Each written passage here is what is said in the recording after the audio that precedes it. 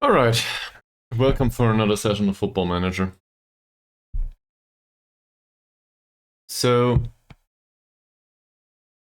I guess we have to pick up the pieces. Gotta find out what went wrong, what went right. And, you know, see some consequences, I think. So, what went right? Right from the home screen. Well, we won one of the two league games. We lost the one against Lisbury, or however it's pronounced. I still didn't. I think it's Sisbury, I'm not sure. Welsh stuff. But we know that Alex Holt scored 3 goals. That's not too bad, right? That's these two here, and one in the cup, I think. So that should be fine. So it's not like the target forward is to blame. I think that's clear by now. Other people might prefer other ways to score, that's fine. But he did well. In goal scoring, that is.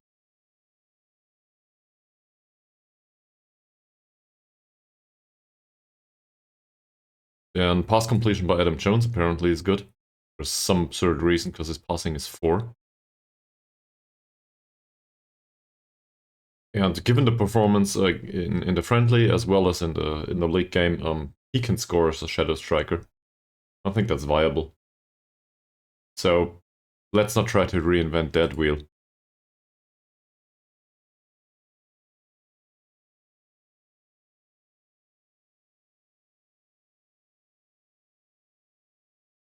That's okay. These two out here, not so sure. Tucker didn't play much, I think. Yeah, so in the last game he wasn't great. This was the friendly though against Grange Quince. So he'll get an official warning.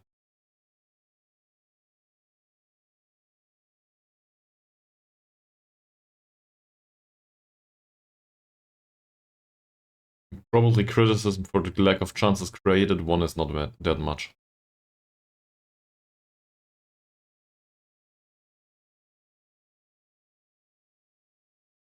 What did Toko do? 7.0, it's better. Good passing, 2 chances created, nice tackles. Not it's Cobb. Well, anyway. Also, no yellow cards so far, so the conduct is fine. I'm happy with this. Burns' performance in the friendly was probably okay. Yeah, he scored. So that's fine. Tackling was good too. Can we praise the fact that he scored? Yeah, we can. Okay, that's good. And then we have Moody here. Moody had a decent performance, I think. 7.1, yes. 3 out of 3 tackles, not too shabby. No use praising this game, apparently. Cool. Adair didn't do much. 3 out of 3 tackles is good though. Can we praise that? Apparently we can. Sam Jones played for... well, for this match anyway. Not that it matters much, he will not play throughout the season. That said, it wasn't great, but it wasn't that bad either. There's not much we can do here though. 6.9 training rating is okay. He's getting old, right? 33 right now. For a central defender, that's still an age that's viable, but well, we would need to play him all the time, and he will not develop much. Gareth Griffiths, for the 19-year-old, given that we play him from time to time, it doesn't feel like he develops at all. There's a few red arrows and that's it. I don't like that. That said, He's fairly pro, and we gotta get rid of the trade. There's a lot of stuff to be done here. We'll just have to wait and see. We're talking a youngster, basically. Yeah, and the same goes for the Hurdy. He has really great personality, though. Form-wise, that's okay. That's fine. I don't... You know, the red card was entirely needed in that situation. But I wouldn't specifically say needed, but I can follow the logic for that red card. Otherwise, I'm not impressed. For some reason, Harry Martin got injured. I cannot remember that, to be honest. It seems to have been an occasion in a friendly. I can't remember.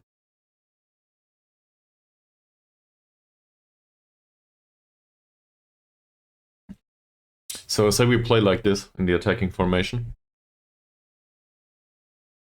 I think the defensive formation didn't work recently, and I don't like that. Also, I think we experimented with this a little bit. I'm not so sure. There's a defensive midfielder here. There's an anchorman. I guess anchorman is always a possibility.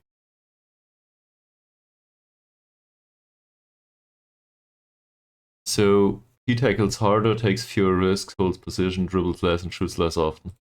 Basically, the only difference to an anchorman is harder tackling.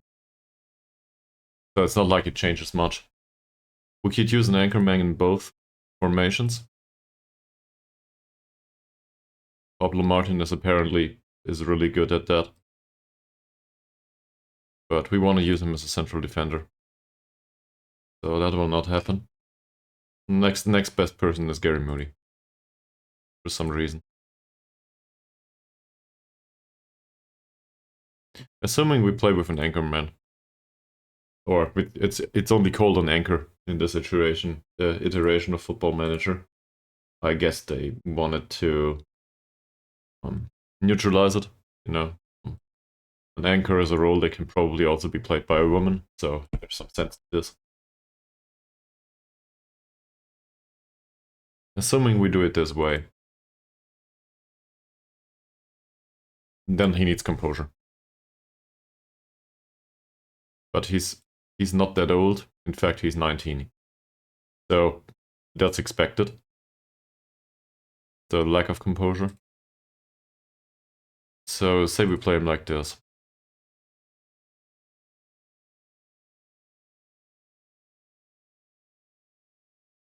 I have the anchor here. This would be the playmaker in this setup, so Gary Byrne.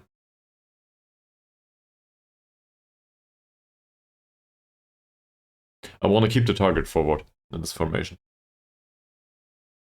In fact, I like a 4-3-3 more or less. But the argument can be made that maybe in this situation, I'm not sure if an advanced playmaker is a good idea there. The argument can be made that this is not great, right? The Metzala and the inverted winger are on the same... They attack the same space, basically, so this is no good. I don't like this. If we drop him back to support duty, that might help a little bit, and put somebody on attack duty here. That would be Moody. What's his first name again? Morgan, yeah. It would be Morgan Moody out here. That's not too bad. We do not have a great Metzala though. So other stuff comes to mind. Something like, let's drop those back and play with box-to-box midfielder, for example, here. And maybe even get rid of the inverted wingers on attack too. Hell, we might even drop those back. Something like this. That is definitely a defensive formation. And we can... Maybe we can include random roles here, depending on what we have. So, to the strength of the players, really. The target man is fine, I think. Or target forward, whatever. There's not much reason to change this. And in this formation, I do not want to change much either.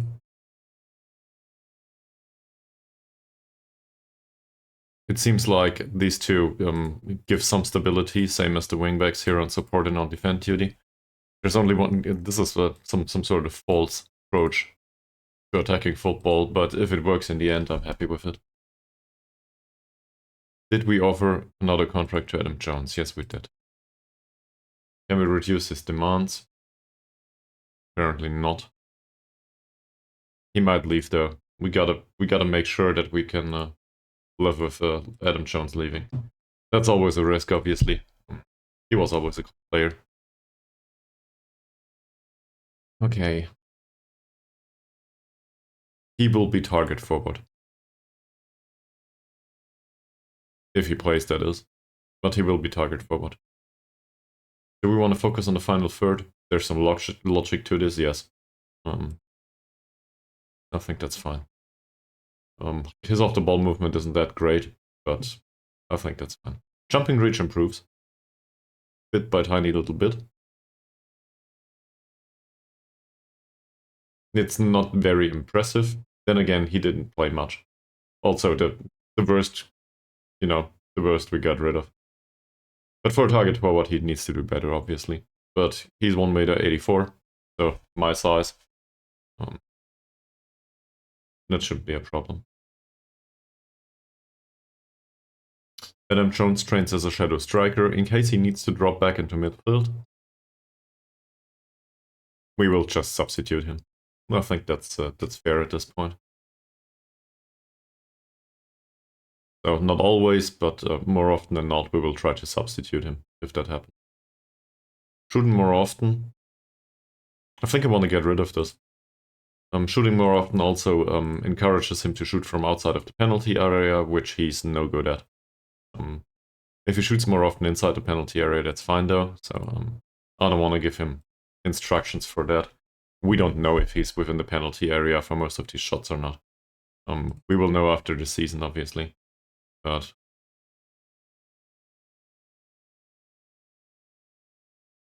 oh, this takes forever to load, right? Yeah, so assuming he takes a lot of his shots within the penalty area, that would be great. But maybe it's better for him to pick his shots.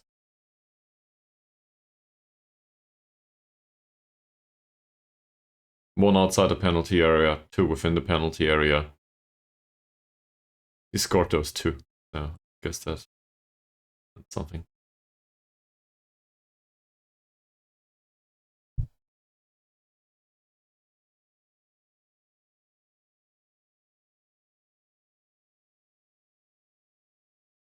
In the last league game, he had one shot, and that was a goal. That was within the penalty area. He will take those by himself, though, won't he?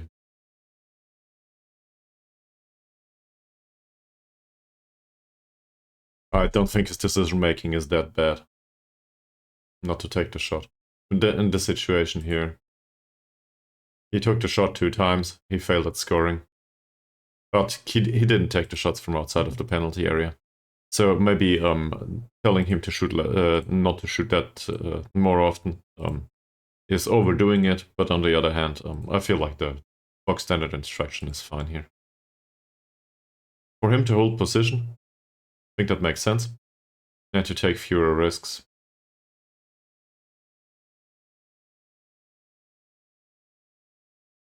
None of these have great flair and so on. So I think his flair is okay, but passing, technique, decision making, it's not that fantastic. So I'd rather have him to retain possession. Same in the attacking, in the defensive tactic actually. Yeah, pass it shorter, take fewer risks. That seems fine. Also, I think hold position is also good.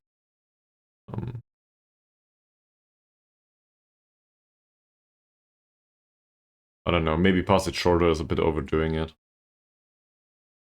It depends. In a counter-attacking situation, a short pass is not necessarily the best way to do this.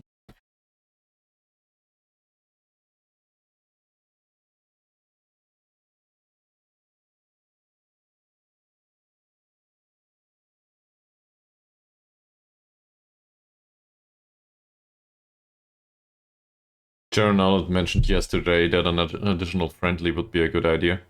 For example, against Sisveri. I do not think that this is a good idea. This specific opponent, we need to prepare for whoever comes next. In that case, that's Seven Sisters. So why not offer them a friendly, right? Maybe they want to come over for a friendly match. Training is Tuesday, Thursday, and Saturday, so we play on Wednesday. This will not cost us anything.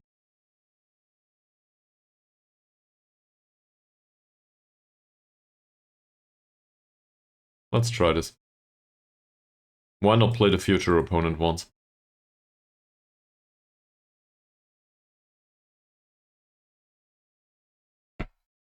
Then we can get rid of the match practice, obviously.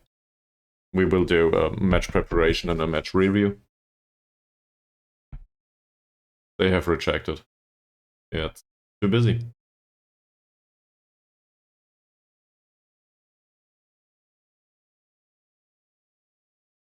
How about those?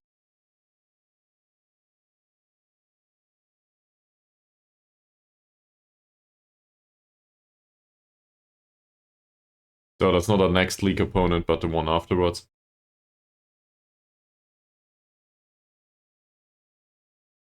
No. Schedule is too busy, apparently.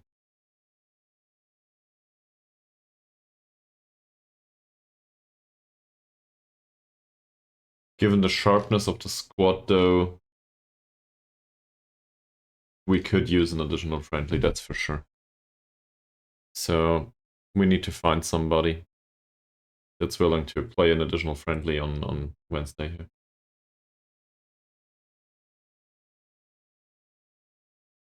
Well, we can play the Queens again.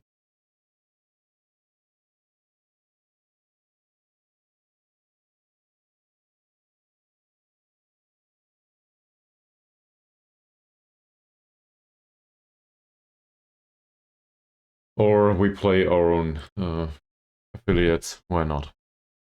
We can always play those, right?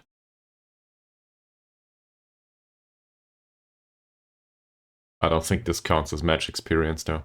But anyway, we can always play those. By the way, what about Quins?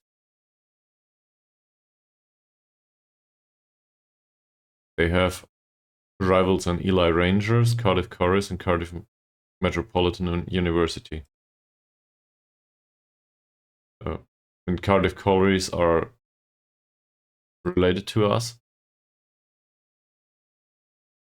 So does this mean that this is a rival?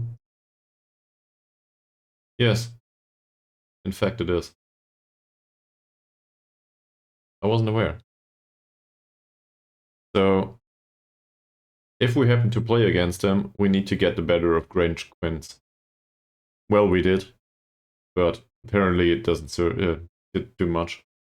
And the same with Eli Rangers. So we gotta defeat those in case we play them.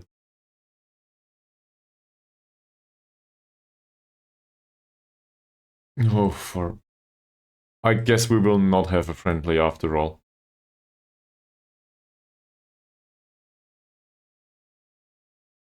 Maybe on Friday.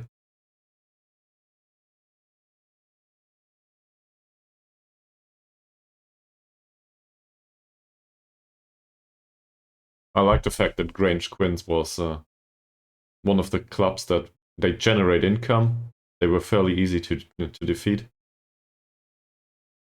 You know what? Let's play them again. Perfect. Perfect. As long as we don't lose, we're fine.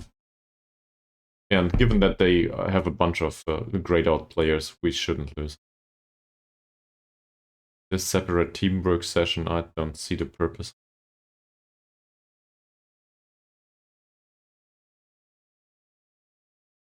Also, we need a match review. This overall training is fine. Match practice here is fine.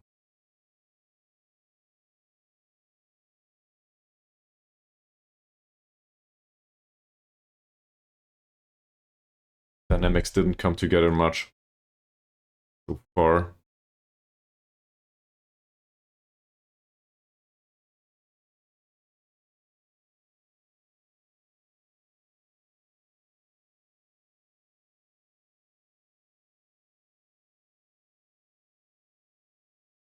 And now we can play those that are lacking tactical familiarity.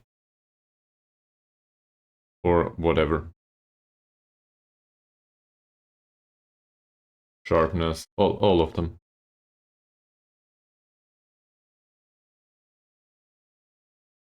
That might also include Toker, sure. This Mitsala stuff can go. I guess we got rid of the Mitsala in our formations now. So let him be inverted winger again. That said, he would probably be fine as an inverted winger in wide midfielder position, but he can play both, so that's good. If we drop him back, that's fine. No big deal. And on this side, it's a bit more complicated. We do not have anyone on attack duty anymore, at least for now. So he's on support duty. Hi, welcome to the stream. Hope you have a nice weekend.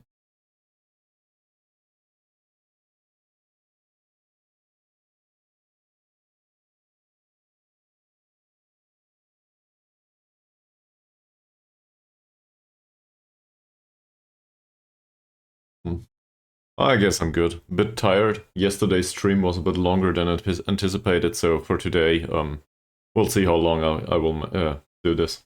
But overall, I'm fine. Thank you very much. Hope you're doing great too. Flint Town offer for Rooney. So this begs the question: do we want to keep Rooney?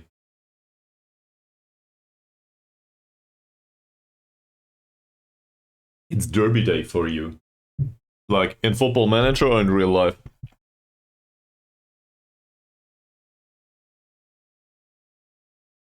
And if you want to elaborate, feel free.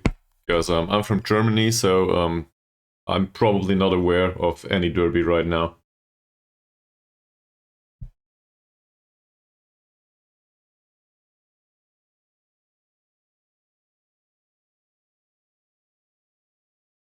So he runs off the ball down right. We taught this to him.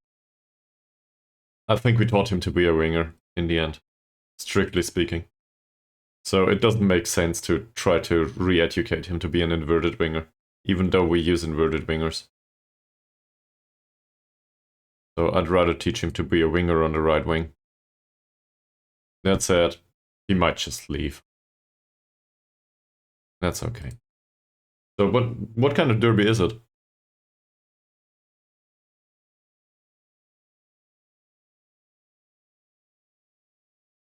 Oh. So we're talking Football Manager. And welcome, Louis Jameson.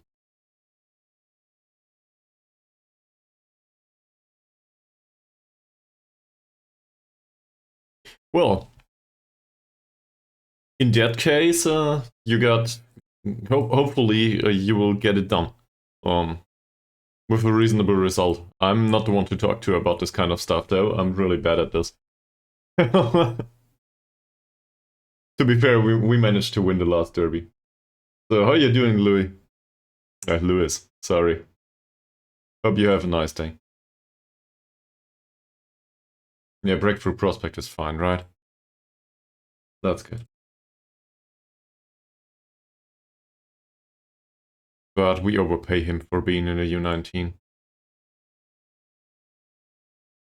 Pay him 55 right now. Per game, that is. I don't think that's needed.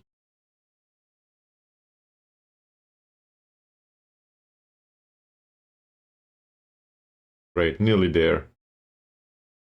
So we gotta find a conclusion to this. Because he got an offer from another club. Feels like this is how it works in real life, to be fair.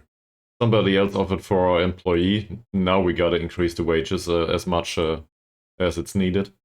But to the bare minimum, basically. We do not want to give him too much money.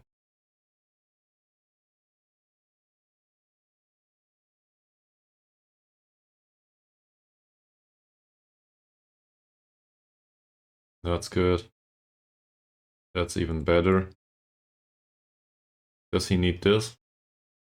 Yeah, he needs 45 euros per game. Okay. So we actually lowered his wages. And yes, we will play the local rivals. Apparently this is a rivalry. We will play the rivals again. They don't see us as rivals. But we see them as rivals? Fierce rivals, actually. Can we play Eli Rangers? Can we play those two? There's players in this squad. That's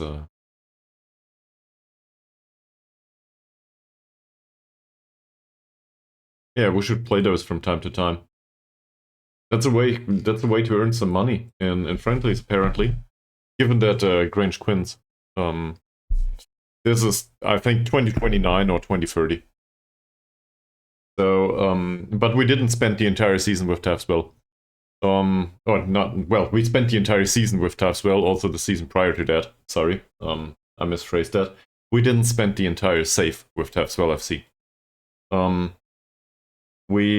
Most of this save's time was spent with Jederhockdals AK. It's over on YouTube, in case you're interested. Well, most of it anyway. Some of it was off stream. But it's like 90 episodes, I think. The playlist for Jederhockdals IK. That's a small village club in Sweden. And we got them promoted from 4th League to 2nd League in Sweden and got fired afterwards for not being able to keep the 2nd League halfway throughout the season. Spoiler alert, the following manager didn't keep them in the league either.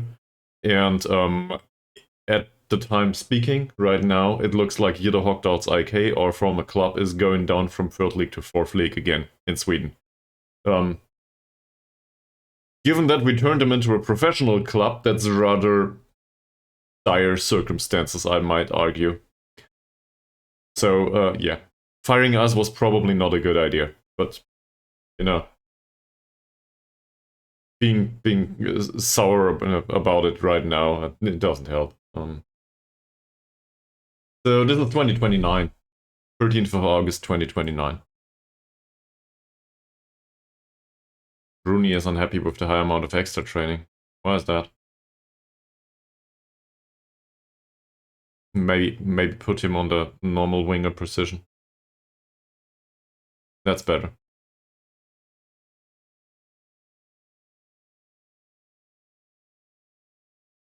Given that he's a winger, he should be able to dribble, right? So, on the other hand, work rate and stamina could do with some improvement too. Let's put him there. Criticize his training level as usual. As usual, he doesn't accept it. That's why he's in the U19 anyway.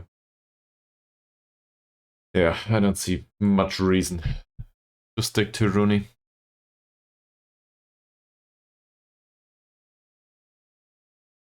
So what brought you guys to the stream? Anything in particular?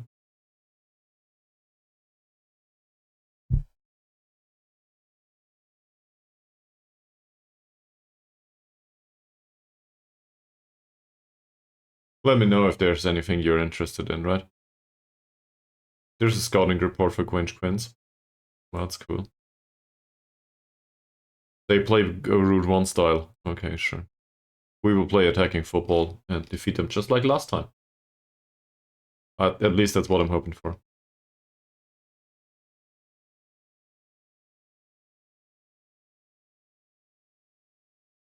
We will probably play the first team this time out there. Triggering the press is awkward. Why is that? Oh, because it's a mid-block at this point. Cole Gibbings. He has match fit, but I think we can still play him. He needs to retain his sharpness. And here we have Doherty or Latona. Latona is suited for the wingback on support role, right? That's good training, by the way. That's fine.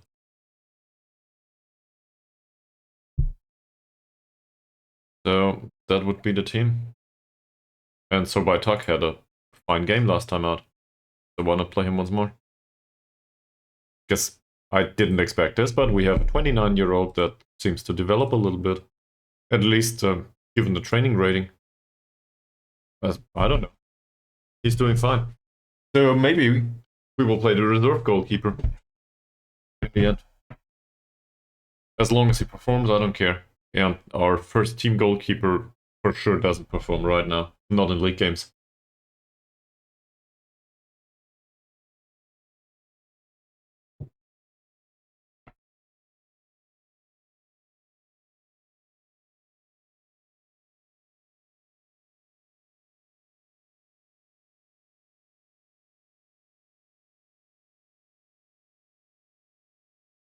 So we have some match practice today.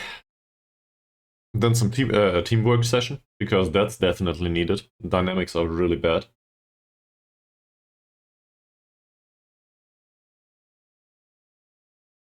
That's probably one reason to play friendlies too. We should improve morale overall. Given that Grange Quins accept a friendly more often than not, this feels like some sort of exploit at this point.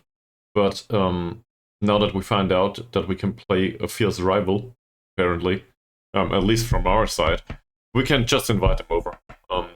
They will probably accept it more often than not. Every single time we earn some money for this, and it should settle the mood in a more positive manner. So all of this is fine with me. So I guess we will play Grange Quins from time to time. Question is, do we still want George Owen?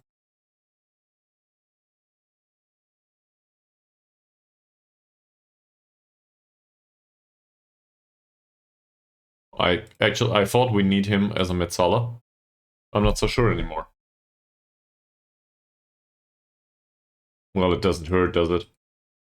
He considers himself a fringe player, so he will be in and around the squad, but not necessarily one that will expect to start all the time. So let this guy be with us. Obviously, that's not great for dynamics. So that point stands.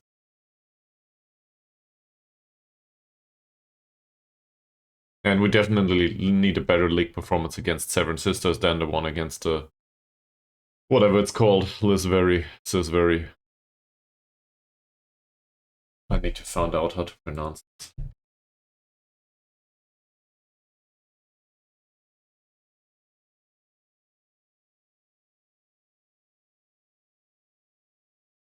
Apparently it's pronounced Lisbury.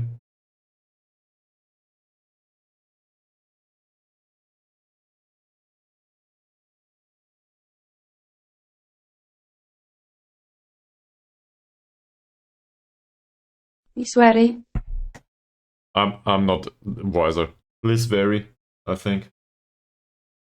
Whatever. Oh. Alright, we signed George Owen. He's more likely to play here in this role. All of a sudden he dropped a star. Well, he's more likely to play here in this role. And for now, that's actually a box-to-box midfielder. So it's not a bad signing, necessarily.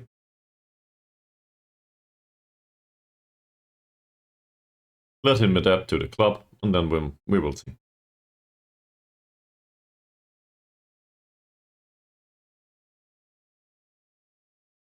He has most of what's needed. Physicals are a bit off, but overall that's okay.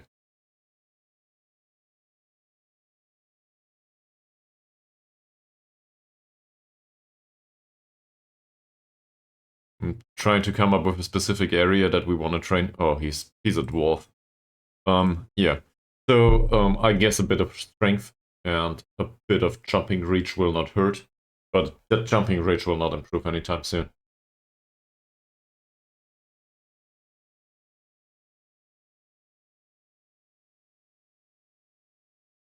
Probably shooting, actually. Because he might take a shot from time to time and he's no good at it right now. So let's do this.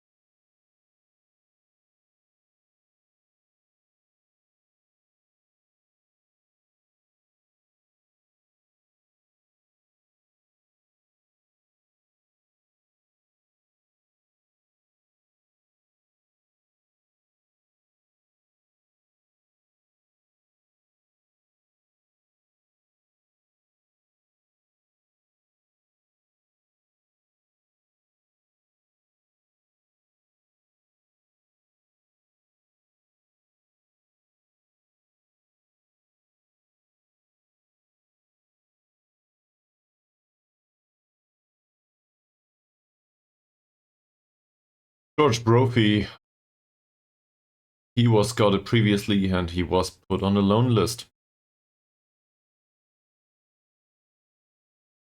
He got put on the loan list. Is he better than what we have? Depends. So if Jones leaves us for some reason, then all of a sudden this is really interesting. He would be interested in a loan. The question again is,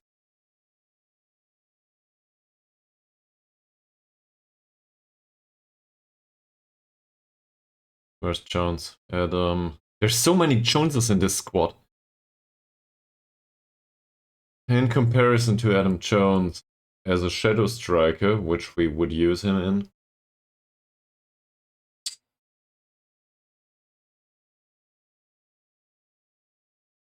he's a bit faster, but with worse acceleration, better agility and balance.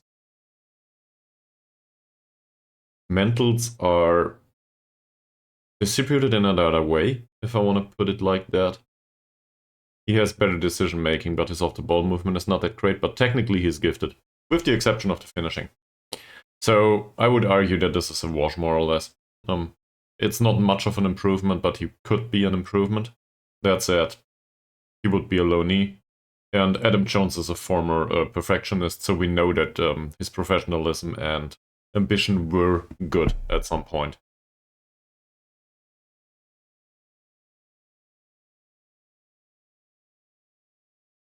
So in a way, they still are. I would not want to sign a loanee if it's not absolutely needed. But on the short list, that's a good addition. So in case Adam Jones leaves, we try to bring him in alone. Hopefully that helps. I don't think we have a single lone player at the club right now. We just don't know of that many that would be willing to come.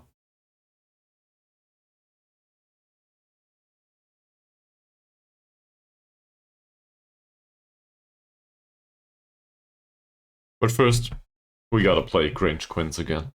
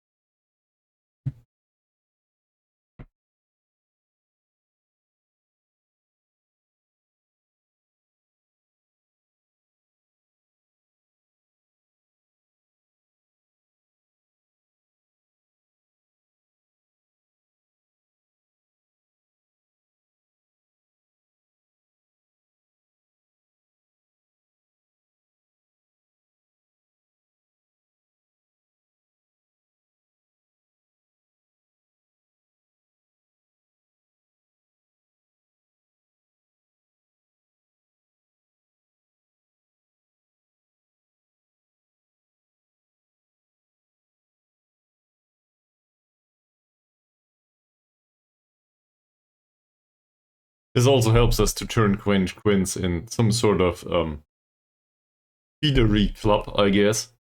Considering that we play them all the time, their sharpness will be better. So that's a plus for development, I think. And we know about the players.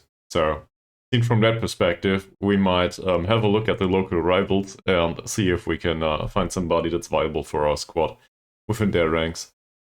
Even though they do not play in the league. But, you know, their youth intake from time to time might include the odd edition or their transfer business. And I think it's an amateur club, if I'm not mistaken. So maybe we find someone from time to time. That will not go down well with the fans, though, but who cares?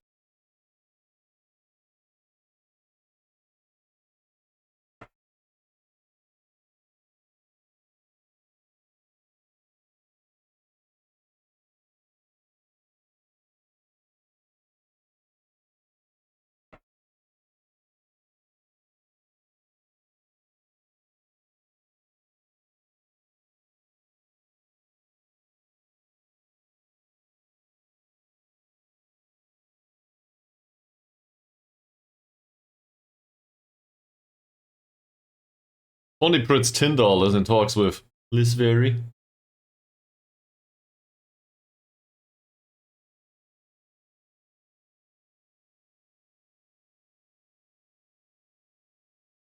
Apparently that went down well.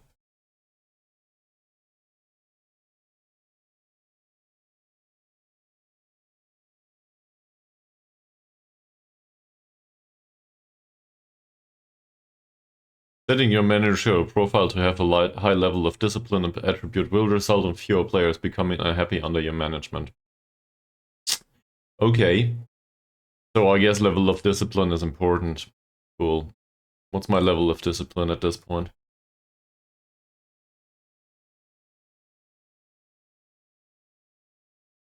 12. That's not too shabby, given that we started out at 1.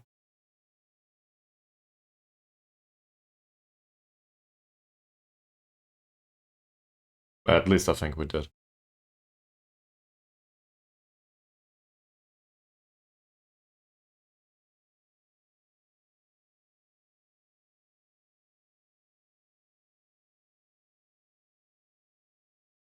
We will leave Martin at home. I think we need a spot anyway. Yeah, exactly. So we will leave Martin and Owen at home. Owen doesn't need the sharpness. Also, he didn't play well recently. Well, leaving him at home. He will be in the stands.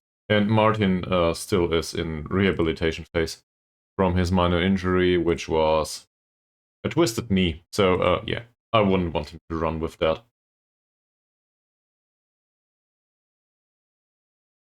The other guys can come with. And probably we will not play everyone, even though this is a friendly, and we can play everyone, but some of them will remain on the bench, probably. This Saturday is off to a great start. There's sirens outside.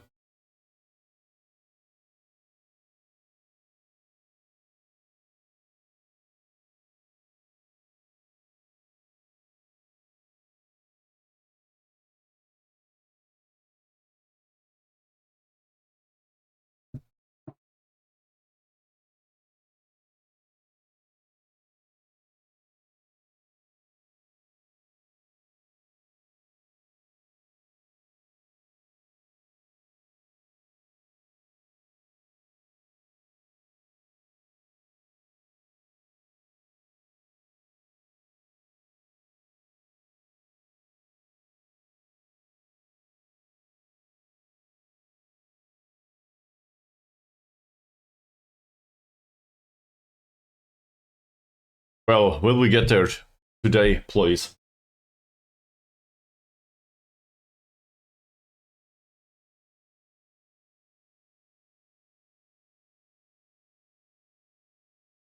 Bad conditions are more likely to penalize those who play a short passing game.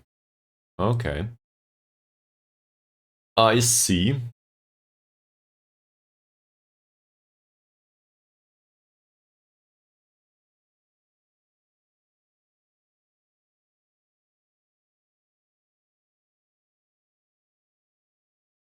Sure, let's go to the game. There's not much to be done here. Cool. Opposition instructions for the next match. All of a sudden we know about the player base.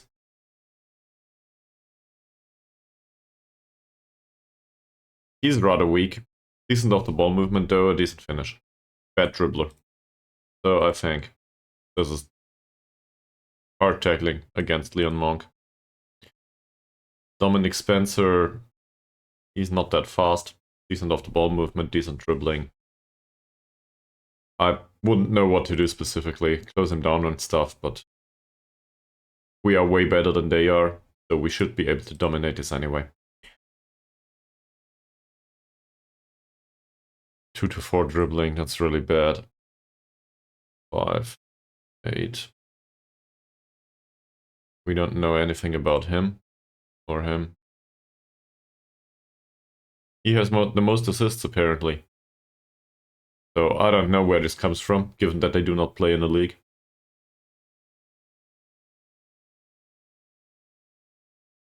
I remember him, Heffernan.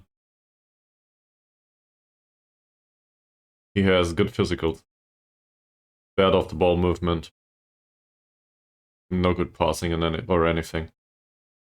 So, given that his composure is not great and none of this is great, we can probably close him down. Press him.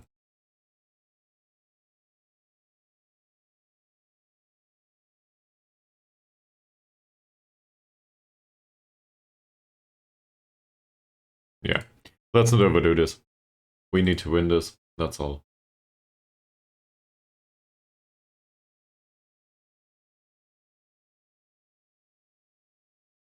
Latona is happy with the matchup of get further forward and gets forward whenever possible, so that's fine. Shorter passing as well as plays short, simple passes are matched for Darren Evans. And Morgan Moody thinks that shorter passing is good for the standard of passing. This is Morgan Moody, Adam Jones, Gary Moody, Gavin Trainer, Luca Latona, and Terry Cobb. None of these have great passing, right? That's why they are happy with it. And Toby Yates is happy to hold up the ball. Okay, fantastic. I like this. Yeah, it's good with me. What do we expect? A win.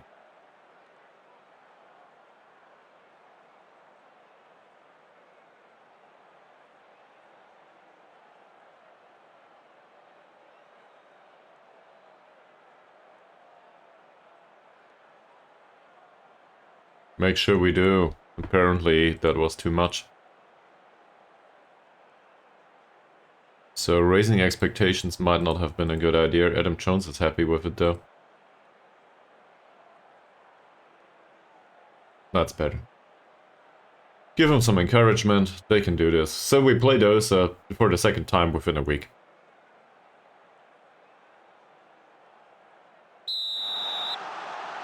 Oh, that's bad weather, is it? It's a drizzle. Assuming it's a drizzle, this will be fine for a short passing game.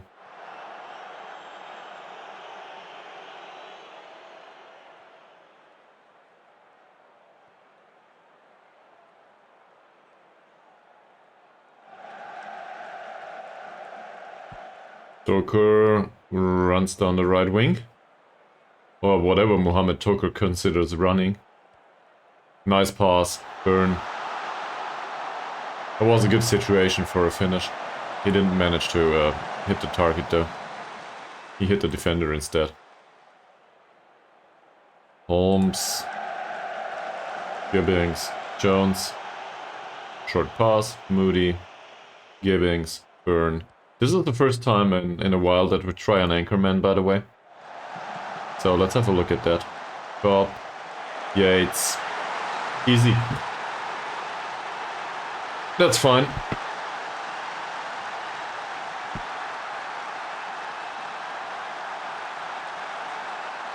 Burn finds Cobb out on the wing. Cuts back. No, not really. It's just a cross. And the marker of Yates is not close enough. This, I think this was a strength-based challenge, more or less. If you look at it. Yates got lost. Afterwards it was... Yeah, this is not great marking.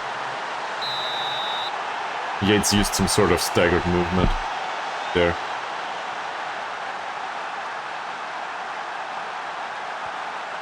Long ball by Holmes. Not a big deal for Gibbings. Okay, Latona's there to recover possession. Burn, Martinez, over. I should have done set pieces too. If we want to play this formation. Burn. Holmes intercepts the ball. Moody. Gary Moody. He's not one to dribble usually. I guess that's a finish.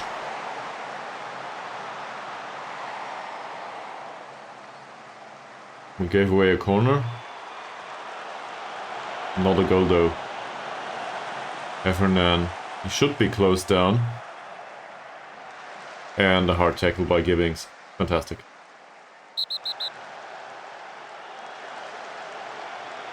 Bryant in trouble. Okay. I didn't see it this way, but sure. Long ball by Hall. Nearly finds Spencer. Yates wins the header. That's a chance for Kopp. Took the shot, but too late. Latona. Cross.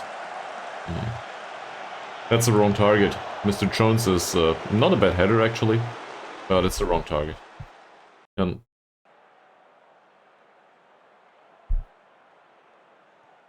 Jones. Latona.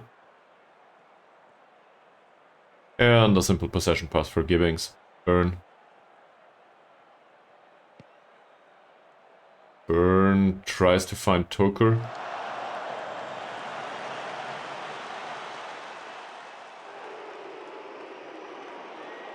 French. Heffernan. This is, I think we're doing a midfield press. So the defenders can have the ball more or less.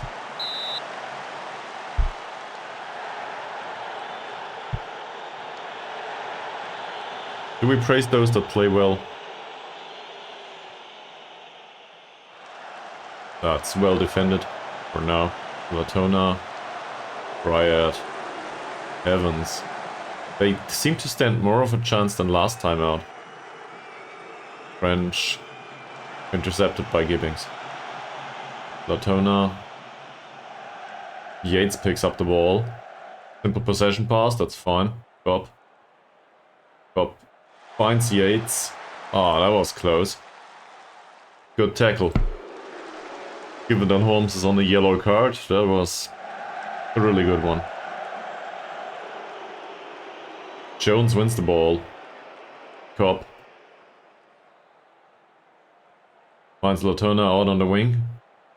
Latona with a long ball towards Kopp. He needs some time to pick it up. The mentals aren't that great, we can see it.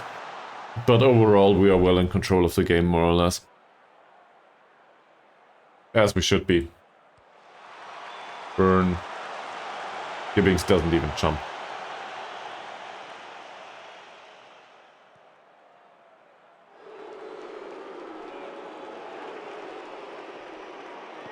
Burns free kick. Tries to find Martinez. The ball awaits Toker. He probably could have taken the foul there. Oh, it's a bit late. Well, seems we defended it in our way. And Moody recycles possession. Gibbings. With the long ball for Yates. Yates wins the duel there. Kopp. That's not offside for Yates, is it? Ah, he doesn't manage to score. What a sitter. He definitely should have scored. Mohamed Toker, Gibbings. Not this time. Copp's performance though is fantastic so far. That's really great. And I guess we can also praise Yates. Anyone that falls off in particular? Not that much. Hall is on a yellow card now. Did they react to... I'm not sure if they reacted to it at all. Doesn't seem like it. It's a corner. Still doesn't count as a shot on goal, by the way, or as a shot in general. Corner taken by Evans. Our post corner as it seems. Heffernan, we should close him down. He is closed down. Holmes, Bryant. And that's a ball from deep. Latona and Solvaitak deal with that. Yeah, it doesn't seem like they reacted to it at all. Oh, that's offside. Good stuff. See, it's very easy. We can win with this team. We just need to play the local rivals in friendlies all the time. Then we can win. Otherwise, in the league, we will have our problems. Latona finds Jones. Latona. Jones once more. Jones is finished. Another bad choice.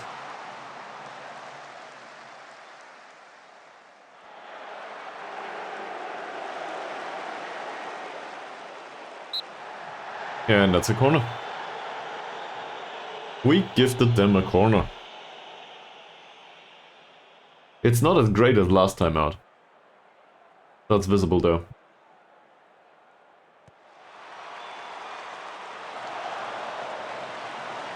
Mohamed Toker. Can we find some space? Toker can. For Jones. Who is this, by the way? It's Yates. Way out of the penalty area. Toby Yates. Burn. There's a cross. Hall. Flynn Murray is on thin ice now. Okay. Apparently Flynn Murray got a yellow card. Moody doesn't win that duel. Gary Moody, that's the defensive midfielder up front. There's some wrong instructions with the set pieces for sure. Latona. Cop. That's not offside. Great idea. Well intercepted by Gibbings. Latona again. Cop. Cop loses the ball. Bryant, Holmes. Broadbent. And that's well intercepted by Martinez. Well done. Great defending. Mohamed Toko with a nice penetrating pass towards Yates. Ah. Yates needs to improve his finishing, I think. But he certainly makes an appearance that gives us a problem, a decision problem up front.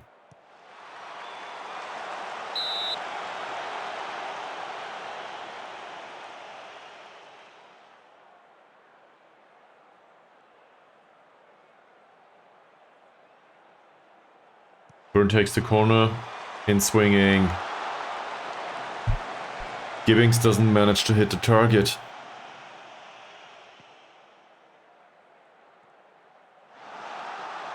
Well intercepted though by the central defender here. Overall he has a decent game. Glenn Murray's yellow card is not inspiring at all. I think Mohamed Toker was offside. He wasn't. Toker... Their goalkeeper is the best man on the pitch, isn't he? Yeah, 6.9 rating. They play some sort of 3-3-2-2. I think I recognized it previously, but this is new, at least to me. Does this inspire a certain approach on our side? Not necessarily. Like, given the way this game works right now, I don't think we need to do anything in particular.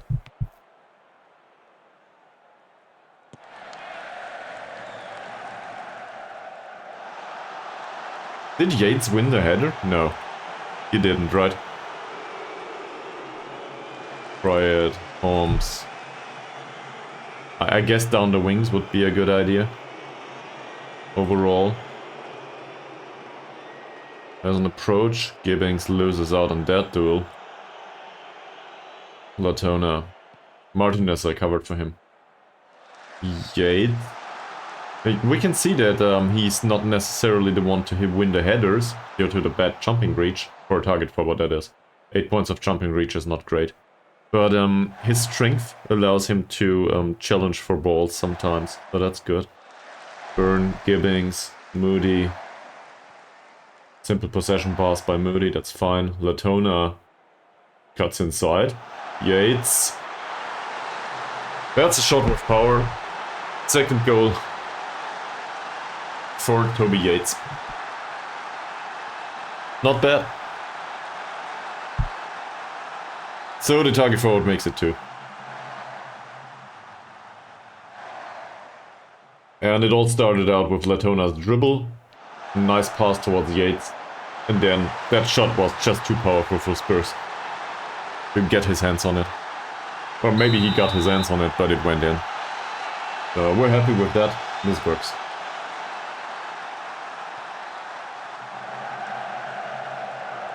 Gibbings long ball. Yates doesn't pick up the ball.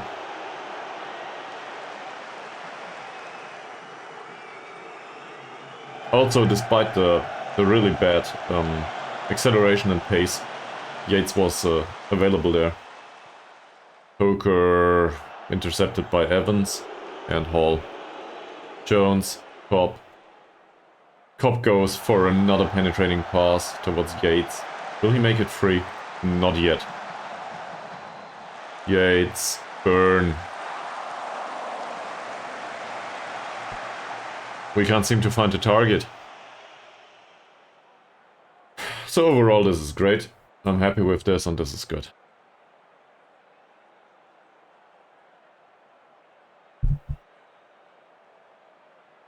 Let's give him another 5 to 10 minutes, and afterwards we will start to rotate maybe.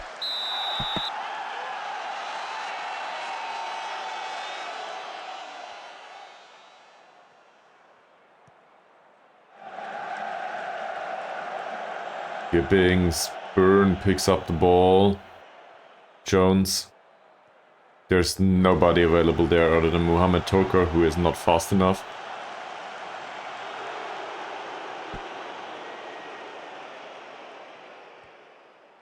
They brought on somebody. Yeah, a central defender, right? They brought on Mr. Evans. That's second yellow card, is it? It's a second yellow card. That settles the affair. Not that it wasn't settled previously, but that should settle it. Byrne. What's this, Toker? It's Moody. Still, that's not a great idea. Not to run towards the ball. Holmes. Intercepted by Gibbings, Mohamed Toker. Toker doesn't manage to find Cobb out on the wing. Latona is available though. Latona's cross. Jones's header. Make it free. Good stuff.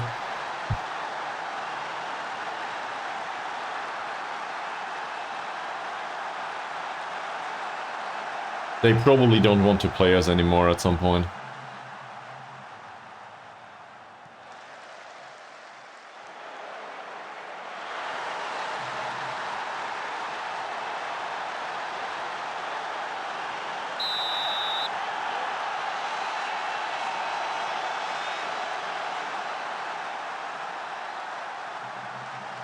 That's a good pass and bad defending. Oh fuck. We just conceded a goal immediately. Why?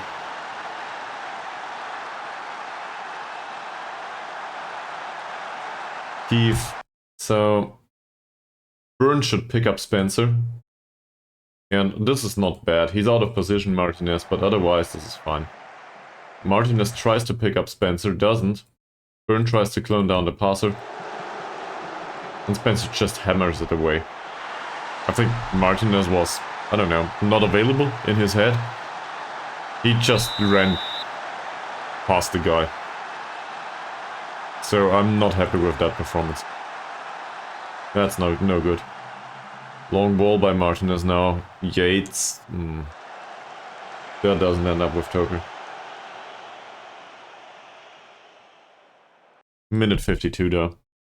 We can try to substitute a few players, given that the substitutes are not complacent. So that means Latona can come off. And Kai Clay can come on for Sobai Tak. I think that's okay. Darren Evans maybe for Moody. I would like to have somebody to replace Flynn Murray, but he's complacent. Roberts is available, he's complacent too. Yeah, Adair and Roberts, both the replacements are complacent. Don't like that. Adam Jones could do with a substitute, same as Byrne. In Byrne's case,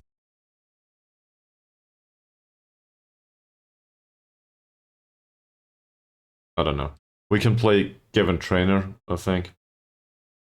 For Cobb, he needs some match experience. Or, well, just sharpness. And I will probably rotate some of these in, despite being complacent at this point. They need sharpness. They definitely need it. That's also true for Sam Jones, so why not put him on the pitch for Martinez? And Gareth Griffiths for Gibbings.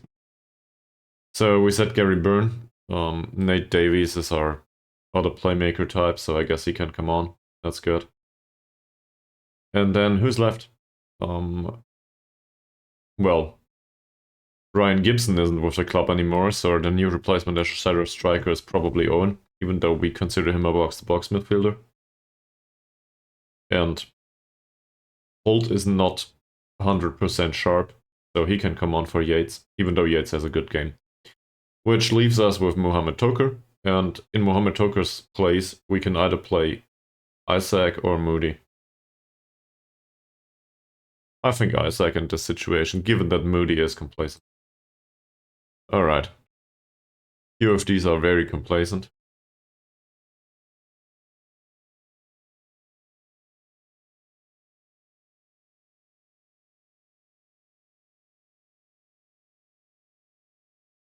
I want them to make an impact. George Owen seemed motivated. These here, they are all complacent. So we gotta increase the pressure, right? Doesn't matter. Doesn't help. Spurs, Holmes.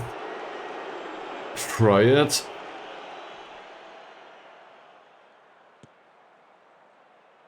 What's the tactical change? Oh, is this... Everyone got substituted? Yeah. He would have preferred to stay on the bench, same as Jones. Davies is motivated and wants to make a difference there. Nice ball, Trainer, and a long shot. He would have preferred to stay on the bench, same as Trainer. Apparently, they do not want to play.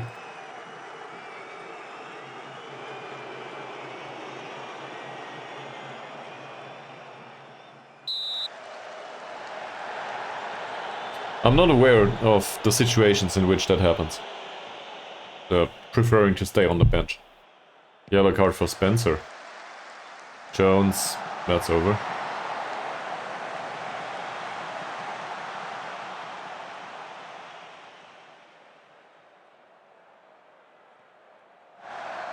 Evans. Where's the short simple pass? There it is. Davies. Evans. Evans finds Doherty out on the wing. Doherty, will he run past his marker? Barely. Owen doesn't manage to get to the end of that ball, so we get a corner.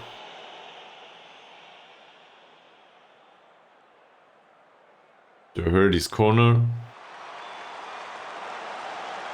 Not one to reach for Isaac. Owen intercepts the ball. Doherty again.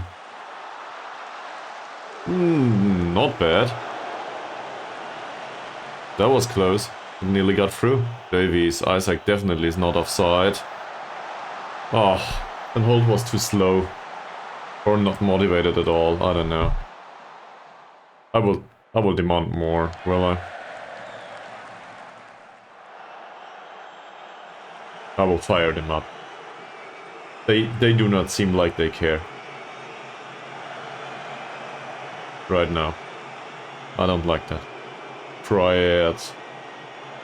Intercepted by Griffiths. Evans. Can you close him down, please, Davies? Well done. Owen. And Isaac.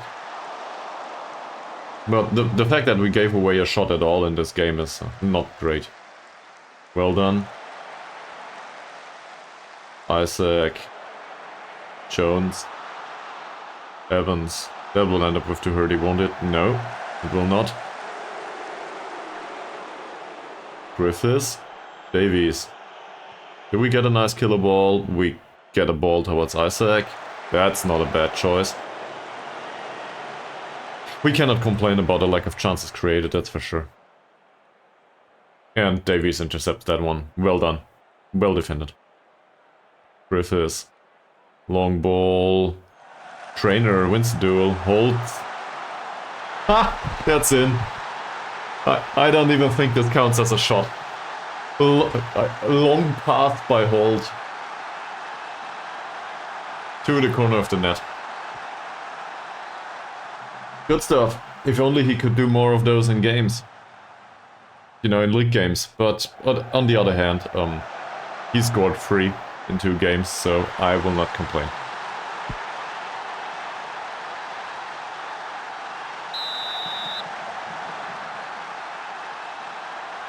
So Doherty is complacent. Let's tell him to focus. Adair is complacent. Let's tell him to focus. Clay is complacent. Let's tell him to focus. Usually they don't like that.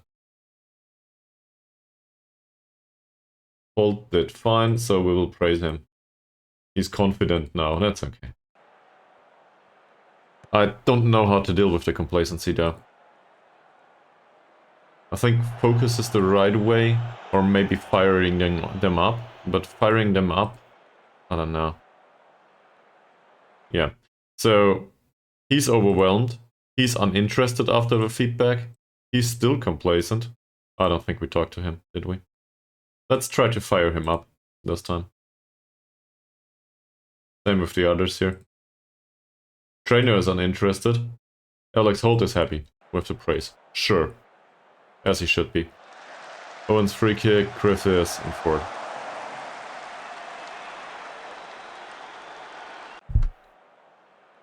No positive reaction whatsoever. Everybody's overwhelmed.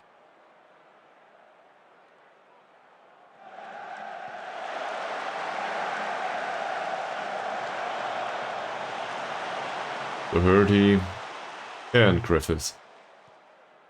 Davies. Was a nice idea. Didn't manage to go through though. Griffiths. Long ball by Griffiths. Holt wins the header, nobody's there to pick up the ball. Other than the goalkeeper. Ford's long kick. Sam Jones intercepts the ball. Adair is a cross from deep?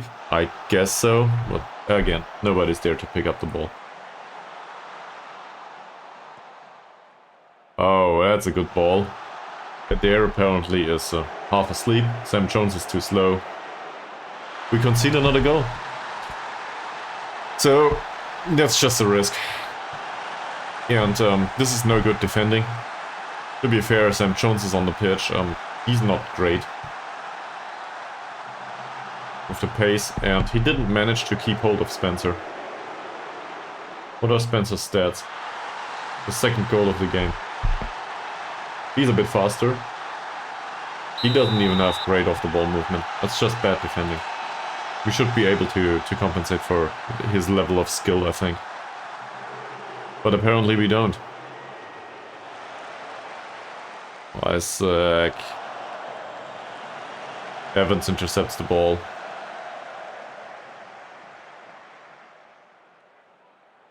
Doherty, Owen. Evans. Owen. Owen takes the shot. Hi. Welcome back to the stream, man. So, that's 5. So, the 2 goals conceded are no good.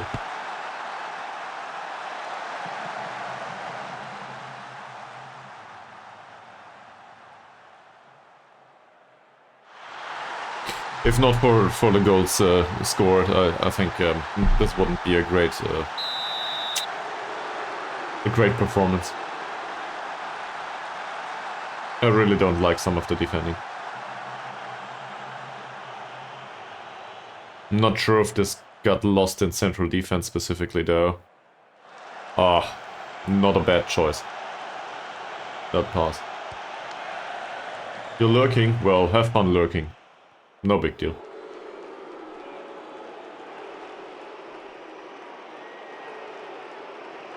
Eve runs down the wing.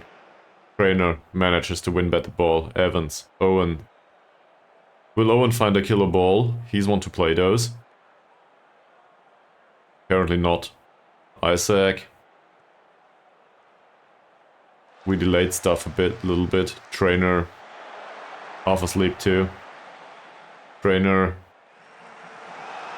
Doherty. Cross. Holds. That's a good chance in the end.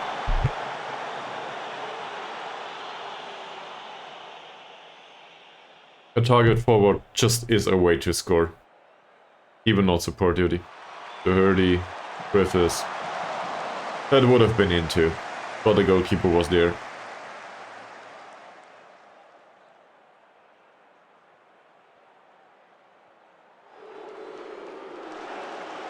So there should be an option for the team talk afterwards. The attacking performance was fine, but conceding 2 goals is no good. I don't like this.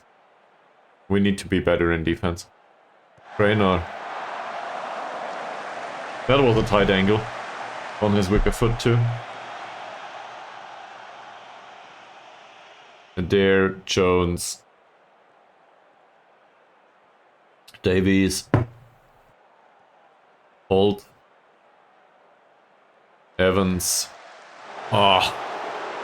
The most creative pass ever played by Evans, probably.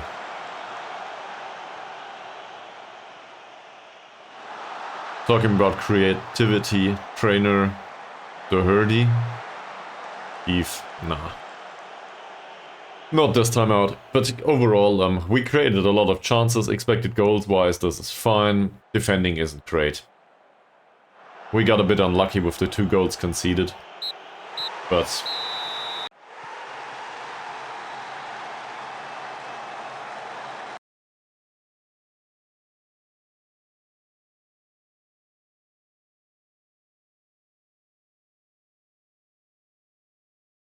So we defeated our rivals. Hopefully nobody will become complacent.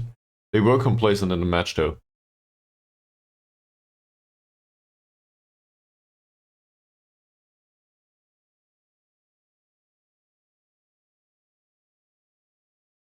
Now the real thing's coming up.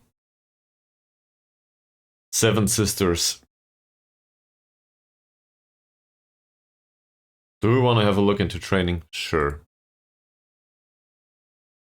Let's have a look at their training ratings. That's much better than previously.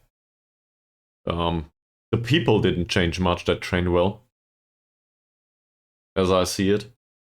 But their performances overall went up. Simon Owen's performance 8.3, that's good. So Whitetuck 7.9. That's why he played in a friendly. So that's good. Morgan Moody's performance went... Oh, he's competent at this point. That's great. He's getting there.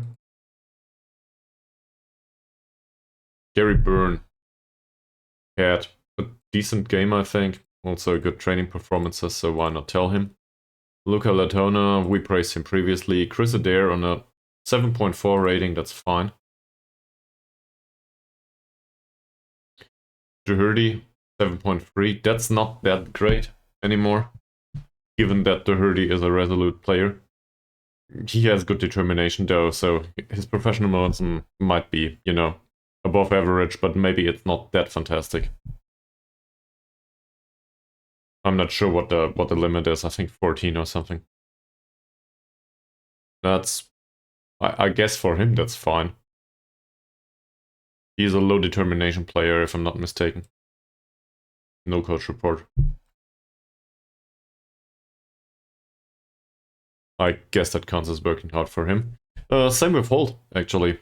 7.3 rating for Holt is good, considering his training ratings overall. Mickey Lewis, 7.2, that's okay-ish. And then we're getting into the territory where I do not really want to praise them. They might not agree on it. Down here, though, Hamilton's training rating, that's no good.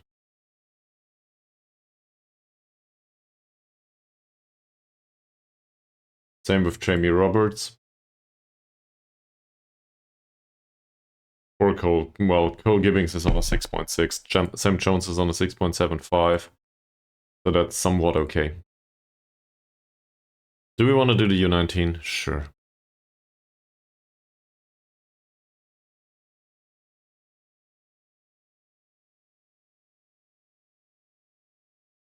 That's not too bad. Gary Huxley. The central defender trains well, so we praise him for it. Callum Jones. We're trying to teach him to be inverted winger. Apparently his attacking movement needs improvement. I guess that's a one way to put it, yeah. We can do that. He's not a bad crosser, so inverted winger is okay-ish. Vision and passing are really off too.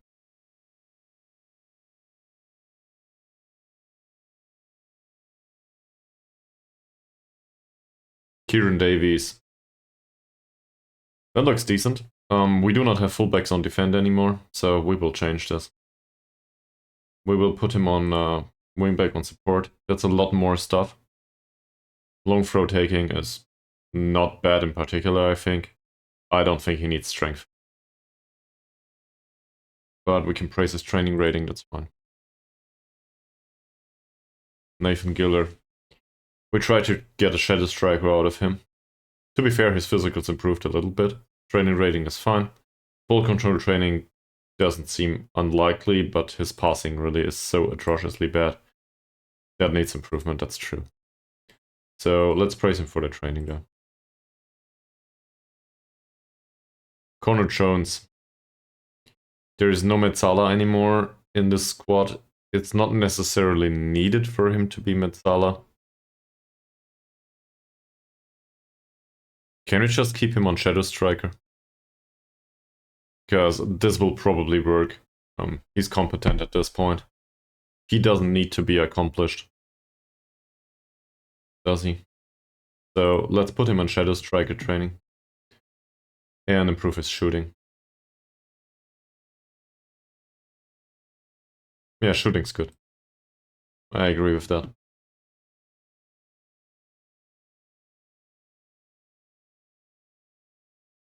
Ian Jones, inverted winger on support duty is fine. He has good acceleration and pace. Knocking the ball past the opponent might be an idea. His ball control training is okay-ish. I guess that's okay. I do not agree with the shooting training. I don't think he needs that. Yes, his long shots are bad, but he doesn't need to score necessarily.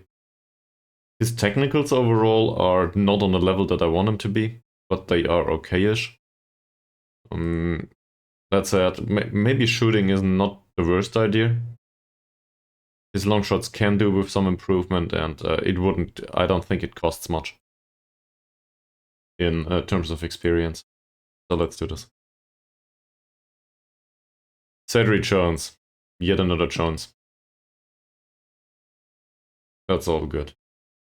The training rating is 7.3 though, I'm not so sure about that. Target forward, yeah, that seems suitable. Composure and decision training is suitable too. Alex McCory will never play on the wing, as long as I'm manager. Or he would be a static target man there. So I think playing with back to goal actually would be an idea for him. I don't think he's the poachery type. He's somebody to pick up the ball and distribute it. Well, with the distribution, we have some work cut out for us. But overall, I think he can play with the back to the goal.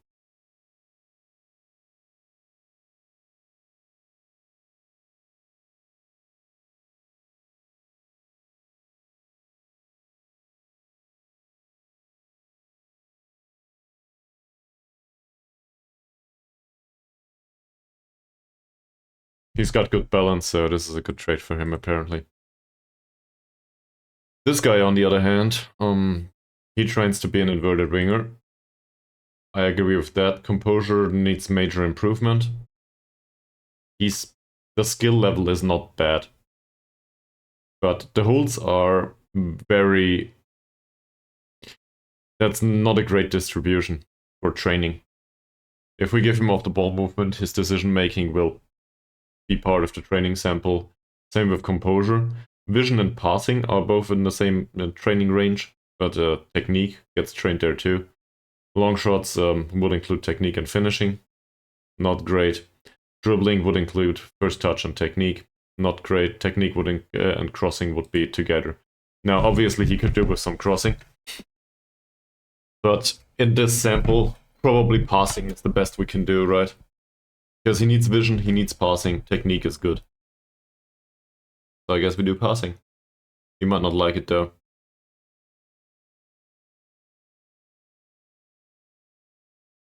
That's fine, more or less.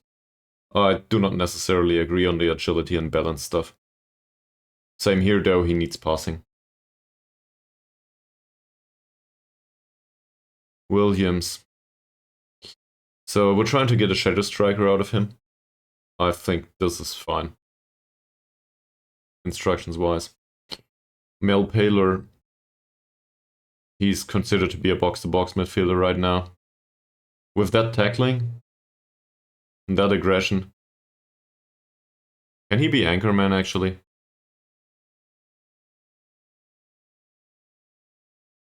His mentals are horrible and he has no strength whatsoever. So that's why we were trying to get him to be box-to-box midfielder.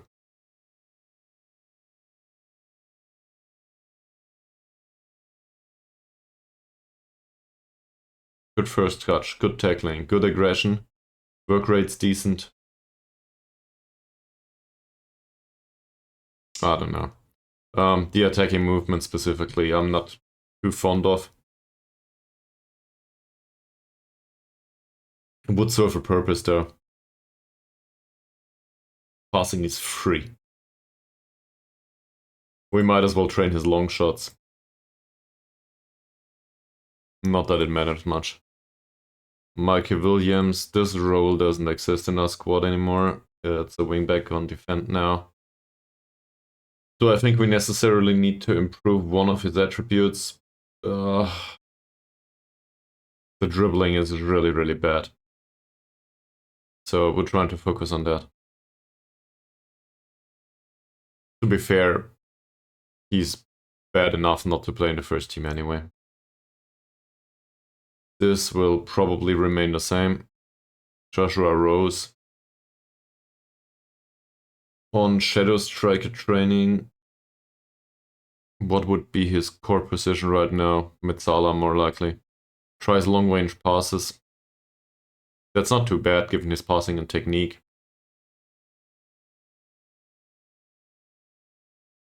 I'm not sure if Shadow Striker is a good idea here. Is there any other... Well, Deep Line Playmaker might work, but he has really bad vision. That's true for all of his mentals aren't great. With the exception of determination, aggression, and teamwork. So of the ball movement is borderline acceptable for any attacking role. I guess that makes it a candidate for a playmaker, even though I don't like it much.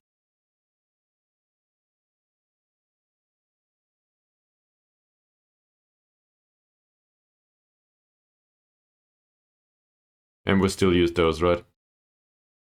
So Shadow Striker maybe isn't the best idea. He has acceleration and pace though.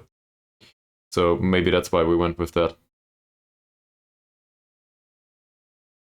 Has managed to develop a new trait, tries long range passes. I don't think he might have developed that, yeah.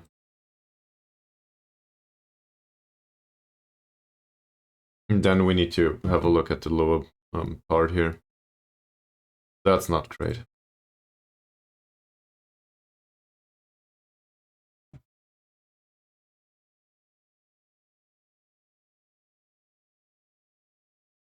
We try to do with Anchorman these days.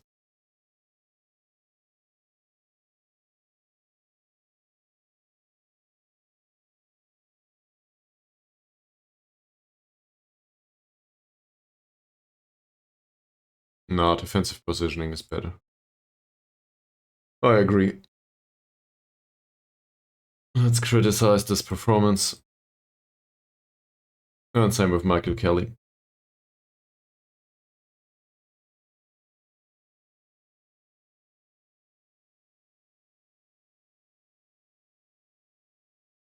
Ball control training. I guess his dribbling is bad, yeah.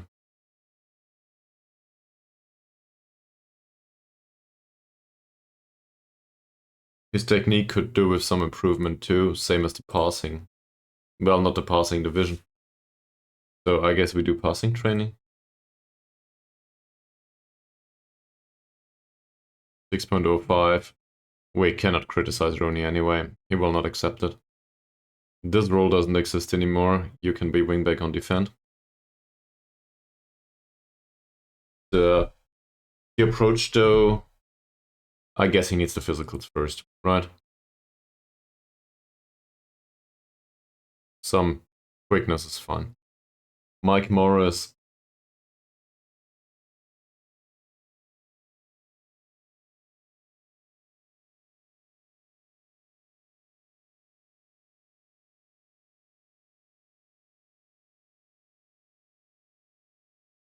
Oh, he tries long range passes. That's why we tried to get a playmaker out of him.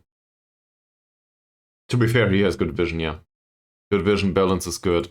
So for a playmaker role, that's fine. I guess that's okay.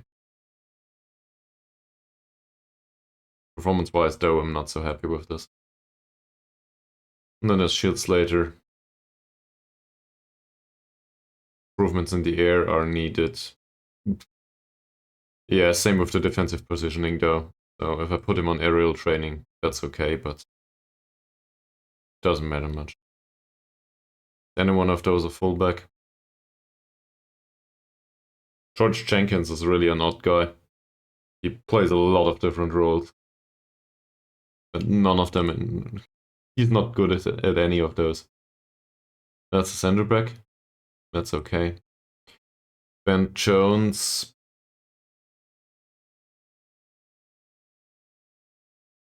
Yeah, final third training is, that's true.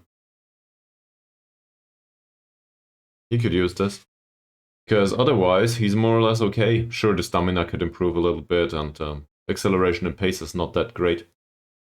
But he can dribble with the ball. That's somewhat threatening. Alright, we have a 5-2 win.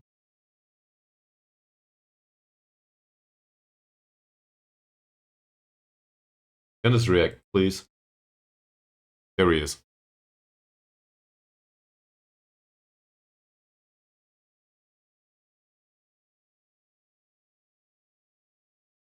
Now, we only need to defeat 7 sisters. No big deal. I think we lost to them last time out.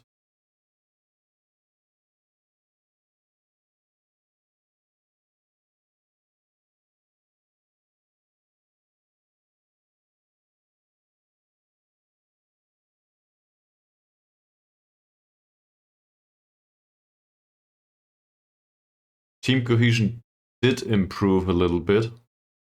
We can't see it yet, but there's some progress here. Tiny little bit.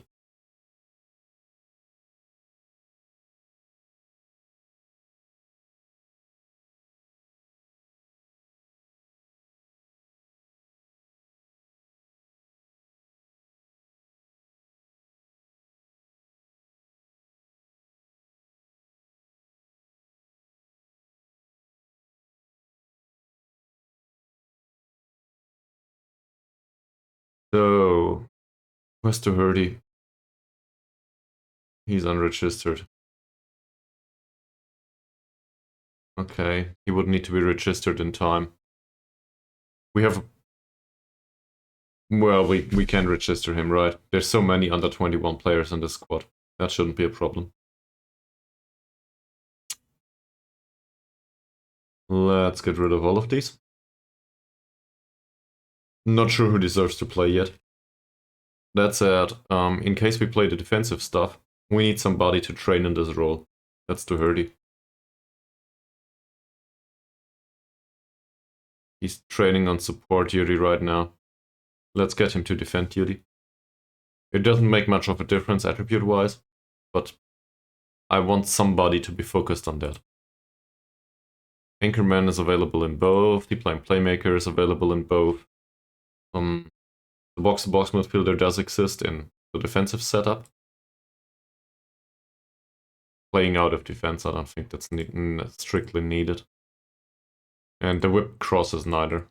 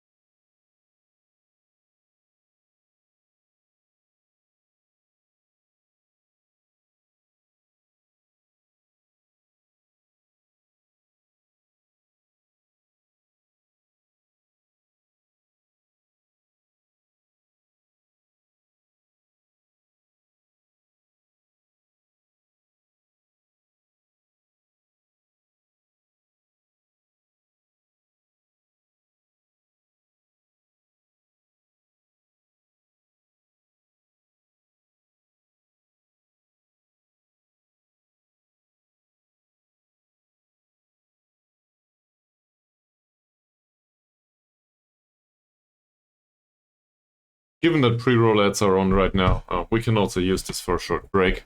I'll be back in a few minutes.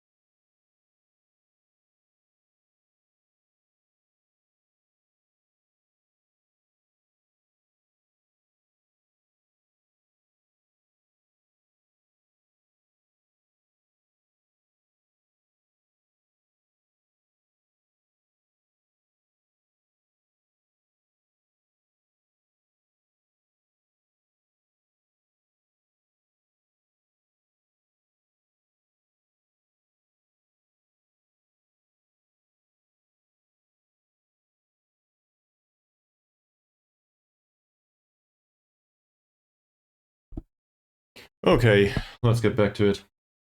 So, in case there's any background noises, I left the window open for now. Rooney will remain with the club. That's okay. Griffiths is still trying to play a way out of danger. Why is that? That's really not a great trait on a central defender. So I guess we try to get rid of it once more.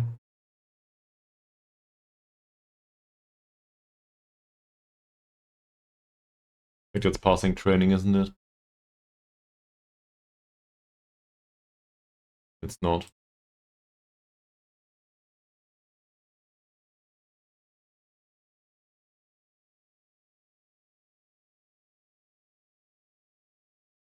Yeah, he doesn't read the game well, so sure.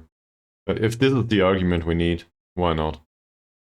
But we need to get rid of this trait on him. I do not want that to be there. His decision making is really bad too. And I guess defensive positioning is what's needed. Heavy load. His medical report says he's fine.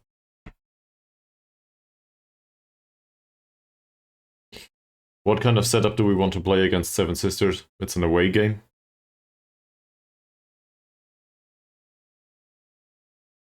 And I think we conceded a lot in the first two games, so I don't like that at all. So the priority should be not to concede anymore. Well, let's have a look at Seven Sisters, though. Their captain is Nathan Roberts. That's a central defender. And a pacey one, not a pacey one. His pace is really bad. Good jumping reach, though. Might play as a wingback or fullback. James Bell is the vice captain. Again, defensively speaking, that's rock solid. Not a great attacker, probably. What does the tactical setup say? Not much.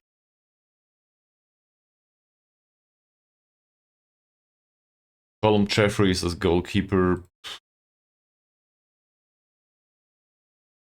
Can we not get another team report out on those? By anyone?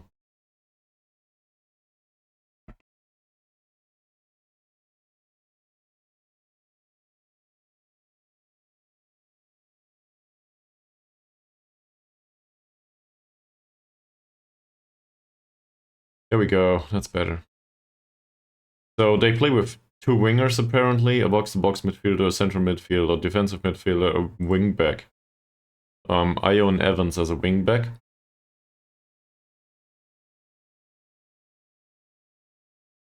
Interesting. And Blackwell Jones. Yeah, we know him.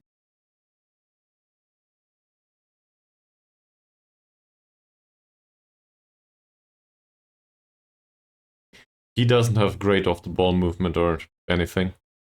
It's really just the acceleration and pace and the dribbling. So he's rather tall though. Tight marking would be a good idea. This is the left winger, so this is this position here. Is Adair capable of tight marking? Somehow, but he's not strong. That's a problem. Lynn Murray, on the other hand, isn't strong either. How's Roberts?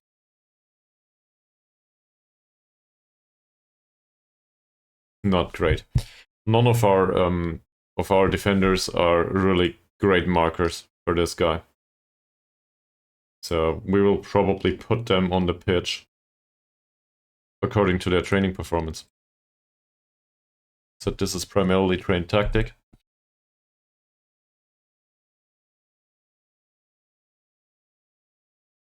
In each of these two setups, let's get rid of this. There, that slot. In each of these two setups, we have a playmaker.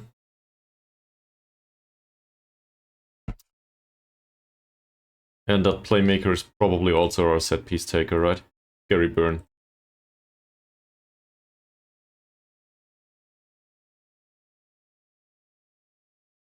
He's a decent free kick taker. And considering his playmaker capabilities, he's not that great, but he's good enough. Unambitious though, sadly.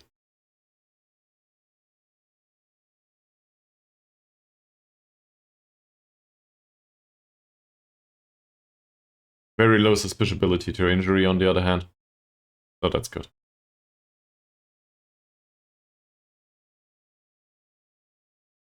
If we look at the stats, that's not that impressive. 6.4 rating overall. Not great.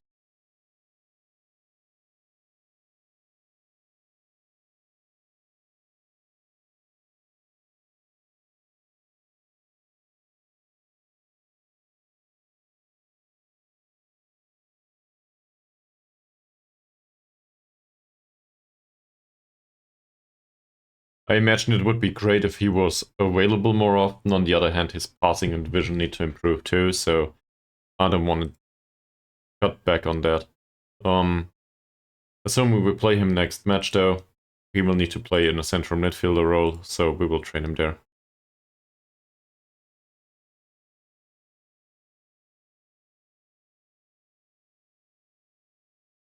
He had a 6.6 rating last game. That's not good. I think we can criticize him for the lack of chances created in the last game. I do not think the strikers were feeding off scraps though. We created a lot of chances. Still, not great. There will be a target forward for sure. It's either Holt or Yates.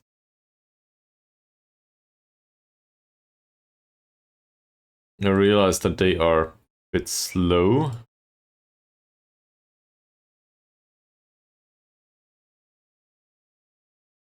That's Roberts and Weaver. Roberts is slow. Weaver is okay-ish though. We do not have we do have people that can play striker, but they are not that strong either, are they? No. We stand a chance there. Positioning is not that great. So I'm willing to stick to the target man. Yates is totally happy with this mentality apparently. Holt.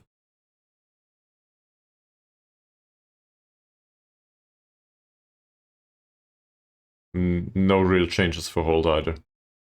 But I think Yates might make an appearance, given the match load.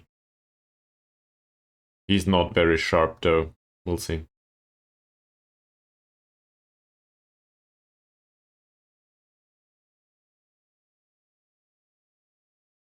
That would include a box-to-box midfielder this time out.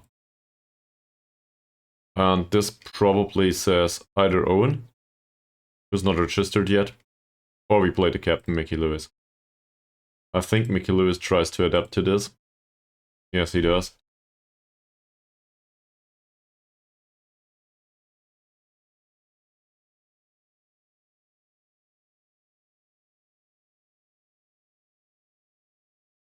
For a long while at this point.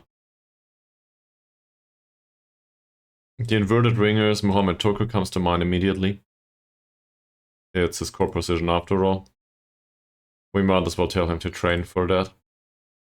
Because we have other players that are more focused on the attacking midfield position. So that's fine. Given that he's on the pitch, he should take corners. I do not necessarily think he needs mental improvements. Sure, he could do with those. But dangerous corners would be great. So why not do that? Anchorman, I'm not decided yet. And this over here, this would be Doherty, given that he trains for it.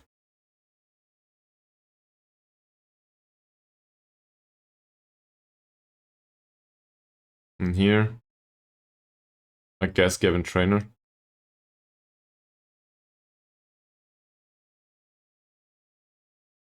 Not his core position.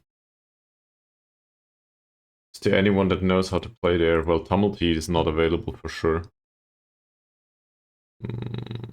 We have Terry Copp. Terry Copp barely knows what it means to be a wild midfielder, so I guess that makes Trainer the primary choice there. And also, we can change his training.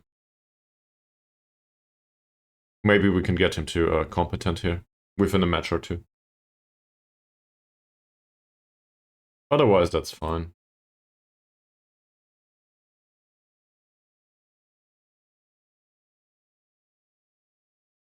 Also, the dribbling and overall, giving trainer sample is not that bad. He's a decent runner with the ball to cut inside.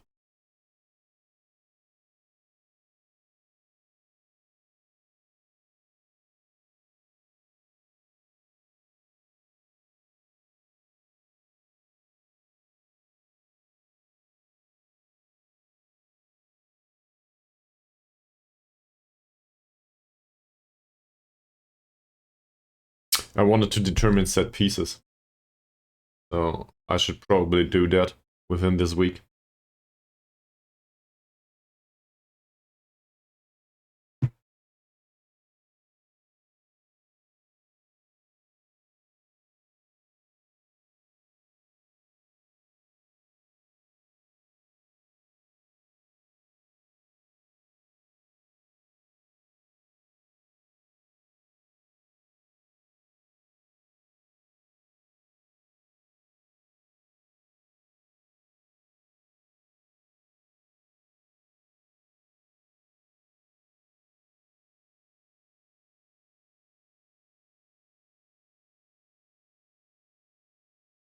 Alright, let's do this one by one. So, corner taking, I think we agree upon that Muhammad Turko is probably the best corner taker in the entire squad. It's just nobody else is available, really. He's left-footed. Get rid of these. All of this, I don't know yet. On the right side, we want Muhammad Turko to take the corners. That's fine. Let's have a look at corners from the right. We should probably have a full sample on the pitch though. So let's put Simon Owen here. Pablo Martinez here. Not Giblings. Yeah, it is Giblings. Let's put Giblings here. And some sort of anchorman here, so I guess that's Gary Moody at this point. Alright. Gary Moody is a good representation, because Gary Moody is not a great, he's a decent jumper, but not great strength-wise and not a good header. So that's fine. That helps us not to think that the defensive midfielder is useful in corner taking. The striker here, this is all rubbish. We cannot put them all back. Let's reset this to default. So, we know that he will take the corner. We know that his corner taking is not that great. What's the best we have on the pitch? Martinez has good jumping reach, good bravery, good decision making. Striker might be an idea at the near post. There's not much wrong with his heading, right? He's not a wonderful jumper, but on the other hand, he comes with well, the strength is fine in comparison to the central defenders too. These two, they are not great. In some of the areas, off the ball movement, for example, is not great. The target forward, on the other hand, he has decent finishing, decisions, bravery off the ball movement. That's decent. So attacking the near post seems reasonable. And this means that near post corners are probably viable. So let's do near post corners. Alright. The left defender doesn't belong here. Let's put him back. With him staying back, that's actually good. I think that's viable. Same for him. Staying back is okay. We know Mickey Lewis. He's no use wherever he is he? So he might as well go forward or stay back, doesn't matter much. Give me a 30-second break. I'll close the window.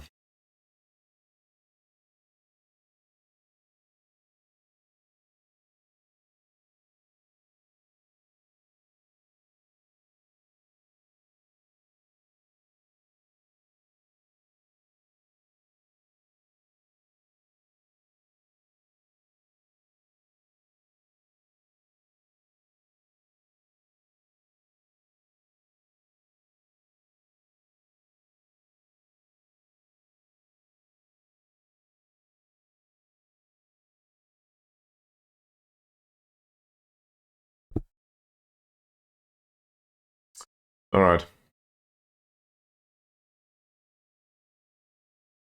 Is there anything else? Well, the central defenders seem fine up front to a degree. They can pose an additional threat. Gary Byrne can't though. Gary Byrne is actually his teamwork and decision making are really good. So staying back might be a choice for him. But he's more of a passing option. I think we can agree to this. So lurking outside the area is the best we can do with him. The defensive midfielder here, that's really good for Gary Moody actually. Stay back if needed. Or staying back at all. Right? So the anchorman remains on the back. That's decent. So we have an anchorman in the back. We might have Mickey Lewis in the back, but he can just go forward. Who cares? Because we do not need 4 men in the back. So we would have Gary Moody in the back, the anchorman, as well as the 2 fullbacks. That's not bad, is it?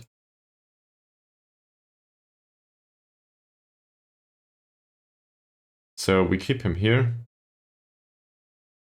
Nobody attacks the ball from the edge of the area, because nobody's available here. He's shitty at that.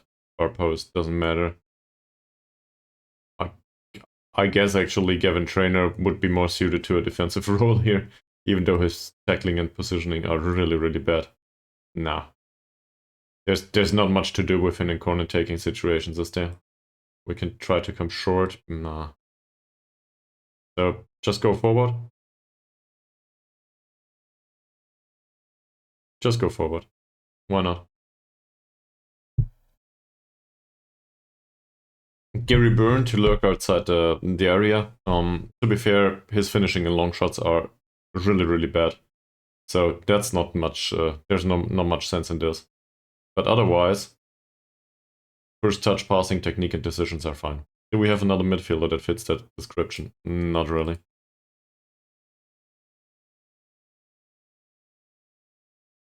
Well, we do.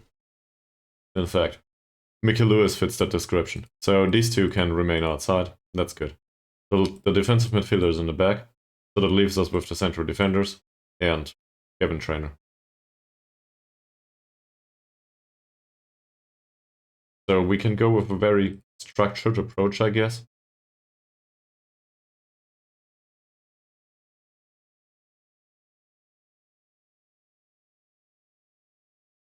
Somebody to lurk at the near post, somebody to lurk at the far post. This is the better one of the 2 central defenders, so there's some sense to this.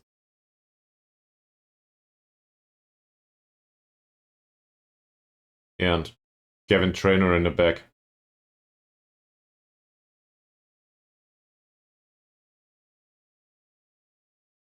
Not that it matters much. He well suited to be outside, not really.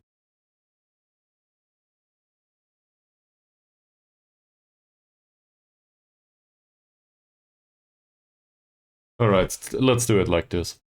At the far post, he might stand a chance to tap it in, but I don't really trust this.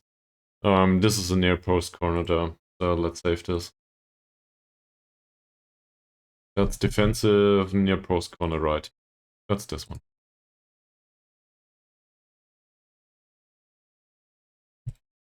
And now we need to determine the corner taker from the left, right? So from the left, that probably will be Gary Byrne. His crossing's really bad though. Is there an alternative? I guess Flynn Murray. He's not great at it though. Also, we need him defensively. So Gary Byrne makes more sense. We can use Toker somewhere on the pitch. I don't think we can. We can probably not replace Flynn Murray. So Gary Byrne takes the corner from the left. Again, corner taking from the left. We will reset this to default. He will take the corner from the left, also not a short one, near post corner. Same approach. We have a target man, let's use him. He will remain in the back, that's for sure. Same as him. Where's the defensive midfielder? Here. He will stay back too. All of these are instructed to stay back under any circumstance. He can tap it in here. In fact, he's better at it than Trainer. And in this case, we probably want a Trainer to look outside the area. Same as Mickey Lewis. Just because, well, we could use Trainer to come short, actually. That's not the worst choice, is it? It doesn't cover defensively, but maybe it pulls one of the defenders out. And this, no. So in case the midfielder doesn't take the corner for some reason, we want that midfielder to look outside the area and cover defensively to a degree. Alright, let's save this. That's for the defensive routine, near post corner from the left. Fine. So we should probably do defending too. I don't like this, but we need to do it. And I think there's a lot to be done wrong here. So let's reset this to default. What happens? Everybody's in the back. Somebody covers the post.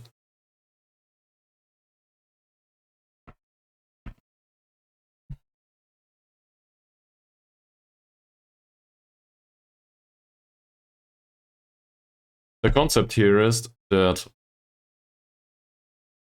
this area is covered, well covered.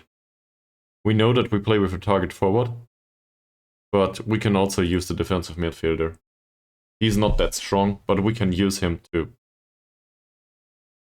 fit into that hole here, because the right midfielder is not one to jump. So, say we put him here. The left defender at the post, I don't know. Someone marking 6-yard box doesn't make much sense either. Close down the corner taker. That could be an idea. Why not?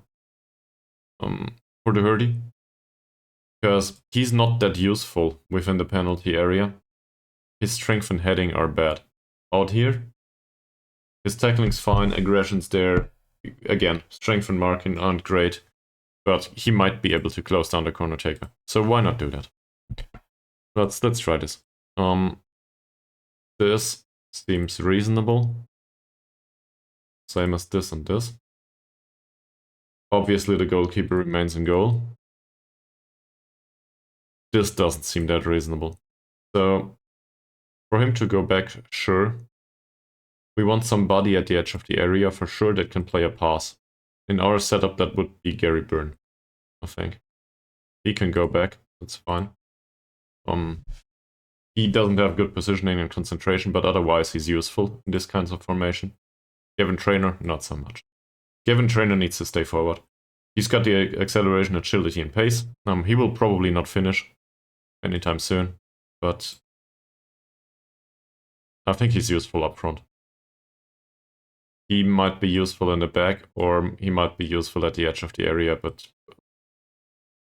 let him go back. And in Toby Yates' case, I think there's some sense for him to mark a tall player. His marking is shitty, but at least he's got the physicals for it. So let's try to include this. Same here. His jumping reach is okay, his strength isn't. I want him to go back, but he might... There's no marking a small player, is there?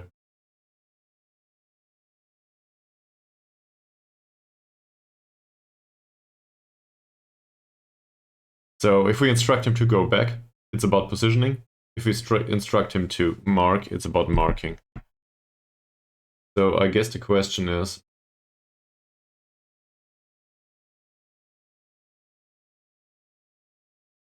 his positioning is worse than his marking, so we want him to mark somebody, right? in their cases, his marking is 5, his positioning is 4. So in the case of Lewis, marking is also a good idea. We will just give him a player mark. So he tries to mark somebody. Not a tall player specifically. A tall player should be marked by Yates. We will not remove those because we do need the zonal marking at least to some degree. And in the case of Mohammed Toker, assuming he goes back, this is about positioning. His positioning is 6. Assuming he marks somebody, marking is 5, so he just goes back. I do not think we need to mark a post, do we? That's about positioning and anticipation, apparently. I never looked into this in detail, by the way. So this is the first time I do this. To, you know, with the single attributes and all. Okay, let's try to save this. This is defensive corner, defending left. Let's save this. And now let's do the same on the right.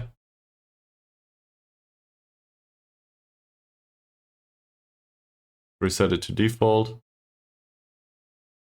So some of this is rubbish. He needs to mark a tall player, we determined. The right one needs to close down the corner taker. That's okay. We still have trainer on a pitch who's not suited to defend at all. He can be at the edge of the area. There's some sense to this. The left defender, I think we agreed upon that he can remain in the back. He needs to mark a tall player. He needs to go back and defend here. He needs to defend here. He needs to defend here. This guy, I think he went back and that's it. Because his positioning is better than the other attributes. In his case, his marking is better.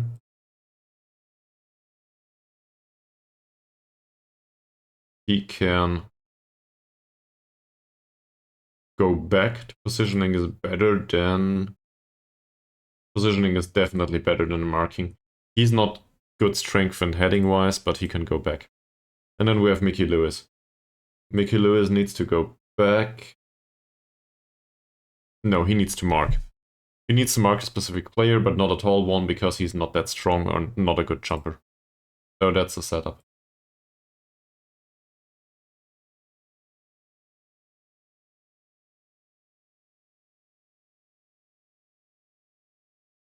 Okay. So we got that. I did corners. That's something.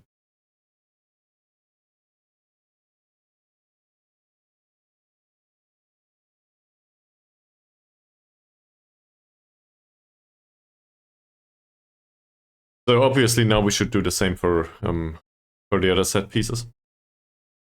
Free kicks are usually the worst of it, because there's 4 different instructions for this. On the other hand, I think we need to do this, and some of the defensive stuff makes sense, now that I look into it. I don't know if Football Manager uses it the way I want it to be used, but there's some sense to it. And we're doing some sort of mix-up between zonal marking and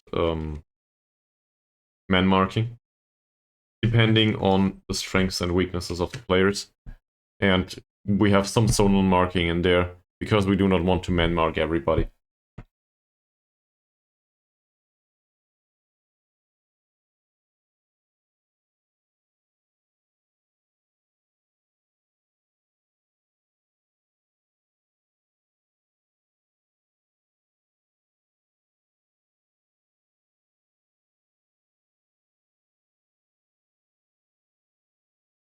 Adam Jones signed a new contract. Great.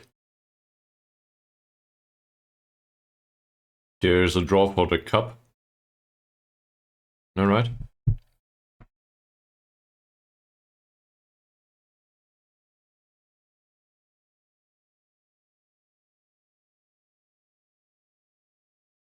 So I don't think the throw-in takers are wrong. they just do not have great throws. Best long throws are available in the person of Pablo Martinez. Afterwards, it's Flynn Murray, but none of these are great long throw takers. So, in fact, let's look at something.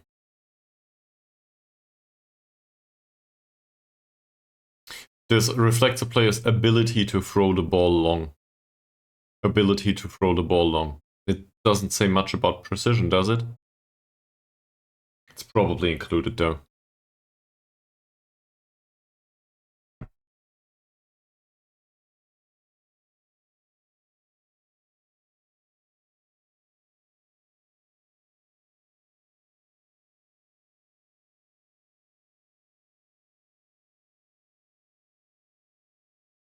So in this formation, we do not want to concede.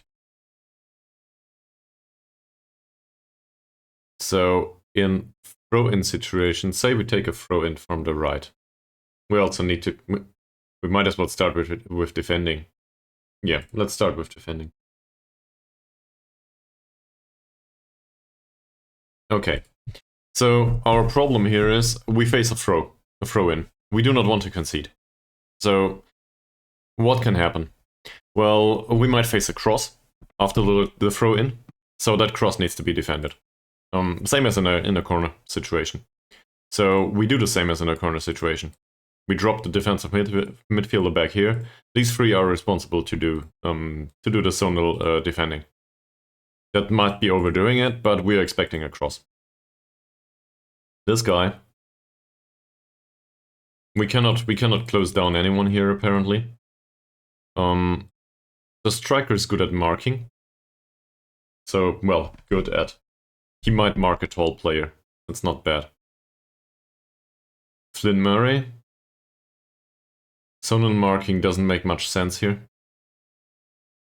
To mark the near post is overdoing it, so I guess he goes back. His positioning is 9. If he marks a player, that's 8. So I guess he goes back and we rely on his positioning. With him, he has good jumping reach, but that's not to be expected with most of the defenders. Again, positioning is 6, marking is 5, so we take the positioning. That's okay. There's 2 players at the edge of the area, there's no sense to this. Given trainer can stay forward. He's not useful in defensive situations. That's just the way it is. Mickey Lewis, on the other hand, can go back. And I think we determined that his positioning is 4. So marking a player is better for him. He's the one to stay at the edge of the area. And we already had to talk about him. So that's a very defensive setup, given that we face a throw-in. But I don't mind. We do not want to concede. That might be reasonable. So this is defensive, defend, throw, right.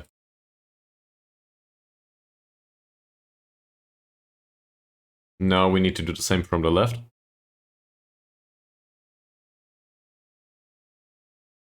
Edge of the area, that's burned, that's fine. This is okay too. This is fine. This is not. So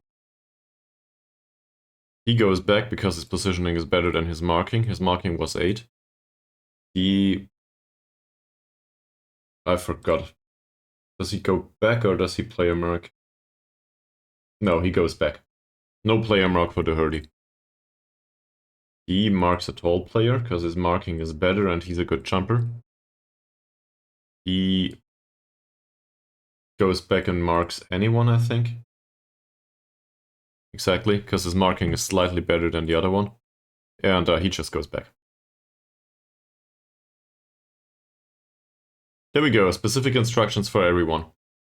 Same here, we save this as defensive, defend, throw left. I never put much thought into defending throw-ins, I think. And at this point, I'm just trying to fit it to the attributes of the players. Hopefully that's the way it's intended to be. Now, in attacking situations, We know that Flynn Murray takes a throw. Let's reset this. So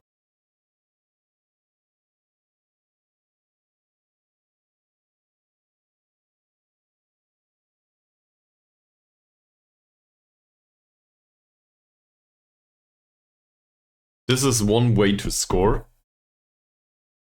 Assuming he doesn't take those, he will stay in the back, yes.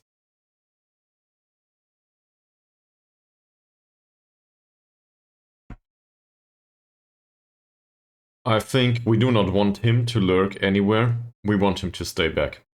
Under any circumstances, Doherty is one to remain in the back and defend.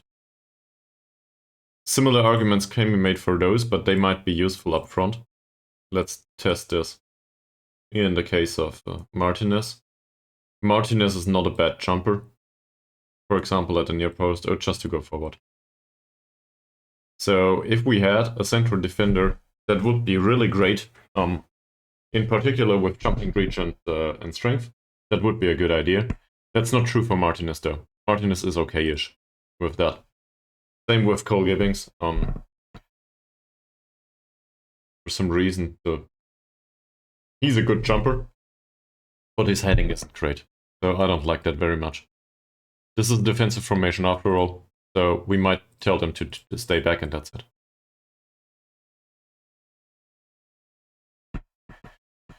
I'm not convinced by that just yet. I'm trying to figure this out right now. For him to lurk outside the area is fine. He might even come short though. Let's put those outside the area, or just to go forward for a second. Go forward is an instruction that everybody can have. Alright, so going forward for Mickey Lewis is not a great choice, right? Attacking the ball from the edge of the area is even worse. He's no good at it. Lurking outside the area would see there's some sense to this. Given his first touch passing technique and decision making, he's not a great shot though. If he comes short, crossing is no good, dribbling is no good, anticipation is no good. He would rely on a pass specifically, so I don't like that. Let's lurk outside the area. The defensive midfielder doesn't serve a purpose up front. I think he needs to remain in the back. His acceleration is absolute rubbish, but otherwise he's good at intercepting balls. Maybe we can pull one of the central defenders forward later on. Mickey Lewis? No, that's Byrne. Byrne is not a great crosser, but he has dribbling, passing, technique, anticipation, and decision making. For some reason, he's a decent dribbler. That's not too bad. So maybe he can pick up the ball, coming short. If we take short throws, that would be fine. So he would pick up the ball.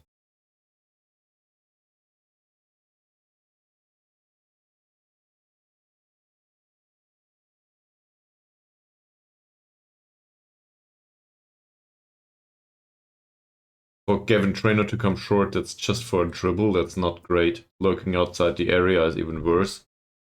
I guess his first touch and technique are okay. Lurking at a post, no use. That's not useful. So I guess he remains forward to put some chaos into the penalty area. Mohamed Toker is available. Mohamed Toker is a decent crosser, and his passing and technique are not that bad. Dribbling, anticipation, and decision... Well, dribbling and anticipation are not great. So coming short is fine. For him to remain forward, not a bad idea. So, assuming Toby Yates can attack the near post, we expect one of these two to take a cross, or Mickey Lewis to play a decent pass, and he can attack the near post. So, do we want a long throw here? Not really. Quick throw? Neither. We want a short throw. We want a short throw towards one of these. And then either they play a pass towards Mickey Lewis, so it opens up some space, or, something else. These might target one of the headers, but we only have one header up front. This is a very defensive setup, obviously. So now we can argue about who needs to be up front. And at this point, that's probably Pablo Martinez. Lurking at the near post, maybe.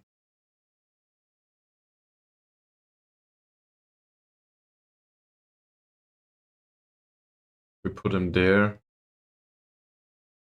That's not bad for Toby Yates to attack the ball from the edge of the area. He's really hard to mark in that in that setup.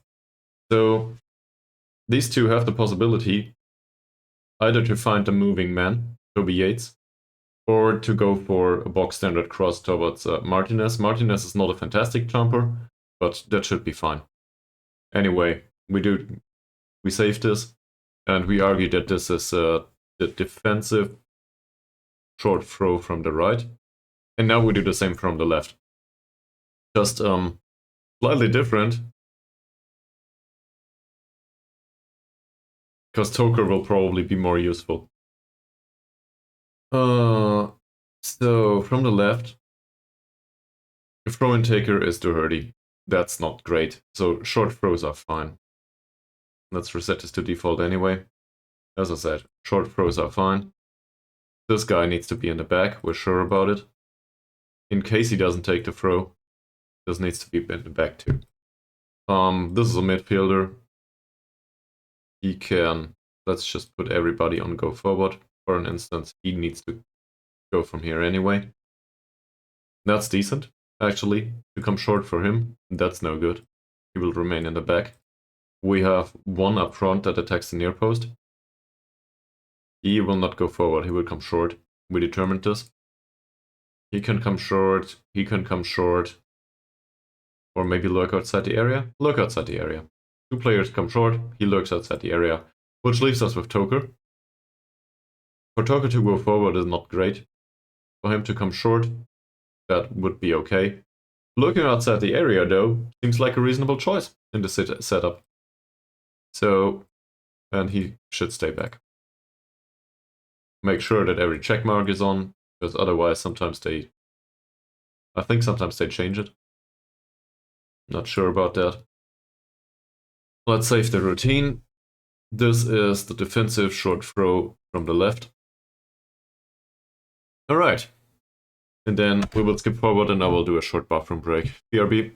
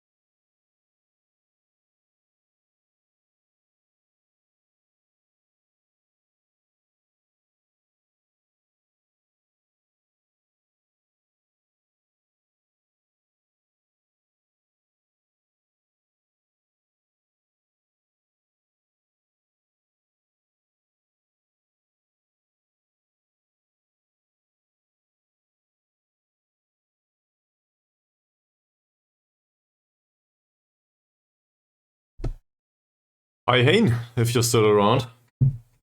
We had a short bathroom break.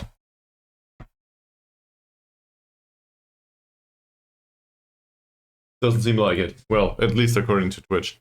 So feel free to comment if you're still around. I did set pieces. Really exciting. So we will play those on Saturday, apparently. Match Saturday is never a great idea for us. I rather prefer matches on Fridays.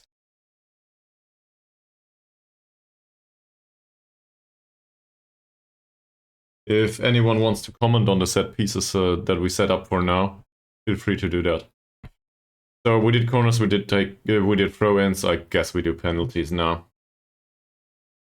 Penalties are fine, more or less, aren't they? I don't care much. This will probably do. Allow player who has scored 2 goals to take penalty? No, definitely not. We will not go for hat tricks for some absurd reasons.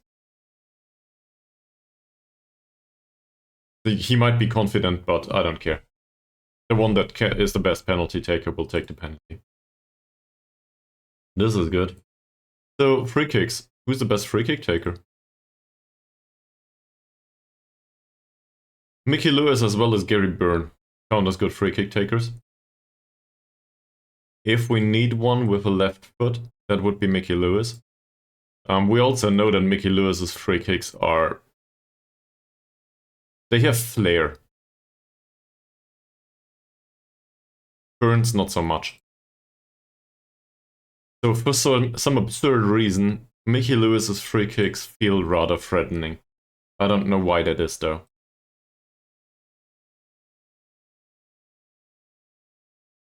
That said, Byrne will probably be on the pitch more often than not. So we do it this way. That's fine with me, yeah. We do it this way. Mickey Lewis gets priority in taking free kicks, but in case he's not on the pitch, Gary Byrne will need to do it. What does this mean? This means the other one of the two will need to stand with taker. Like always. I don't think that's a bad idea though. Let's have a look at free kicks. And we will start with direct free kicks attacking.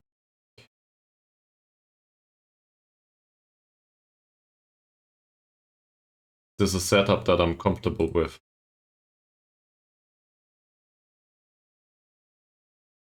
I am not. This is not good. So let's reset this to default and do it all over again, because you know. Mickey Lewis would take the free kick. We want Gary Byrne to stand with taker. He doesn't have great crossing, but dribbling, passing technique, anticipation, and decision making is fine. Mickey Lewis, on the other hand, if he doesn't take the free kick, we want him to stay with taker, and that's not possible. Oh.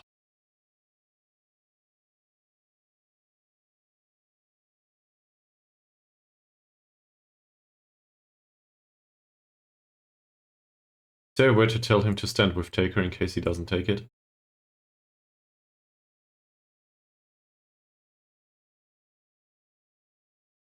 Apparently not.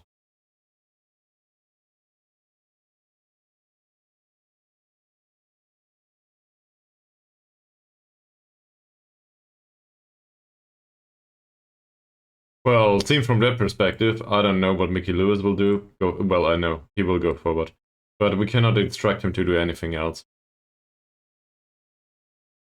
I guess lurking outside the area would be fine for him. Still, Gary Byrne stands with taker. That's not bad. He will do mixed anyway. We cannot instruct anything else. For him to attack the ball from the edge of the area, we determined that this is a good approach for Toby Yates. For hold, I'm not so sure. In fact, let's mix this up for a second. Let's put hold on here. That's not bad. I like that. That's great. Oh. So, even though we expect Yates to be there for now, that's fine. Hold would be fine too. He doesn't belong here, he belongs in the back. We determined this. Stay back. You stay back too. Same as you. They might be viable crossers, but it's not okay. it's not good enough. Him, on the other hand, lurking outside the area is fine. There's a bunch of 7s here. That's not fantastic, but it might work. Finishing's bad, decision making is good though. For him, to be fair, he's not needed at all, is he? And the central defenders can go forward. I think that's fine. These 3 should be able to cover. We have a lot of players outside the penalty area. Can we instruct somebody to disrupt ball? No, we can't. Attack the near post? Sure, why not? Attack the far post? I guess he would do, but...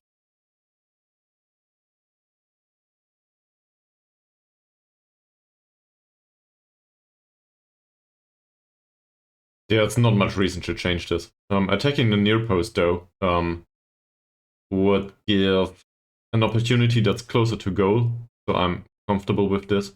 Same with the far post. And for Gavin Trainer to be in the penalty area is just to be annoying, really. It's not like he can do anything in particular. Also, lurking outside the area is useless, so he might as well go forward. That's direct. Save routine. That's defensive direct on the right. Now we do the same on the left.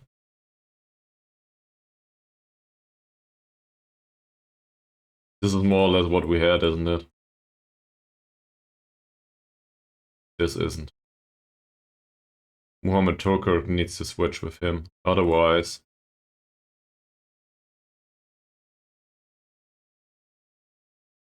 well, it seems a bit accidental, but this is more or less the setup we need. He can go forward. Yeah. This is more or less the setup we need.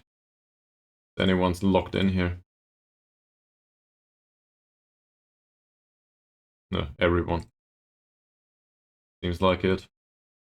We save this as defensive direct from the left side. So now comes the really fun stuff, defending.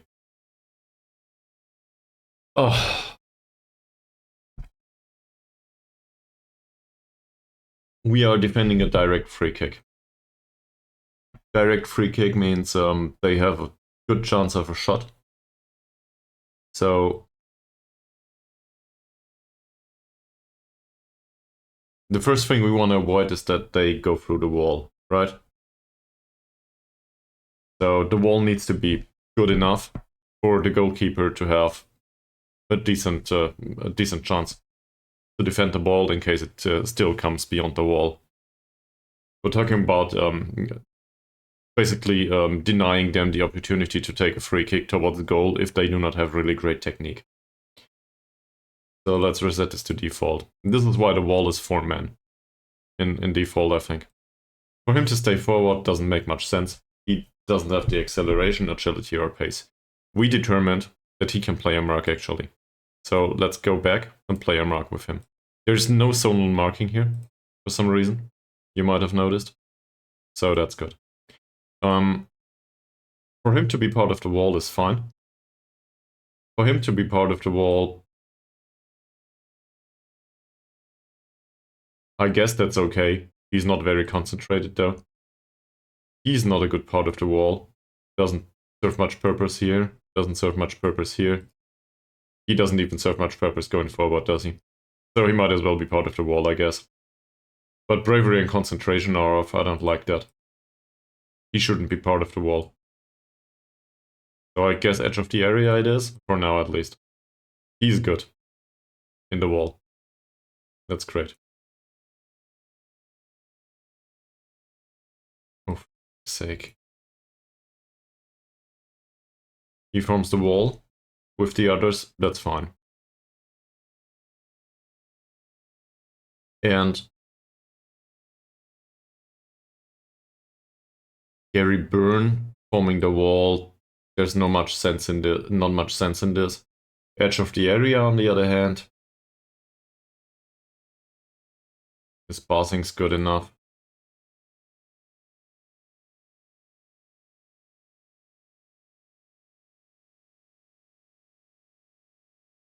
So going back is definitely bad. I guess edge of the area it is. 2 players at the edge of the area, though, that's not that useful. So I guess Toker goes back. Does he have great marking? Marking is 5, going back. There's no difference here. There should be a difference though. Let him player mark. We mark a player with him. He has decent jumping after all. For him...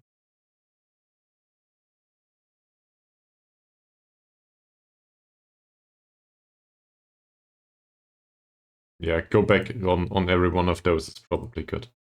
For him to player mark, his marking is 10. There's some sense on this. For him to player mark, not at all. So he stays forward. There's no use for him being in the back. It's just the way it is.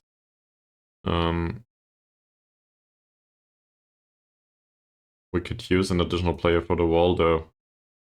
Couldn't we? Is there anyone that is useful in the wall? Moody is barely capable to defend here. Moody can be in the wall. Why not? Let Moody be in the wall. He goes back. He marks. I guess they can all go back. I don't want them to instruct the marking if they are not really good at it. So they can all go back. Let's not overcomplicate things. Probably too late, but... so this is defending direct free kicks from the left. And now we do the same for the right. So we have a 4-man wall.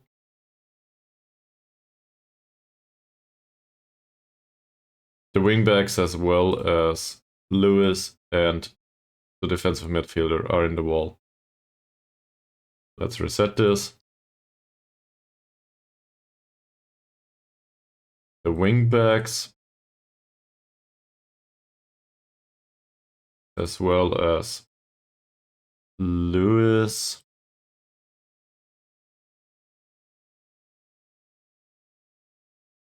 This is Lewis.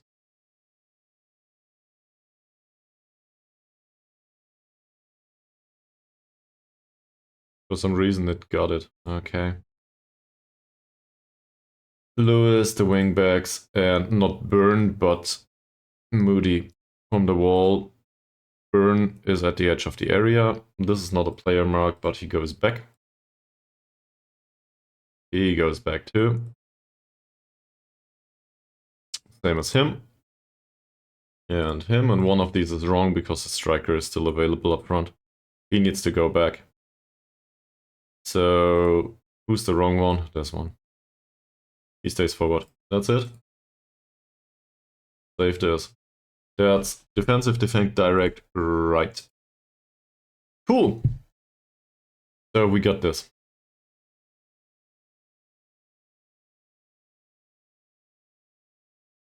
I guess we do the next one now.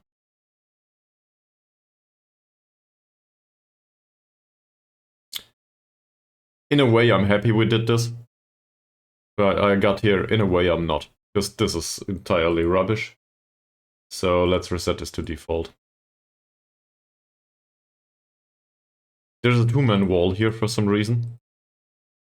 I think we determined that the fullbacks are good for a wall. So let's include them in a wall. They are both decent here. Forming a wall, that's fine.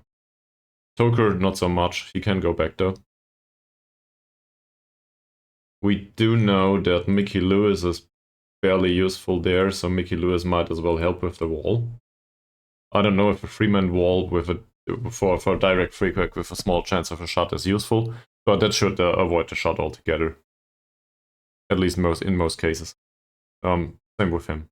Maybe we do a 4-man wall here. It might not be a good idea though. For him, he needs to go back. I think we agreed on that. This, he needs to stay forward. Which means that the rest of them can go back and defend this. That should be fine for them. They form a wall. It's a bit a big of a wall, but who cares? So this is direct, small chance of a shot. Yeah. Defensive, direct, small chance from the right. And now we do the same from the left. Reset this. Very simple. He goes back. He goes back. He is at the edge of the area. There is no edge of the area, is there? There is an edge of the area. He forms a wall. He forms a wall. Where's Gavin Trainer? Gavin Trainer remains forward. The defensive midfielder forms the wall. And one of the other midfielders, in this case Mickey Lewis, forms the wall. He goes back, he goes back, he goes back as well as him. Fantastic. Save this. That's from the left. Did we do the attack? We didn't, and this is... Weirdly, this is all over the place, so he can stay back, that's true.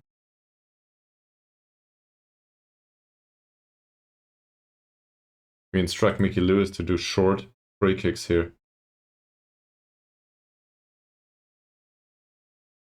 Not necessarily a bad idea.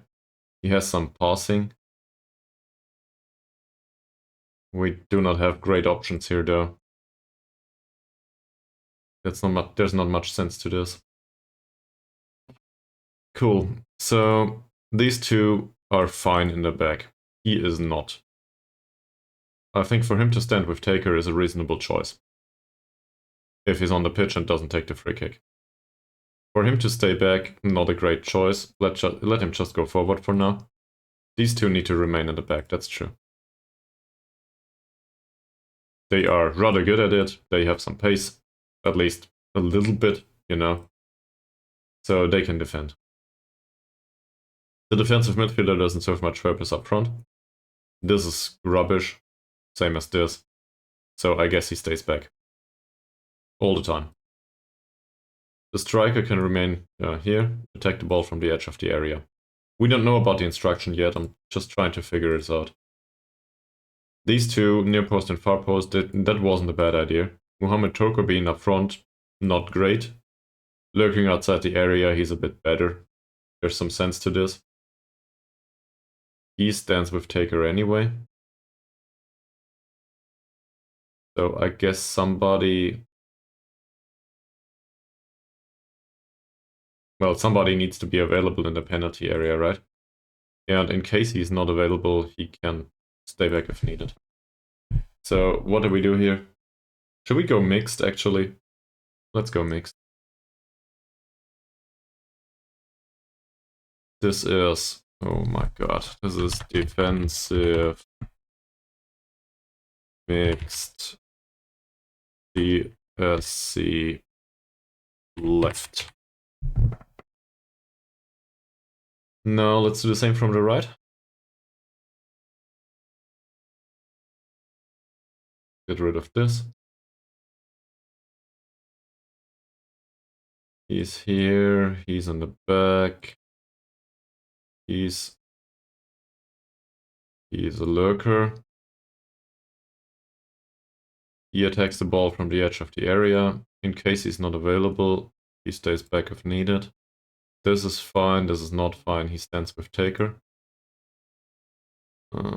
These are good. If they are all instructed to stay back under any circumstance. That's really important to me. That's more or less it. It's really fast once you know who needs to be where. Defensive, mixed, DSC. That's right.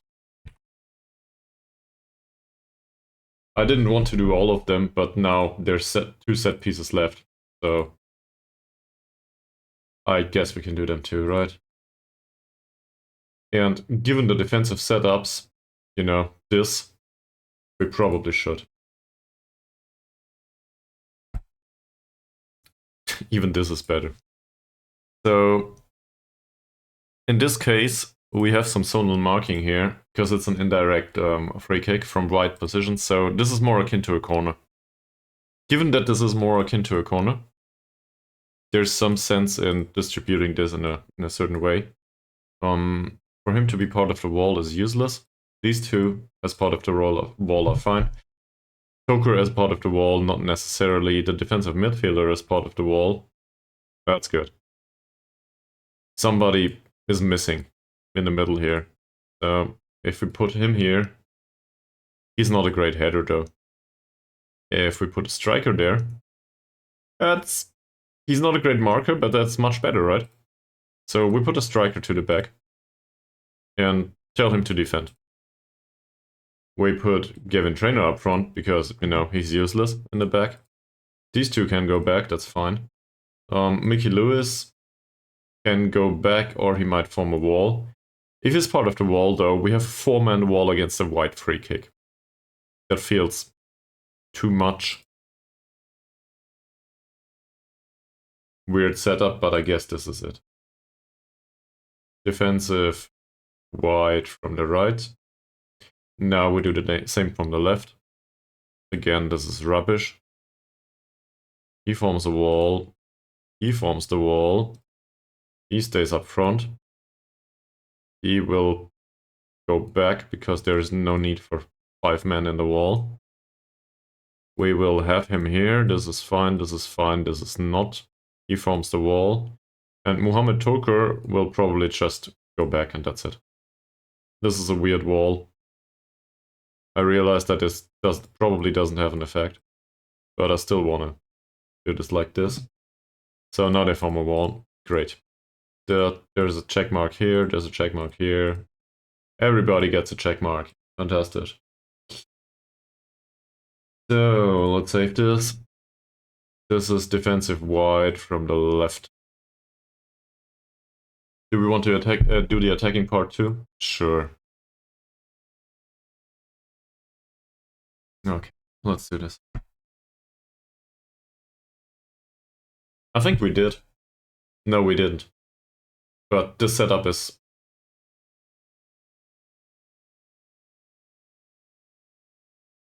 It's very close. He should stay back.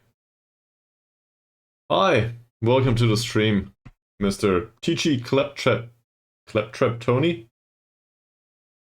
I butchered that, sorry.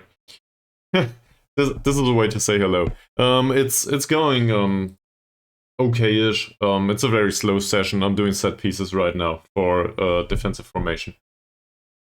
That's I probably overspent on that. But on the other hand, given the chaos that our set pieces were previously, we had to do it at some point. So that's it. How are you doing yourself? Hope you have a nice weekend. And feel free to comment on what brings you to the stream. What are you interested in? I don't know. Are you playing Football Manager yourself?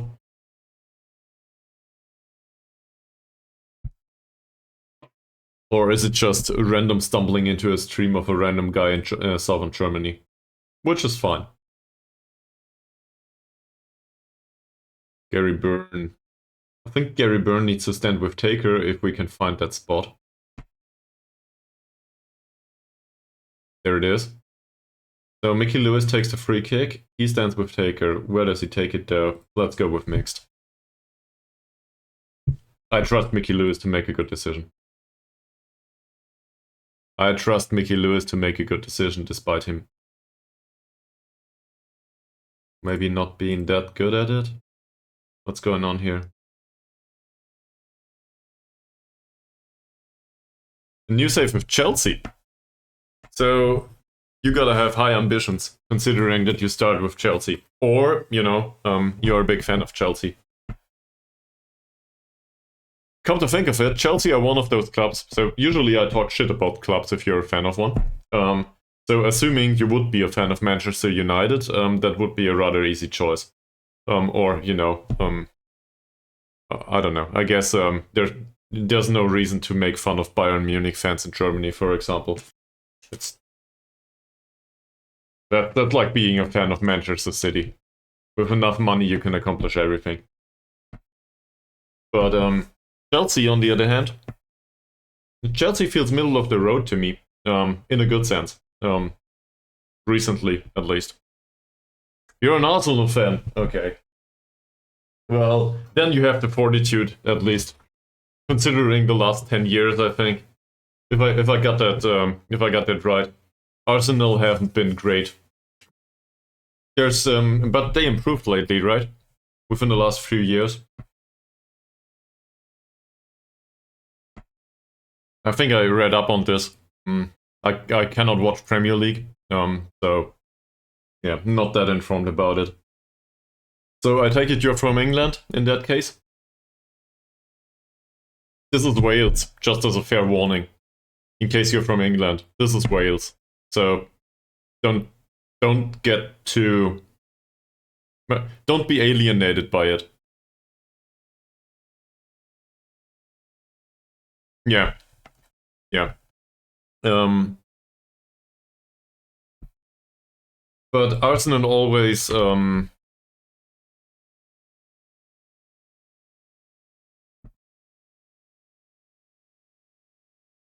I need to look something up. Yeah, sure.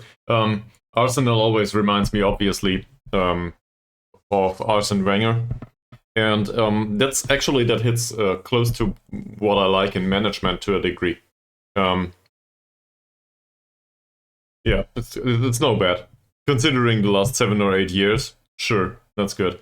So, given that Arsene Wenger was basically responsible for an entire era at Arsenal, it was just to be expected that it would be hard to go on without him. And you might know Sven Mislintat in that case. Sven Mislintat was manager in, well, not manager, I guess director of football in Stuttgart for 3 years. I'm quite fond of that personnel. I'm not sure what impression he left in at Arsenal though, but he was there to, I guess, to learn. So I guess I have slightly positive emotions about Arsenal, but not for a specific reason. If that makes sense. Okay, back to this. This is defensive setup. He lurks outside the area, that's fine. He might lurk outside the area otherwise, this is all good. This is direct free kicks though. We're talking indirect, right? Yeah, indirect was the problem, not direct. Okay, yeah, this is more what we had. It's not that chaotic though, even though it seems that way. That's okay. So, but you didn't answer the question. Are you from England? Is being in Wales or managing in Wales a problem for you?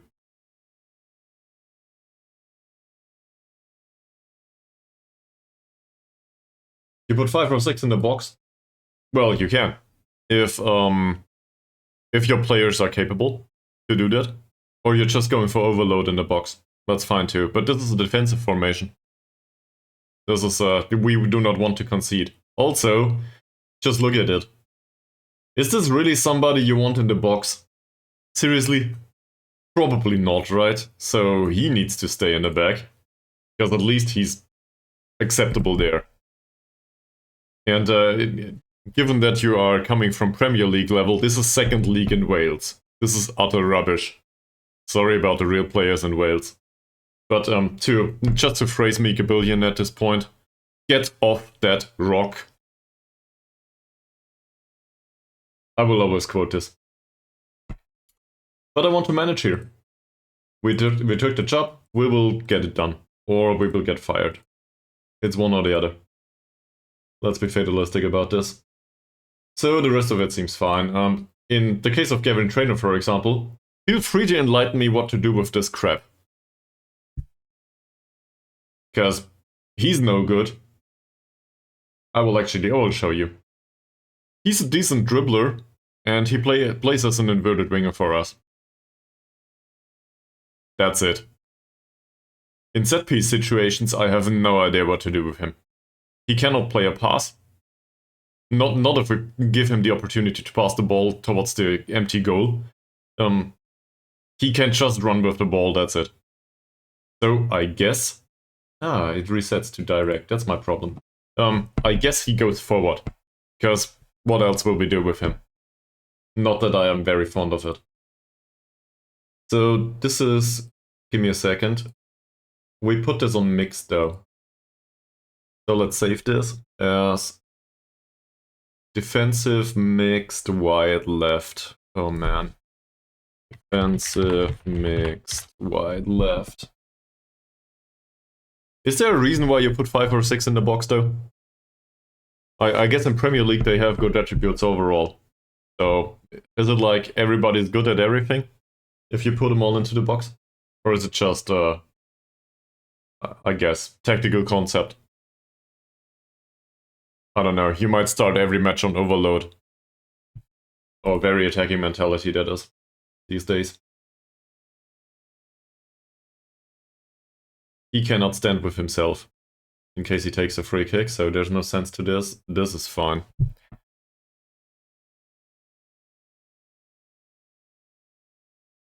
Yeah, so, I assume this will be problematic once you face opponents that have a lot of players that stay forward. So assuming, for example, you face a 4-4-2 random team, and they have really pacey and good forwards, and the 2 strikers remain forward, or even 3, worst case, if you face a 4-3-3 of some sorts.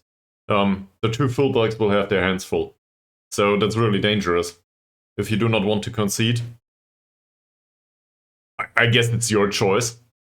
You can gamble it. Yeah. No, so in case you enjoy it, this is all the game is about, right? But I'd rather not concede. Me, personally. That's not to say I'm too fond of defensive tactics. Sometimes it feels that way, but, you know, once you concede 5 goals in a game, it's probably a bit much. So, given that I like to coach to manage the underdog in Football Manager, it's probably not a good idea to overdo it with the attacking. Him at the edge of the area is fine. These 2 are fine. Him lurking outside the area is good. He's useless here. He can go forward.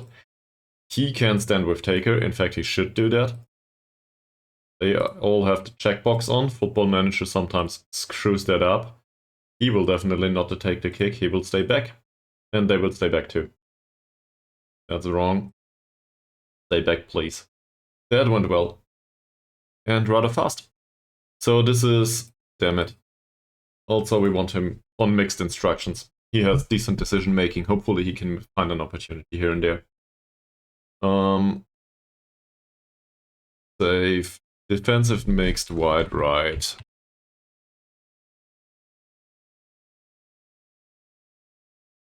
Okay. Last but not least, indirect free kicks from deep. That's okay. This is basically the same setup, isn't it? Toku can be here, he can attack from the edge of the area. This is rubbish. He needs to stay back if needed, I guess. In case he doesn't take the free kick. Somebody needs to stand with Taker. This is okay, this is fine, this is rubbish, he can go forward. He doesn't take the kick under any circumstance. This is still Jeder Hawkdal's inherited. We managed a club in Sweden previously, so a lot of the set piece stuff is still derived from that. This is all good.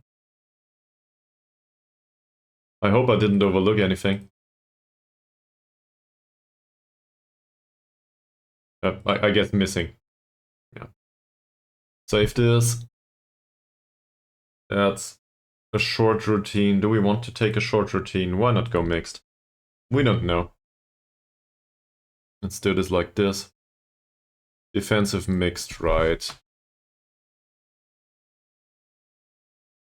Also, this is deep.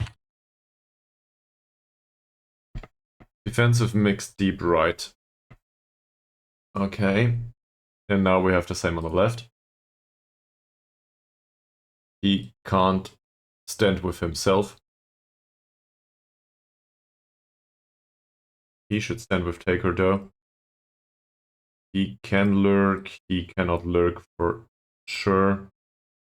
This is stupid. This is not marked. The checkbox, I don't like that. Short instruction doesn't seem suited.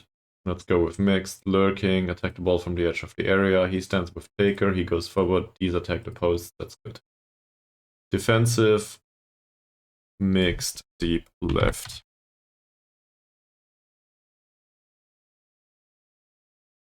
That's fine. Now we need to do defending. I know the exciting stuff. Last one though. Well, not last one. We need to do defending from the left and from the right. He will not stay forward. Not if I can help it. So, this one though, Gavin Trainer needs to stay forward. He's absolutely useless otherwise. He can go back and mark a tall player. I think that's decent. Mickey Lewis can just go back. In fact, going back seems to be a popular choice here. Is there no forming a wall? We can form a wall. On the other hand, this is an indirect kick from deep. So what use is a wall here? They will just play beyond the wall. Or above it. It's too deep, right? This is the way it's set here. Well, it's set to be. So everybody goes back, I guess. That's okay, and we hope for the best. They all go back.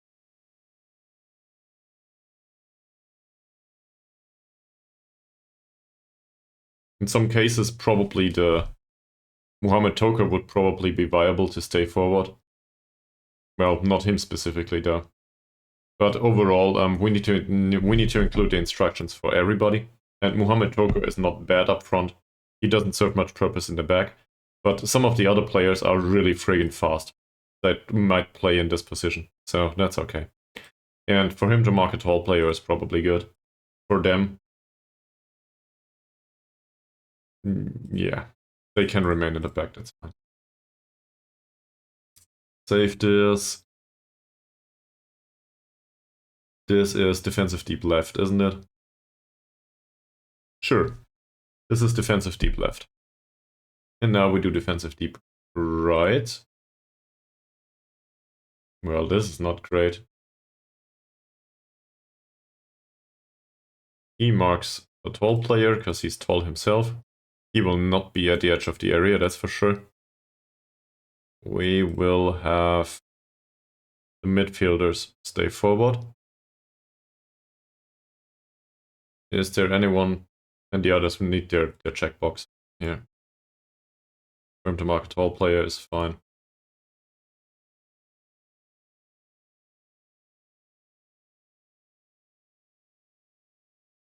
We could instruct somebody to be at the edge of the area, but it doesn't feel like it's exactly needed.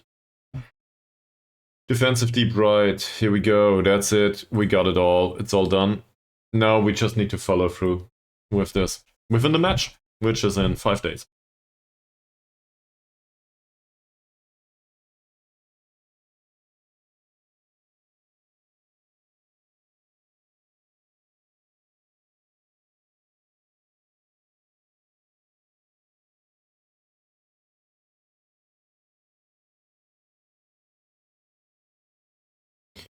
Alright. That took a while.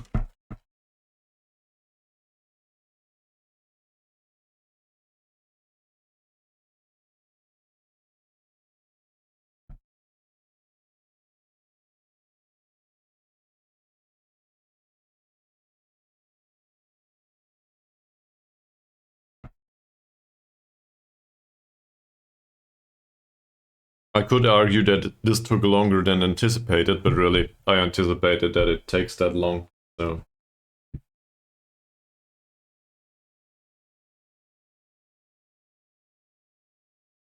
Special thanks to Mangled Cabbage for suffering through with me.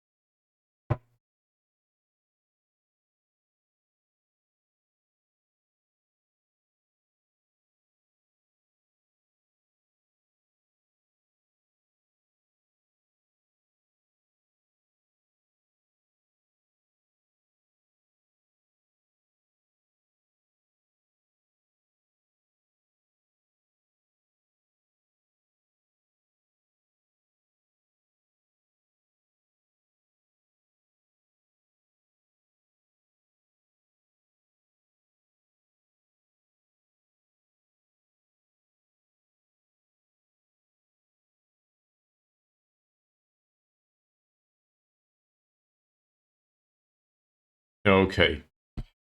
So there was a chat with Carl Bacon, that's our fitness coach. At least we use him that way. Apparently Alex Holt had decent progression. He also declined in other areas. Not great. Not great at all. But who cares as long as he scores? Gary Byrne is now perfect in his position, yet that's unsurprising. Given that he doesn't train as a deep playmaker in defensive midfield anymore. I guess that's a plus. Let him be that way. And there's the report of Mohamed Toker. He still leads a lot more match experience. Yeah, well. He must be confused. Mohamed Toker didn't decline that much, actually.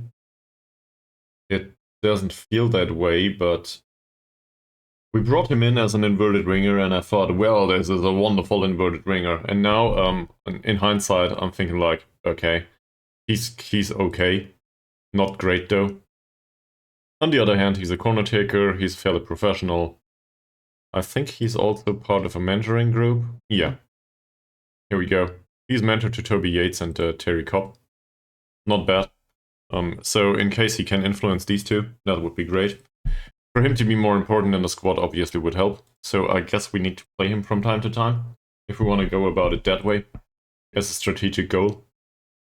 Flynn Murray doesn't get much influence from Jamie Roberts anymore. Adair does, though.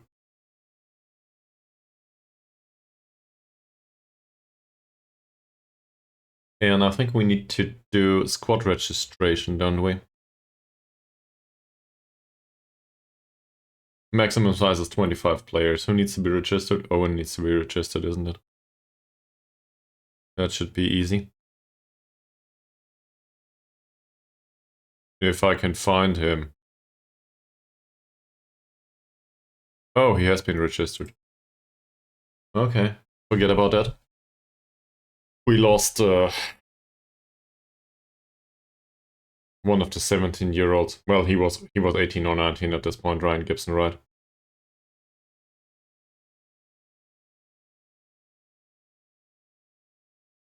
Oh no. We need an additional under 19-year-old player in the match squad.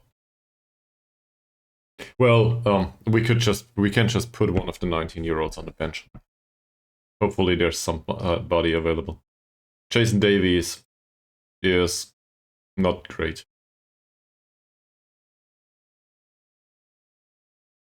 By the way, I like the scouting overall. I think they update us on the shortlist for now. Expenditures have been going up though. Yeah, this is basically 1K per month at this point. Just to keep us up to date on the players. It's worth it. Oh, where's the shortlist? The default shortlist contains not that many players.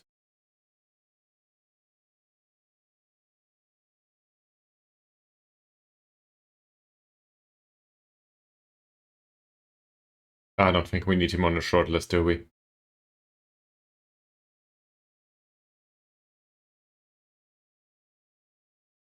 How do we remove him? Here. Savinsky. I think Savinsky is a decent addition to the squad. He's unambitious though, I remember that one.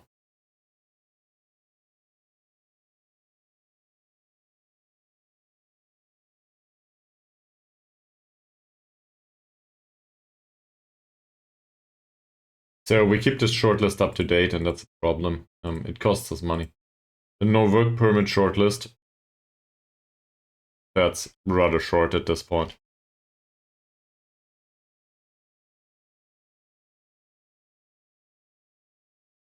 Nobody's interested in a transfer or a loan anyway. Wilson Allman this is such a fantastic player.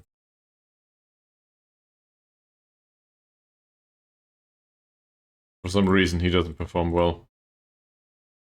I'll keep this, and then there's the young candidates shortlist. There's two people on there, 22-year-olds. a Scottish, and well, there's Cardini. I do not know this guy. Where's Eline City? Change League 2. Where is this? Scotland. Sure. Scotland. Given that he's Scottish, I could have guessed, right? I don't know where he comes from. From Scotland, no, seriously though. I don't know why he's on the shortlist. He might have been released there. Do we want to offer him a trial and see what this is all about, and otherwise he can go. In Chiardini's case,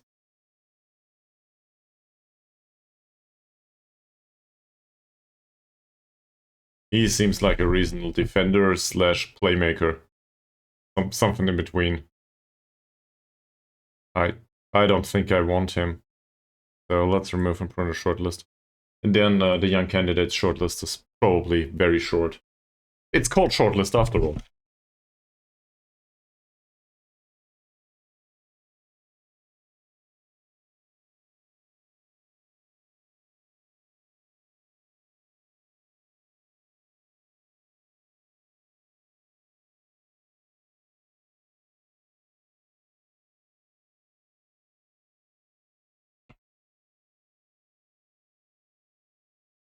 Alright, I'll get some fresh air into this room and do another ad break because pre-roulets are on again. I'll be back.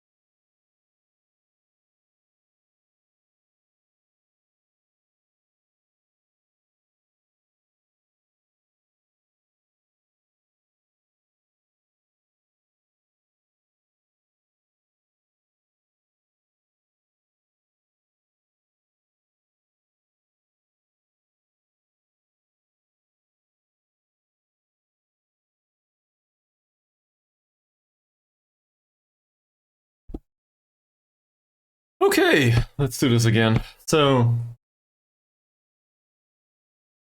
Delling doesn't want to come. We might as well remove him from the shortlist. Young candidate shortlist is just got wrecked. Nobody on there anymore. There's an additional Seven Sisters report. Do we know about the players now? Not entirely, but that's good enough, isn't it?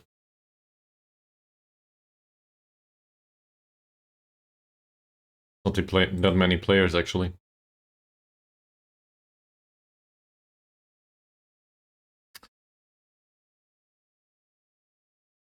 There's some additional stuff, maybe from the U19 on there. So, I think we realized last time out that they are not that fast. We do not employ a fast striker, though. They are not that strong either. We do employ a rather strong striker. With reasonable off-the-ball movement and so on, so we stand a chance there.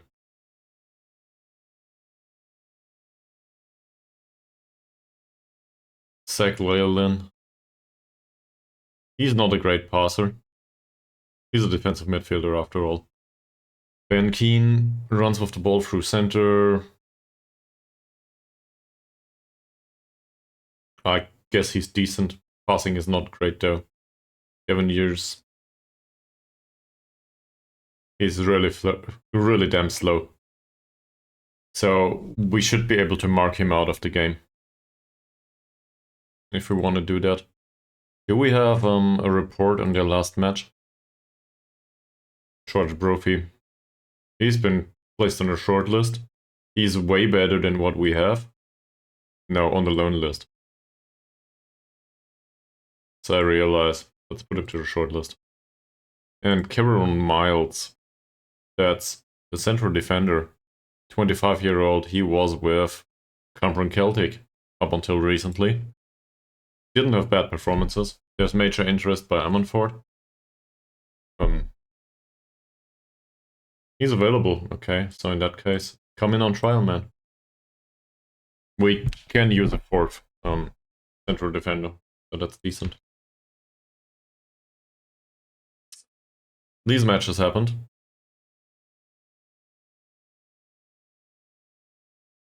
For some reason, I guess it's friendlies.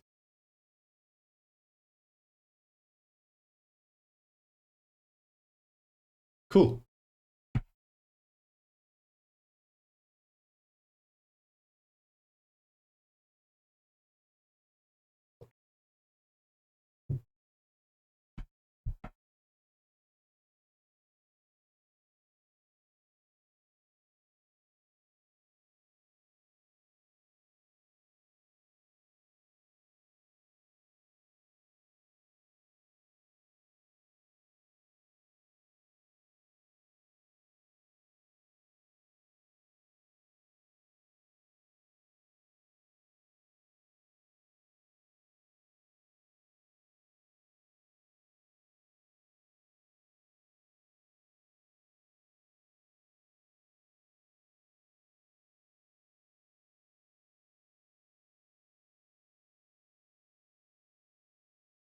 So I think in former matches against Seven Sisters, we stood a chance, but it was always, I wouldn't say it was always close.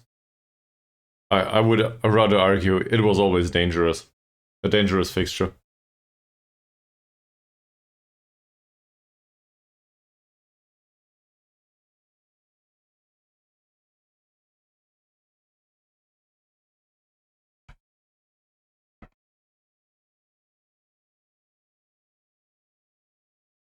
So seen from that perspective, I'm happy to go with a more opportunistic approach.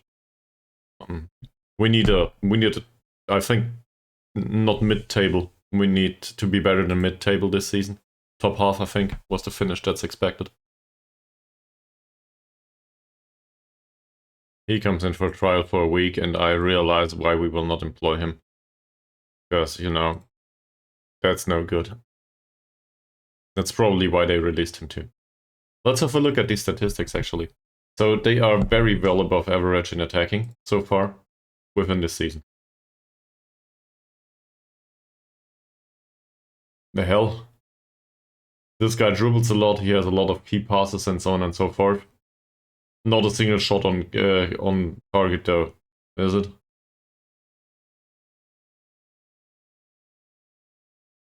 So that's Ben Keane. Who's Ben Keane? Ben Keane.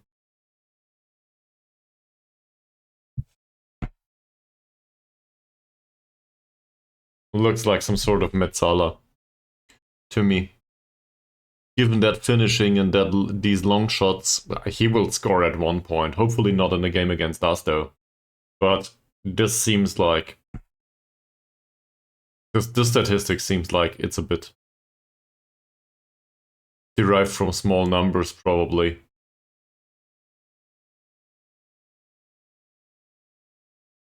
And he has a lot of goals. Yeah, these two probably fit together. Where's the full opposition report? There's no report here, no analysts.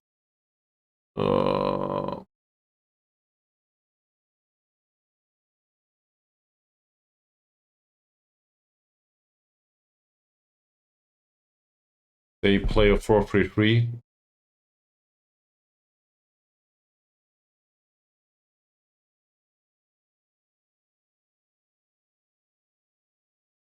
Once they face the 4-2-3-1,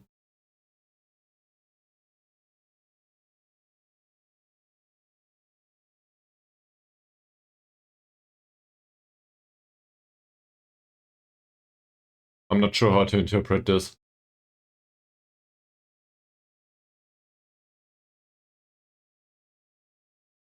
Well, it's not as if the formation is all there is to it though. I'm thinking about something else. What's with the passing? Who's the playmaker in this formation? I want to stand on his feet. If we can get that done. And it doesn't feel like there is a playmaker in this. 5, 6, 5. There's barely anyone that knows how to pass a ball. So this is more about too much space on the pitch and about physicals.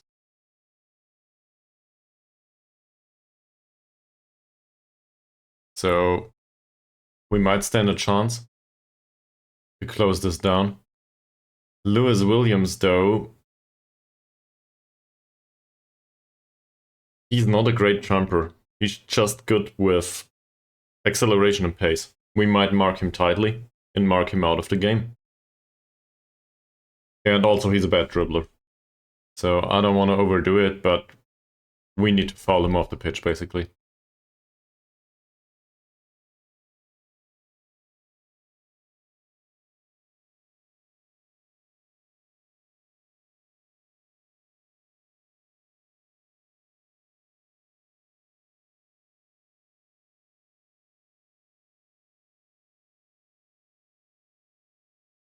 I think my mouse wheel is starting to act up again. This is like, I bought this 2 weeks ago. This is the second time I bought this one. Next time out, I will just buy another mouse. It's really annoying.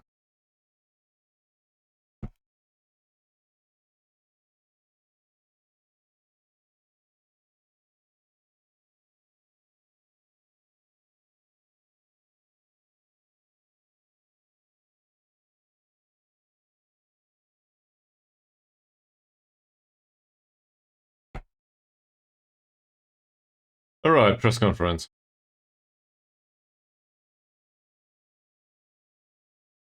Well, he would seem to be a fringe player at best.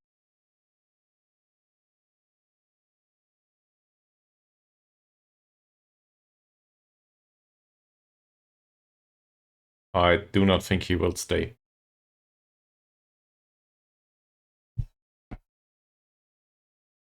He hasn't trained well recently. Well, he should train. That said, he needs some time on the pitch anyway.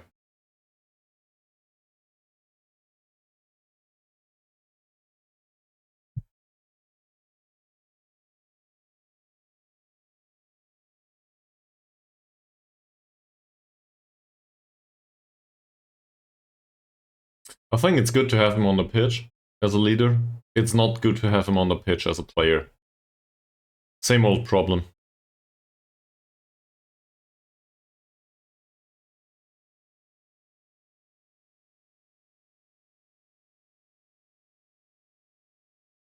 Probably not that much.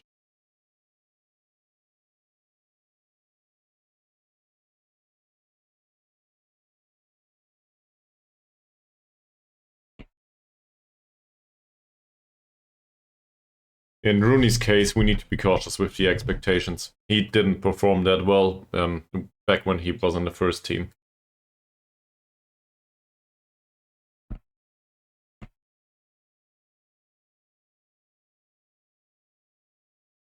I would also love to include another coach in this squad and get additional 2-star coaching somewhere.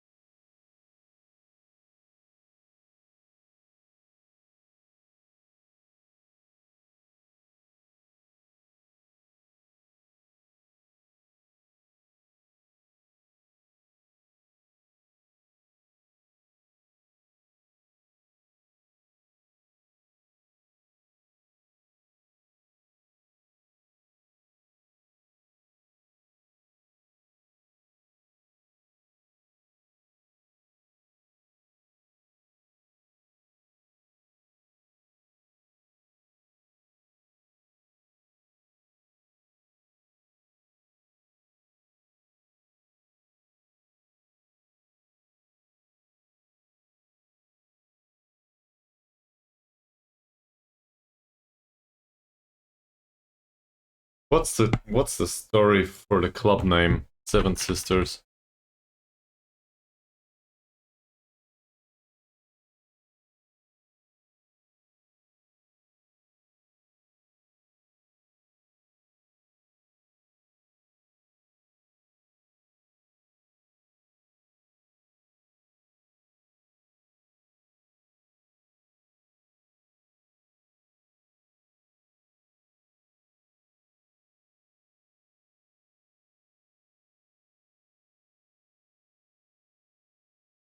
Apparently, that's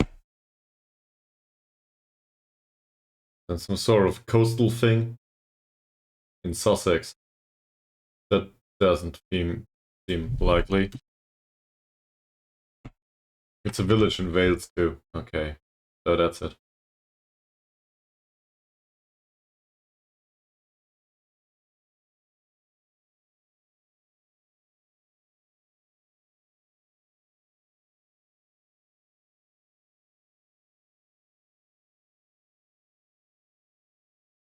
A coal mining village.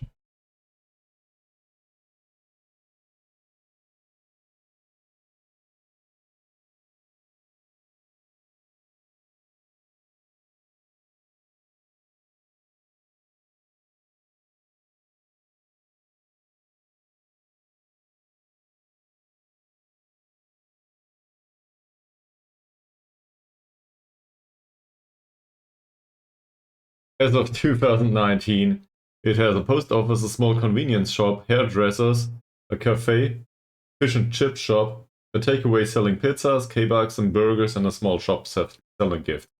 So, yeah. Seems to be really important. Population of 2k. I guess that's bigger than Jägerhawk Doubts AK. We cannot lose against them, can we? We shouldn't.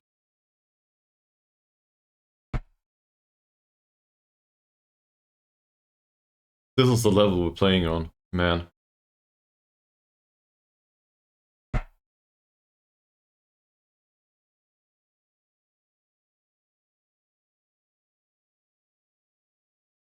Shorter passing will make us less difficult to break, more difficult to break down. They are extremely shaky in defense. They are good in attack. We have to keep it extremely tight at the back. We're trying. So let's do this. Sure. Okay.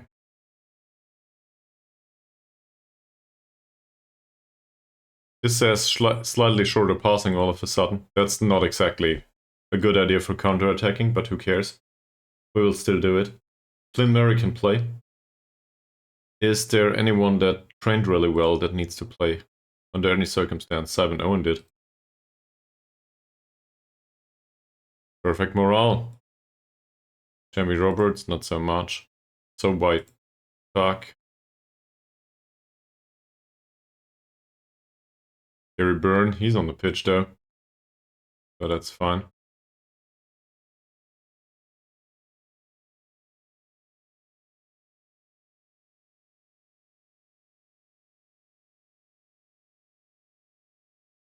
Alex Holt isn't bad. That's for him, that's good.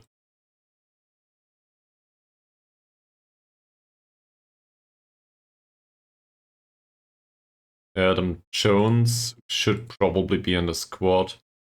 Same as Latona. I will not play Latona in the first team, I think. And Harry Martin. That's okay.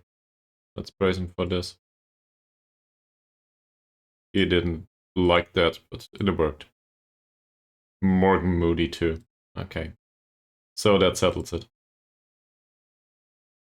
Let's go back to that. Oh no.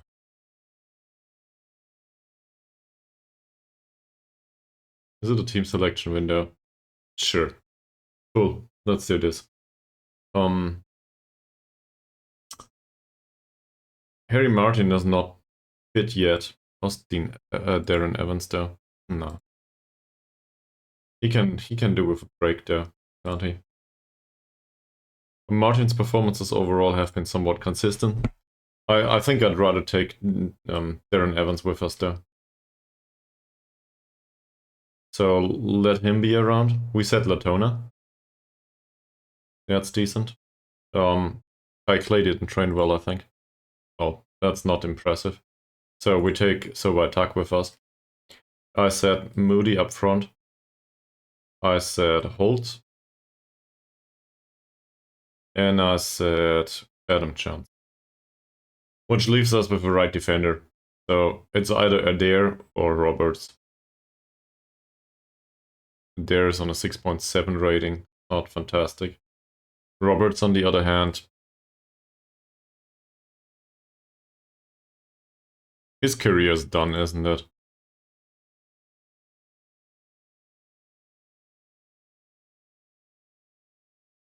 He will probably leave at the end of the season.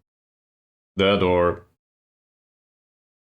Actually, would he be willing to stay within football? I guess he can say hello to George Owen, sure. That would be great.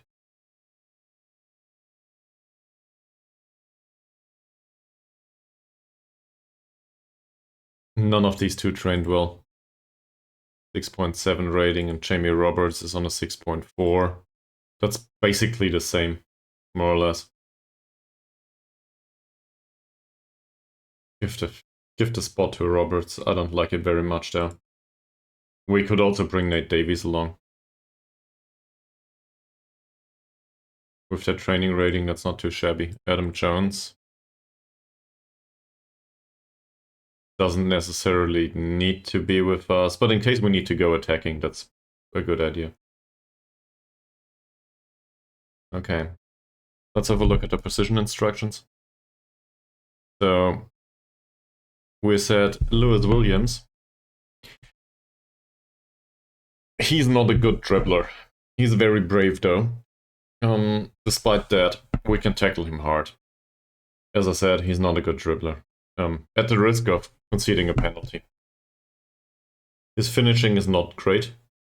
His off-the-ball movement is not great. His long shots are not great. For a striker, he's kind of weird. He's a pressing forward in the end. So it's unlikely that he scores to a degree. But we should still mark him tightly and mark him out of the game so that he cannot be focal point for stuff. And given his bad off-the-ball movement and only mediocre jumping reach and strength, hopes are we can mark him tightly with our defenders.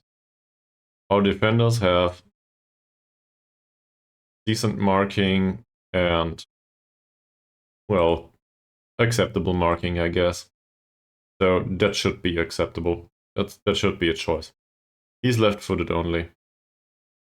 Mason Blackwell-Jones. We will show him to the weaker foot. So that means he cuts inside at this point. Dribbling is okay. Same here, his off-the-ball movement isn't great. So if we could mark him tightly, that would be fantastic. That would be Flynn Murray's job. Is Flynn Murray a good marker? He's not that bad at it. So I guess that's an additional instruction for you. Could you please mark Blackwell-Jones?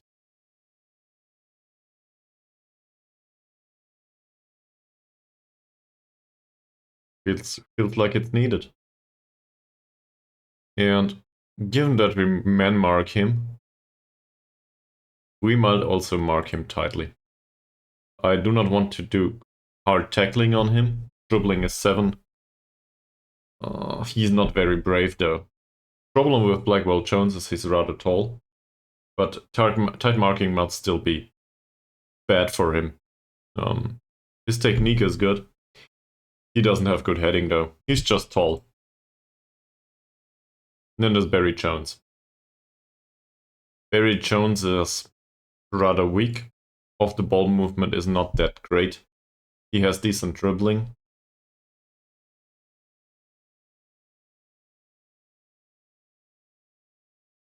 Again, I think we could try to mark him tightly. He might outrun his marker though, depending on who it is. Who is it? It's Doherty. Doherty is not that fast. He's not that great of a marker. I'd rather have him close down this guy. That said, it's his man.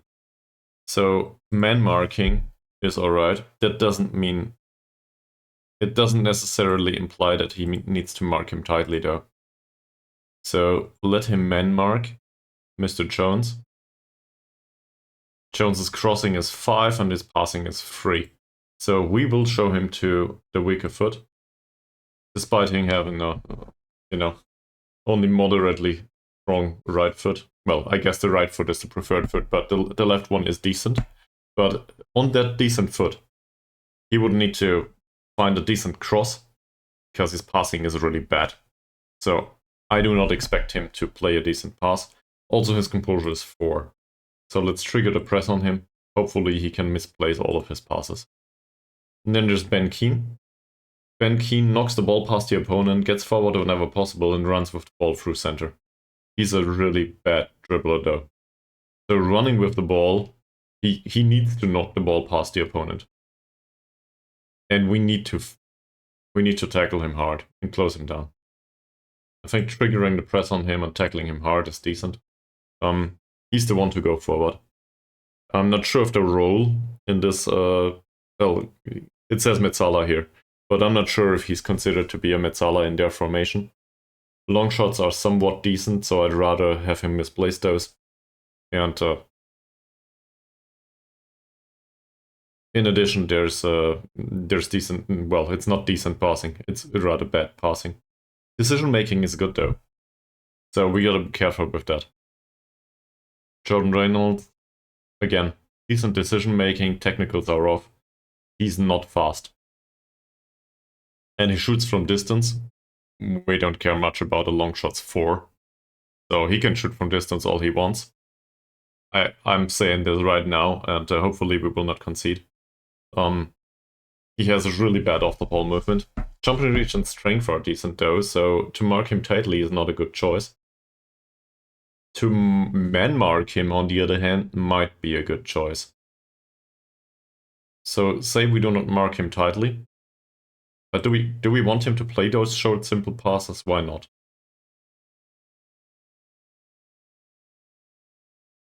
These are all really slow though.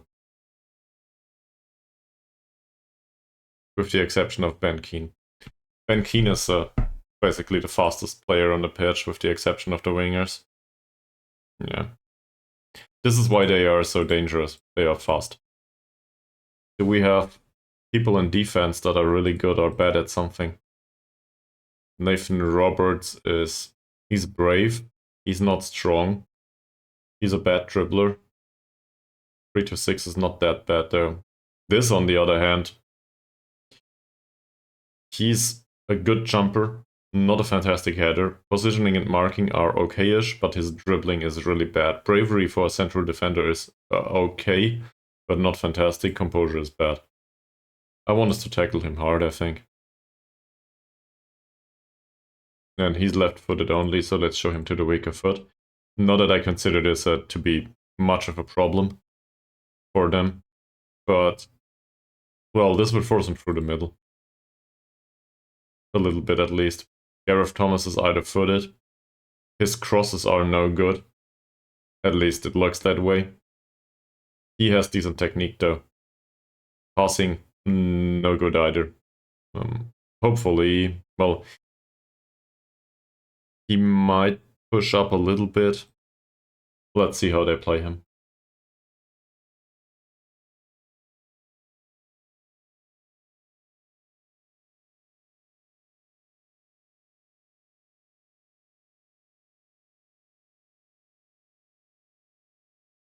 Oh, we need an under 19-year-old.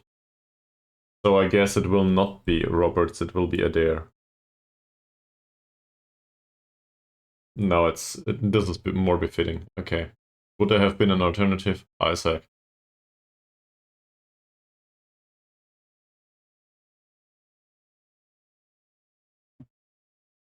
Squad 1 must need to be given to 2 players. This is all fine. He can have number 23, it's no longer taken. And Gary Moody. Whose squad number will he have?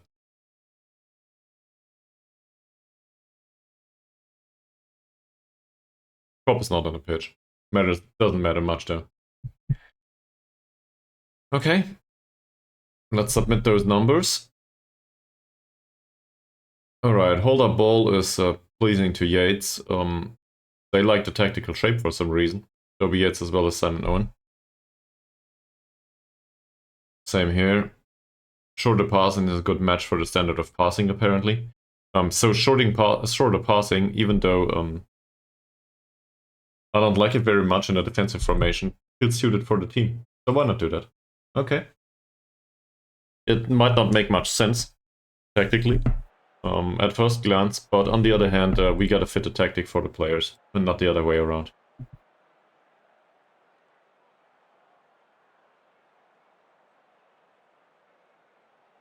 We'll do revenge. This is an away game, so we gotta be cautious here. Maybe encourage them a little bit more. This is cautiously for some reason. I don't know why this is cautiously though.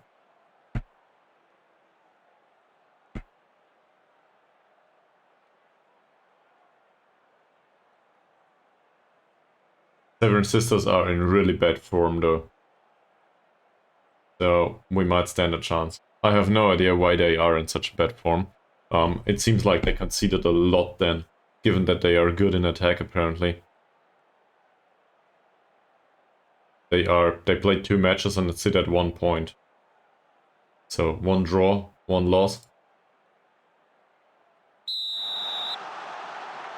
Let's see how it goes, and we will encourage the team from the get-go.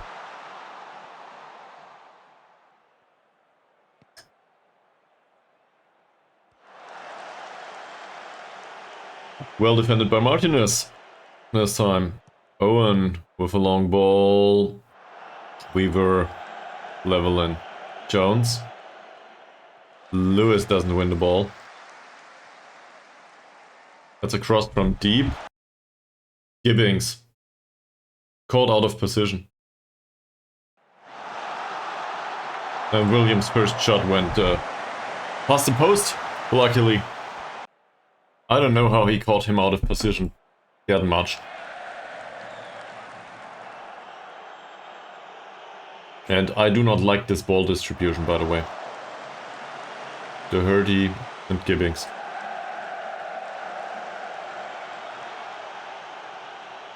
Blackwell Jones is faster than Murray. Trainer Doherty. Can we have some short passing and some patience here? Lewis, apparently not.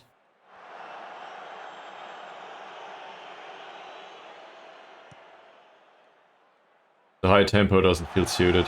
It's offside. It's offside. So the encouragement served some purpose apparently. Keane, Moody. Mohamed Toker doesn't manage to defend this. Blackwell Jones with a cross on his weaker right foot, and it showed. So we got lucky there. I think distributing the ball in a short manner is probably a good idea. Rolling it out is what we expect them to do. Not to a particular target though. Will he roll it out? He doesn't. He takes the long kick towards Yates. Yates. Okay. Apparently he didn't pick up the ball after sliding into Weaver. Weaver. That should be easy. Blackwell Jones is way faster than the defenders here.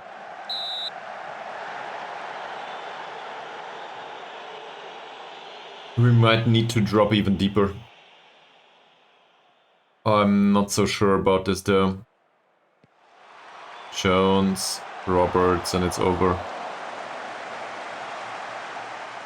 Gave him a good chance here. The corner defending didn't look that great. Gibbings is on a yellow card now, for some reason.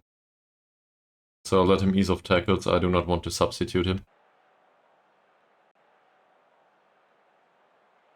Free kick taken by Jones. Weaver, that's an easy one for Owen. Still, we gave away yet another chance.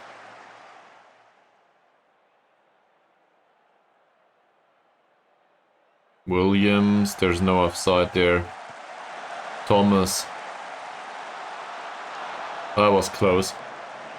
Luckily for us, again, Blackwell Jones is not a good header, but we do not create chances here. That's not good. Can we instruct him to work the ball into the box a bit more patiently, maybe? That would be good.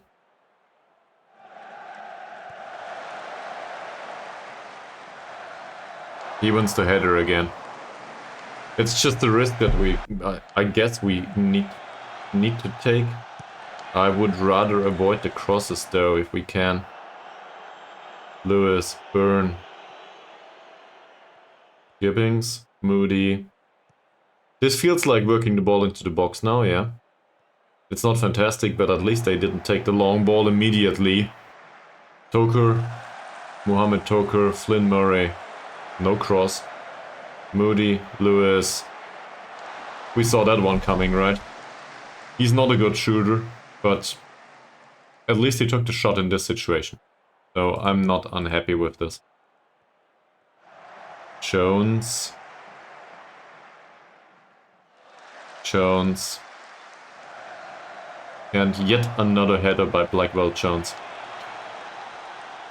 I think we were trying to avoid this, but we do not seem to stand a chance there. Evans cross, header by Thomas, and again an easy save for Owen. Still, we give him one chance after the other. I don't like that. Then Murray. That will end up with Flynn Murray again. And Jeffrey's got the ball. So maybe the man marking doesn't work that well. They seem to have problems with that.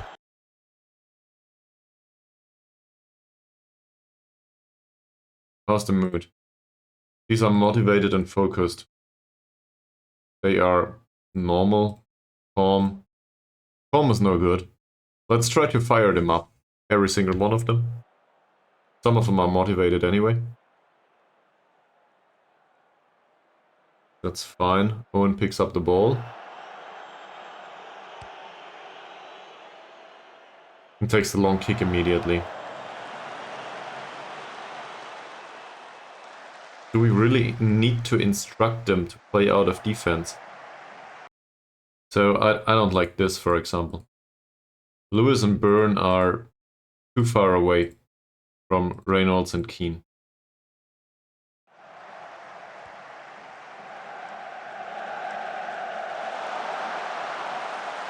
And now we conceded. Oh, for fuck's sake.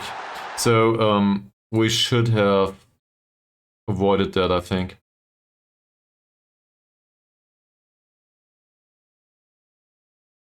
Lewis should mark the midfielder. In his case, this is not Roberts. Who is it?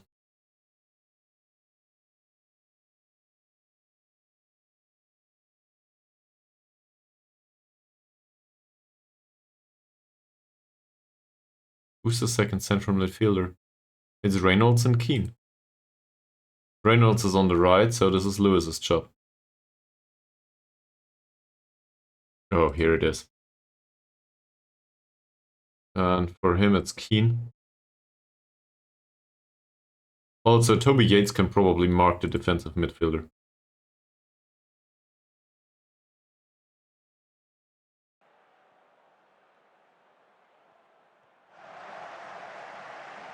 Yeah. They did not... I guess Yates could have marked Levelin in order to avoid that pass in the first place. So we'll try to do that for the remainder of the match, because this doesn't go down well right now. And I'm not sure if it's about the defensive formation. We restricted them to a lot of stuff that, you know, we did not consider to be high chances of goal scoring. Like headers by their winger, stuff like this.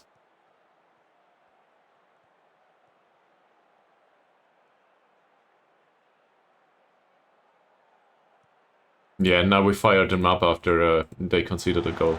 Oh, Yates. Long shot by Yates. I guess he could have ran with the ball. Cross by Williams. That's a free kick. That's well defended for now. And nobody's there to mark Williams. Owen. Good save.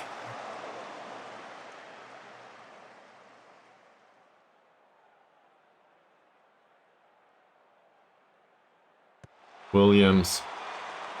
Weaver. Second goal of the game. Who's back here? It's Martinez.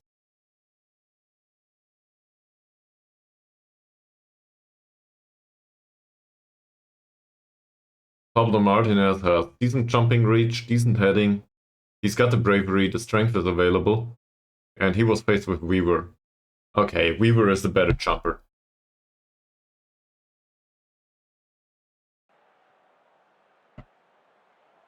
so annoying.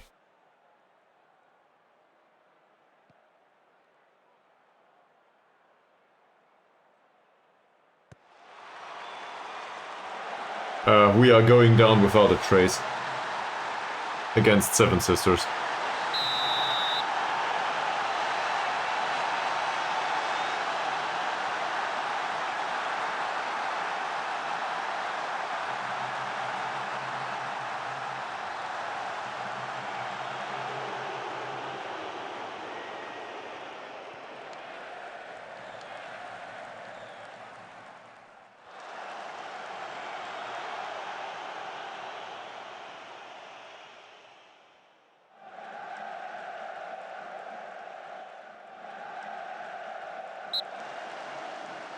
At least that was an offside.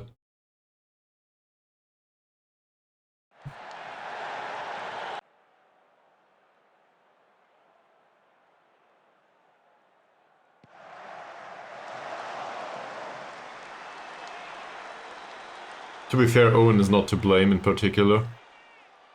It's just we do not defend at all.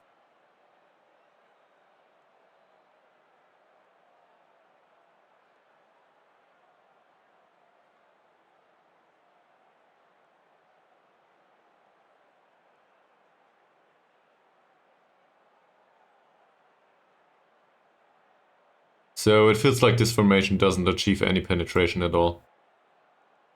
I'll try to get some of it over the wings.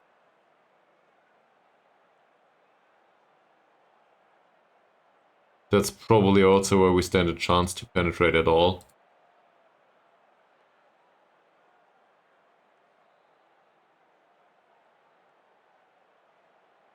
Working the ball into the box doesn't work. At least not for now. How's possession tag? Go back.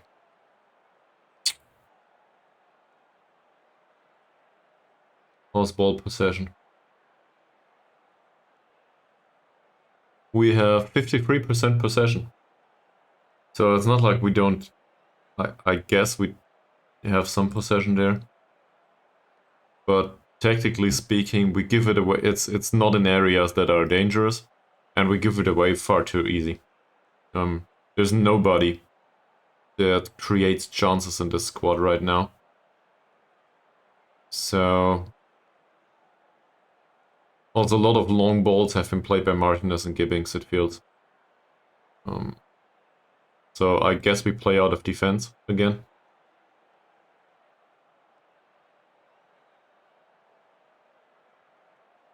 Always, man. But the problem is, I do not necessarily know what to do about this.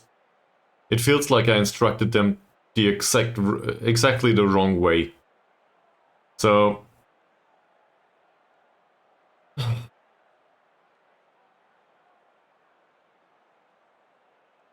this Lewis Williams guy. Apparently it's important to mark him tightly according to the assistant manager. I agree with this. He is not a great jumper. He isn't that strong. He doesn't have great off-the-ball movement. Problem is, he outruns his marker. So, this is rubbish. He outruns his marker all the time. So, what are we going to do about it? Go on cover duty against him? I guess that's one way to do it. So, let's not mark him tightly anymore and go on cover duty. Just like we would deal with a poacher. Sure. Let's do this. Cover for it. Whose rolls? Theirs? I don't know. It's on the tablet, but I cannot access the tablet from here. It's this is halftime. Yeah, I can't show you. At halftime I cannot show you the tablet.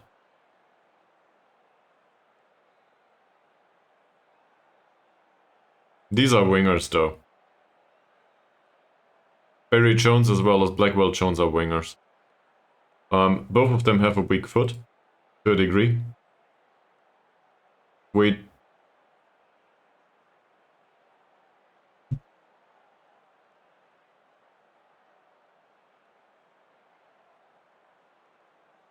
Well, you can blame me for it all you want, it doesn't help now.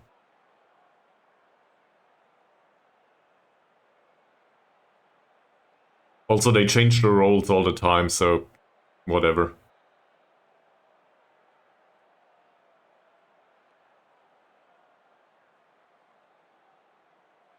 But in his case, he makes those penetrating runs. So it does not feel like a target man, that's for sure. But I think he might actually be employed as a pressing forward, or some sort of advanced forward stuff. But he's not necessarily dribbling that much. He just runs past his marker, so he might be a poacher. I'm not even sure if this is related to the role though. It's just what he's good at, running past the marker. So not sure about that. With these two, they are wingers. That's for sure.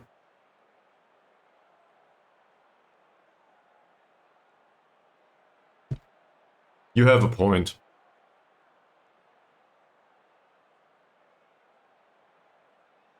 But if I want to do it that way, I need to watch the entire 90 minutes of the game. There's just not enough time to recognize all of this. I always forget something. There's so much stuff going on at the same time.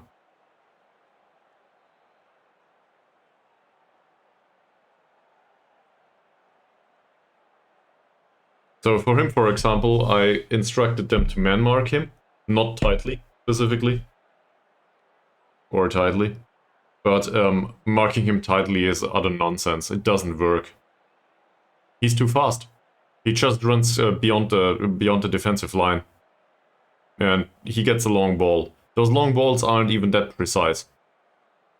We are just unable to defend this. He's too fast. So what am I gonna do about it? I guess drop even deeper, but we already instructed them to be deep on the pitch, but they do not adhere to it. You know? They are instructed to have a deeper defensive line, they still stand at a midfield line. So, what am I gonna do about it? I cannot tackle him hard. It's moderately high. It depends on the situation. Their defensive line is not, they do not push beyond midfield. If that makes sense. It's not that high. I guess it's mediocre. Or in middle of the road, standard. It doesn't feel like they push up very high.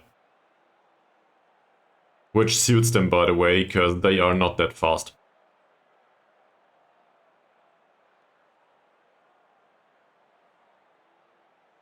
The problem is we do not stand a chance to control midfield, actually.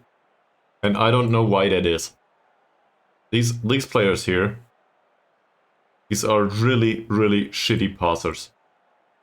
For some reason, their long balls, they just play long balls from there. So we've been trying to avoid those. Yeah, that's why I instructed the inverted wingers to be on attack duty now, because that we need to exploit those areas, sure. Because these will not contribute much defensively, right?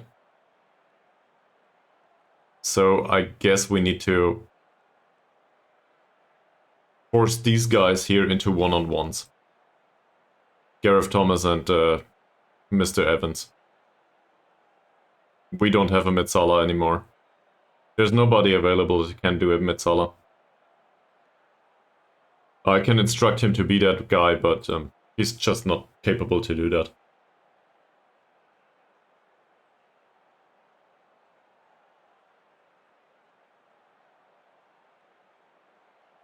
But the overall setup was too defensive, I think.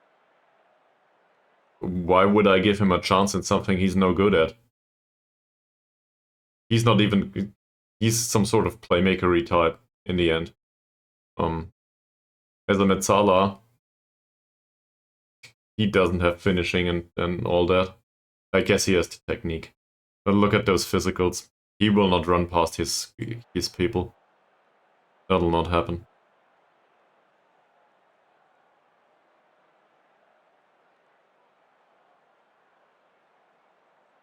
Due to the attributes.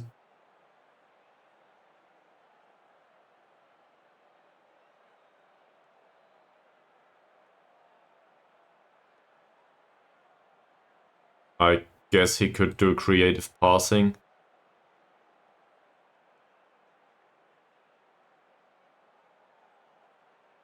Yeah, part of it is the personality too, but the personality doesn't affect the skill level. Personality affects how, you know, how much he wants to put it on the pitch. If you think so. I think I'm way too, I think the other way actually. I think you try to make them do stuff they are not good at. Or in comparison to the opposition at least, they are not good enough at it. For example, the central defenders are not that bad for this level of league, but they are faced with people that are just better in anything, in one of the things, and that's enough. So in the end, they suffer under different circumstances. For example, they get out jumped, they get outrun, or they get out off the ball, if you want to put it that way. But doesn't matter much. If they're too bad in either of these things, they lose out.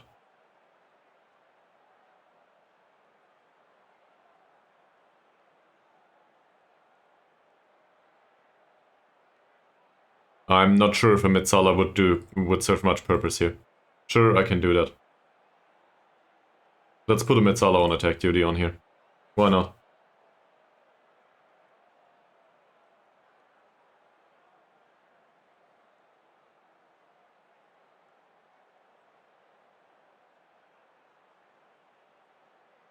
Why on support? I guess he's not a good goal scorer. So now he gets further forward, which relies on off-the-ball movement. His off-the-ball movement is 5. So that sounds useless. He stays wider. I guess there's some sense to this. Sure. Might also use a Carriero. He moves into channels. His anticipation on off-the-ball movement is so absurdly bad, that will not happen anytime soon. At least he has the decision-making for it. And he roams from position. Again, this is decision-making, more or less. But that was active on a box-to-box midfielder too. So I do not see these instructions helping. But if you think so. I think I'm trying to force him into something that he isn't at this point.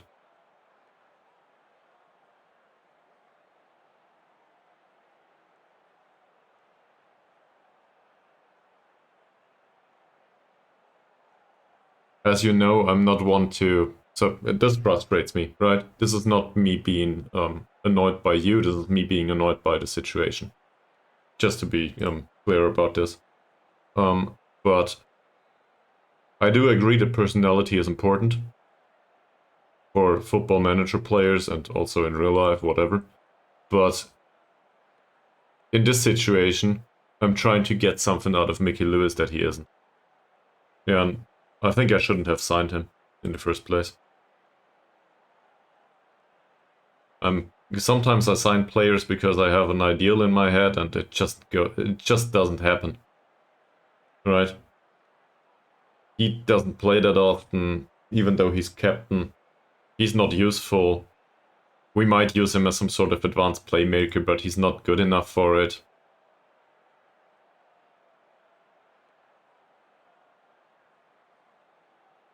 Alright, let's go to the dressing room.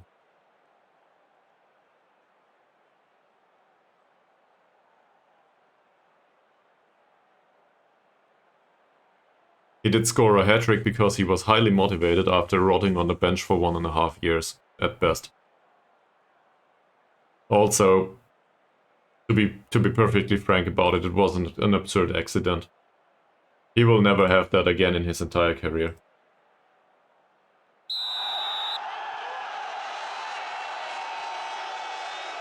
But for some reason he was very motivated. See that? Why did he play the long ball? Can we go back? We could... I think in previous installment there was a other way to go back, right? Here it is. Let's look at that once more.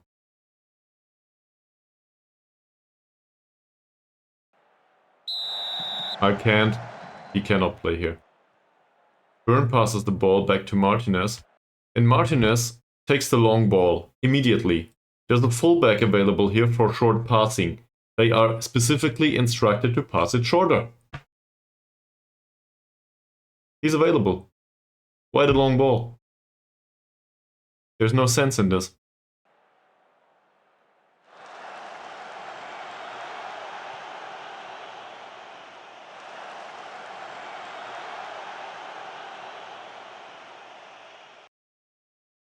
Is he not instructed to take less risks? He is instructed to take less risks.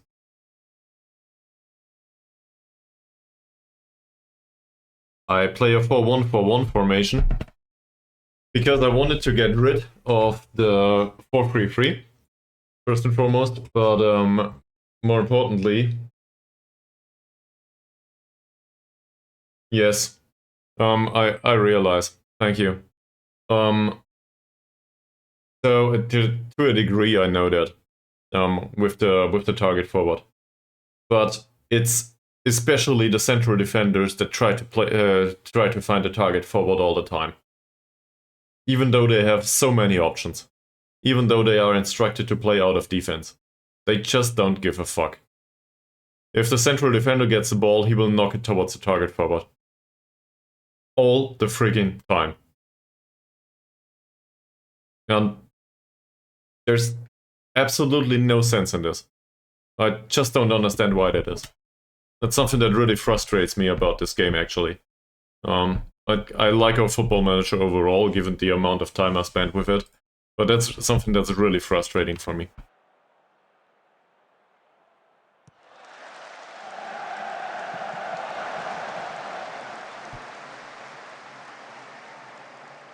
Yeah, and considering the 4-1-4-1, part of it was the fact that I do not have a Metzala available anymore.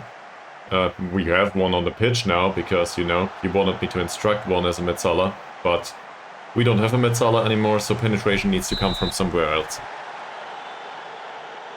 And for now, no penetration's happening at all.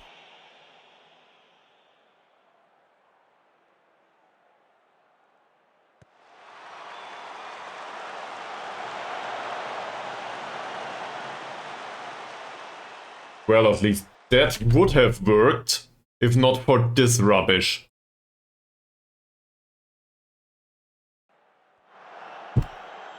I don't know what to do about this. You know, he's specifically instructed to stay forward. The ball gets played into his area. All he has to do is run with the ball. He goes towards the own defensive line for some reason. I don't know why. And Jones here just runs past the defense. They are just faster. So what am I gonna do about it?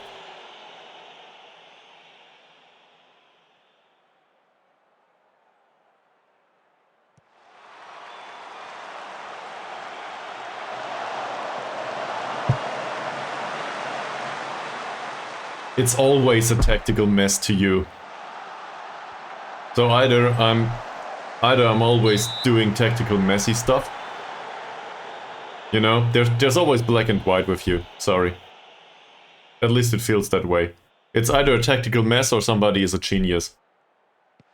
It doesn't feel like there's something in between. Also, those general statements don't help. X, Y, Z is not great because X, Y, Z. That's an argument. To say it's a tactical mess is not helpful. So, if you are willing to help, which you obviously are, it would need to be on facts. Well, then I'm unwilling to learn. So maybe that makes me a bad person. I don't know. But the instruction to put somebody on Metzala even though he's entirely unsuited to play that. Doesn't make much sense.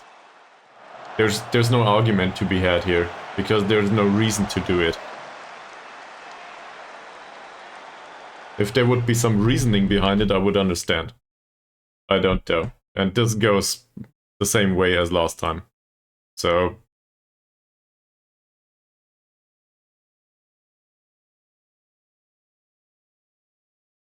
what's the clear solution here? Assuming you have one. So what's the clear solution here?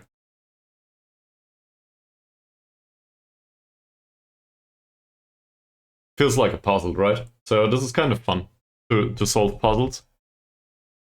I like to solve puzzles. So what's the puzzle here? The puzzle here is we give away possession too much and let them play their game. That's not true, though. Is it? Cool. So in that case, it doesn't help.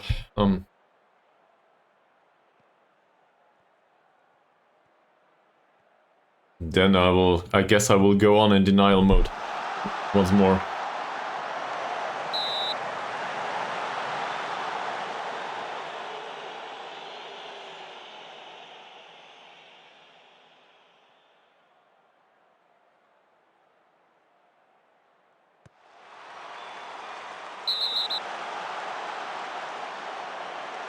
He gets a yellow card, at least that's something. So, given that we did not create anything, we need to mix things up, I think, at this point. So, we will go back to the other formation. I do not expect us to score much, but sure. This means Lewis can come off.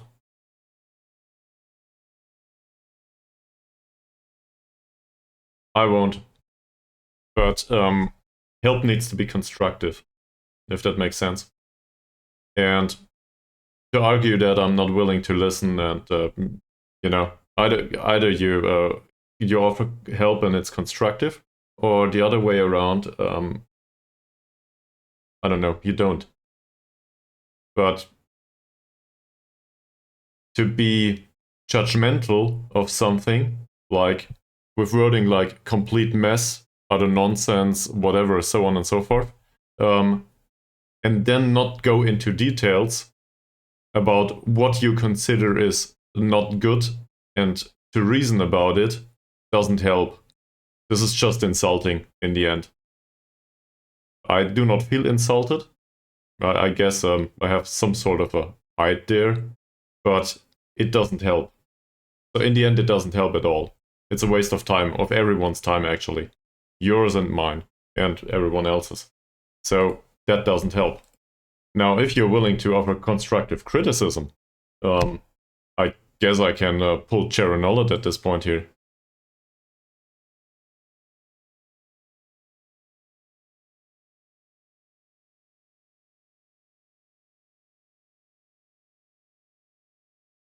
Okay. But if you want to revamp the entire thing, you probably have to do your own save. Because if you want to play another way, play another way.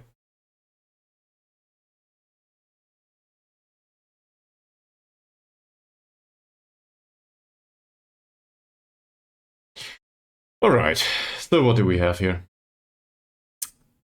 We bring on Jones. Jones is a decent shadow striker, I think we can agree to that.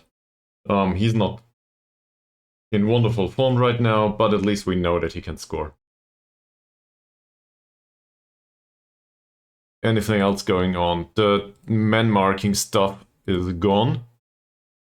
We do know that we want to play over the wings, so we can instruct them to do that. Overlapping, not necessarily, but focus play down the wings. Working the ball into the box is fine, slightly higher tempo to create a few chances is probably fine. Shorter passing is just the standard of this team, really. We cannot do that much direct passing. Crossing towards target man is probably good. That's on for everyone here. They do not have crossing instructions. He does. He should probably cross more often given his skill set. Same with the Hurdy. So let him cross towards the target man. From the bylane or not, I don't care. Shooting less often is probably a good idea for him. Fine. What else? Toby Yates is furious. Yeah, cool. Let him be furious. These are anxious. Is there anyone that's focused and motivated? Yeah, Moody is. Mohammed Toker is focused too. Should we bring on Moody for trainer? Don't think so. Because Toker is not that exhausted yet, but we are talking minute 59, so I guess he can be replaced.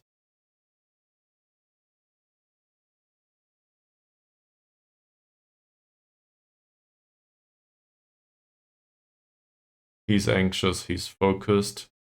So given that he's focused, we tell him that we expect him to turn things around. He's a model citizen after all.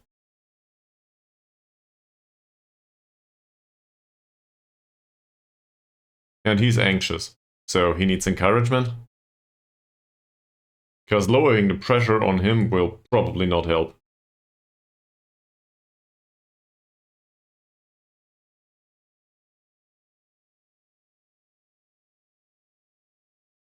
He had a good game last time out, so I guess. Nah, let's ease the pressure on him. Maybe it helps. You know? If you're anxious, we ease the pressure so you can play with freedom of no pressure. I guess that's what the word means. He's fearful after all.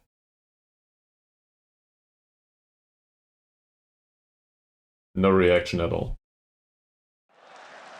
Great.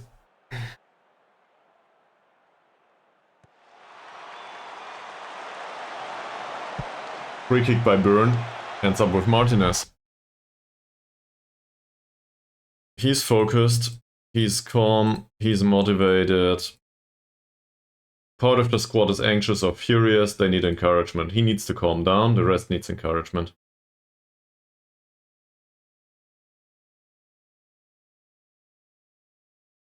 I will definitely not demand more. There's no sense in this. Why would I demand more of players that are anxious?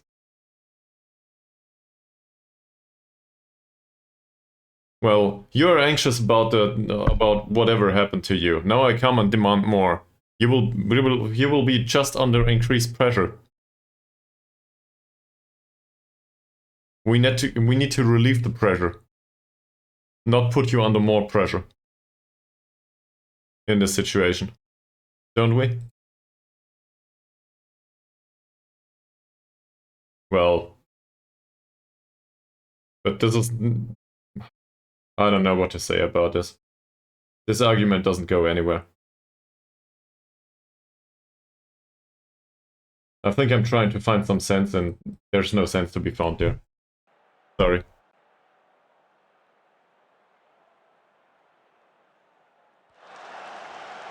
Okay. That should be offside. Yes, it is. For some reason also the encouragement works, by the way, because they are fired up now. So I guess I will stand by that decision. Also, he's single-minded after we told him to close down. Well, last time I demanded to be collectively, it didn't work well. Well, it might sometimes, but, you know, we had some... Oh, that went well. In this situation, though, I did... In this situation, last time out, I singled out Toby Yates. Well, the reaction is gone now. But I singled out Toby Yates, and afterwards he calmed down and wasn't that furious anymore. The reaction was positive. So if the reaction is positive, why would it be wrong?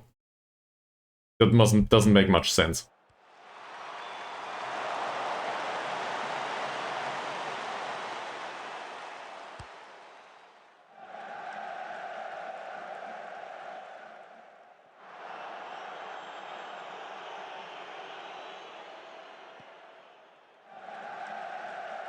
That's a nice long ball.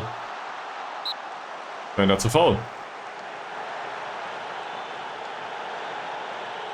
Yes, I realize. Also, it was a friendly against a vastly inferior opponent.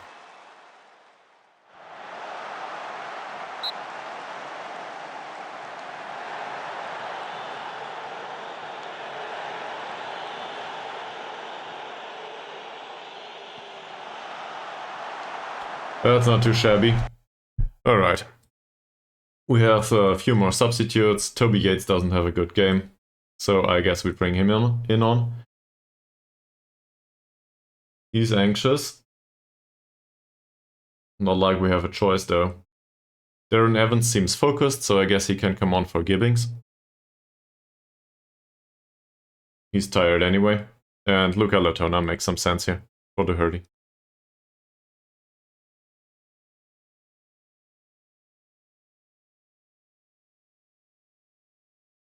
So first of all, we conceded 2, not 3. Second of all, yes, this is concerning to me, and it has to do with a lack of tactical awareness. Both of the central, not both, but I think, who was it? It was Gibbings. I think Gibbings was the one responsible for at least one of those two, and to be frank, I'm not sure why he was caught out of position.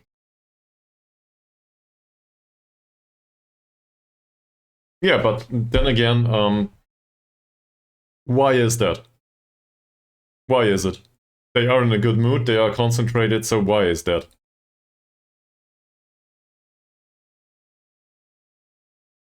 They are focused. Given that he is focused and he is motivated, I will... So I will raise expectations there, raise the pressure. Doesn't result in a good reaction though. Okay.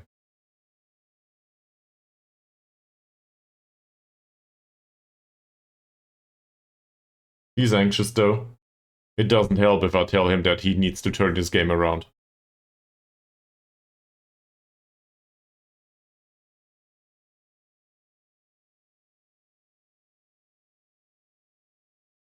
It's the friggin' same dialogue option. It's just another way to phrase it.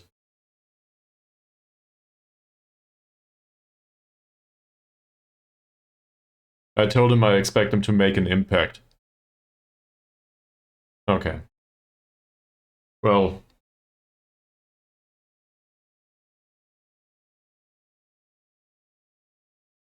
Alex Holt had a good game last time out. It might be an idea to remind him of it.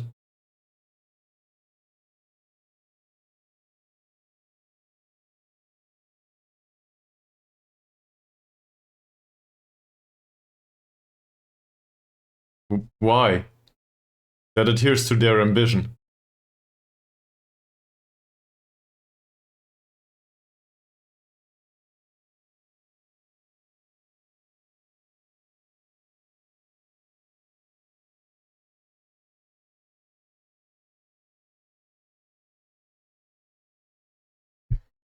Alright. So, I think Alex Holt having some fun out there is probably a bit much, but in fact, I do not expect him to turn this game around single-handedly, so I will ease the pressure on him. That said, he's not nervous, specifically, he's anxious. So, he's in a state of fear. So I'm still doing this. Is this anxious nervousness plus plus? Doesn't seem like it. Or, I don't know, my talk was bad. Whatever.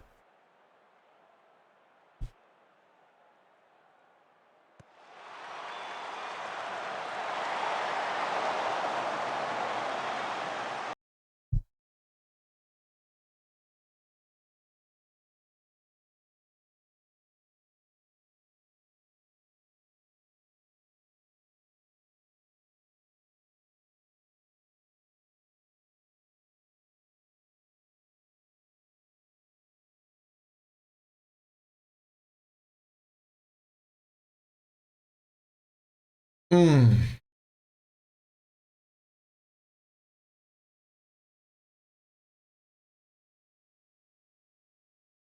For some reason, he seems motivated and wants to make a difference.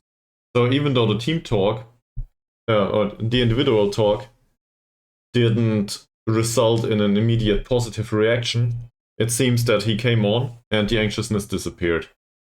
That's just reality of it. Trainer is in a normal mood. So, given the result, I will try to fire him up. It might not work though. Jones is anxious. I will encourage him because, I want to babysit him. Same with Moody. And the other Moody. In Gary Burns' case, he doesn't play well. He's an unambitious guy, so if I demand more, he will just be under pressure. It doesn't work well for him.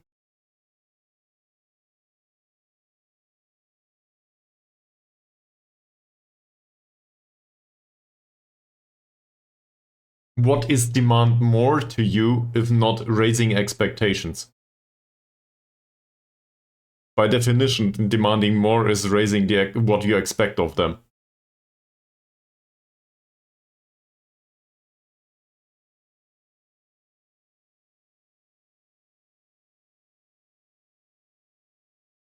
Okay. Like, this feels like it goes against whatever I read up on within 10 years. And also against whatever anyone else plays in Football Manager. So, I don't know. If you have some insight on why that is, I'm perfectly willing to listen, but there's not much sense to this to me.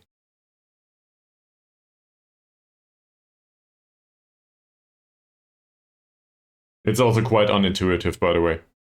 So what is demand more then? You demand more effort on the pitch. Demand more includes a sense of unhappiness with their current performance. Or with the level of their current performance. I guess that's reasonable given the 6.4 rating here, so I will do that here. Okay. Yeah. There's some sense to this, sure. But if somebody is anxious already, they might be devastated later on. If you demand more. It depends on the personality, obviously. If they are anxious and very ambitious and you demand more, well, then it might work. He's motivated and wants to make a difference. So I will encourage him because, he just needs to put it on the pitch now. Same with him. Martinez is motivated, so I will encourage him too. He can do this.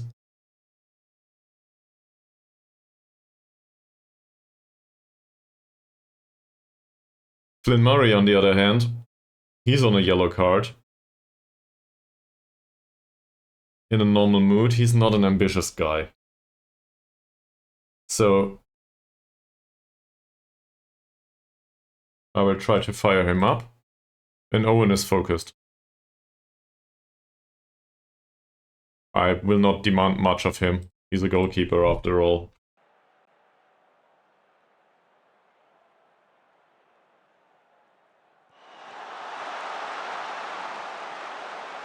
Yeah, but no, it is not. This is just like in any other team. Pissing them off might work in the short term, sometimes, but more often than not, they do not feel good about you and they will not perform.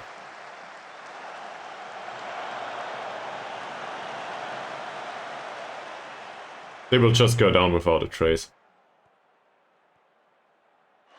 Not that it matters much, they do that anyway. That's a good pass by Evans for Moody. Nice one, and Trainer just rips it. I also wanna highlight the reaction, by the way.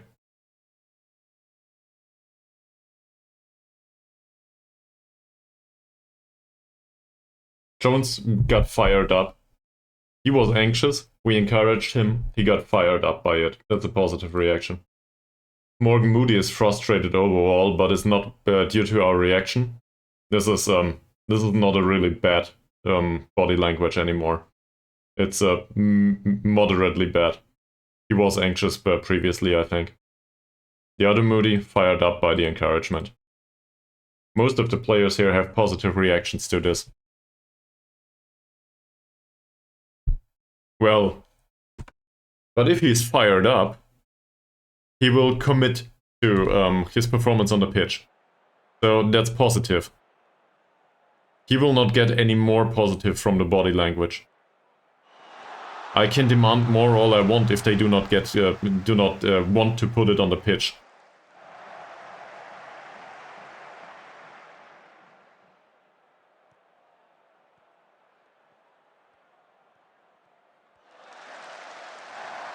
This is the feedback that's given by the game, so there's some sense to this. It works that way. On the other hand, we might as well concede another goal.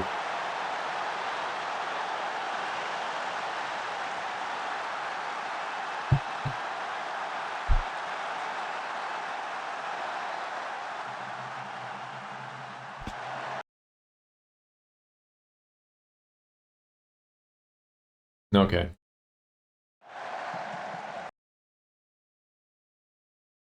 Evans doesn't manage to close down Jones. Williams gets lost by Martinez. Again, I might add, Martinez is just not aware of it.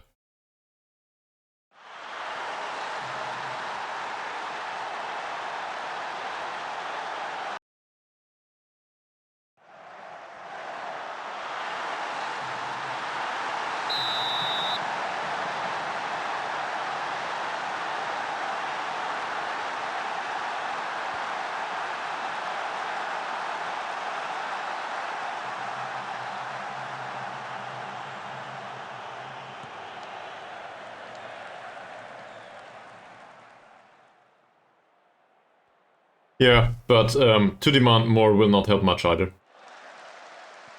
Or to do whatever the hell it is you want. Because there's no sense to it.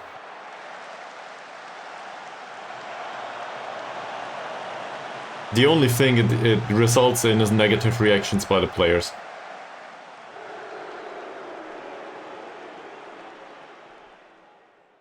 Yeah, if you feel that way, that's fine.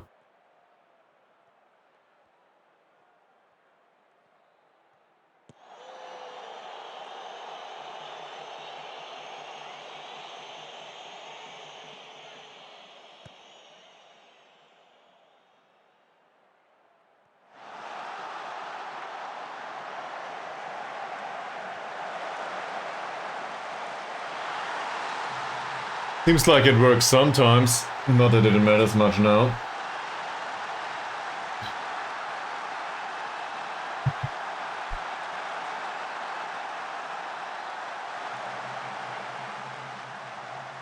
The dribbling was fine, that short pass was easy, and, well, Moody's cross was...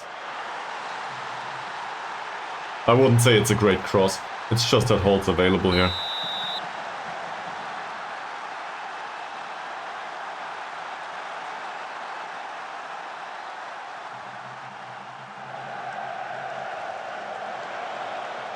No, it wasn't. There's no Metzala on the pitch anymore. I changed tactics a while ago.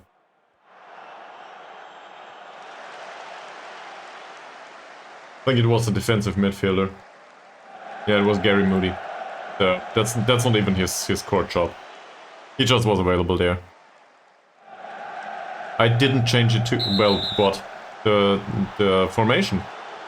To an attacking 4-2-3-1. That was like half an hour ago in the game. Because the defensive formation with the Metzala didn't work at all. We had a look at it for 15 minutes and all it did was soaking up more pressure. But it didn't soak it up though. We gave away more chances. So I changed it.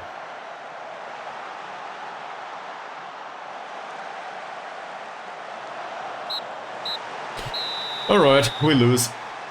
Again.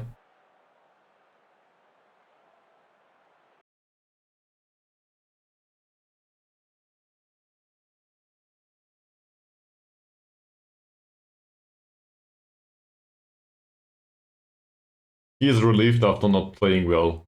Great.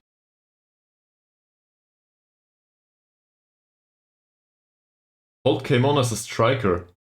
What the hell?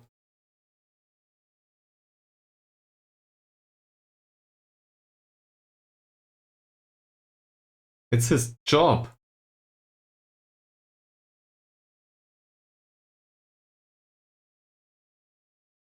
They scored. They scored because somebody was capable to play a cross towards the target forward who was capable to head it in. There's a high likelihood for him to score if he is at the end of a cross. And that crossing came to be because there was penetration on the left wing.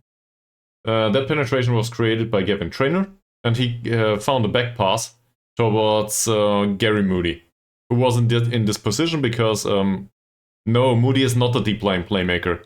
Moody is the anchor man. It's not his job to cross. He did it anyway. That stuff happens.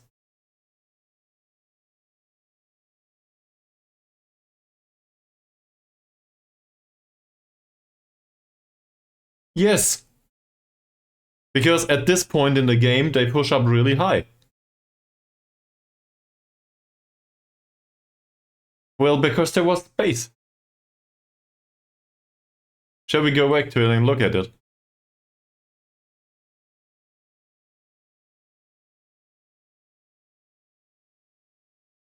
These players do stuff that is not specifically instructed to them all the time. It's not like you need to babysit them with everything. Sometimes they consider something to be a good decision and then they do it, and sometimes that's even right. Let's have a look at that goal in particular.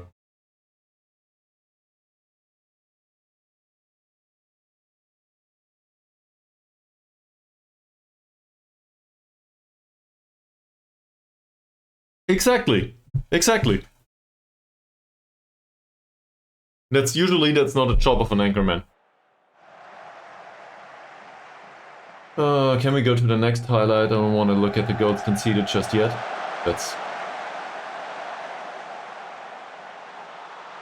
What's this one? Can we pop? No, for some reason it doesn't adhere to the keyboard. Yes, it was on attacking mentality.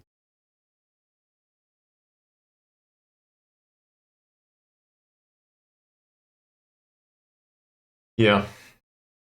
In the attacking mentality, the anchorman interprets his role, that is a defensive one, according to the mentality. That's what a mentality does.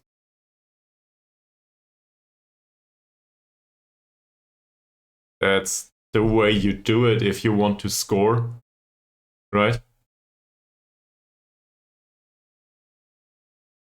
We did do a defensive mentality previously, and all that got us was 2 goals conceded.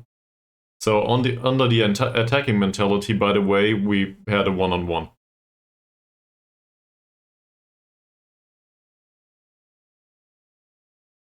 Yeah, but the argument doesn't go that way. Because, we conceded most of the goals under defensive mentality, not under attacking mentality. Okay. I don't see a reasoning there, sorry, man. So Moody was up front here. That was Latona. If we go back here a little bit, that's fantastic.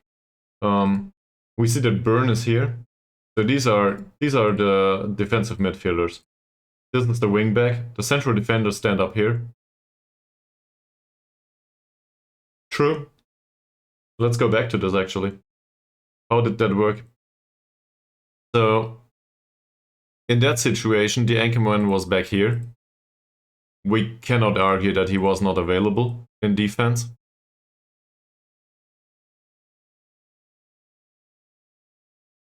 There was somebody to mark. Latona was here to mark Jones.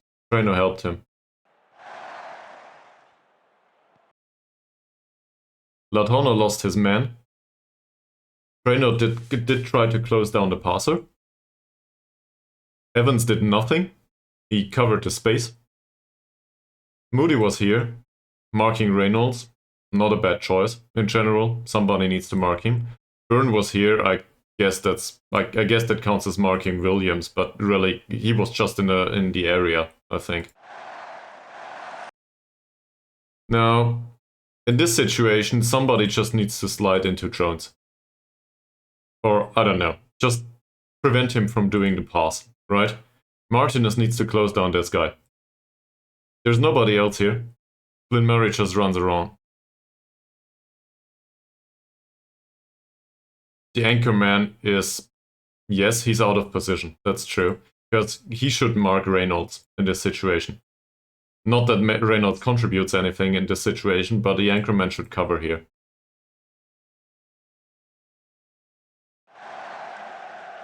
As the left-sided defensive midfielder, that would be his job. He's just running along, though. He doesn't close down this man.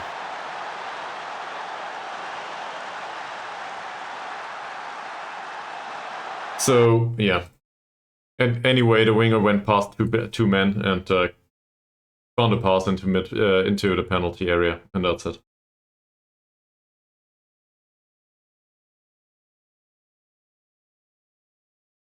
Great. So we lost another game. At least one of our youth players trains well.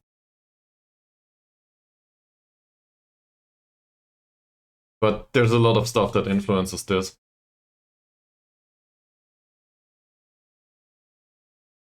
Well, what do you imagine we did in the last 30 minutes that we used it?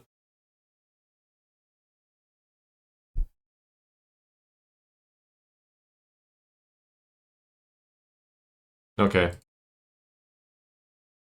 Well, I do not consider balanced mentality to be a style of football.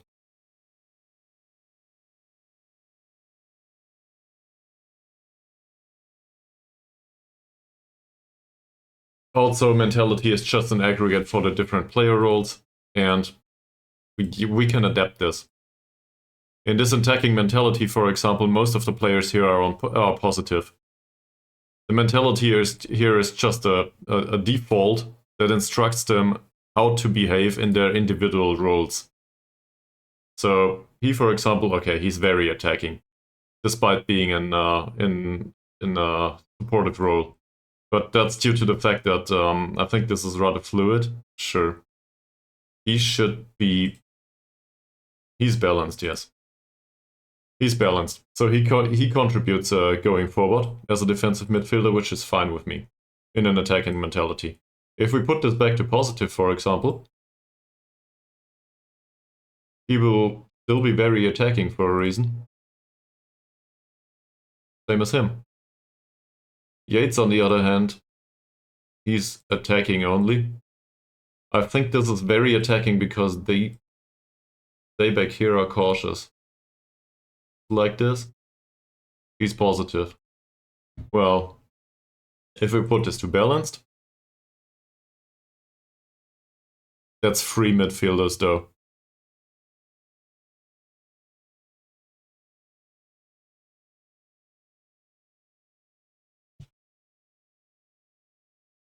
Also, it feels like a broad general statement. Not sure if that applies.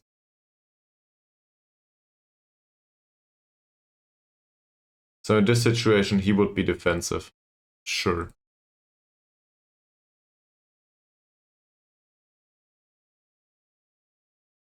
I still think I want to do it that way, though. Yeah, and if I look at this, a lot of these players do not know how to play their respective roles and duties. So overinterpreting single results is probably not a good idea. I fell into the trap again of doing tactical revamps all the time.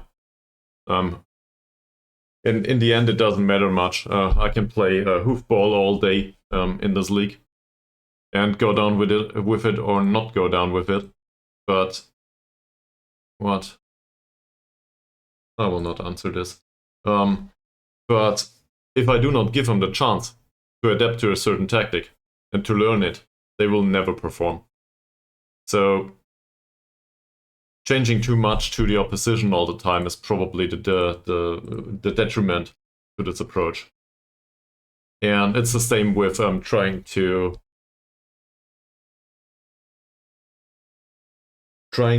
fit players into what you consider to be the good choice for this specific match all the time. Sometimes it's better to let them do what they are used to do. So I don't think that's a good thing. Definitely not. No, we got we got it handed to us. I tried to defend. I tried to go with a defensive tactic against them, a 4-1-4-1, and yeah, it didn't go down well. I changed to well, I changed some stuff according to the advice of Michael Cabbage at minute 45, but it didn't change anything. So after 15 minutes, I went with an attacking tactic, and that attacking tactic resulted in a one-on-one afterwards. So we still got the game handed to us, but at least the attacking tactic worked in scoring a goal, but we also conceded one. So I'm not entirely annoyed by the impact in that situation. It's just a gamble. That said, I probably shouldn't change around things all the time. Yeah, that's probably not it.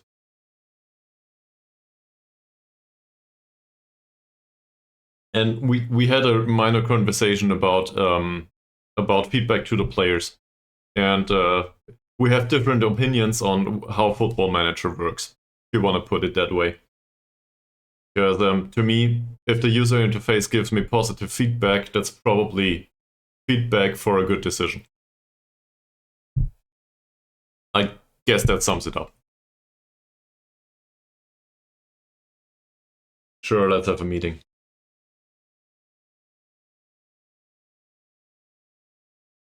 Great meeting, thank you very much.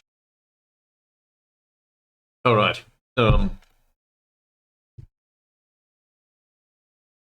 It does.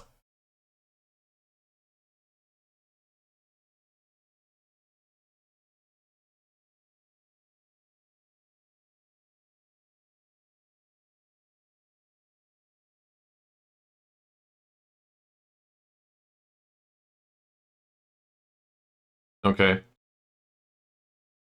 Well, it feels like, to me at least, it feels like some of your advice, at least, does ignore context altogether.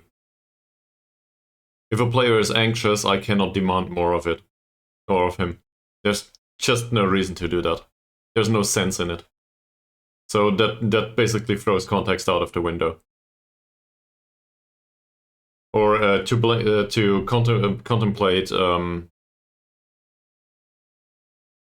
Okay.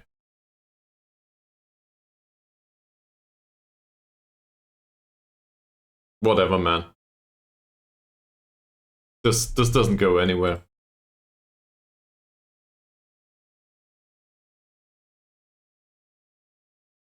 If I try to offer constructive criticism, it's about it's personal, and I don't know. If I try to follow your stuff, it doesn't work well. So whatever.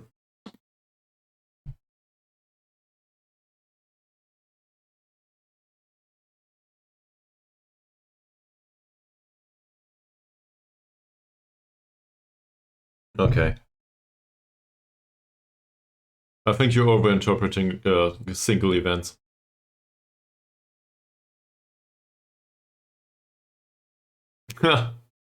Welcome to the stream. I guess this is Conction. Hopefully, I didn't butcher that too much. But thank you very much for the advice. That said, usually I'm one to, how do I put this? I want to encourage feedback. That makes sense. The problem is it's hard to determine which feedback is constructive and which is not. And sometimes you do not, as a person, in general, somebody might not recognize the feedback that is very constructive. So, seen from that perspective, I want to have patience with stuff, even though I do not agree with it. I think in leadership they call this the expert level. Yes, I think so too. It is. To move it to a personal level isn't. So I'm very happy to agree to disagree in this situation, but in the end it's me playing the game, so I will do whatever I want. Right? But to assume that I do certain aspects because I do not like somebody, that's just not true. Right? That's not the way it is. And Mangled Cabbage has been around the stream for a long time. So in this particular situation, I'm willing to give him the benefit of the doubt more often than not. You can't know that. You just stumbled into the stream, right? So very welcome, by the way. Usually there's a lot of fun to be had here too. It's not like this. Yeah, but things are not going well here in Wales. And we are expected to finish up mid-table or above, I think. I think it's top half. And we have really a lot of problems with bad defending. It's not a German save in particular. The save started out at Jytte AK in Sweden, in the 4th league.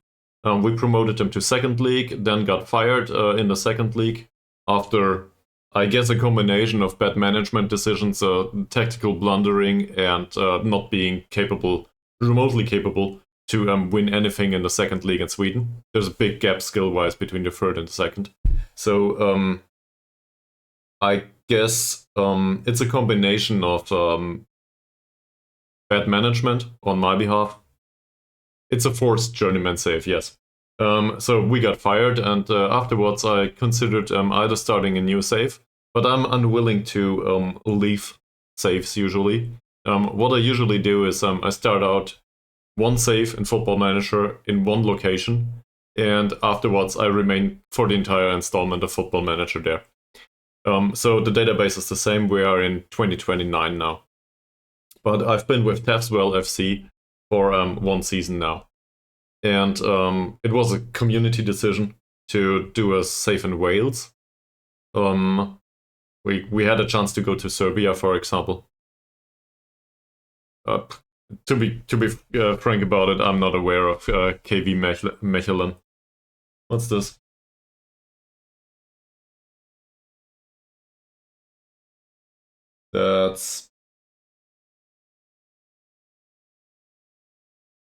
It's in Belgium.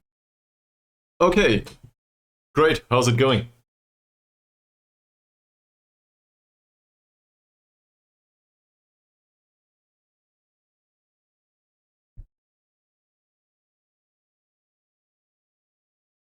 Well, anyway, this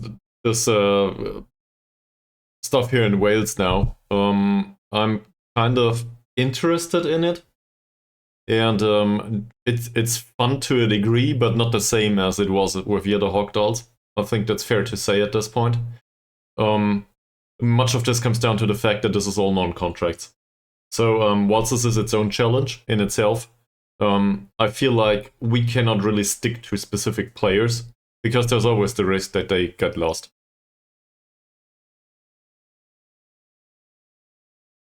All right, great. So you are doing a real journeyman save, or is it a forced journeyman too?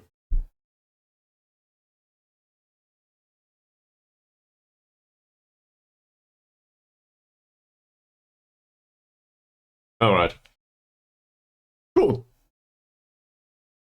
So you get around a bit. That's cool. Who are the results though? If you're willing to share that as. I started unemployed too, by the way. It's not like I picked Jytte Hogdals. As I said, I stumbled into this on accident, more or less.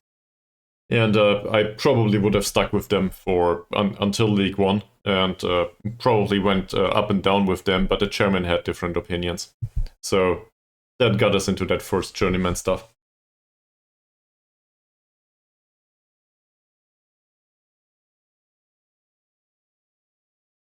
We need a few friendlies for the U19, don't we? Let's arrange some friendlies for the U19. Against the affiliates, I guess.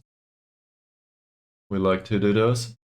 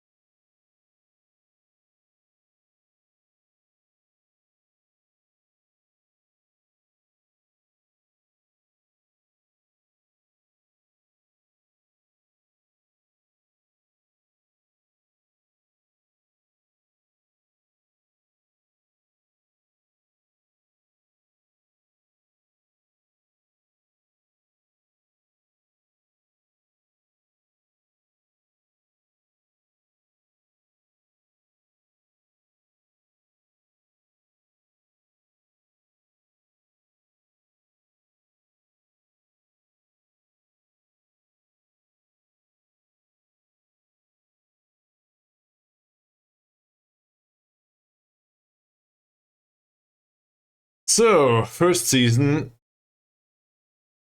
they were 18th and you finished 7th. I call that success. In the Vanarama. Is this?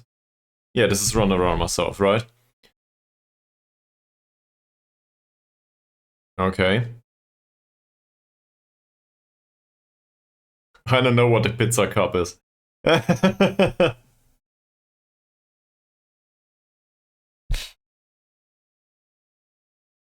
Okay. Yeah, so I called it a success overall, right?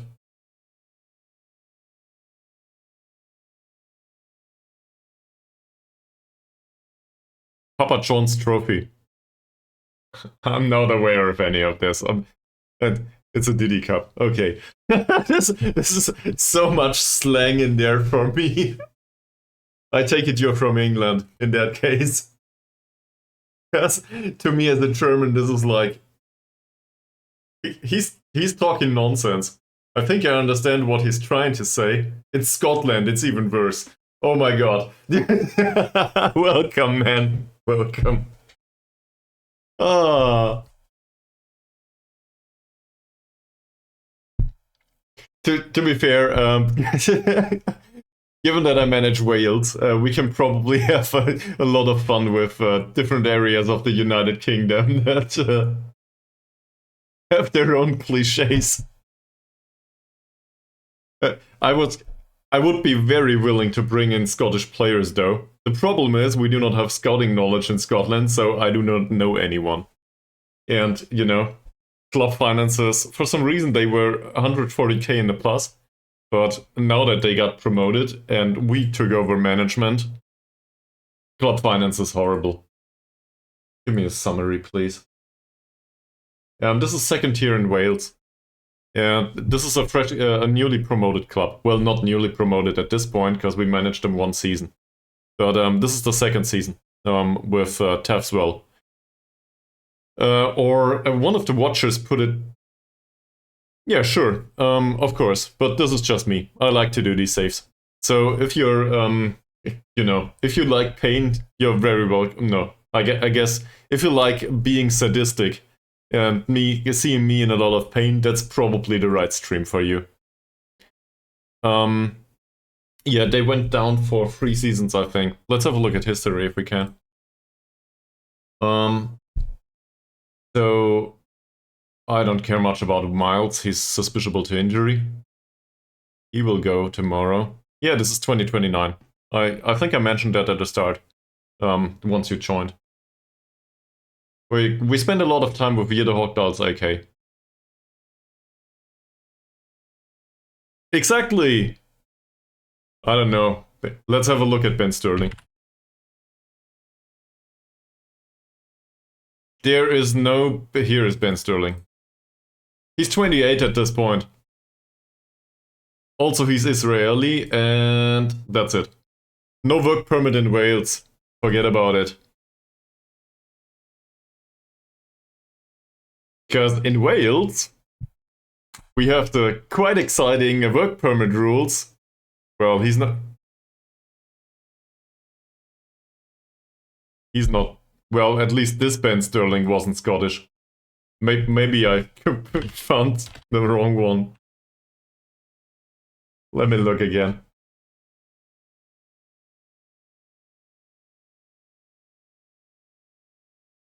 No, there's one Ben Sterling here.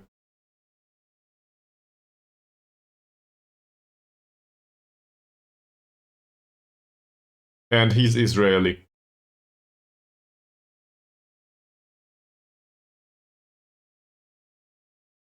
Which is kind of reflected by his playing history. For some reason he speaks English though, so no, not sure.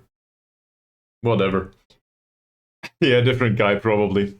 I don't know. Might not be included in the database, might have retired, who knows. No, but most of these players are new chance. Oh, Scotland might not be loaded. That's true. You know, you gotta draw the line at to somewhere. Where is it? Here it is. Yeah, so he might have retired in that case. Where's Scotland? It's down here, isn't it? Here's Scotland. Scotland is loaded as playable with all leagues. So it's not on me.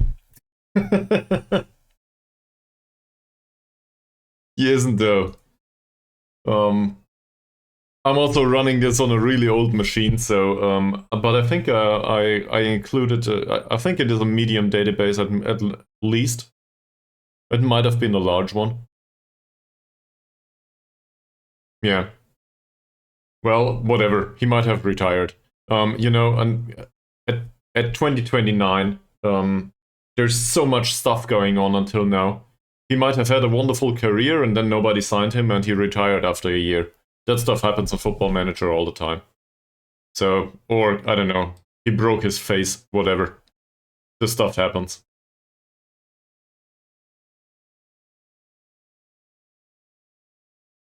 Welcome to the stream, Just Martin. This seems interesting as a message. Okay. Well, I see. You're screaming right now.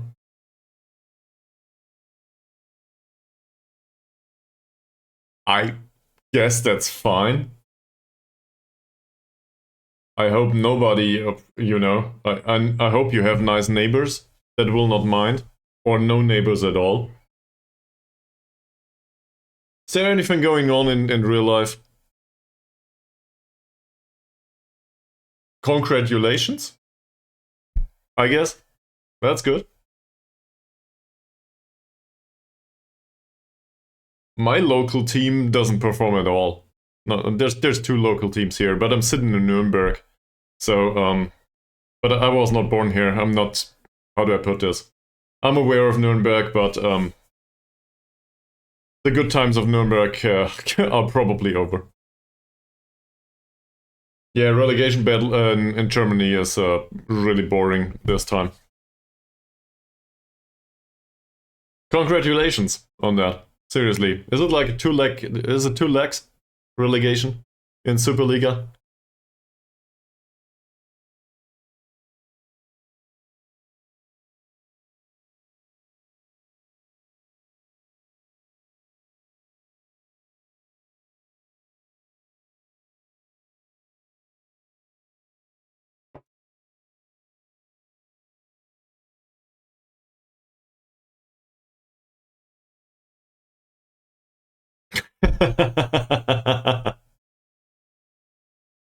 I guess that makes it rather easy.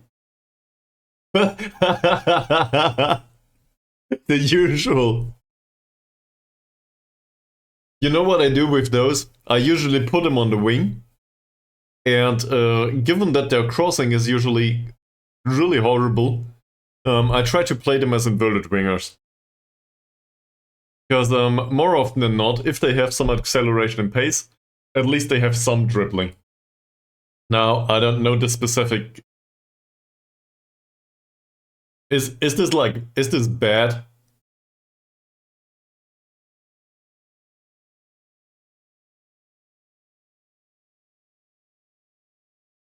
Yeah, but the name doesn't mean anything to me. Yeah, and it serves no purpose if I look him up. Yeah, I have no scouting knowledge in Belgium. So, also this is 2029, so he might have developed all from, you know, he might be world beating, or he might be broke his knee and he finished his career. Let's have a look. I will do it anyway. Does he exist? He's a player. He's a 31-year-old at this point. And I have absolutely no knowledge about him. His career, though, yeah, he more or less spent his entire career with Mechelen. And didn't do much. I guess that's acceptable goal scoring. Yeah, at least here.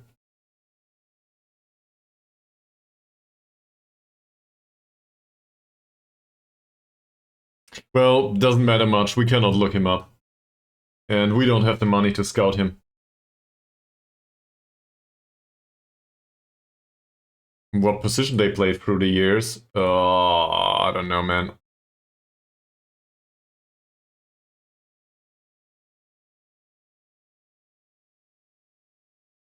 No. Oh, doorbell rings. I'm expecting a delivery, so be right back. See you on the other side.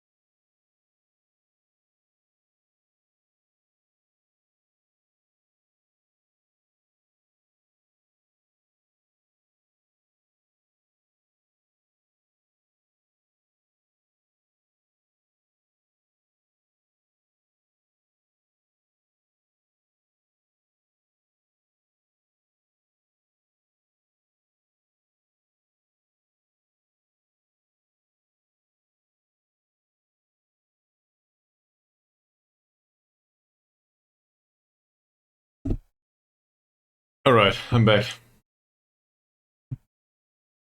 Apparently that was way faster than anticipated. Cool.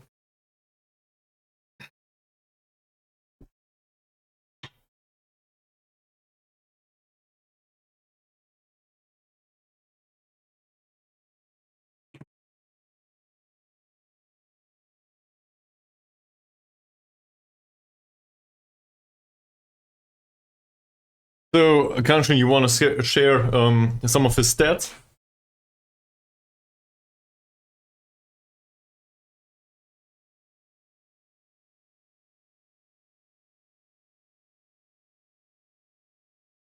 Sure, always.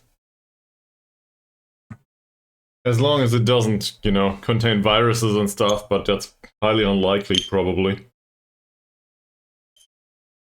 I don't have a problem with that. In fact, I do not understand why people ask at all. Who would be opposed to sharing a screenshot? We can have a nice conversation.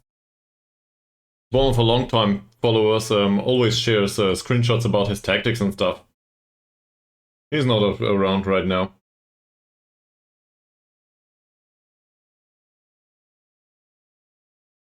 Yeah, you gotta upload it somewhere. Imgur or, I don't know, Gizmo or whatever it's called. I think Megabillion uses some sort of tool that is Gizmo. It's giazo.com, I think. That's it, yeah. Might have been someone else that uses that. I'm not recommending using any tool, though. I usually just use Imgur. Imgur is rather easy. But you gotta find something. Upload it somewhere.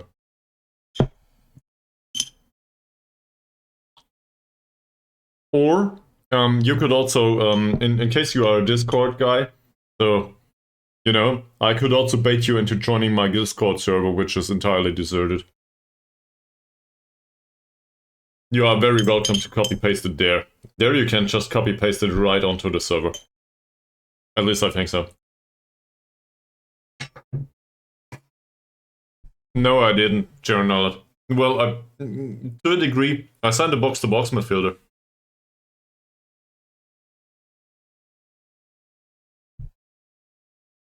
There was no Metzala to my liking available.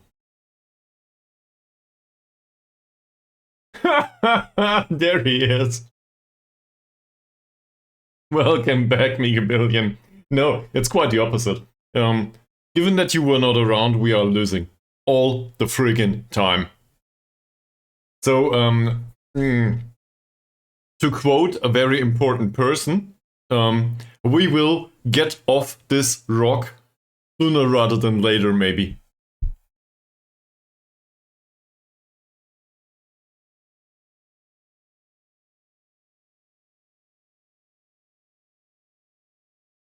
That's not too shabby.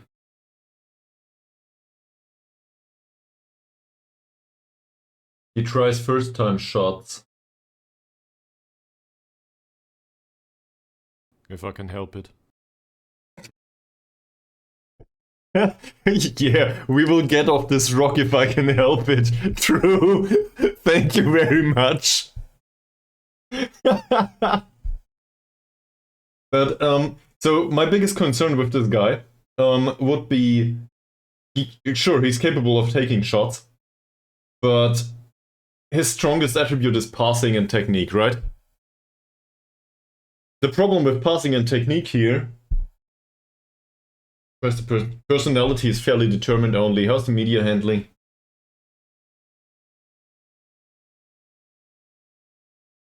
I'm not a big fan of fairly determined as a personality. It's okay-ish, but it depends a bit on the media handling, and he might be difficult to shape. He's media okay. So want to talk to the newspapers?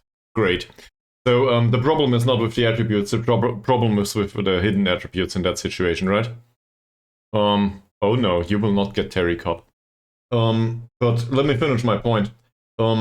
His passing is better than his shooting. I think we can agree on that. Just in his stats. So if you use him in some sort of passing role, he might take the first time shot more often than not, which is not what a playmaker-y type should do. So either you turn him into a shadow striker of some sort, or I don't know. You gotta unlearn that trait. Also, his personality is... I'm not fond of that. Well, that's just the way the game generates these players, right? So, not sure about that. Also, by the way, there's a lot of new viewers right now in the stream, for some reason. I don't know why. Welcome to the stream. Feel free to ask any questions and tell me that I'm a horrible manager. On the other hand, we probably got that covered for today. So, we might leave this rock after all. Fine. Next match is against Kevin Kribrer. However it's pronounced.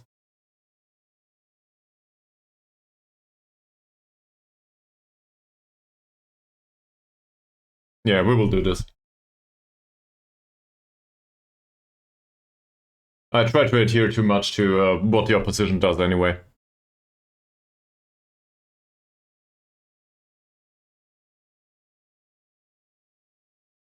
$18. Wow. And I thought Wales was restricted.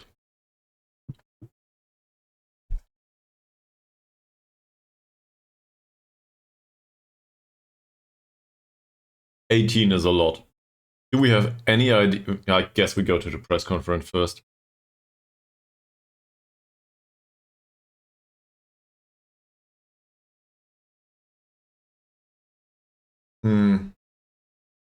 Well, it's its own challenge, right? Also, sorry for snacking olives on stream. I didn't have a decent meal all day.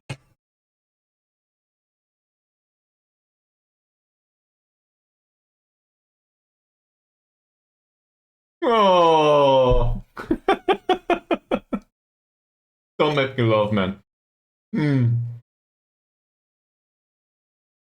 It was a fantastic joke. It was a fantastic joke. Definitely. I never heard that. So I guess that makes you a good dad at this point. Because you got the jokes figured out. I'm not aware if you have children, but whatever. You are a great father at this point. Wonderful dad joke. Alright, so with the response,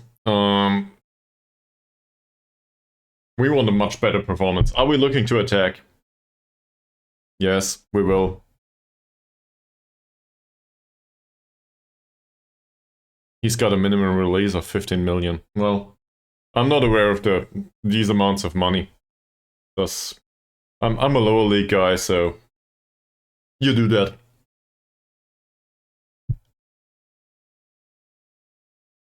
Darren Evans' physical excellence, I don't see much of that recently.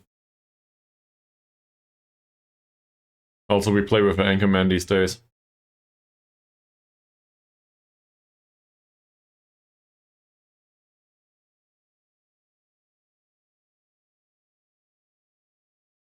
Almost Phuket territory. Uh...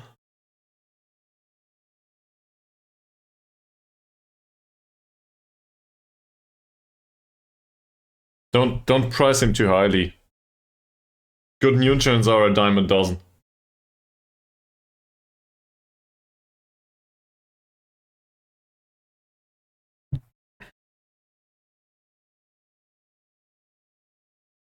He's not a manager's dream.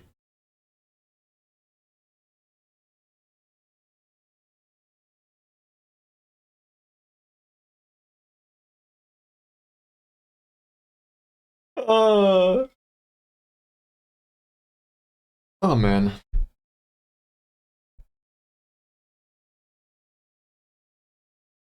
So I did set pieces for the defensive setup. I will not throw out the defensive setup. Sunken cost fallacy, I know, but my time is worth something. So I will not throw out the entire tactic.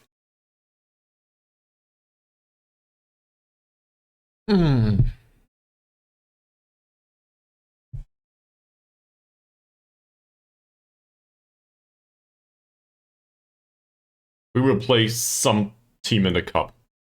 Great.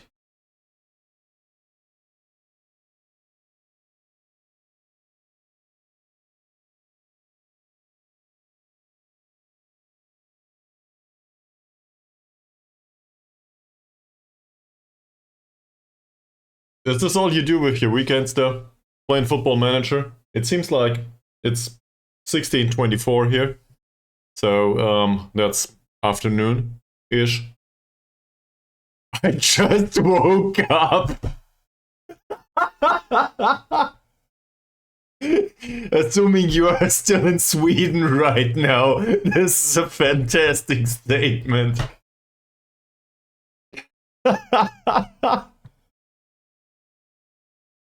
That it serves me right for starting the stream in the morning. This is what I get for it.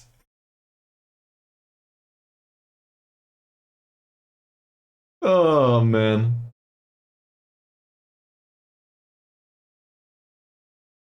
Nothing wrong with that. I stayed at home and didn't well, you know, my girlfriend's visiting her parents right now. So I stayed at home to have some time to myself, I guess, and also to do some streaming, sure. But you know, to cool down from the work week and stuff. There's, I wouldn't say there's a lot of conflict, not necessarily, but you want to have some time to yourself. And Football Manager is one of these occasions where one can find some time to themselves, right? No, as I mentioned, Mickey Billion, I have no time to watch anything. There's recommendations for new TV series or stuff. They come, I guess, on a weekly basis. It's in the back of my head. I didn't even watch the music video by Mangled Cabbage yet. I wanted to do that today, prior to the stream. I forgot it. To be frank about it. But this is not a personal thing. At this point, I guess I just don't have the time. I don't know. It's either work or it's streaming. So, and you know, we had a discussion yesterday about why that is and what the purpose of streaming is. I don't want to go into that again. Jaron Nullet and Mango Cabbage will remember, but it feels like streaming should be fun. So to have a discussion here and there is nice. On the other hand, it's a lot of effort. Not the streaming itself, but well, also the streaming itself, to a degree. I guess in a social context, if you want to put it that way. So, yeah. Once I get away from the computer at some point, I'm usually very happy to have a barbecue on the balcony or something, or just pick the deck and, I don't know, cruise towards sundown, if that makes sense. In a very romantic manner, obviously. Me and the skateboard on our own. But I rarely get to that, to be honest. So, yeah. Also, there's the stuff like the stickers. I need a gold sticker and new sound bites. I need to record that at some point. I also need some sort of icon that could be, you know, Creative Commons licensed, which is a big if, and some sort of gold thing as a sticker. Preferably that looks celebrate. This will not be the one though. Did it make the squeaky sound? I was too loud, I didn't hear it. No sound, sometimes it bugs out. So I was willing to I tried to fix this. But I think I need to join their Discord to ask why it bugs out in OBS. Let me repeat that though, because I can repeat it. Maybe it doesn't bug out this time. Where is it? Here.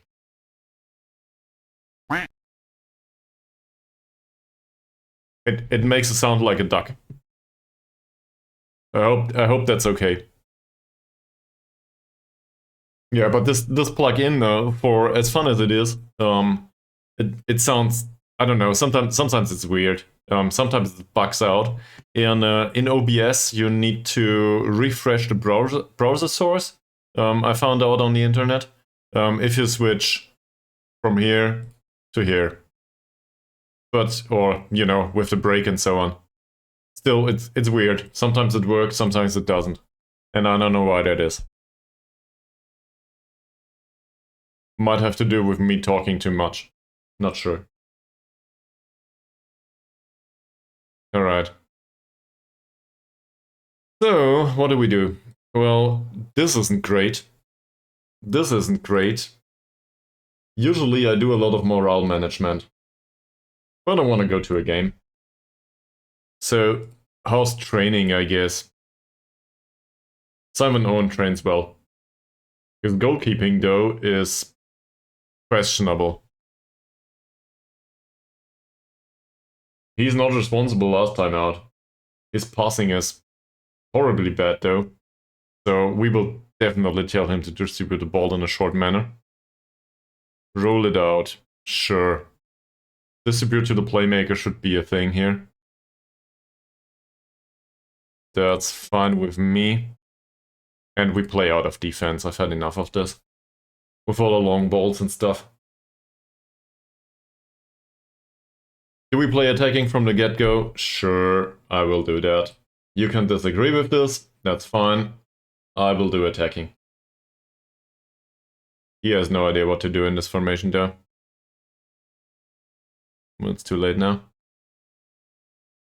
Holt scored last time out, no reason not to play him. That's fine. Jones didn't score last time out. He had a 6.6 rating, no chances created. Alright, we're doing this, aren't we? Strikers didn't have that many chances, and he had decent passing, so we praise him for it. Fantastic, perfect morale. Next. Holt's training rating 7.15 is okay-ish. He scored last time out. Reacted positively to the feedback after being anxious, I might add. Just to troll somebody. And we can tell him he scored. That's good. His conduct is fantastic too. Why not praise him for it? He's not a great personality though. He's balanced and outspoken and volatile. I guess that's true, yeah. That's definitely true. Keep playing Playmaker. Burn didn't do much. I guess we play Davies. I want to talk to Burn though. This is the second mouse I bought from them in, I think, 6 weeks now. Mouse wheel's broken again.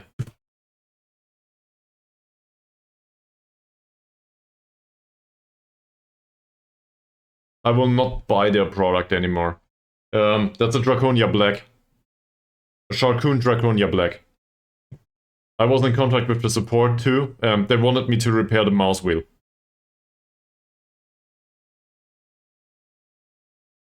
So I just got a replacement instead. You know, I'm not gonna unscrew the mouse and do something to the mouse wheel and stuff. Because that's not worth my time. That mouse is like 20 something bucks, I think. No, it's not bucks, it's euros. But for 20 something euros, I can do other stuff. Not streaming though, but you know, I have a job. So there's no sense in this. Anyway, I wanted to talk to Burn. I will not buy that mouse again. I was a big proponent of that mouse. I will need to find something else. Some sort of gaming mouse, not specifically suited for. Yeah, I will probably not go there. I like the amount of, you know, what is it? Buttons it is. Words escape me. Yeah, I like the amount of buttons. And given that I sometimes play games that can use additional buttons, I like those very much. Okay. Well, thank you very much for the recommendation.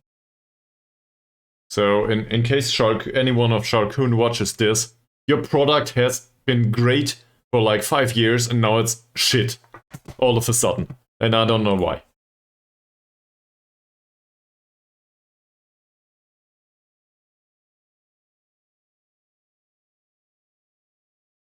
I will probably not do a marketing deal for Sharkoon anytime soon. Yeah. Burning bridges. I'm good at that. So Gary Byrne played last time out. He didn't have a great game, did he? No. We will discipline him for it, just because we can. Also, we will warn him. Criticized his last game. This is no good. Thank you very much. The passing overall was okay-ish, but not praiseworthy. You will maybe on the bench, but probably not on the pitch. Nate Davies is a new arrival at the club. How did he do? I wanted him to be playmaker at some point. Is there any progress to be had? Nope. So, I guess that means we can criticize his lack of development, isn't it? Sure. That's the way Football Manager handles these things. Then, let's have a look at the opposition. Okay, so I guess this means we go down the wings. Nathan Barker is rather slow. Mr. Dice is moderately fast, so this means for this position, we preferably want somebody that's able to outrun him. He has good positioning though. What's his speed? He's rather fast. Yeah, we will have problems here. Okay. But we might as well try.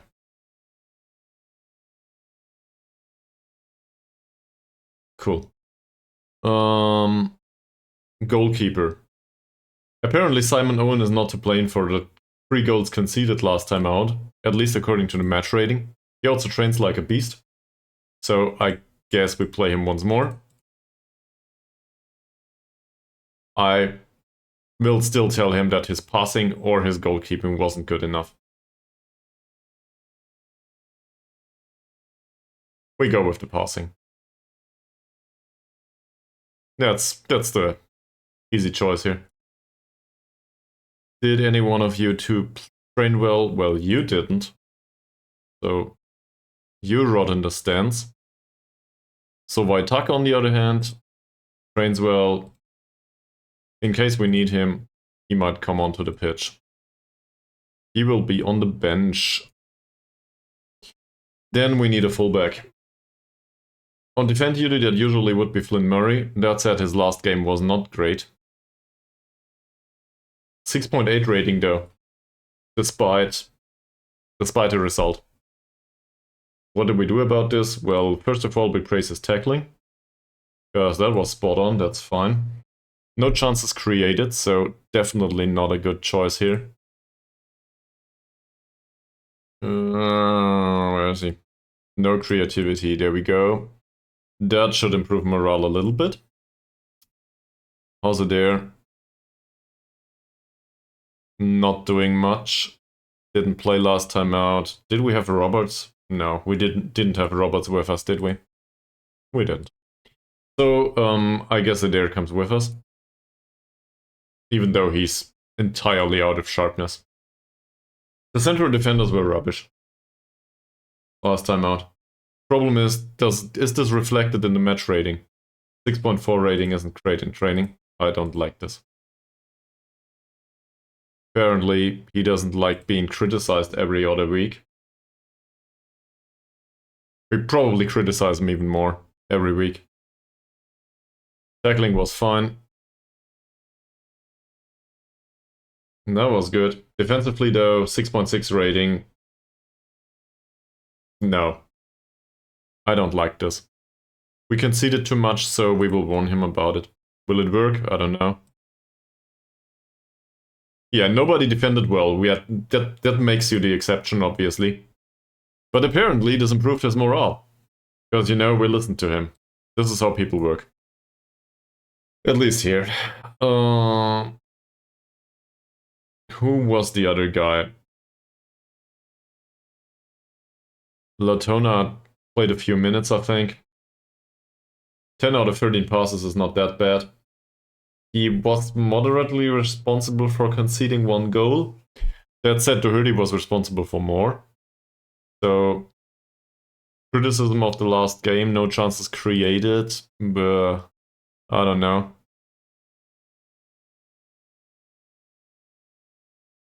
Training isn't good. There's no development to be had because he's not with the club for long enough, so I guess this counts as no development, right? Sure, we can be disappointed with that. Conduct is fine. Hopefully we didn't praise him for the conduct last week. That's okay. How's Doherty? Mr. Doherty. Training isn't that great. 6.2 rating last time out. That will get him an official warning, not a fine yet. No chances created. Headers are 2 out of 2. More creativity probably is low-hanging fruit there, but it doesn't matter much. I want him to defend first and foremost. So, seen from that perspective, we will play Latona, because Doherty doesn't serve the purpose right now. Also, Latona's training position is wingback on support right now. So, tactical familiarity should be a little bit better than Doherty's. You can see tactical familiarity is all over the place here. We had a preseason. Didn't do much. Or I changed too much. That's also possibility. Martin is available here as well as Moody. How's Harry Martin doing? Not good. Also, the role as an anchorman is not something they are used to just yet. Positioning's good though, marking is decent, his bravery and the rest of it. Let's do final third training for him and give him some composure. I guess he's not needed to be a good header anymore. How's Moody though? No. I think Moody is one of those, I think they describe those as non-developers. Or non-developing players, whatever. He played 14 matches last season. He was on a 7-point run rating last time out. Due to the assist. Sure. Due to the assist. There's some... That's reasonable. Also, his passing was really great. I didn't see that. So, I guess that counts as a good performance? Alright. Let's not blame him too much just yet.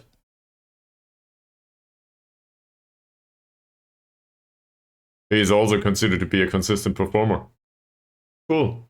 So I guess Moody plays. Alongside Davies, that is. He's not very used to being an anchorman though. Triggering the press is still weird to him. Terry Cobb, I think we train as an inverted winger on support duty, that's fine. So that should be his job. I forgot he's on the transfer bid. 50 and 35 it is right now. What's he considered right now? Squad player. Okay, let's do that.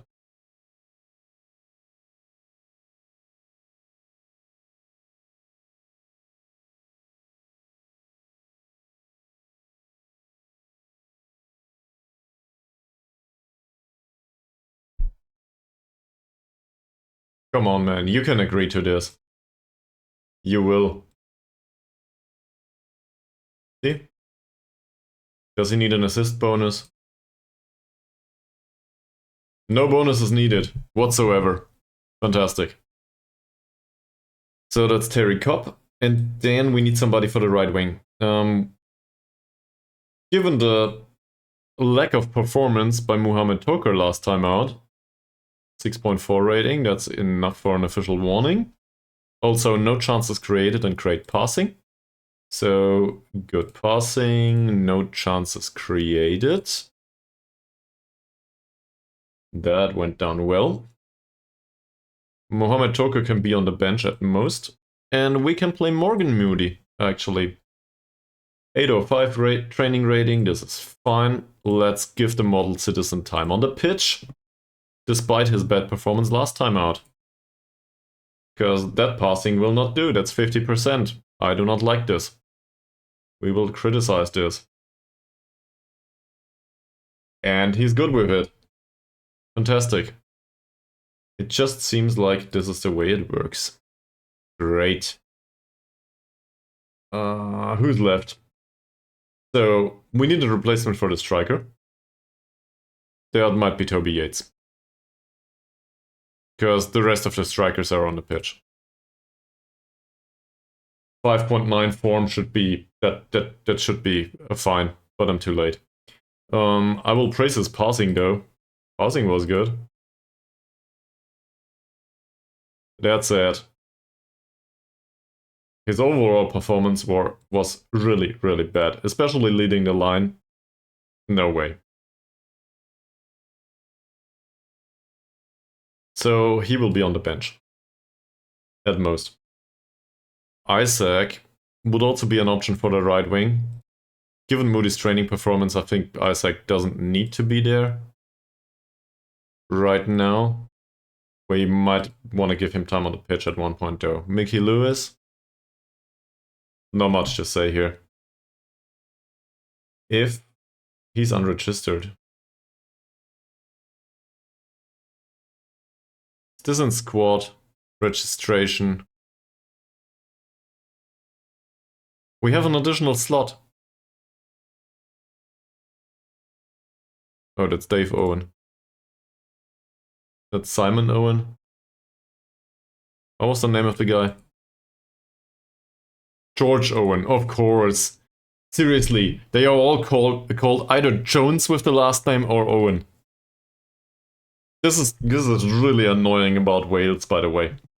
Everybody's got the same name.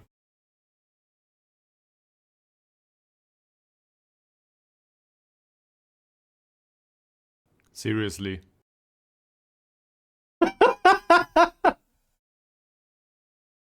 Thanks for making me laugh, Sharon Ellett. Thank you very much. No, but it is like this, right? This is the right one, isn't he? This is the right one.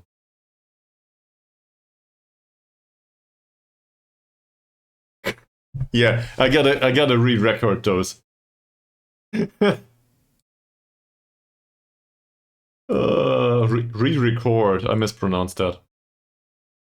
Here we go. So now he should be registered. It's supposed to be high pitch. Seriously, man. I will use this one. Somebody's gotta clip it. Now I will re-record this. But it's kind of hard to do if you gotta, you know, there's no quality control other than me myself listening to it, and I'm like, I cannot do this. Oh, not just louder. Seriously, man. Something like this. I gotta learn how to do this. Also, we definitely need a tactical overhaul. I don't know. With some emotion in it. Goal! Whatever. I can't do this. Maybe I can. I gotta learn it. This is how I spend my weekends. Trying to learn how to do. I guess this is voice acting at some point. In a Scottish accent, maybe. But I'm missing probably one bottle of... Is it gin you drink in Scotland?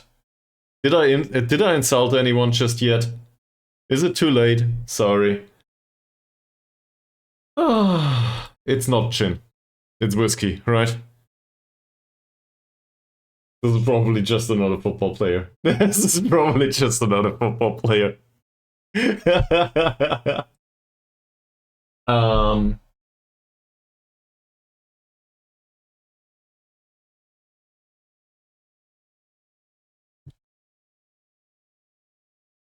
I guess it is a nice advanced forward. Also, he's very susceptible to injury, so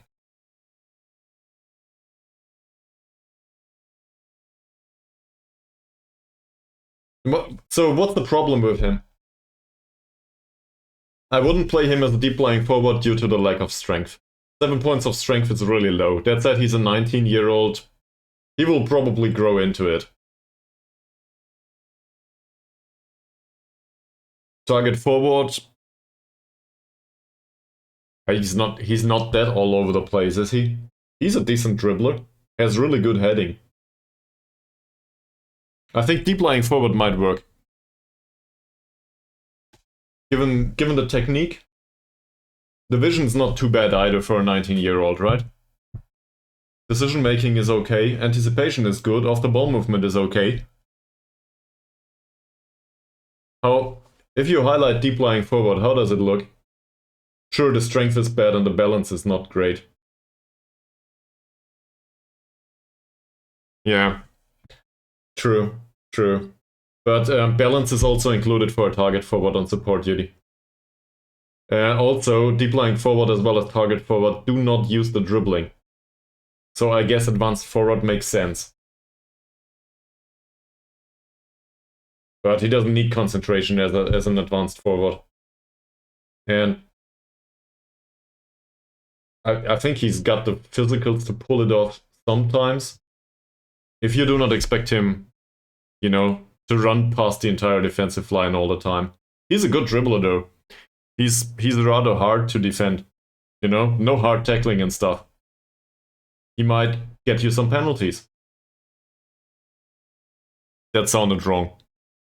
He might cause some penalties given away by the opposition. Does he have composure? Good composure. He's a good dribbler. Teach him how to run with the ball and then hope he doesn't break a leg. I guess that's my advice. Depends on, given your previous statements, I do not think you will be around once he's 25 and reaches peak levels. So you might want to see it from that perspective. I guess that's possible too.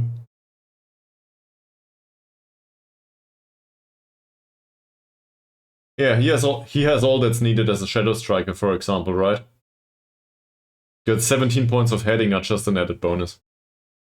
So I think, seen from that perspective, that would be fine. Why not? We need replacements here. So I will not bring along Mickey Lewis. How's Tumulty doing? Not great.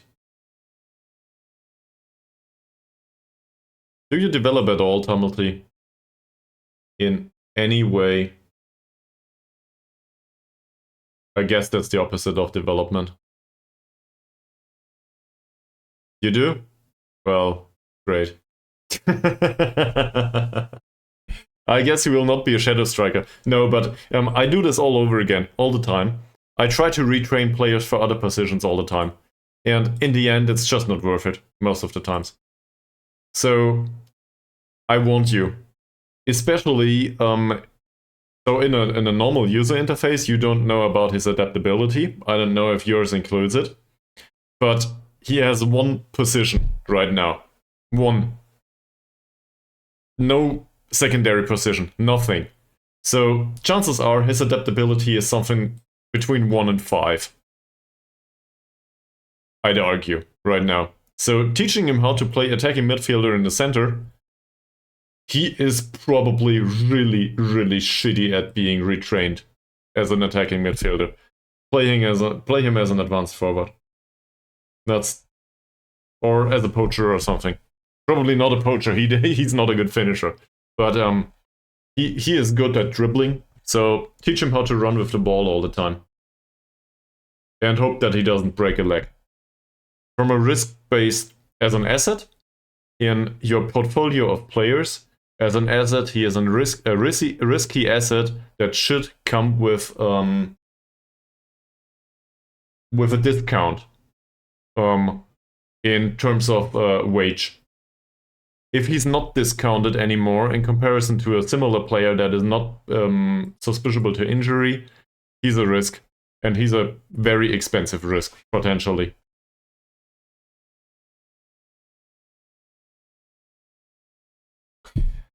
Yeah. So far, so good. Okay, I still didn't manage to find out who we will bring along. Kevin Trainer has been training like shit.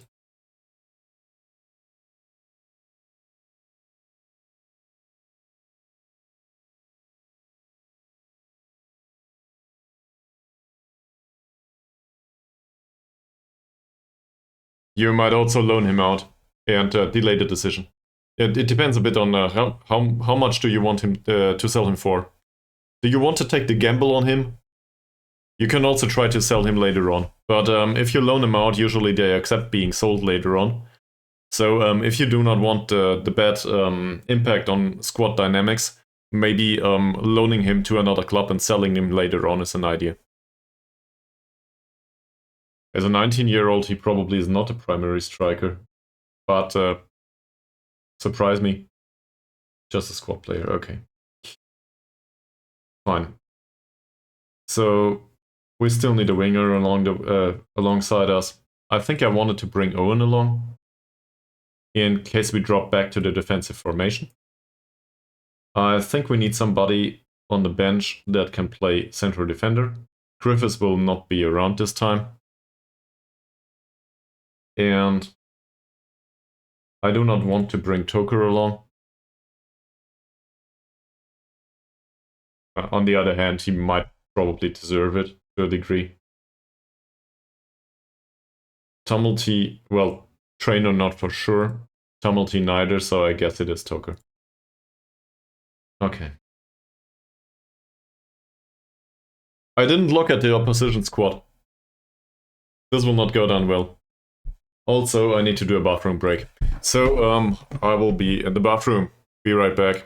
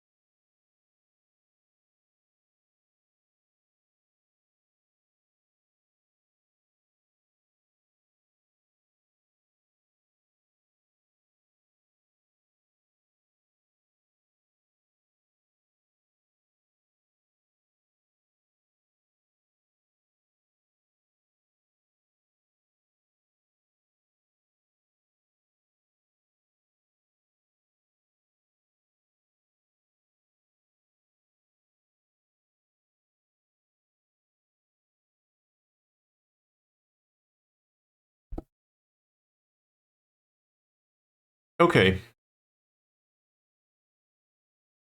Oh, the ad is still running. Who am I to interrupt it?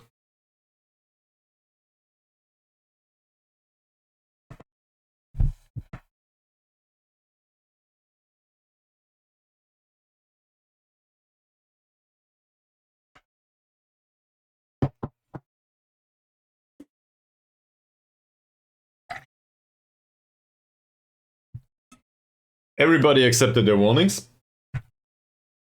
That's good. In other news, I think we need to win this game.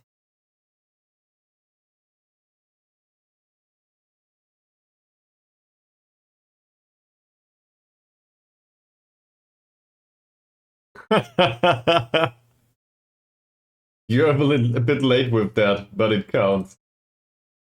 I will do it. Thank you very much. Greetings down to Vienna, and cheers.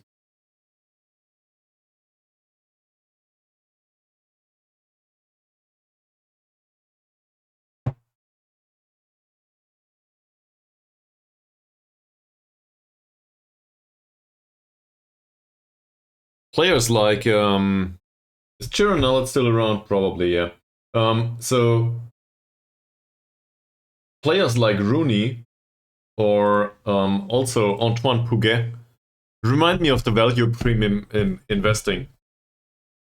They are so bad for the entirety of their career that the premium for them, good performances, show up once you do not expect them to do well anymore. But it can be years later. Yes, I just came up with this myself. Very proud of it.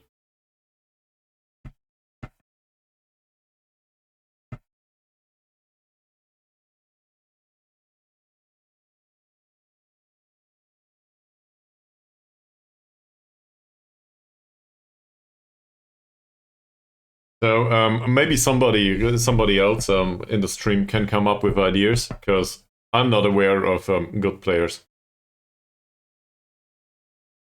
Yeah. Probably. He dreams of those.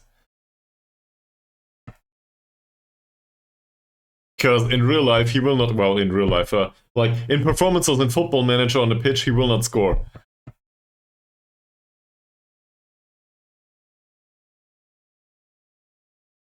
Antoine Pouget is a new gen. Forget about it. He's not with you.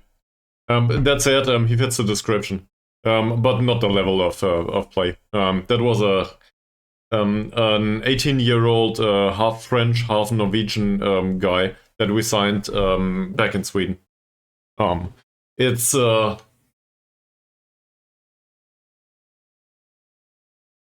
character in this save is kind of infamous for not performing at all, then scoring a hat trick all of a sudden.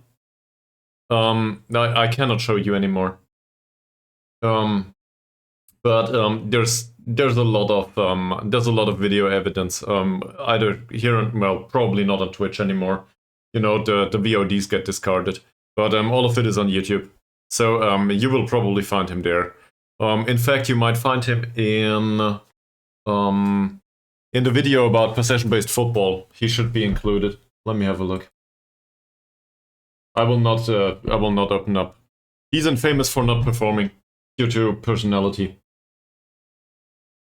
Sometimes you get those players that have a balanced media friendly, but in the end, they do not put anything on the pitch, whatever you do.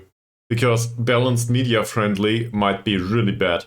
The range is, it goes way down. So everybody else performed from time to time. Pouget, one hat trick. And I gave him a lot of time. But I'm not here to hate on Antoine Pouget. I did that enough, I think. No, I want to look at one specific video, though. I think you can, if you're interested in that. I did an aggregate video. It was a fantastic hat trick. It was. That's not true, though. Yeah, I should have a command.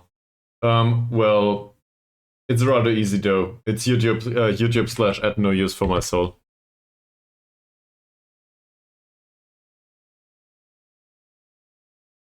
But I'm looking for a specific video, actually. Let's see if I can find it. Here it is.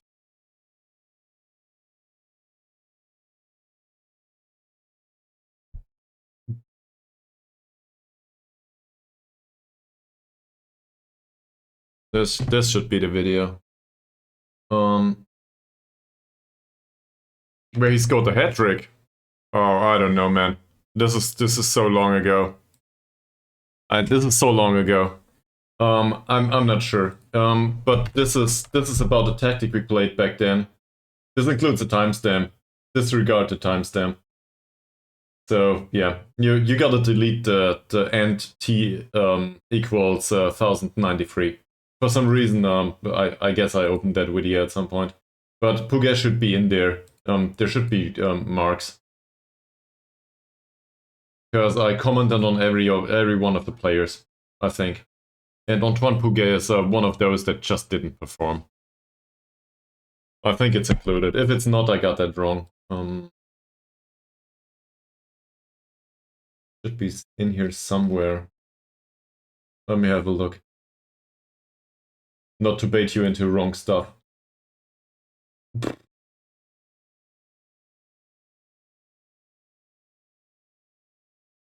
Nah, he is in there.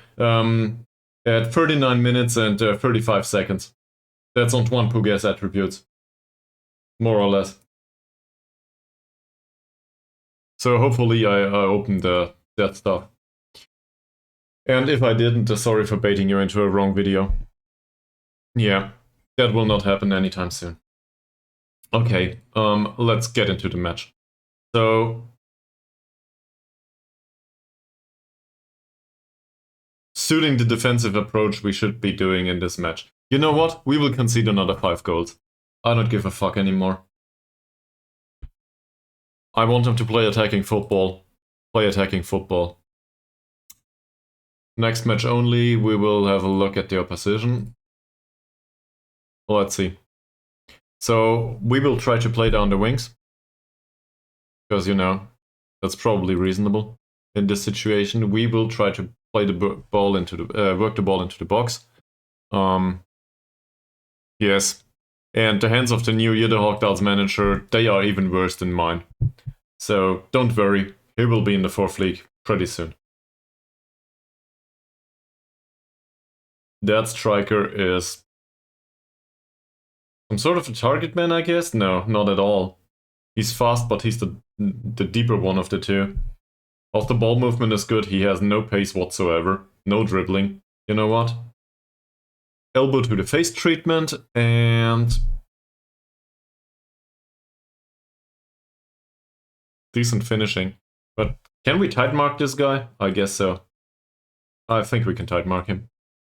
And then there's Thomas. J. Thomas has really good acceleration and pace. I will not mark him tightly, because we have experienced these people outrun their markers, with that off-the-ball movement in particular.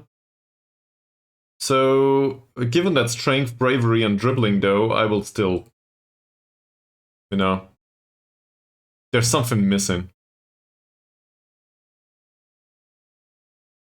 A few marks, I guess, left by our players.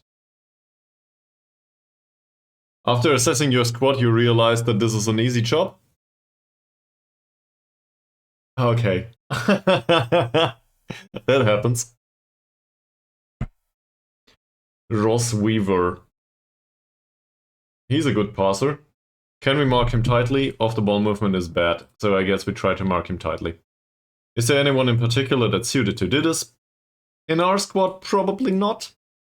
Stuart Evans is a decent passer. He has a strong right foot and nothing else. Did any of those have a weak foot? He had. How's Williams? He's fine.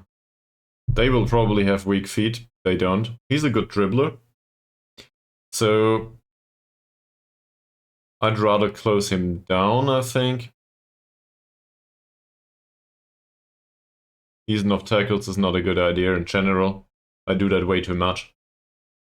He's either-footed. Not a great crosser, not a great passer. I just want to trigger the press on him. And probably tackle him hard. His bravery is 8, composure is 7. No strength, really bad dribbling. I think we can do this. How's this guy? Dribbling's 4. 6. With the rest, let's see if we are lucky. Oh, 3 players need a squad number. I really hate squad numbers. For some reason, squad numbers are always important to them.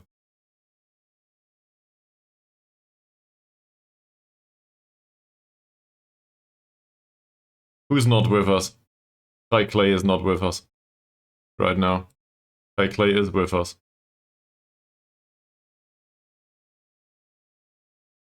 Kai Clay is with us? Why is Kai Clay in goal? Kai Clay shouldn't be in goal. Get rid. I submitted it. Okay, Kai Clay is on the bench for the goalkeeper spot. Why not? Griffiths is not around, I think. And now we need a number for Cop, so I guess we take the number of Sobaitak. Everybody's happy with the instructions. Fantastic. That will probably not amount to much, though. Weak foot for Thomas. Let's have a look. Did I forget something? Where's Thomas? J. Thomas. Yeah, I did that. But thank you very much. I just read it. Sorry. Also a few of those have probably weak feet, right? 2 out of 3.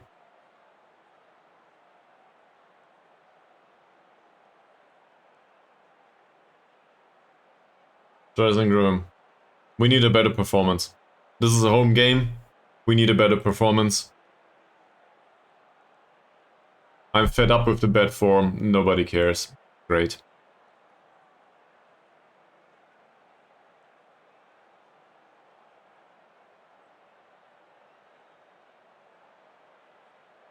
I want you to go out there, and I want you to perform. Nobody cares. Fantastic. This is off to a great start.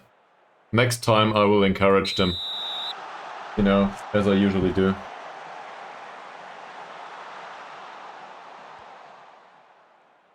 There's leftover chocolate in there, sorry.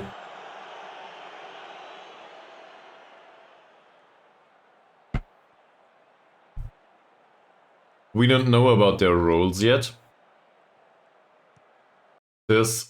What kind of free kick situation was this? That's Cobb, that's Davies, that's Jones. That's Moody. I didn't set up set pieces in the attacking formation, did I? Oh. Can I?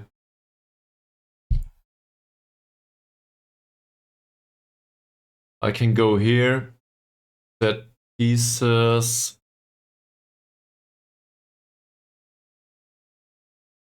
What?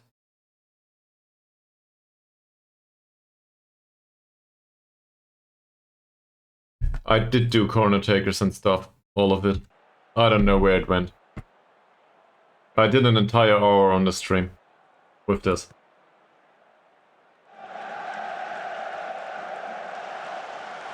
Latona loses the ball. That's not great defending so far. Davies nearly lost the ball in the penalty area.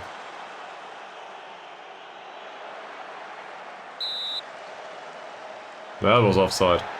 So, given that they are overall in a decent mood right now, let's demand more of everyone. Why not? There's some positive reaction to it by some of the players. They are fired up by demanding more.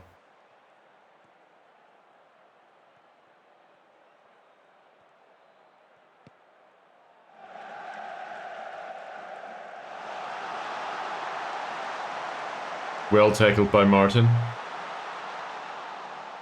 Decent possession pass. Cobb.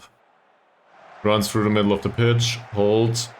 Decent short pass. There is a wonderful opportunity for Adam Jones.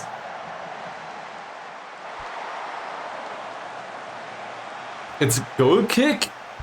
He didn't score? How? Did he put it past the goal? And now we face the counter-attack. Or whatever that is. Well saved by Owen. Great stuff. We should have scored. We really should have scored.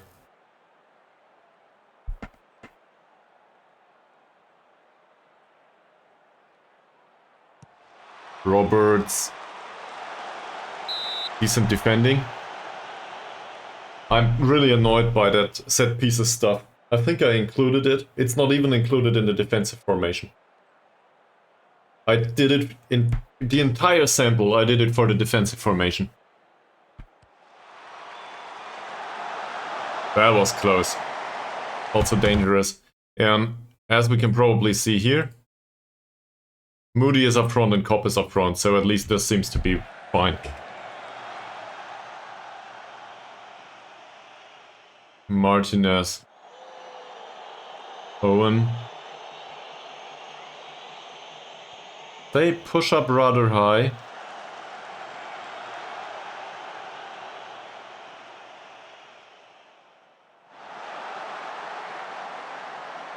Evans, pass. We gave away a good chance to them. This cannot stand like this.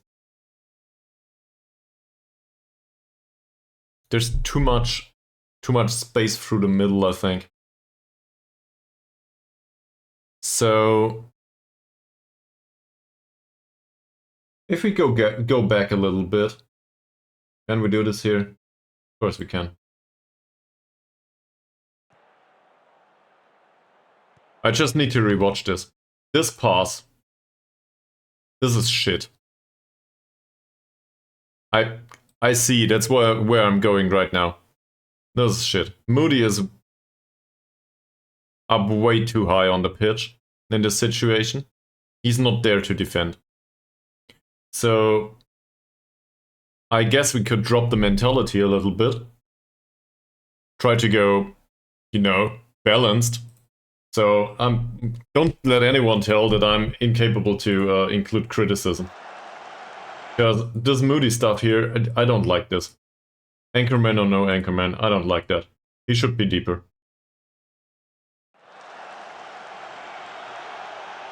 Can we skip back to current, please? Here. So we dropped the mentality, a notch or two, back to balance. Yeah, but they are not no-nonsense center backs. They are usual central defenders that are instructed to take less risk and play the ball out of defense. It's all I can do, basically. The problem is we have a target forward on the pitch. And also, attacking mentality, I think, includes additional direct football, if that makes sense. Also, we are the underdogs.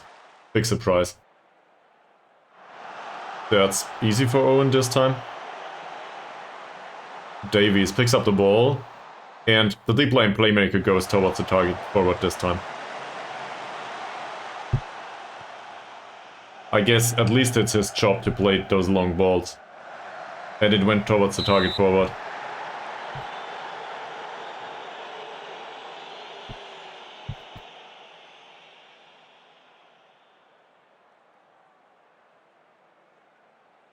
Roberts with the corner. Far post corner. Not great defending. And as I said, we did specific instructions for corners. Let's have a look at this. This is not the way I instructed them to defend it. Can we load a routine here? You know, this stuff. I guess that's better. Can we load a routine here too? This stuff. Sure. That exists at least. And in the attack, there's no corner taker selected for some reason. So let's just load the defensive stuff here. Load near post corner to the left. And to the right as well.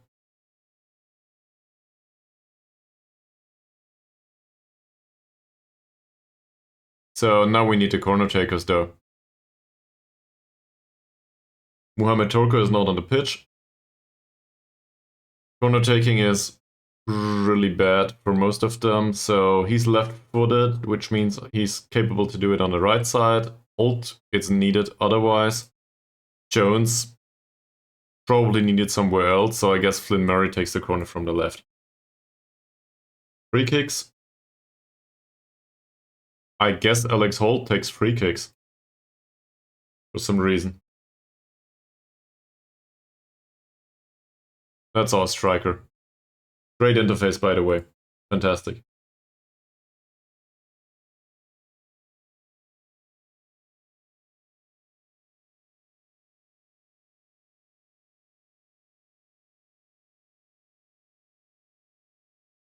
Alright. At least we did something about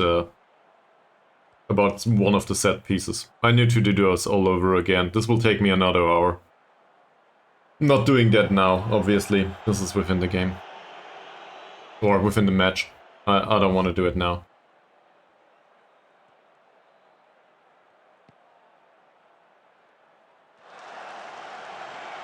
Picked up by Davies.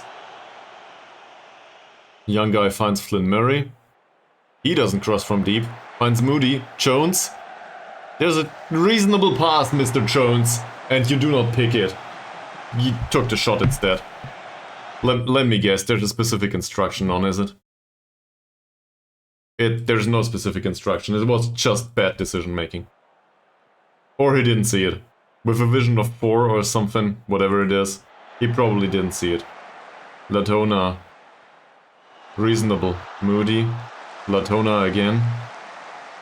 Latona. Will he skip past his marker? Well, we get a corner. Corner taking from the right side. Let's have a look. We did instruct him for a specific corner taking, right? This is the corner. This is from the left, though. So Flynn Murray should take the corner. Derek Cup should be here. It should be a near post corner. This guy here is probably okay. These two here, not that great. He can attack the ball from the edge of the area, actually. I think that's fine. And we are missing a defender back here because one of the defenders takes the corner. Cool. That's it. Let's see if they adhere to tactical instructions. This is Martin. This is Martinez. So for some reason the defensive midfielder is here. This is the first thing that's wrong. What's going on here? Did I do this?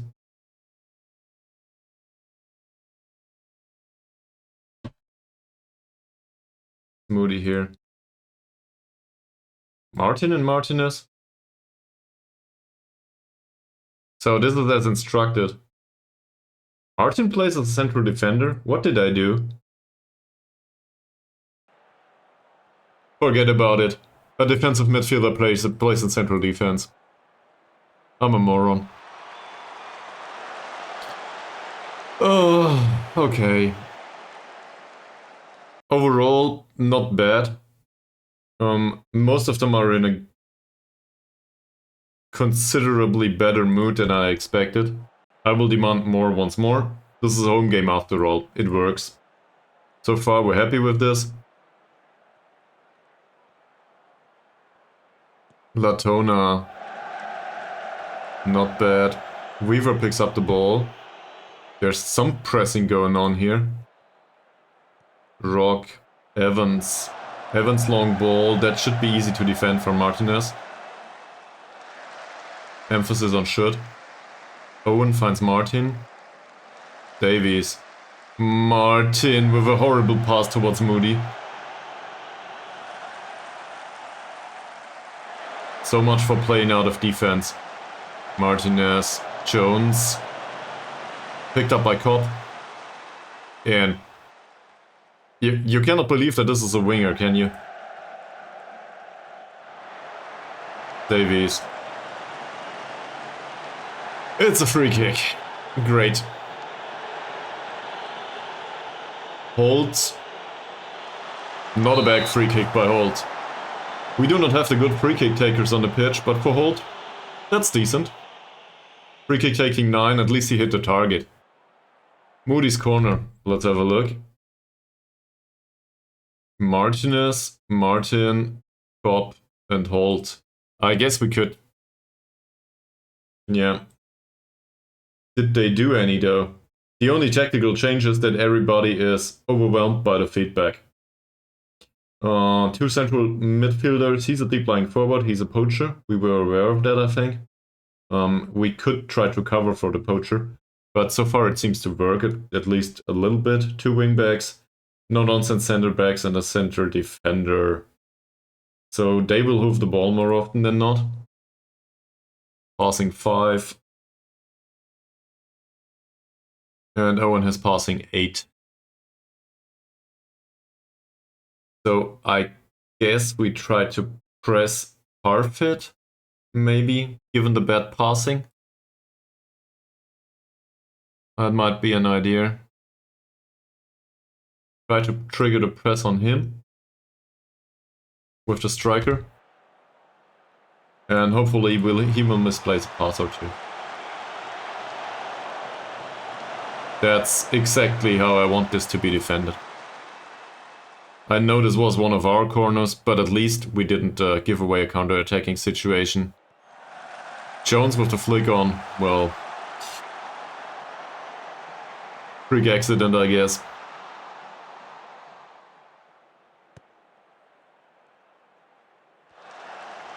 Moody. Jones doesn't win the header. Weaver. Barker. That's a cross from deep. This should be offside. It isn't though. And we gave away a decent chance, but somebody was available to defend there. Davies.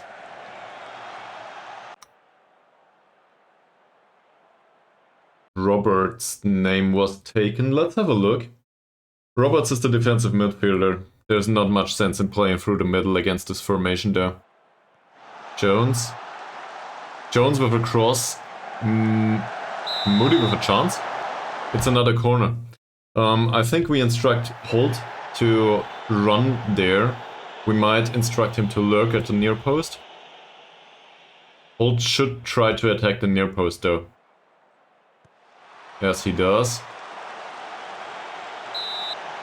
He's defended by 4 people. Yeah, that didn't work this time. Second corner by Moody. And we get a third. That's fine. Still making sure to see if they change any roles, but it doesn't seem that way.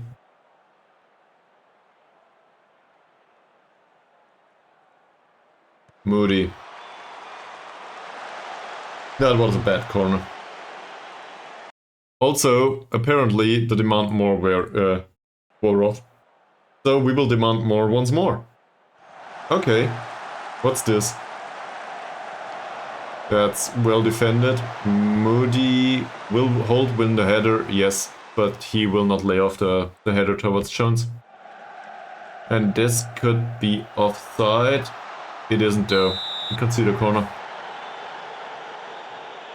But in comparison to last time out, this is a balanced approach now, obviously. But in comparison to last time out, we gave away a similar amount of chances, but at least we stand a chance of scoring. Holt's defending. Well done. Jones wins the header. Also well done. They do not defend much. Their own corner, well, with their own corners. They do not seem to have many people in the back. They basically committed all forward in a corner taking situation. Well done by Holt. Oh, somebody's got hurt. Flynn Murray. Come on, that's not needed. Play on.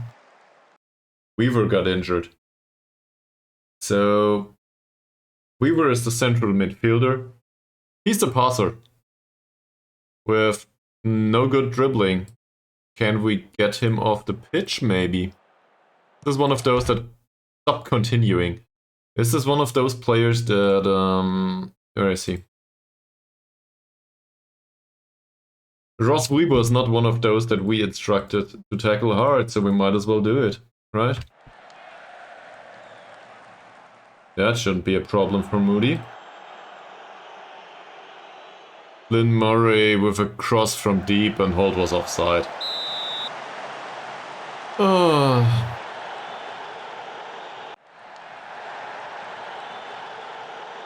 Parfit's pass, Roberts, Rocky? Rock, I guess. That shouldn't be a problem. It isn't. Martinez finds Flynn Murray. Will he take a cross from deep? Of course he will. Parfit. Martinez. And Moody's there to save the day. At least for now. Nice passing. Latona with another cross from deep. Moody. Davies. Pop. Now you can play a penetrating pass, maybe. No, you don't. Latona. Well played towards Jones. Will he find an opportunity to take the cross? It's just dribbling. Davies and Latona's offside. There's, conceptually speaking, something's going on here, and it's not that bad.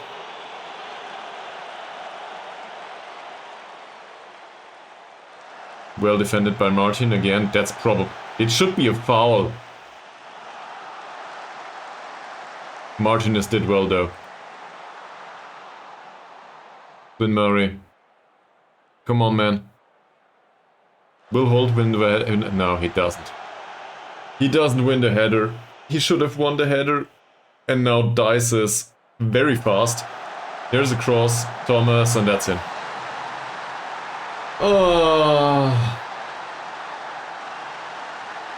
What happened?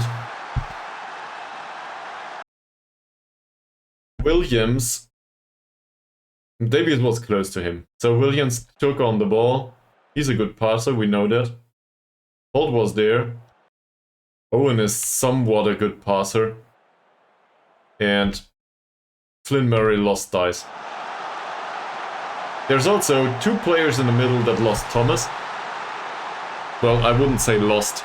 They were there. But you've given that amount of space. I don't think there's any specific instruction that we could have done there to prevent this. That's decent. Shouldn't be offside.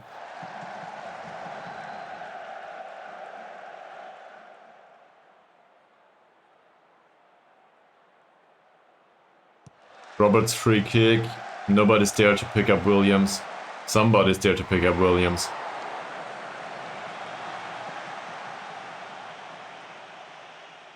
And now they are anxious all over again.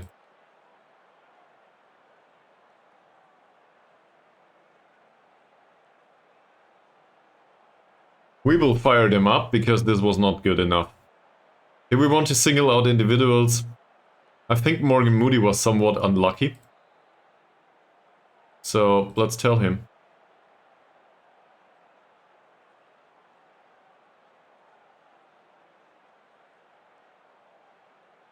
Now he's happy. Okay, I guess that doesn't... Oh, there's tooltips by the way. Yeah. Flynn Murray, he's determined to respond. I think we could tell him that we are not happy with his performance. Singling out this individual is probably fine, same with Terry Cobb. This is no good. The rest of them are not that horribly bad, but these do not do well. He's fired up now. He's very determined. And Terry Cobb. The performance justified the comments. Alright, fine. Davies. Anyone's got any ideas? Constructive criticism is very welcome. So, if you can, I don't know. Say, if you find out that one player does not cope with X, Y, Z, please let me know. Also, let's have a look at the tablet. Because apparently that's something I forget all the time. Still the same, deep line forward and poacher. Dice had the assist. Owen had the pass towards Dice. We could try to instruct these guys to mark the white players. I tended to do that in Sweden. So they are not great markers though. Assuming we instruct them to man mark the wingbacks. Maybe that they track back more in that case. But maybe that helps in marking these situations. Cobb, Moody. Don't be confused, by the way, there's two Moodies on the pitch. It's we also have more or less half a squad out of Joneses. For some reason. It's Wales after all. Moody. is not there to pick up that pass. Dice, that's your job, Moody, at this point.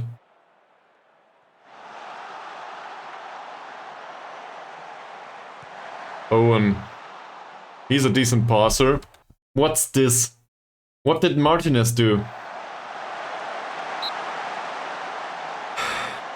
If not for Simon Owen, we would have conceded a second. And I'm really confused by the performance of the central defenders here. There's no instruction to leave your position if you just have to pick up the ball. I have no idea what's going on there.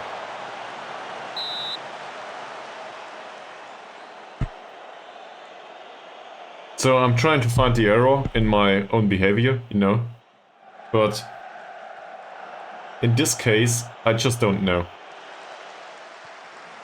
That should be a really bad pass. His passing is 5. Martinez is evaded. Evans with another long shot. That's a corner.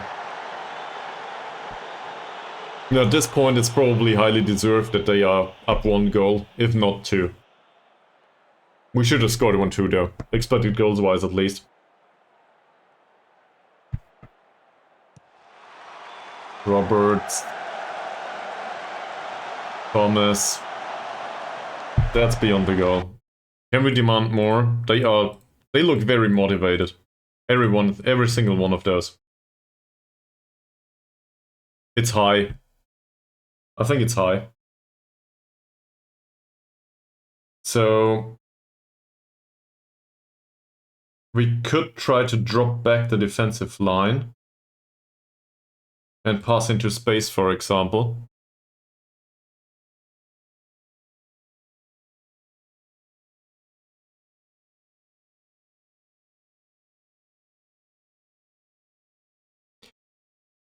If we push up much higher, let's see. Let's have a look at their pace. So Mr. Williams has no pace whatsoever. Yeah. Jay Thomas is the poacher. So if we drop back the defensive line though, we increase the pressure on our defense in general. Not through balls, but otherwise. So let's say we drop back the defensive line. Like this. We might even do some weird stuff and drop it deeper. To invite them to increase the pressure, so this creates more space, hopefully. So go with a lower defensive line and a low block.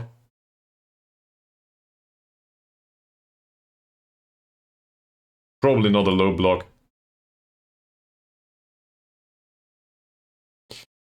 Yeah. The problem is with slowdown tempo, post passing completion is 82% though. So assuming, I guess statistically speaking, at least in aggregate, our passing isn't bad. We have more possession, we have more passes completed. They might be in bad areas, like in defensive areas though. But it doesn't feel like we do not create, right? It feels like we do not penetrate. So that would imply higher tempo. Sure, Nullet. I hope you, I don't know, I hope you agree with me. We do have higher tempo. The higher tempo might go at the detriment of the decision making though. We saw that. So say we drop it back to standard, for example. Do we want to pass into space specifically? Stop continuing.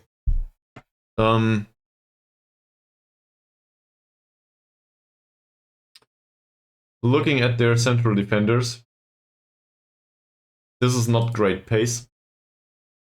This is not great pace. This is acceptable pace. But their central defenders don't look that fast. It didn't continue, at least as that. Well, so we can try to work the ball into the box and pass into space over the wings. And maybe look for the overlap on the left from time to time. On the other hand, he's not that great of a crosser. So I would rather not restrict it to that. I'm not sure about Cop though. Overloading any of the wings in particular doesn't make much sense. Did I substitute anyone? No. They are just not that exhausted. Owen. Harford. Harford's passes shouldn't be great. Martinez wins that one. Jones. That's just clearing the ball, really. And I will do demand more once more. We are 1 goal down. This is a home game. Holt. Well picked up. Top. Moody's too slow, is he? Flynn Murray's available, though. Cross from deep, please. Cross at all, please. Oh, fuck. Seriously. Is he instructed to cross less often or something?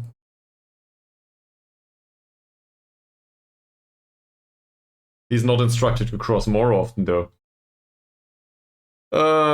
Yeah, we should probably do that. How is he? He's not instructed to cross towards the target man at all.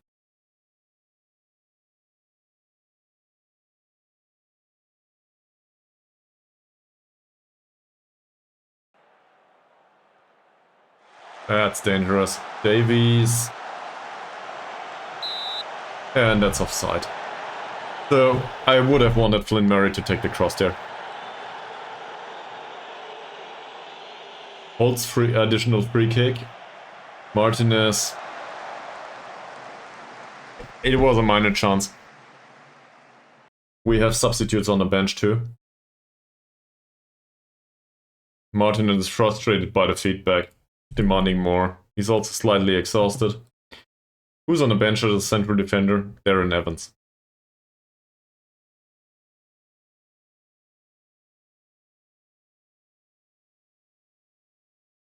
We have 3 very motivated guys here. Amongst those, George Owen. George Owen is a box-to-box midfielder, though. It doesn't help much. Gary Moody is anxious. So I guess we bring on Toker? No, that's the wrong guy. I misread that, sorry. It's Gary Moody, not Morgan Moody. Okay, cool. So I guess we need to replace Gary Moody in this situation. But same here. We only have 1 substitute there for Martin and Gary Moody. Which of the 2 needs to go? Gary Moody is on a 6.7 rating. The other guy is not worse. The wingbacks are suffering again.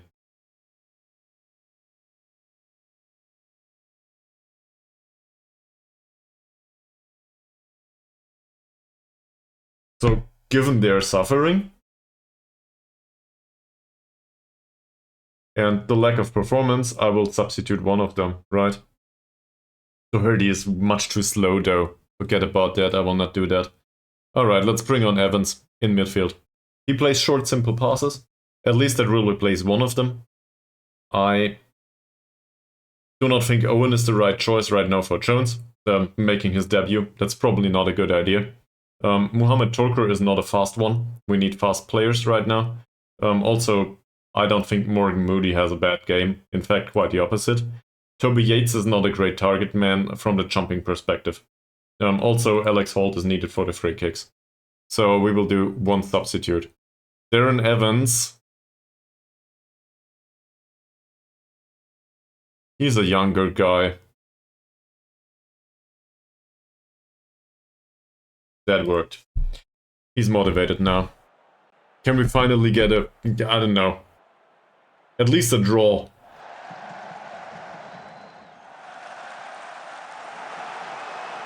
Roberts. He's not closed down due to the... Is it a low block now? We do a mid block but with lower defensive line. Thomas still finds space beyond the defensive line. That was offside though. We can also... So he's anxious now. We increased the pressure the entire game. We demanded more every single time. Motivated, motivated. Most of them are motivated to a degree. Or focused. 2 of them are anxious. So we will encourage the team once we can. They lack the confidence at this point. At least that's how I interpret it. Owen. Martin. Decent pass. Lynn Murray. Decent pass. Jones. Moody. Come on, Moody. Oh.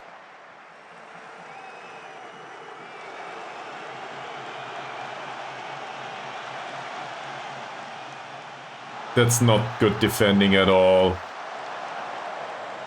Martin clears for a corner. No encouragement to be had yet.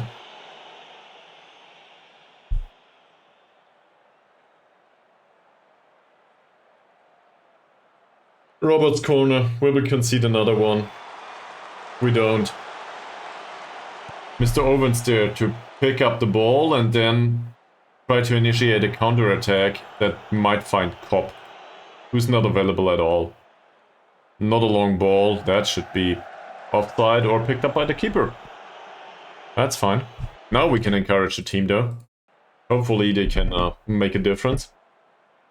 64 minutes into the game. Martinez. I don't recognize that icon, man. Bolt. Jones. Will Moody finally find his pace? Maybe. No. He doesn't. Davies. Oh, tablet. Thank you very much. Yeah, I cannot read this now. Give me a second. There it is. They substituted a central midfielder. Mr. Evans is a box-to-box midfielder. I'm not sure if he was previously. These are in the same role. The rest is in the same role. It's just about a central midfielder. I could really use some sort of feed for the substitutes, but the feed is like delayed 10 minutes, I think. So, I don't know. We need opposition instructions for that guy. Weaver went off. That's the injured one. Guto Williams. Yet another very recognizable name. Shitty dribbling. He's moderately strong. Passing is not that great. He has a weak foot and he's really slow. So we tackle him hard. Can you please stop doing that? Show him to the weaker foot.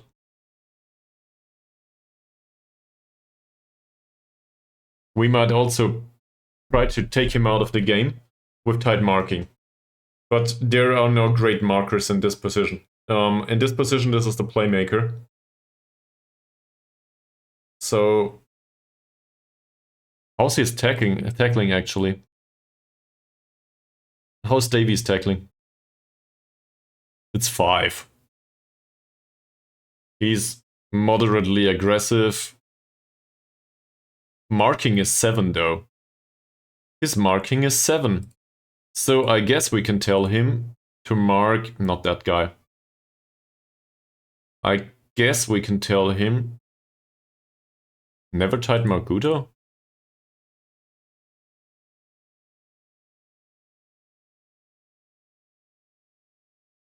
Who's Guto? Oh, Guto Williams.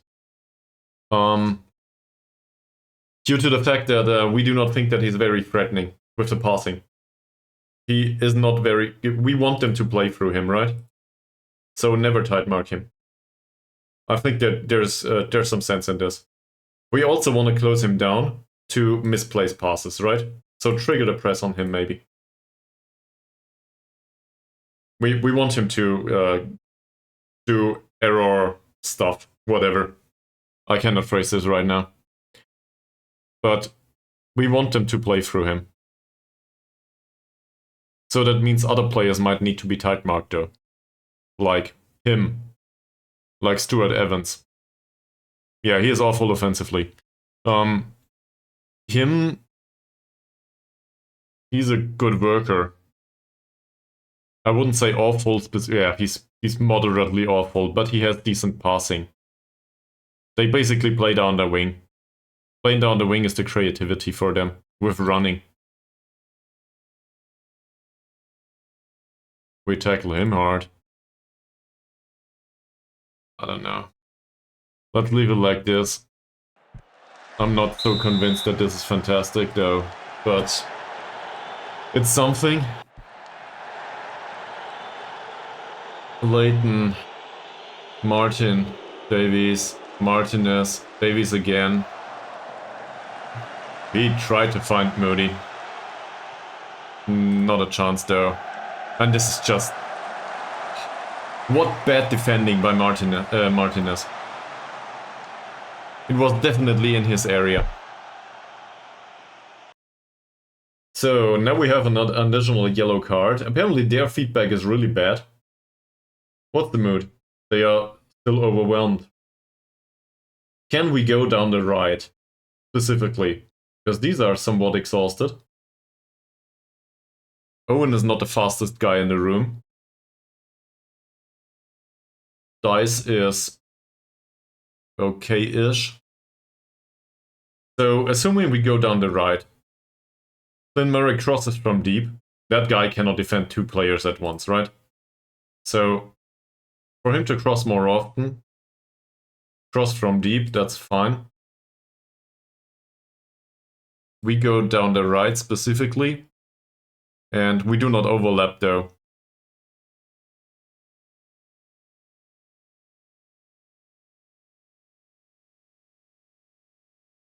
He's not great anticipating, but acceleration and pace are decent, and I trust him to at least try. So we underlap here. Overloading the right area, basically. If we can do that. Also, we probably should substitute a few players that are exhausted. Like... I don't know. Do I want to bring George Owen on at this point? Yates, on the other hand, yeah, that's probably a good idea. He's a bit faster, so that might make the difference. Pablo Martinez can play on. Flynn Murray has a horrible game, but we need his crossing. That? No. We'll keep him on. Oh, fuck that. Let's get rid of Flynn Murray. Adair can be wingback on defend too. The problem is he's crossing less often, obviously no shooting, no dribbling. We can do whip crosses, yes. That's technically challenging though.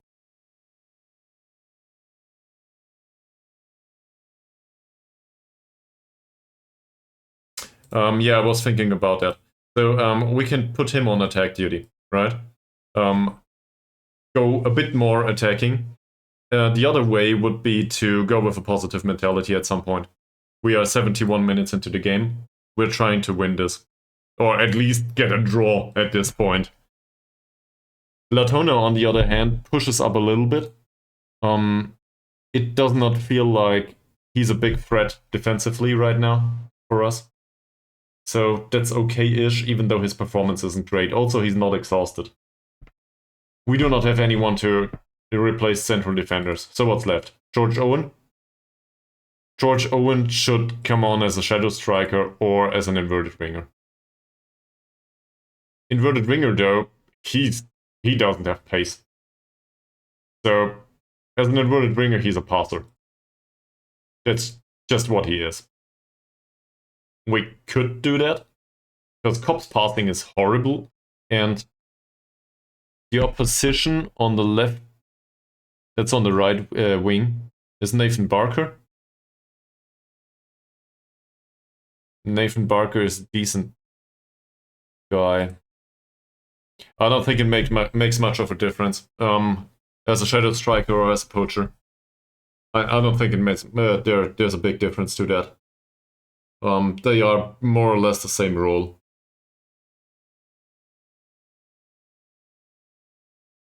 And he's involved in midfield. The fear is if we use him as a poacher, there's a station missing in midfield. We could try to do that though, so assuming we...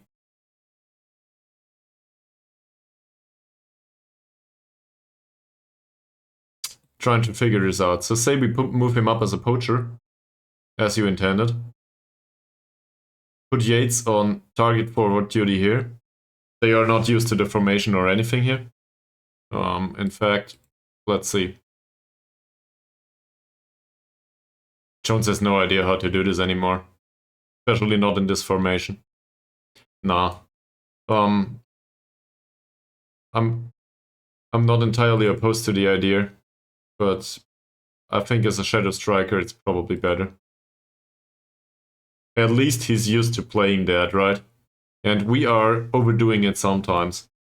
So even though this might go wrong, let's keep him in what he knows. What is this? This is new.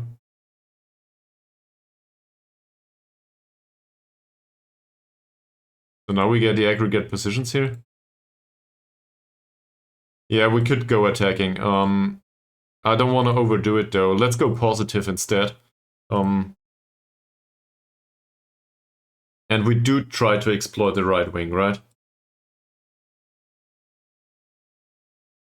Jones, you know what? Jones can go off. Let's give George Owen some time on the pitch.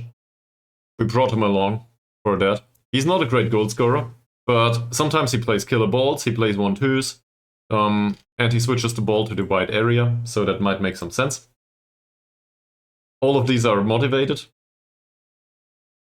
Apparently there's plenty of time. We encouraged him to make it happen. That's fine. He seems pleased. Because, you know, he gets along well with me, apparently. George Owen doesn't show any reaction. It's his first match. So I don't expect much. So we try to go down the right side. So this wing. Because these are moderately tired. Hopefully we can exploit that. Martin got cautioned. Davies, Evans, Martin. He will not be replaced. Latona. Well, I guess we can do with a second yellow card in this situation. Yates doesn't win the header. Owen. Owen's killer ball and Moody's not available. That was a good idea, though. So we still have one substitute to make. I guess that's Toker at some point. It's not like Morton Moody is bad, though.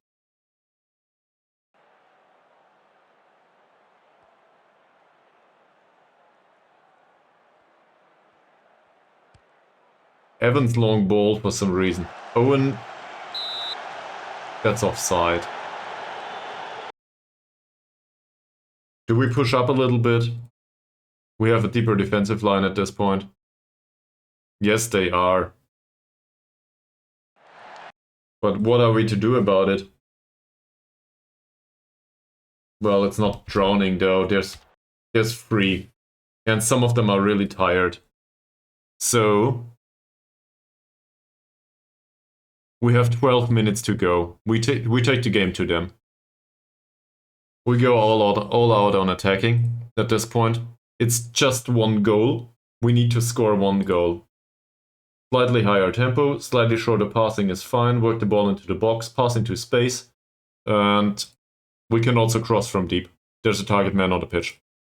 Where is it? It's the only crosses, isn't it? Here. Prevent a short goalkeeper distribution. No lower defensive line anymore. In fact, we do the exact opposite. We do this. So all out attack. Also get stuck in, because, you know, fuck that.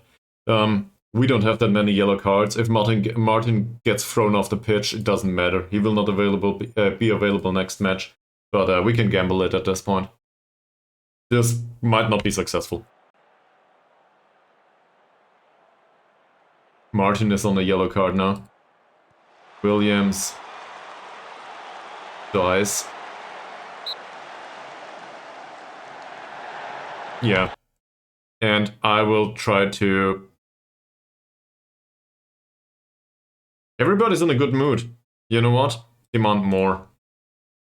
As I learned from a certain vegetable, we will demand more from time to time, and it worked this time. At least, considering the mentals. Everybody's on a real positive attitude now. It's offside, is it? It's not. Latona. Latona's cross. Nah. That will be a corner. Come on, guys. It's just one goal. 2.5 minutes to go, plus stoppage time. Moody's corner for some reason. Doesn't find Yates. Cobb will pick up the ball. Cobb picks up the ball. Cobb's long shot. And nothing.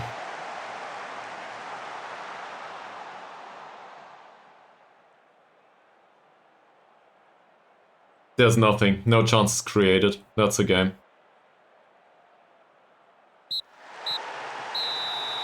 At least we didn't concede 3 goals. Was this any better? I do not know. This doesn't look awe-inspiring.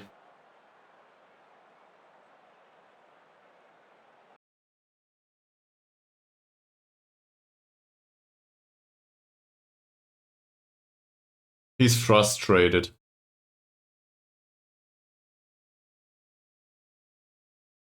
Well, I do not. It's an improvement, yes. But I gotta be careful now. The problem is, if I do fire them up all the time, the mood might go down in the end. It's after the game, I don't know. Do we want to increase the pressure or do we want to reduce it? Because it doesn't feel like they didn't try, right? We demanded a lot within the game. So, am I happy with the performance regardless? I'm not very proud of them specifically. Yeah, it has to be. Yeah, it has to be a mix. So, but we demanded a lot. Assuming we go, yeah, unlucky is probably the one. I'm not happy with the performance though, and I'm not proud of their efforts. I guess proud of their efforts is just the weakest one of these options, right? I guess I'm proud that you tried implies, you were not good enough. So we'll go with that. That's relaxed and motivated to most of them, and some people felt pressure lifted. Apparently it's a sympathetic feedback. The frustration by Adam Jones.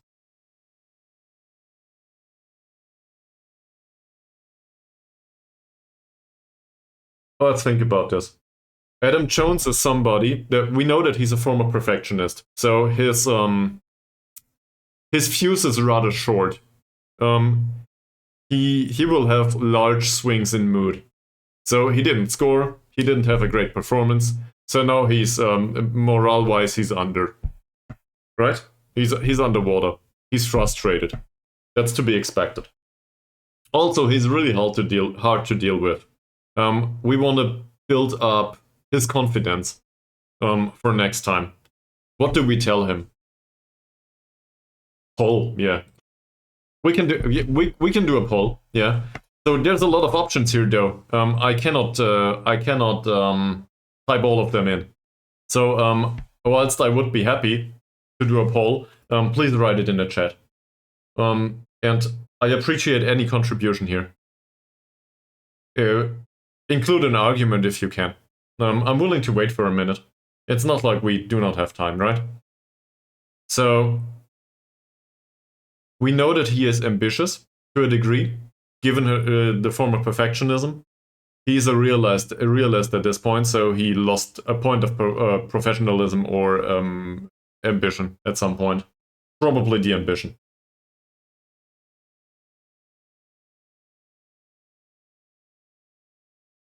Yeah, weren't at your best and deserve to come off is feedback that might challenge him. Given the amount of ambition, there's some sense to that, right? So that's honest feedback, maybe that fires him up. Any other suggestions?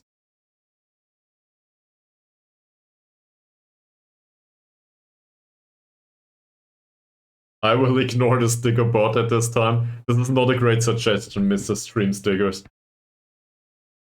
This option doesn't exist.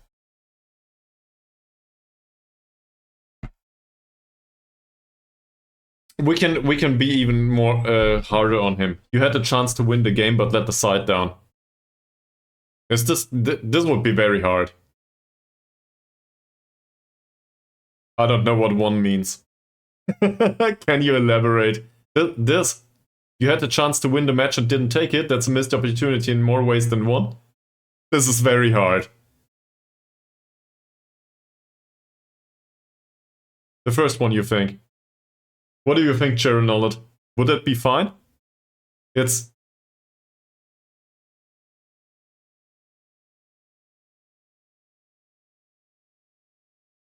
I guess I have to make a decision now. Anyone else? There's 9 viewers right now. Anyone wants to contribute? Feel free. Or feel free to lurk along. I will pick an option now. So, I will not be aggressive about this. Apparently I need to be aggressive about this.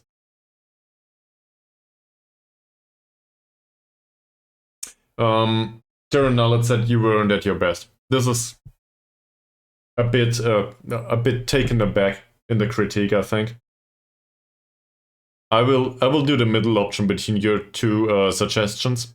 I think we need to remind him that he had a chance to win the game, and he let the side down. On the other hand, I do not want to be too aggressive about it, even though probably both work. I will do this. He's fired up. I guess that's positive, right? That's okay. Anyone else? Flynn Murray. He's relaxed right now. His performance was... I think this rating, 6.0, this warrants abysmal though. So I will use that option here instead. Now he's stressed. Cool. That's too much. Okay. Seemed to lack the confidence to respond. Yeah, he's not confident. So we note it for the next time. And this is due to the fact that he's lighthearted. There's some sense in this. Alright, let's go on.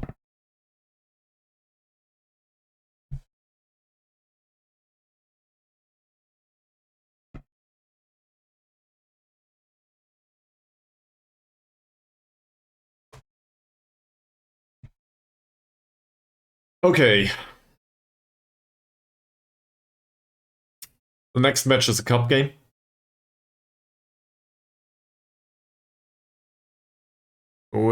I think we didn't play 5 matches in the season yet.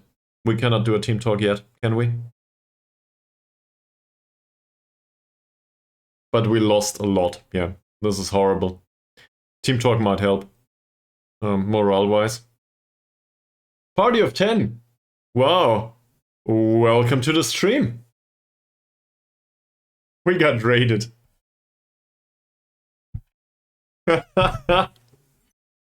Well, thank you very much, and welcome to the stream. And in case you want to know anything about this stream, feel free to ask. Because right now, we're on a losing streak.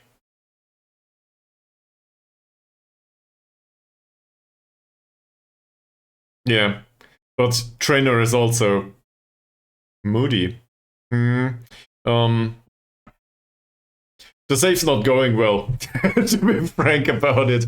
We also had minor discussions about it in the last 7 hours. Well, not RIP yet, but this is in Wales, and we will, to quote the Mickey Billion, we will get off this rock at some point, probably. Because we are expected to finish mid-table or top half, I think. It's lower league in Wales.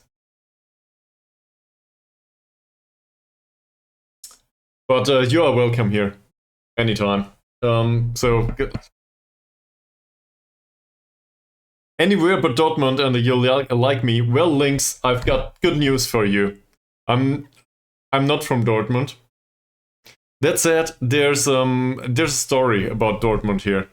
I'm from Stuttgart, but I live in Nuremberg now, so southern Germany, more or less. That said, we picked this team specifically I picked this team specifically because there is a watcher that is from Dortmund, is a Borussia Dortmund fan, and this team, Taffs Well, has wonderful kit colors. I'll just show you.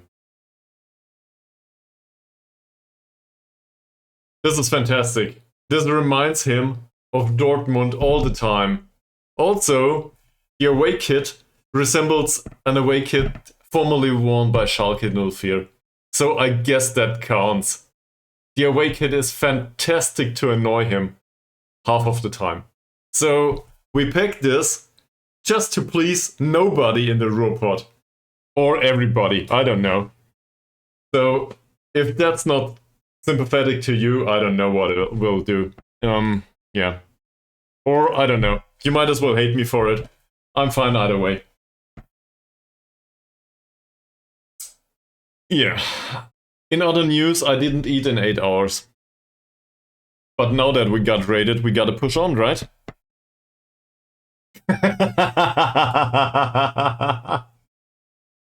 You will go down in history with that statement, though.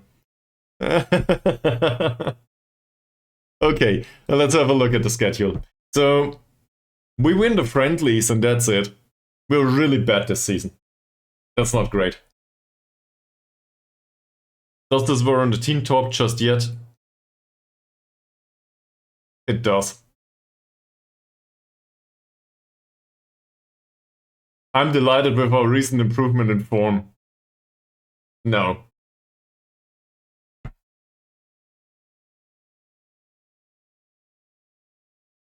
Thanks for the follow. Thank you very much. That's usually how it works, yes. Have a nice day. And hopefully I can entertain your watchers a bit more. See you in a bit, and thank you very much for the raid.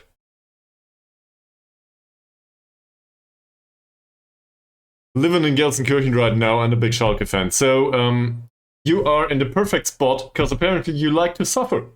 This is fantastic. Given that I was born and raised in Stuttgart, I know that feeling. Now we just need somebody else to be born and raised in Hamburg, and probably somebody from Bielefeld, and we can make, you know, some sort of self-help group. Challenge the squad, he says. Yeah, I agree with this, actually. This is too encouraging. We need to challenge them. This is no good. I agree with this.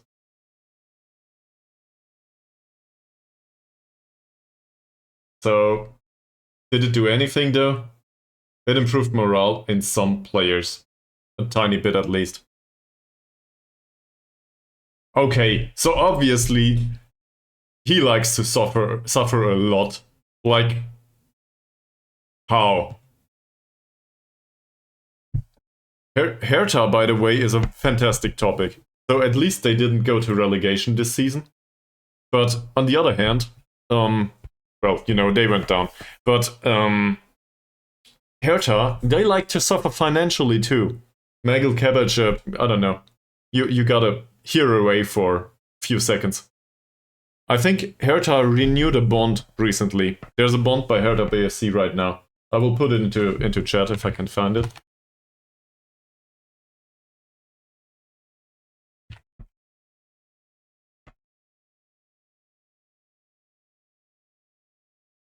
That's it. I think that's the bond. Let me post that into chat. They paid 6.5% interest on that bond, and they want to renew it for 8.5%, I think. At this point. If this does not scream we will go bankrupt at some point to you, I don't know what will. They are going down. If not league-wise, they will go down financially. Hertha BSC will implode at some point. I will be quoted on that. It's highly unlikely that they will ever make it back to the first league. With that amount of monetary pressure. That or yet another investor comes around and rescues them for yet another year. To be fair, I think in Schalke they tried to what's the right word? They tried to make good on but they tried to make good on it, didn't they? They didn't overspend in the Bundesliga season, didn't they? Quite contrary to, I don't know, the last 20 years probably, given Schalke's history with all the Champions League stuff and so on, and then there were no performances to be had. That's great training, actually. That's good. Owen suffers defeat against the former club. Cool. Press conference. I'm really angry. Also, we will get fired. So, once we get fired, we need to find another club somewhere out of Wales. I've had enough of non-league stuff. No, not specifically non-league stuff. I've had enough of non-contracts. That's the way to put it. I found it fascinating, and there's plenty I can take away and learn from.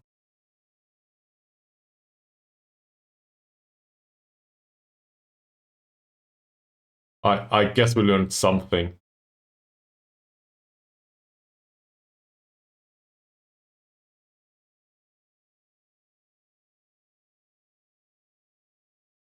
I don't get that, sorry. Would you be so kind to elaborate?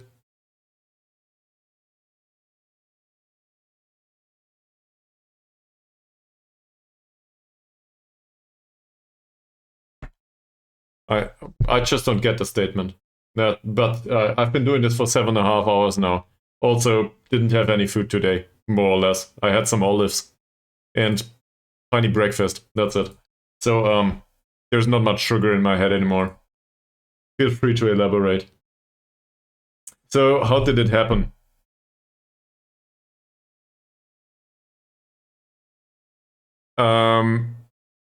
Some of them are. We have a wage budget of 1.9k, I think, and there's no use in using that. Also, it feels right at home, this situation.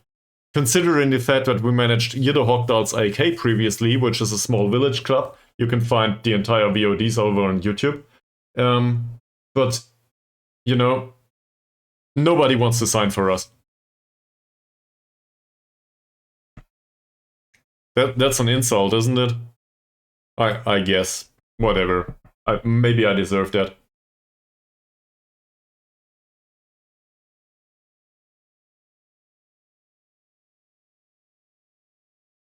We gotta score. That's just it. Also, we gotta defend this way better. Questionable decisions by the officials. Yeah, the officials are to blame.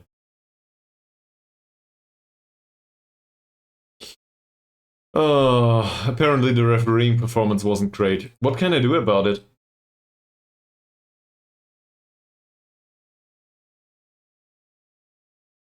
Who the hell is Alex Hobbs? No, I don't care.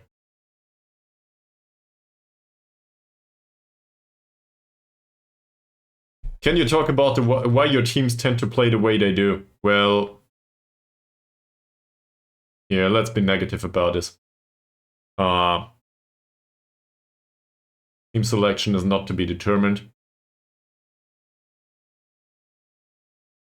This is something more permanent with Moody.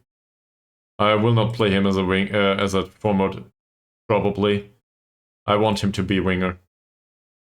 The squad is in Barebones territory now. It's not in Barebones territory.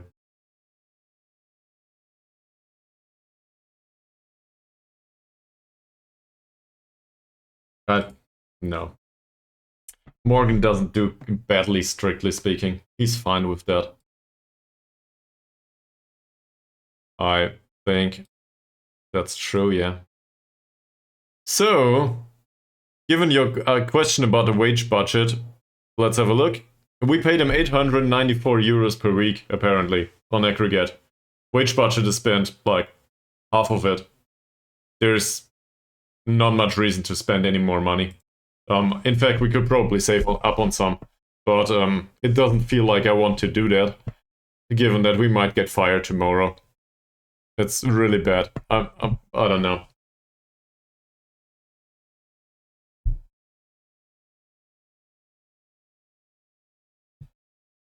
It's just story of my life.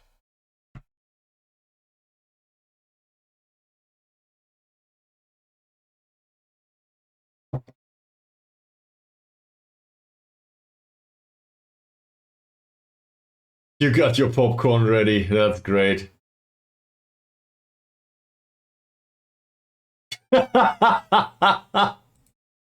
Oh, Mika Billion.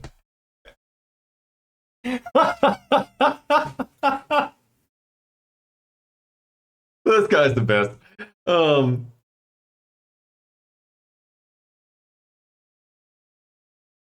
yeah, we're doing badly with our team. That's true. And Jaron Nullett has a point. But Morgan Moody didn't play that badly, did he? We gotta have a look at this. I think the one on the left wing was even worse.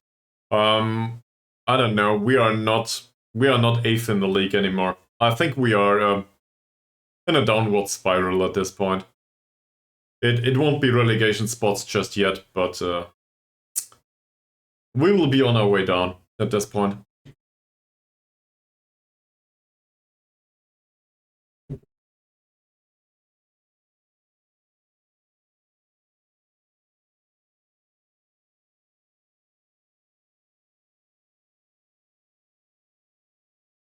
I found walnuts.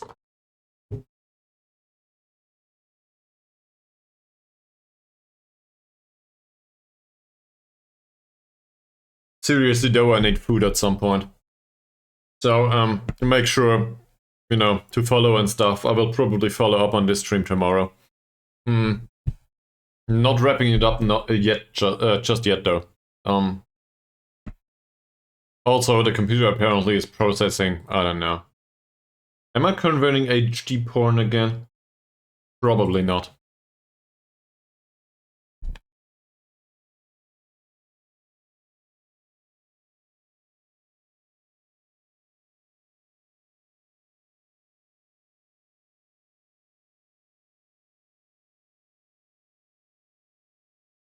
It's really hot in here though.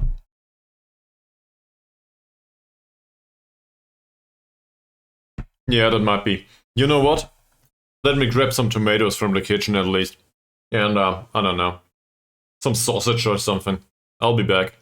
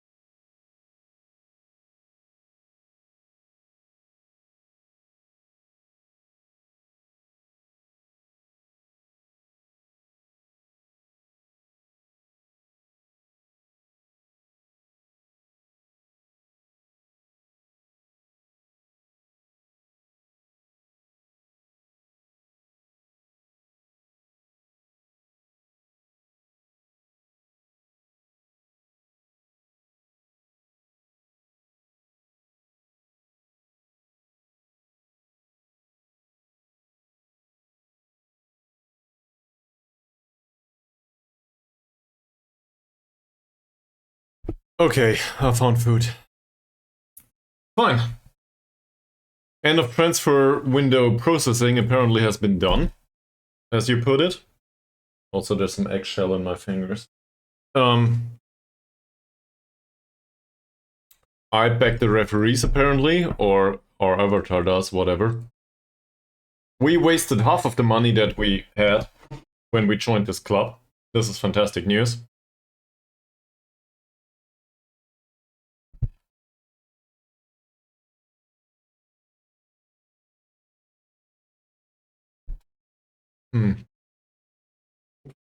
Wasting virtual assets with no value in real life is just my thing.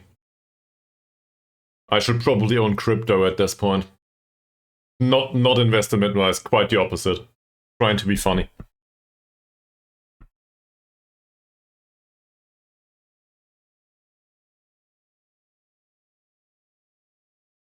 So, what's there to do? Okay, we lost that game. Next time out, we play another opponent from the league. Fuck. He tries to play a Route 1 style.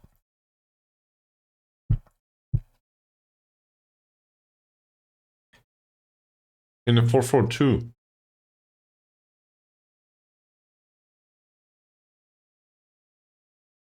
Hmm? So, you remember that correctly.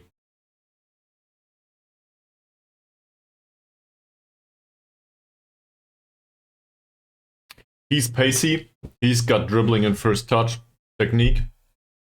Not much else, to be fair. But who cares?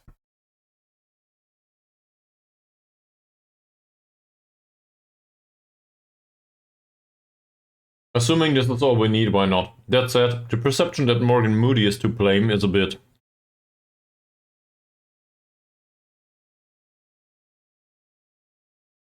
It's a bit isolated, isn't it? He didn't have a bad performance specifically. In fact, 18 out of 20 passes, won his tackle, 4 key passes created a chance. His heading is a bit off.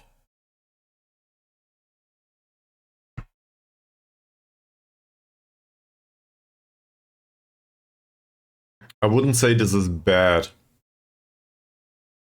The game prior to that was bad. This one, not so much. Hmm.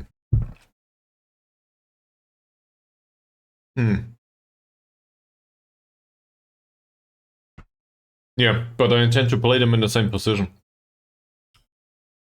We can play Isaac as a winger though. Let's see. No. I will not do that. So, against a 4-4-2, the basic concept is to go through the middle. Let's pull the wrecking ball and go through the middle.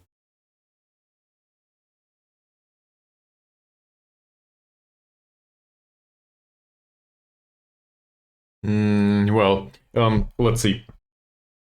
What we could do is just go towards the target man, everything, and do 3 people on attack here.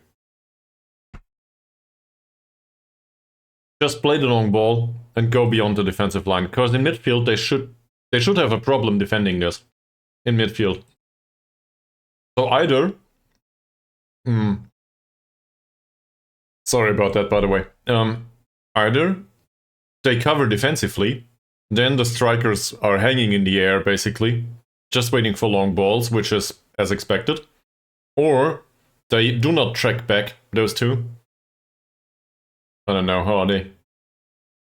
We don't know much about them. So, assuming they do not track back, there's 4 people, well, 2 people plus 2 optionally, that sit in front of the central defenders, not just waiting to score. So, in a 4-4-2, I think middle of the pitch is the way to go. Probably also not fairly wide, but fairly narrow. Straight through the middle.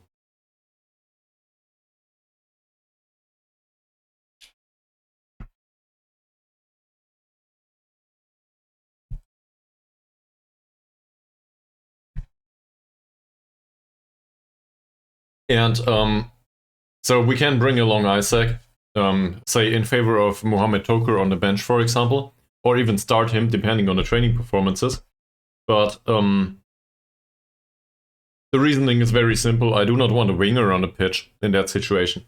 Not a real winger. I want somebody to cut inside. If I could, I would probably start an inside forward. But we do not have anyone that's capable of playing inside forward. Or do we?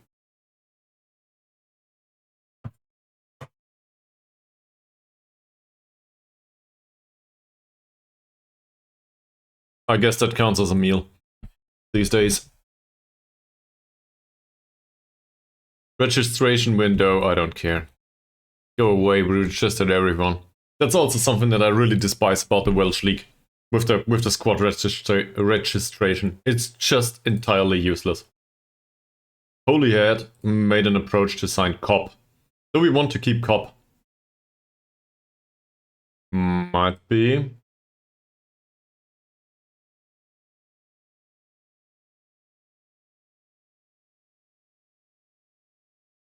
He has a whopping 2 points of vision though.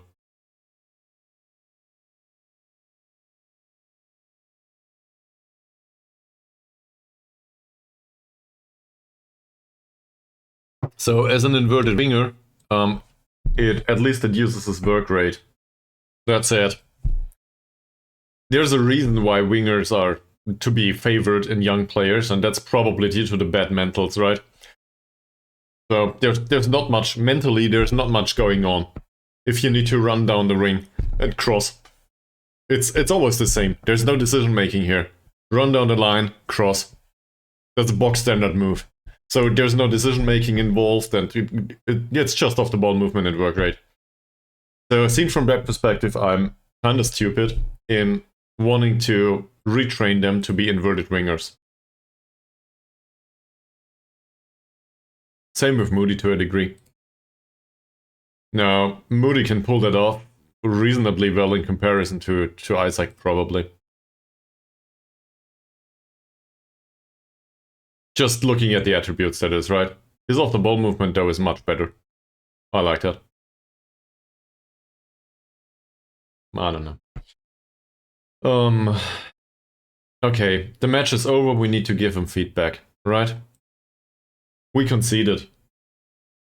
32 out of 38 passes is decent. Goalkeeping overall was fine. Yes, we conceded that goal, but overall this is good. Apparently we cannot praise this game though. How's the form? 6.54, that's enough for criticism.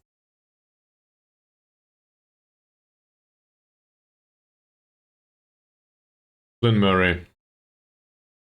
Flynn Murray is on a 6.0 rating. I think we will fine him for 1 day. I think that's enough. He's already under a decent amount of pressure, considering our recent team talk. Also, he didn't create any chances, and given his crossing of 9, that's really bad. We cannot talk about this game, though, for some reason. I guess we wait until next week. Mentoring review! Something constructive has been going on, right? This is U19. So George Jenkins now avoids using the weaker foot. That's not horrible. Whatever, it's not great either, but who cares? And Joshua Rose tries long-range passes now.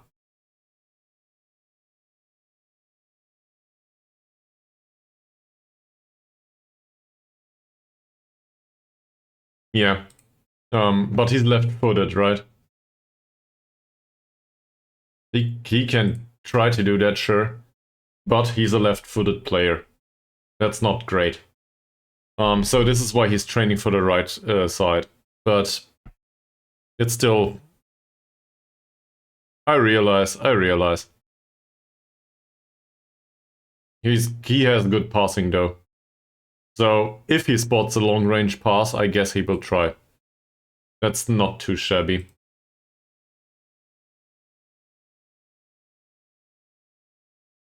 What mentoring group is this? U19 training, mentoring. Here we go. That's the Playmaker group.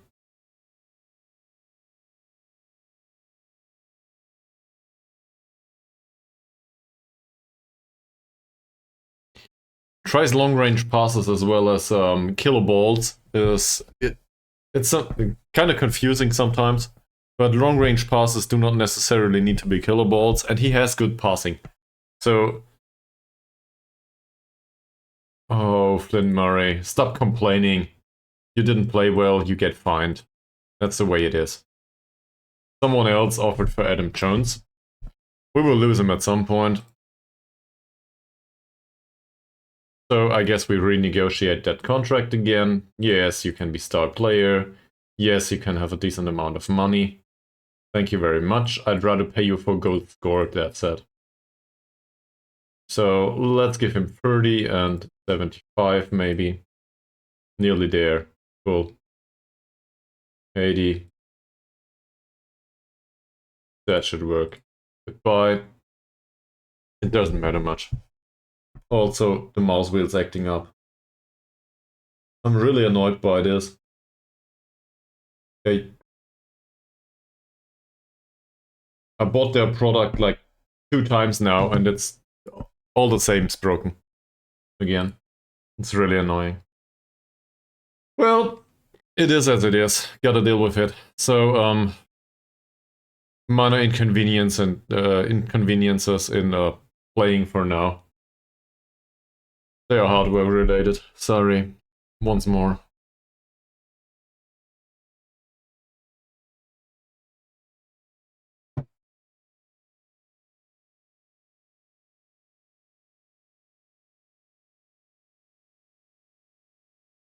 Sure, we want to extend Jones's contract. Extend his non-contract because we cannot offer him a real contract. By the way, there's a lot of people here right now. Is any of you or anyone of you aware if we can change that? Can we force the chairman to give us the opportunity to give them part-time contracts at least? This is not an amateur club. They are semi-professional. They just do not want to offer contracts for some reason. And it cannot be about the money. We have 70k in the bank.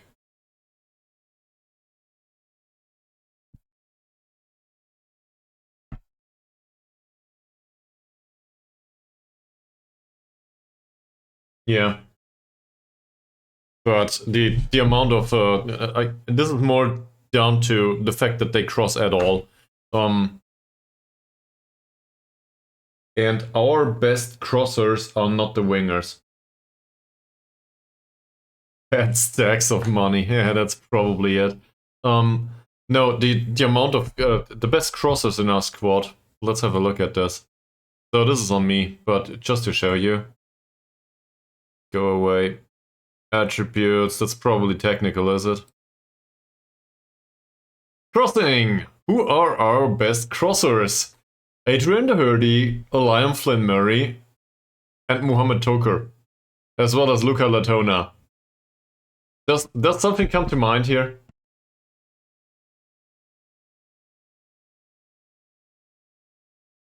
See if you can figure it out. You probably know about that though, right?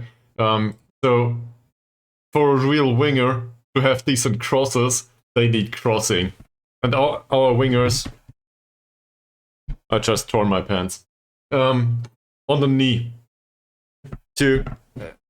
Well, the real crossing by wingers needs to be done if they have decent crossing, and they don't.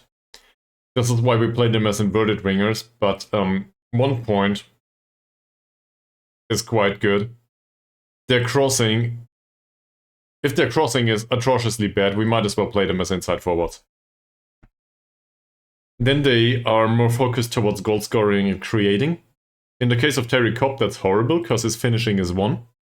In the case of Morgan Moody, that's a bit better. Sponsored by Brazzers. Yeah, probably. I would send you a screenshot or just show you, but my knee is not that attractive. It's, you know, a regular... I don't know. Let's not talk about this. It's boring. So, a lot of crosses towards hold is probably a good idea. I agree with this. I think that's a good idea. Training rating is shitty though. Say we play them as inverted wingers. Not inverted wingers, as inside forwards actually. That would include more flair, less work rate. In the case of Morgan Moody, that's probably a good thing.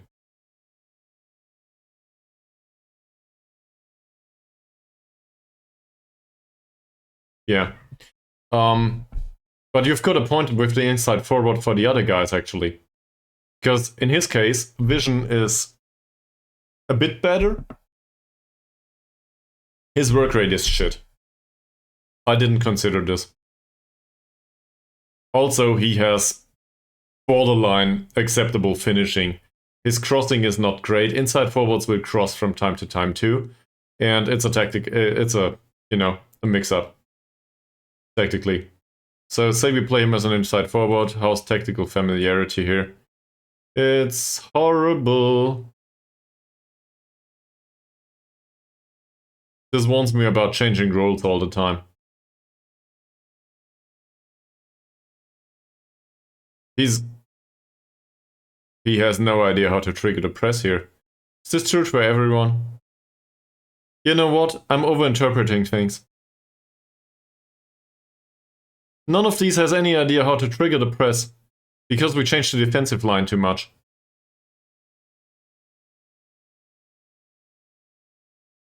What about something like this? This is an attacking formation, by the way. What about something like this? They are perfectly capable to trigger the press in this in these circumstances. Can we do a mid block too? We cannot do a mid block. They don't know about mid blocks. Can we do a high press? They can do a high press. But with a standard defensive line or a deeper defensive line, that's probably a really bad idea. So, I guess we do the low block? With the lower defensive line and still go attacking?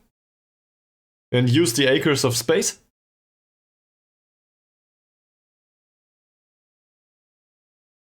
They play Route 1 football.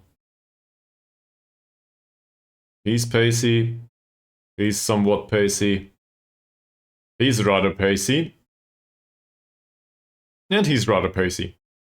So, pace is not a problem for their defenders.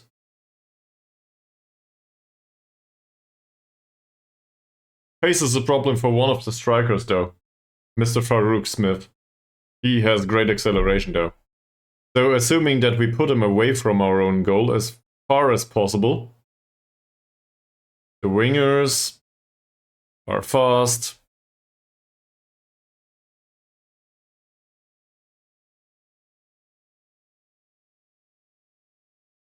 It might, yes. But what's the alternative? So we can obviously we can change the mentality a little bit. I don't want to do it too much, but say we argue, okay, the squad is not good enough to pull off attacking mentality overall. Given the competition in the league, skill-wise, we are not good enough, right? So say we pull this back to positive. In general.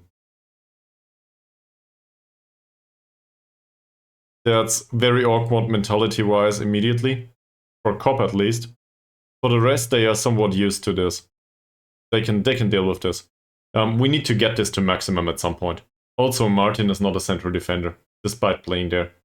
Did we offer him a new contract? We didn't offer him a new contract. Do we want to keep Martin?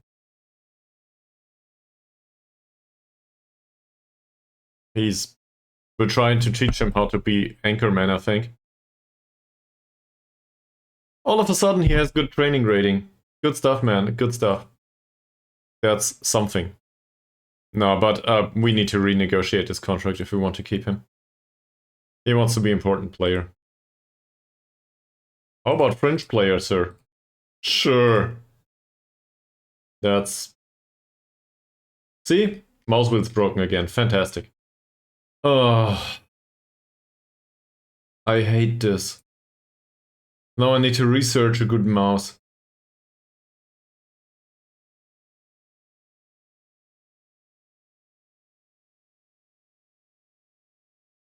Sure, you can have this. Transfer window will close. I do not think we look for transfers right now. Also, what's the matter with the transfer window anyway?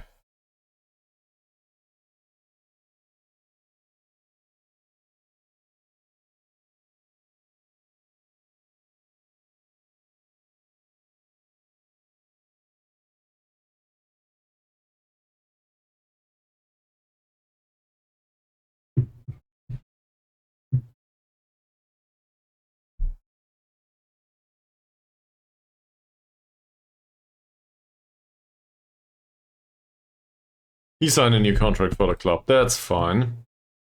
The board are pleased with our management.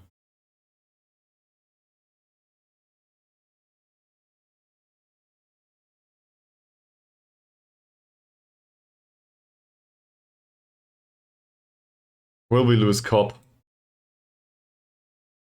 We got him a new contract 5 minutes ago. And Cop rejected him. At least something. Club vision though. Let's have a look at this. So the match performances overall have been really, really shitty. We are expected to be defeated by the board. We are expected to be defeated by everyone.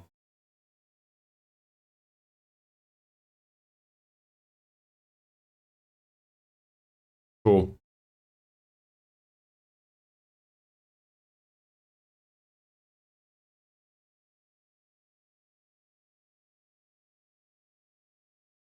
Okay, let's get rid of this.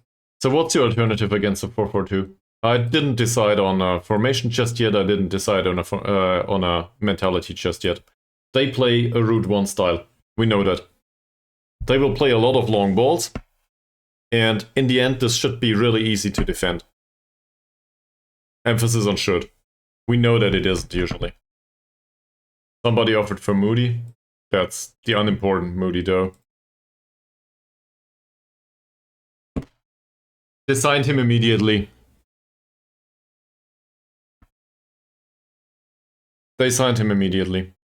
So Gary Moody's gone. Somebody else offers for Jones. He snubs those. And Harry Martin is gone too. Fantastic. So much for decent players. So 4-2-3-1 with, I guess dynamics can only go down if we lose players. Fantastic. I'm really impressed. This is just what we needed. So, what's left? This is an away game, so we will go with a positive mentality and we will try to play through the middle. Adam Jones doesn't know the mentality that well, but he's probably still the best shadow striker we have.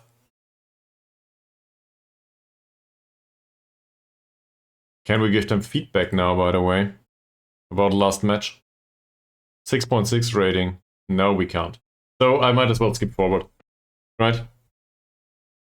We lost 2 players right now. Doesn't matter. We will just play the U19 at some point.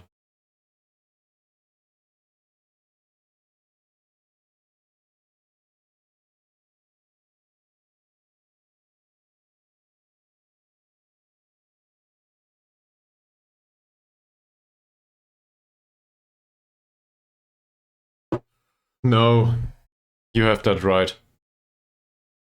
Oh no, we might lose Andy Rooney. That's probably far enough not to care anymore for me, in Rooney's case. Ollie Isaac. I want to keep Ollie Isaac.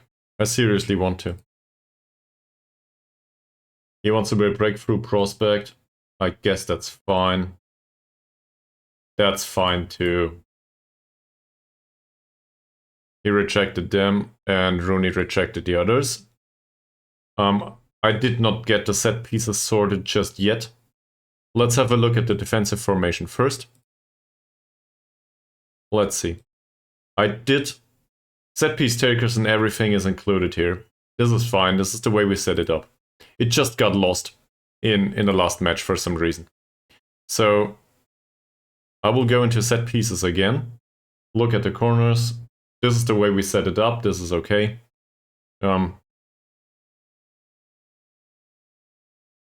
This all seems reasonable. There's no player selected here, but this resembles what I did. So we will save all of these routines once more as set pieces defensive. And now I will go to the other tactic. Have a look. This is all rubbish. So let's try to load all routines from the defensive routines.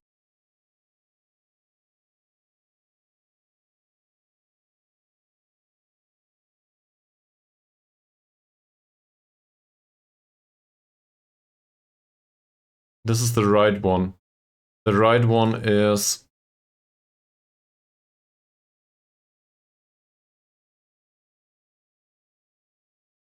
What?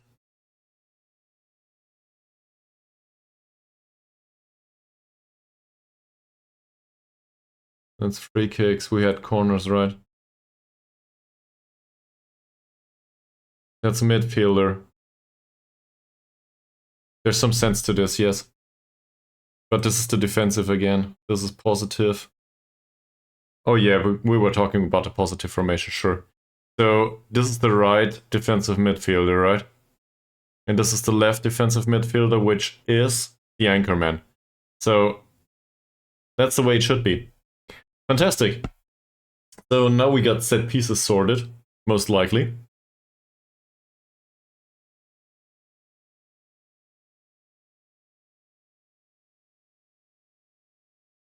Yeah, this seems reasonable. I'm happy with this, at least for now. At this point, I just do not want to concede, so set pieces from that perspective are okay.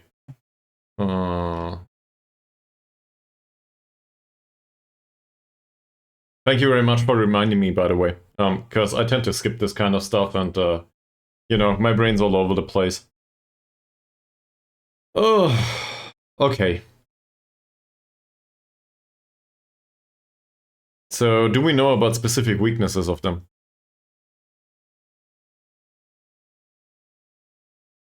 We do not know much about those players at all, right?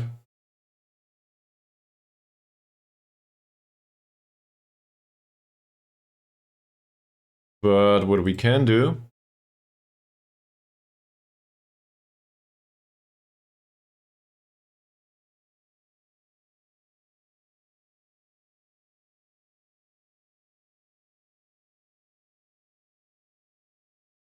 They are outside scouting range. Seriously. It costs us 1.2k to scout players within Wales. Forget about that. Transfer deadline passed. Squad registration is just fine as it is. Because, you know, we lost players. But apparently the U18 counts. Doesn't matter much. We can confirm this. Everybody can play. We saved the game! Yay!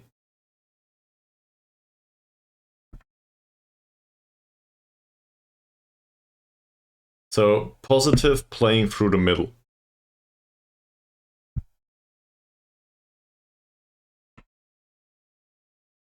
So that means no overlapping, but crossing from deep. Given that we need to cross from deep, because, you know, we want early crosses because our wingbacks are the best crossers in the team. We want the good crossers on the pitch for that. The ones with the 9. Yeah. Feel free to do that, and do they say good appetite? You know, have a nice meal. Enjoy your meal, I guess. Enjoy your meal it is, right? Something like this.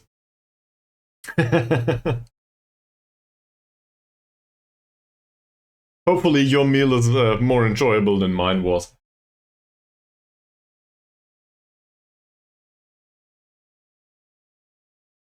Okay, there's some transfers here. Yeah, I don't care much. We can't do anything. Just go, Rooney. You're done.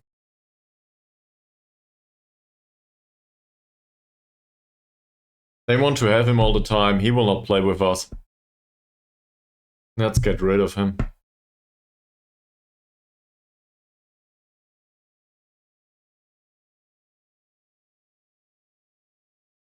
Yeah, back to the matter though. So we try to cross from deep. In fact, that's probably a good idea for most tactics of ours, because that will include the wingbacks more often than not. So if the wingbacks are more often than not taking the cross, we stand a chance.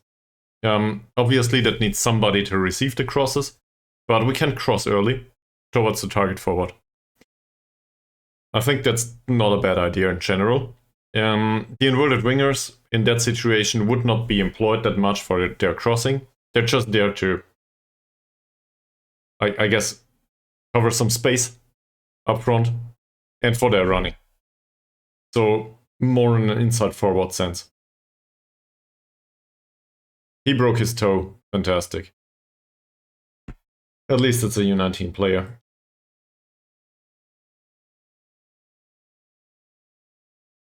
So, seen from that perspective, this might be counterintuitive, but working the ball into the box is probably not the way we want to do this in this positive formation.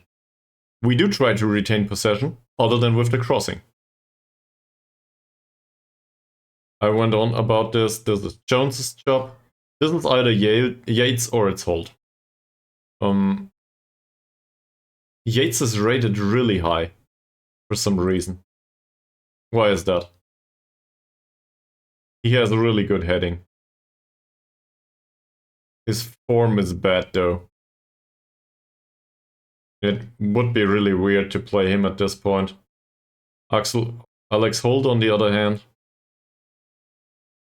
he doesn't develop at all. Rating last time out wasn't great. Can we warn him about Finally, we can talk to the players. So his passing was decent. I will praise his passing. I cannot. I will warn him about not scoring and not enough chances created, I guess. That's fine. Okay. What did Jones do? He let the side down, that's for sure. We know that. His passing was fine. We cannot praise him for it. There's no... I don't know what's going on. Apparently, we cannot give them feedback. It might have to do with the fixtures and the dates. I think Football Manager works in some sort of weekly model there, even though it's not... it doesn't make much sense. But I think there's a weekly model for this.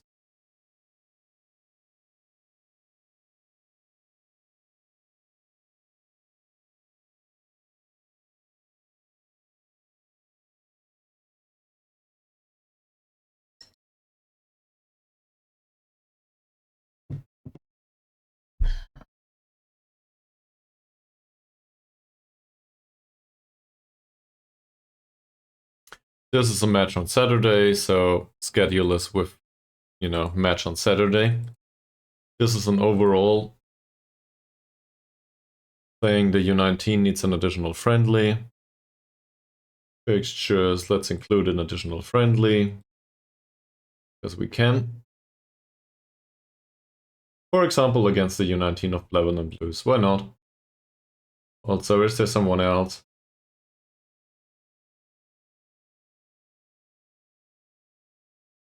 sure. Let's play for Talbot at some point. And maybe... I don't know, it doesn't matter much, does it? None of these will earn us any money.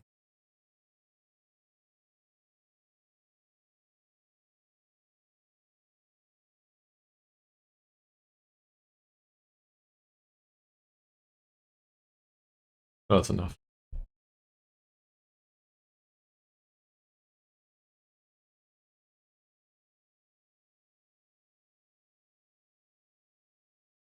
Oh, okay. Yes, this is all overall training. Great.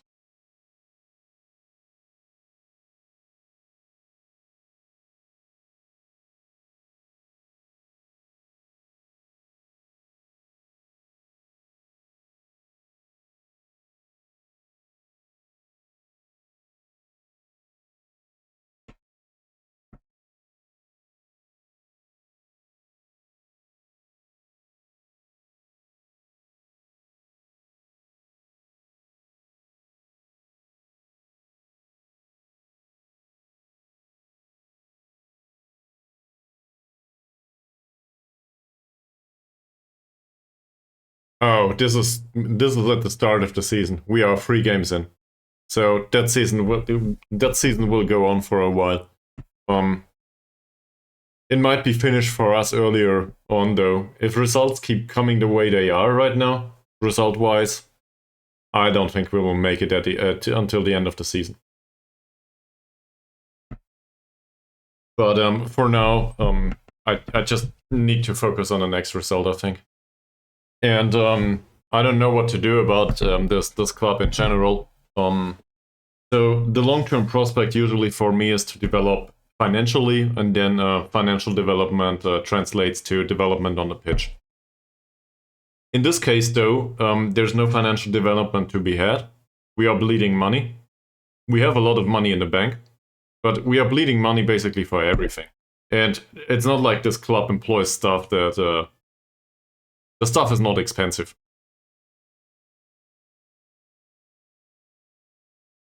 On non-contracts. Thank you very much. That will happen. Sure. Usually I do that. I sell players for a profit, and then, you know, generate clauses first and foremost. Generate not only the sell-on clauses, but also clauses that get paid on, you know, appearances and stuff. I like to do that a lot. Yeah. And if you do that long term, you can. I did that with Yiddo Hogdals too. So you can look at this. It wasn't successful all of the time, but at some point, I don't want to. I want to avoid the snowball as a word, but at some point it gets rolling, because snowball is associated with really bad advice and financial circumstances about debt. But there's a certain catalyzing effect, amplifying effect, I think is the right word. There's a certain amplifying effect to profitable player sales, buying new players that have decent skill level, and again reselling them later on. And especially if you do not need the money specifically at that point in time, you can include clauses that have the opportunity to generate future profits. If you are in it for the long term, that's great. If you are not in it for the long term, you don't care. Given that I usually manage clubs where I'm in it for the long term, I like to do this. The problem is it depends on the chairman a lot, and it depends on being able to give away contracts in the first place. So I cannot do this here. This entire concept is useless if you have, you know, non-contracts. I can't do shit. I cannot even give them youth contracts if they are young enough. I just can't. So there's no money to be made here other than with income from matches. We can offer 9k to somebody to come here and play a friendly. We earn 1.5k in returns. That will work. I think we can do the same going away. but travel costs are not included in that. So given the fact that scouts are fucking expensive for us, I guess travel costs in Wales are similar to Yellow Hogdal's IK. They take the nearest tractor and then, I don't know, probably get their oil somewhere, the fuel somewhere, I don't know, at the other side of the planet, probably. So, monetarily speaking, not sure how to develop this.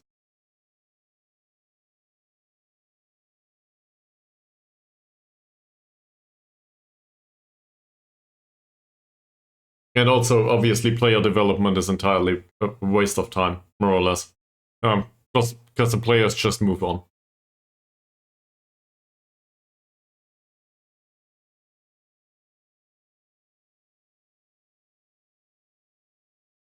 He's happy with the training session scheduled now. Cool. As always, Rooney is not very receptive to criticism. Yeah. So now I'm kind of torn on the issue. On one hand, I want to remain with this club and want to move on and see a better performance in the league. I really want to do this. On the other hand, the circumstances annoy me. And why? Yeah, to a degree that's what's in the back of my mind, and that's not a good prospect. To have that in the back of your head, right? If in real life you think about throwing the towel, you probably should have moved on 2 years ago. So with that save here, I'm not very excited by the prospect right now of managing this club for another 3 years. So I will probably not extend the contract and move on to somewhere else after this season, but not in the middle of the season. Now, if I get fired, vastly different thing. But for now, I also want to find out what went wrong. IKEA is not. You are a bit behind, sir. But welcome back to the stream, Perone. No, IKEA is done 1.5 years ago. That said, I'm waiting for an order of IKEA actually, right now.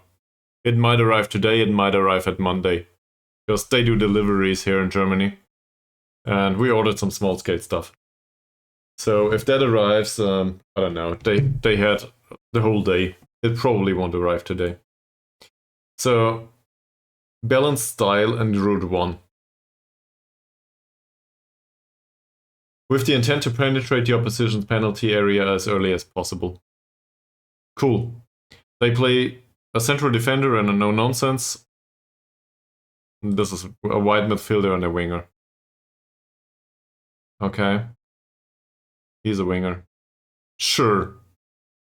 So they are going for penetration. Given that they go for penetration, am I correct to assume that these guys need to pick up the ball more often than not? So it's about running. And the poacher has good acceleration, but he's really slow. Good finisher though. Him on the other hand, for a deep lying forward, that's rather bad strength and bad balance.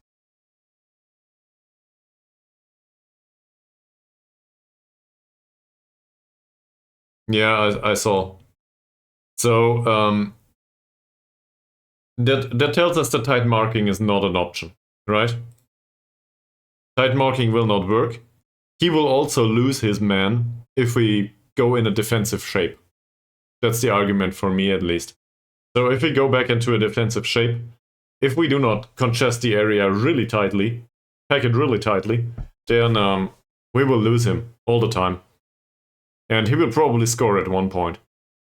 So I think that's what went down in some of the matches that we lost. Also, given that we are not very great at the counter-attack for now, just because I guess mentals, players are too young, doesn't work. We might as well press higher up on the pitch. It's a lower defensive line here. Can we...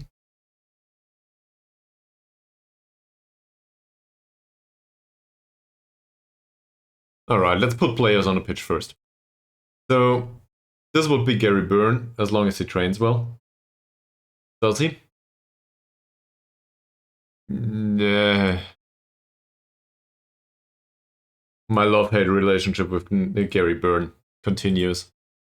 Nate Davies had decent training. He's natural in disposition, so why not play him, right?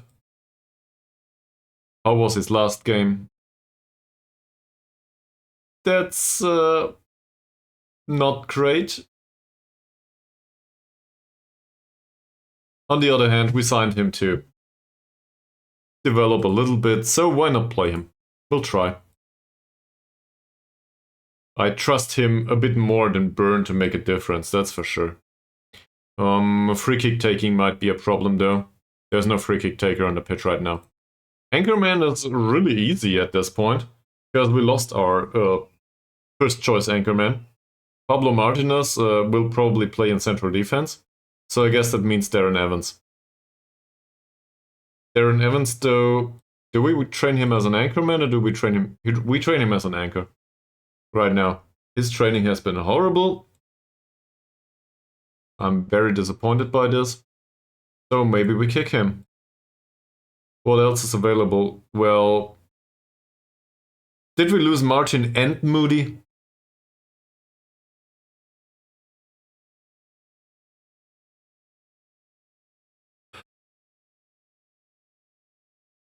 Did we lose all of the defensive midfielders? Is that what happened?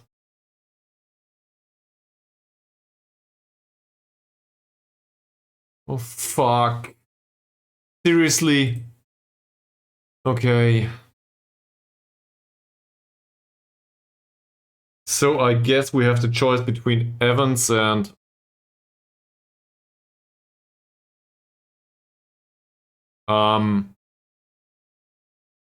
Once they are unhappy because you offered them out, I think they just want to remain with the club, if I'm not mistaken. So you can't just let them remain with the club. Also, sometimes you can offer them out on loan and get rid of them that way. Because if they agree to the loan, that is. But loaning out players for playing time usually works. You want money in the short term. That's a problem, I guess. What's the problem with offering out a player on loan with respect to wages? Loaning out players is the way to earn money. You want 100% of the wages and then you want a monthly fee. So that earns money. It's just not money for the player value immediately. Now, if you can get him loaned out, he develops, and you can extend his contract halfway throughout the loan, that's fine. If you can sell him halfway through the loan, that's fine too. It will not earn you the entire value of the player right now, though. And there's always the possibility that he might leave for no compensation whatsoever. But given that you play a journeyman save, if I'm not mistaken, you might not stick around for 5 seasons for selling that player, and that comes at a cost. I hope there's some sense to this for you.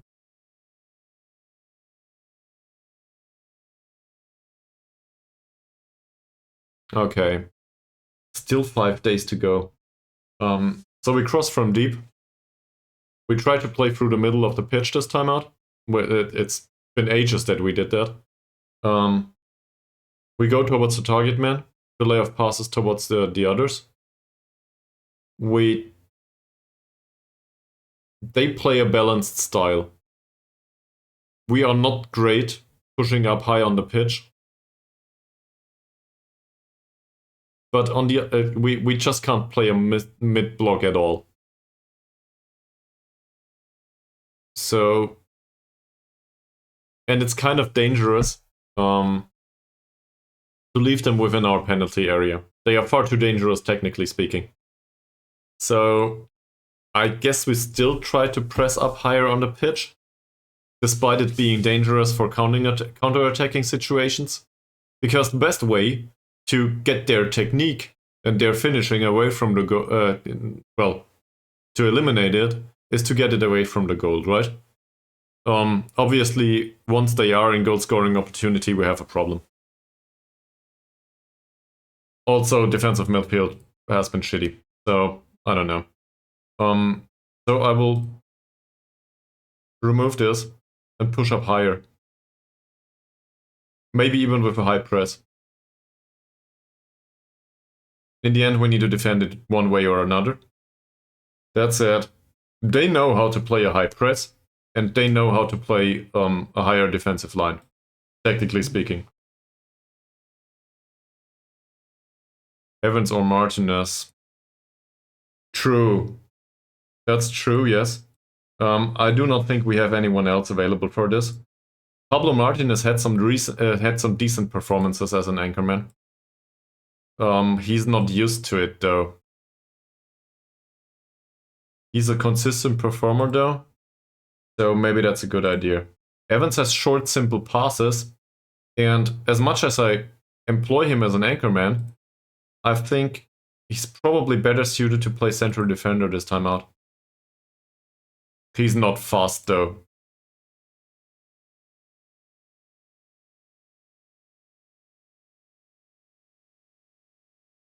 He's not a good header. Forget about that now. Let's keep him on anchorman. So say we play Martinez there. Who would do the central defending? But as an anchor in the middle of the pitch, that's not too bad, right? Forget about the quickness training for a second. He needs composure. That will not be a bad choice for his role as a central defender either. So that's fine. Say he plays there. He is entirely unsuited to play that role. He doesn't know how to play there. Yeah, he doesn't know about the mentality, and neither does he know about the position, role, and duty. So at least we have 2 training sessions to put it into him. How's Evans in this situation? Not much better. So there's not much of a difference there. I don't know what they do in training, to be honest. I just don't know. We do need a goalkeeper. Is there anyone that trained well? So White Tuck trains really well. For a substitute goalkeeper, at one point we need to play him. He trains like a beast too. Kai Clark, on the other hand, we actually thought we would go into the season with him as a primary choice. No, that's the wrong one. Let's put Simon Owen to the bench.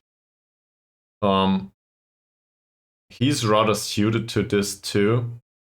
How is his edit? He's not that used to it for some reason. I have my problems playing the third choice goalkeeper, especially given the one-on-ones. But on the other hand, he trains well, he's new to the club, he's a consistent performer. Doesn't enjoy big matches, this is a cup game. How's he? He's inconsistent and doesn't enjoy big matches, so I guess we play him anyway. Cool. So much for that. Goalkeeper distribution is rolling it out to the playmaker. That's fine. We can also force the issue, if we want to force the issue. Distribute to the fullbacks, given that we hit early crosses. So assuming the fullbacks, at least that's better than giving it to the center backs who just hoof it long, right? Whatever we tell them. So now we have 2 central defenders, and, well, central defenders, there's not much of a choice. We have Griffiths available. He tries to play way out of trouble. That's fantastic already. His pace is 8 though. So given that we push up higher on the pitch, this is probably the upside for us. 8 points of pace. On the other hand, His positioning, yeah, that's okay. Marking, though, no. We do not want to mark specific players, though. We want to mark the area, so that's okay. His positioning is fantastic. His pace is also good, so there's some sense in this. Also, his training rating is shit. And for some reason, he just can't get used to playing central defender. But who knows? Luca Latona is the worst of the two crossers. Do we want to use him anyway? 7 points of crossing and just hope for the best? Because the alternative is to play Doherty. Doherty does develop, but he has 5 points of pace and they have fast wingers. I do not think that this is viable. So I'd rather have Doherty on the bench. I hope that makes sense. Even though his crossing is worse. I'd rather cover defensively. And Latona, well, it's the other way around. He has good pace, but bad acceleration. So, how's the positioning by Doherty? It's the same. Bad marking though, tackling is decent. Yeah, he goes to the bench. He needs to be there though. With that training rating, it's not fantastic, but he trains reasonably well. Yeah. I thought about that too. The problem is, Evans has been training as an anchor recently. So, assuming we put him on central defender, just look at it. My problem is not with the ability tactically, for example, but his heading is bad for a central defender, and also acceleration and pace are off. The other two are faster. I don't know. I guess I want him to be an anchor man in the end. Short, simple passing, though, would be fine for a central defender.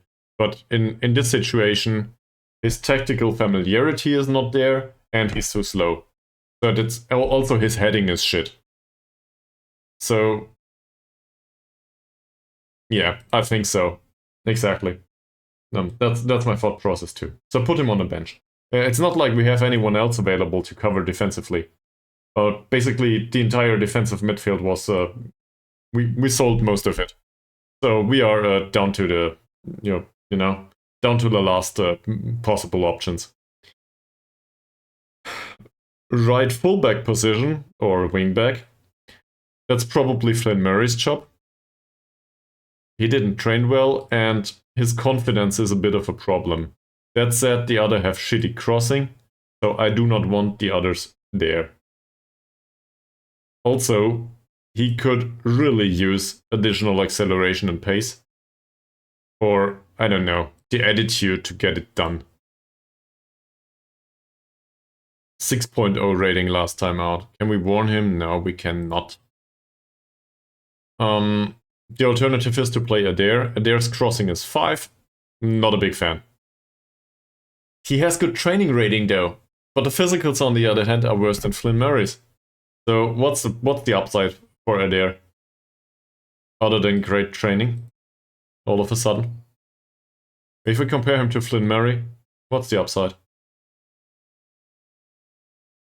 I don't know, this is an open question.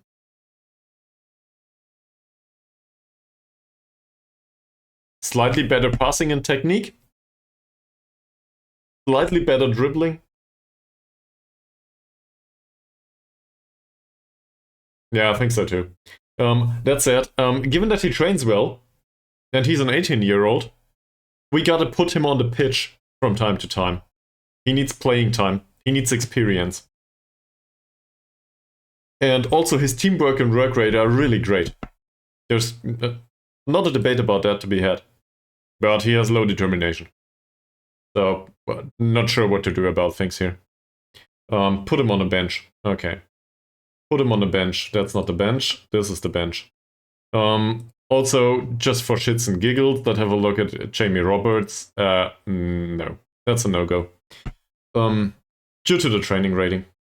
I don't want to bring somebody along that doesn't train well, and there's no excuses. Even at the age of 33, you can try to train well. So what's left? Wingers. Now we're getting into the meat of things. So this is inverted wingers. Forget about crossing. Inverted wingers need to cross too, yes, but we train them as inverted wingers. So we are trying to get that tactical familiarity onto the pitch if we can, even though they might not be great at it. Who trained well? Simon Owen did, Adam Jones did, and Morgan Moody did. Given the 8.1 training rating, as well as the 6.9 rating last match, 6.8, I think Morgan Moody deserves to start, even though it didn't translate to performances on the pitch just yet. In the end, I trust the model citizen to make a breakthrough at some point. He's also somebody that thrives on playing big matches and a fairly consistent performer. So this is a big match. It's a cup game after all. Which leaves us with the left wing. And the bench spots, obviously. Let's go back to training. Is there anyone that trained well? Owen trained well. He might be a candidate for the bench. Nate Davies, Ollie Isaac. 7.05 is not great though. So we could bring him along and play on the left wing. Let's try this. Because I want to also adhere to Sharon Nollett's ideas. Say we play him here. He's not used to the mentality, actually. The position, role, and duty is not the problem for him. Assuming we play trainer here, for example, he's perfectly capable to do that. He's absolute rubbish in training, though. And he's inconsistent. Who else is available? Terry Cobb. I will go through these now, just for fun. Terry Cobb is not used to the mentality. And his training rating is 6.3. So, you know what? The fact that Terry Cobb is worse in training than Gavin Trainer, that tells us something. It tells us that Isaac might start, after all. Tumulty is available too. Tumulty's training rating is best. Anyone's got an opinion on that? I guess, Cheryl, now that you want to decide. What do you think? Do we want to play Tumulty out there? It's been ages since he made an appearance. He's fairly inconsistent. There's no notion of a lack of pressure, though. A lack of resistance to pressure, that is. Sorry. Cup game could be his cup of tea. He's also friggin' fast, acceleration-wise. And he tries to play way out of trouble, but up on the pitch, that's probably not a problem.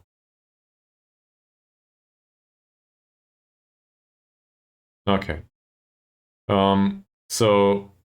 But Trainer is... He can run with the ball. He doesn't train well. He had assists. Well, that was in the friendlies, though. In none of the reasonable games he did perform. So let's not start Trainer. So we keep it like this. I'm actually thinking about bringing along Tumulty in favor of Trainer. I want to see how the tactical familiarity is, though. Tumulty doesn't know about the mentality, so there's no use bringing along Tumulty. Isaac out here, sure. Just for fun, I also want to see how's his familiarity to be an inside forward, in case we would want to do that. Nah, okay. So if we want to play them as inside forwards at some point, we need to retrain them. For the tactical familiarity, not for the attributes. The attributes are bad anyway. So let's keep it like this. We need, in case of injury, we need a replacement for the striker. We do expect to go through with a target forward, so there's not much of a choice here. Toby Yates needs to come. even though his training rating has been horrible.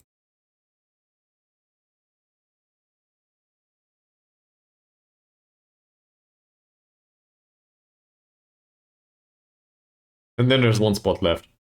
So we have the wings and central defense are covered. Defensive midfield is covered to a degree, given that we have Evans on the bench.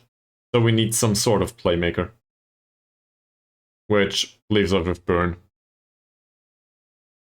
Yeah, but last time out his performance was 6.6. That said, we barely gave him an entire game, right? So we can bring along Burn or Lewis.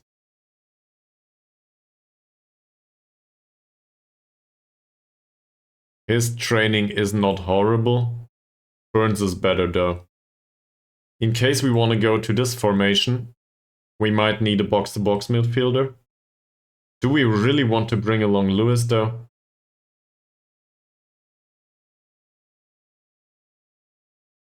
He didn't do anything that's worth mentioning recently. He will probably not complain being captain. So we bring along Gary Byrne. Gary Byrne can also replace the Shadow Striker if worst comes to worst. He can also be box-to-box midfielder if it's absolutely needed, you know. He's not great at it, but if we need it. Alright. And now let's give them some tactical familiarity with this. Set pieces have been determined.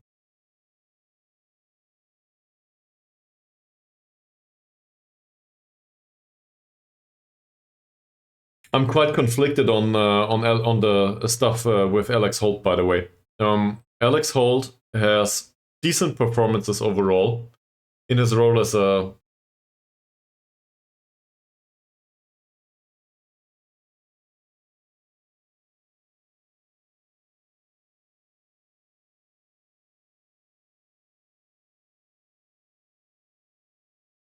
in his role as a target forward.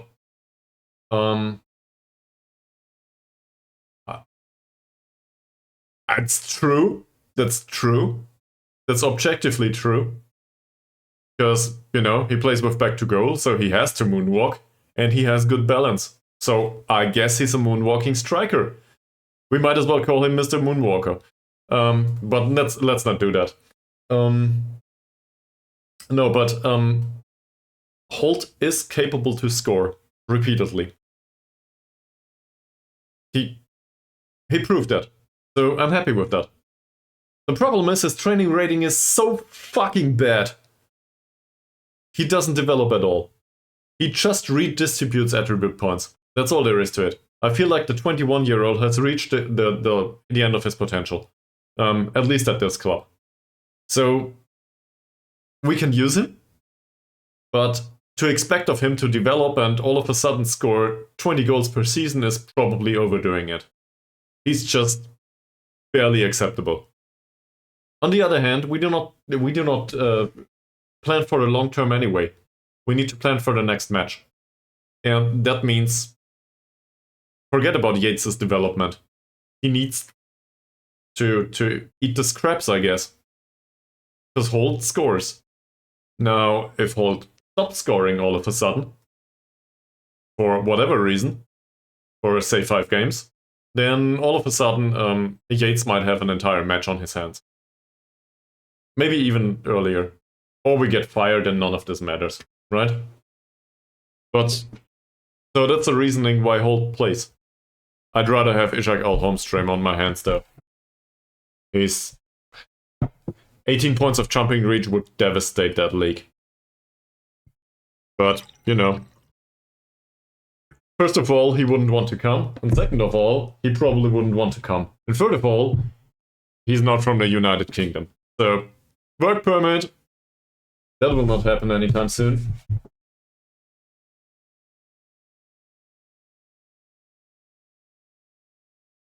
If only we can get this done now.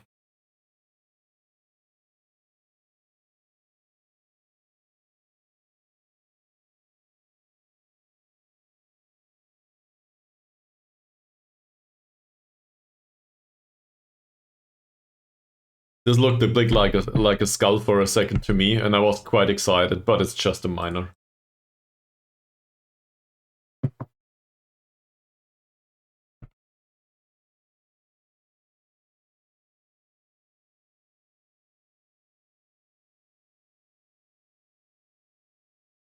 In case we get fired at some point, we need to find a club with a nice nickname. I want to have a club that has a nice nickname at some point. Because now we managed whatever Yidderhogdals was called. I don't even remember. Does anyone remember? Did Yidderhogdals IK have a nickname? The club? The followers, that is. Because now we are the Wellmen. I guess that's kind of intuitive, but it's not exactly inspiring, is it? Potato farmers, yeah, that's it. That's true. It's potato farmers. They are good. This looks like there's a former Premier League club. Is it Championship at this point? I'm not sure. In England, that has these colors, yellow and green. I forgot the name. Let's have a look at the nickname of Yidderhogdal CK.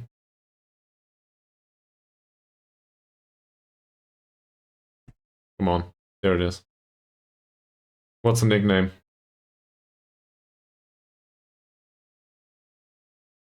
They don't have a nickname. So I guess potato farmers it is.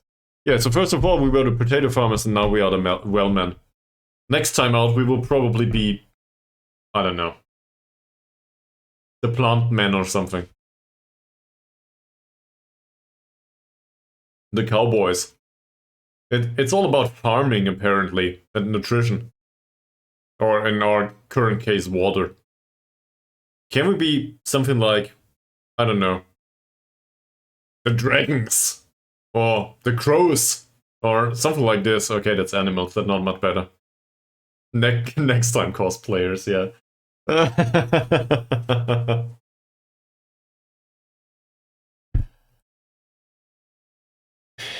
New deal for him. Okay. The sausage swingers. That's...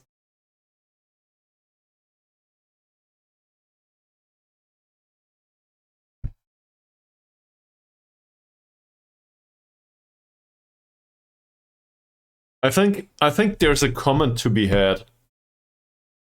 Let me see if I can find it. That's for you. I think you deserve it.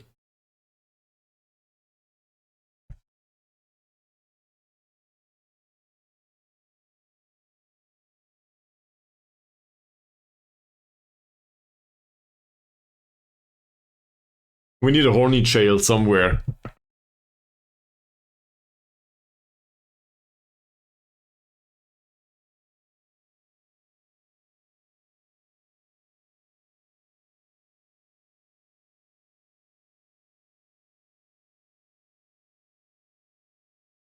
I don't know. I've never been. That's if you have experience in that, that might explain the fact that your job is kind of stressful for the back sometimes. So if this is your job, and if you have experience in that, I'm very I want to be appreciative of this and of your job experience. But I do not have experience with exotic dancing, so I do not know. I do know somebody though, female actually, that has quite the experience with pole dancing. I don't know what Magic Mike is. It's probably a movie, is it? I'm bad at this. Magic Mike's Last Dance. With Channing Tatum. And Samla Hayek. Cool. Cool. I have no idea about this. I know that pole dancing is really hard. I've never tried it, but the amount of flexibility that these girls need is.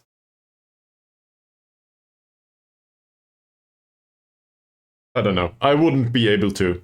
Let's put it that way. I'm barely able to lift my feet.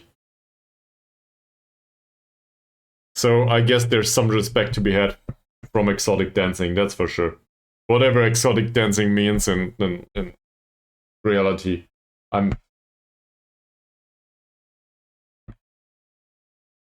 Yeah, I do not need. No, not near me.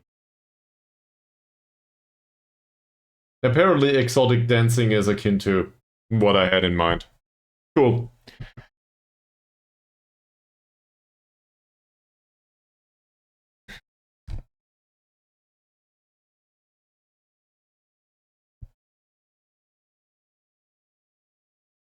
I don't think so, no.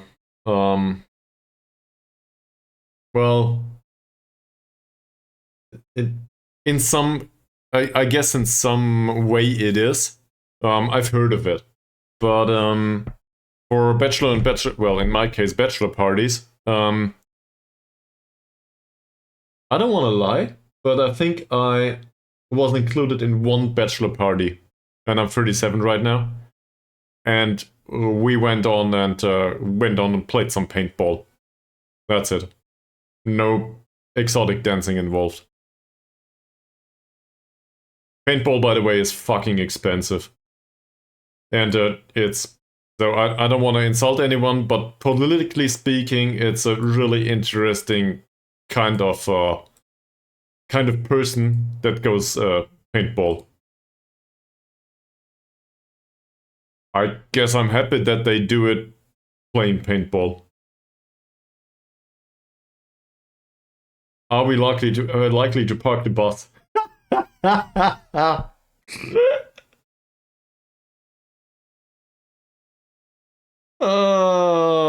Sure, we will be defensive. Let's lie to the press.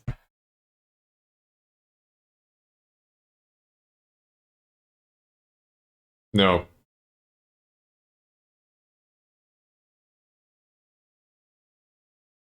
Adam Jones needs to score 5 goals. That's a very interesting press conference. Now, maybe the opposition expects us to shut up shop. Who knows? Do you do exotic dancing in the United States for bachelor and bachelorette parties? Is this like a common thing? This might be due to social circuits and circuits, by the way. In my case, you know, I guess I'm considered an academic after all. At least I have a master's degree, so I guess that counts at being, unfun.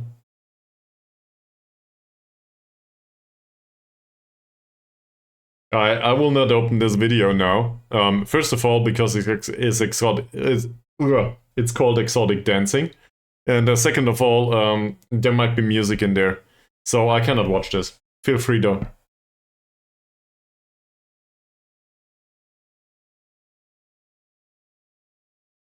Also, this is Twitch. Be careful, there might be a nipple in there.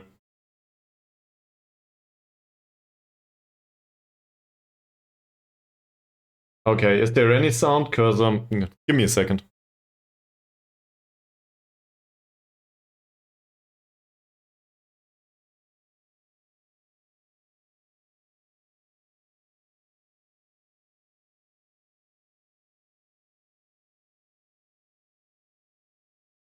This is great fun, by the way.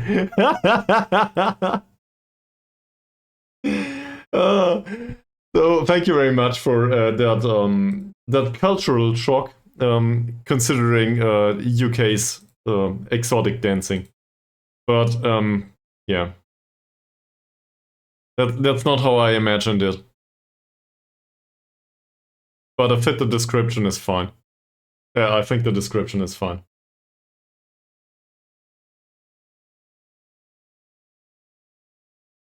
This is fine too. Do we have anyone here that trained well and needs an additional praise? He does. That's good.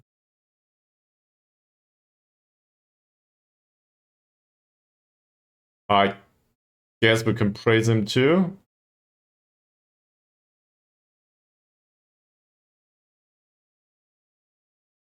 He's been working hard, apparently. Well, at least the scroll bar went away. So that's a perfect squad size. Scroll bar is away, I'm fine. If you want me to have a bigger squad, I need a 4K monitor. Display, I think it is. It's not a monitor in English, right?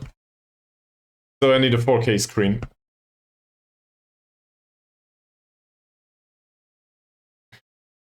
For various interpretations of need. Probably I need a mouse without a broken mouse wheel first.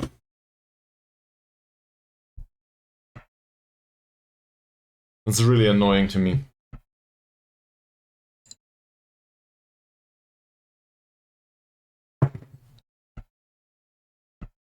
Okay. Thanks, Journal. So I guess monitor is fine. But there's people from the UK here. They might tell us otherwise. Given that they seem to be very much the institution that determines what is good English and what isn't. With the proper British English.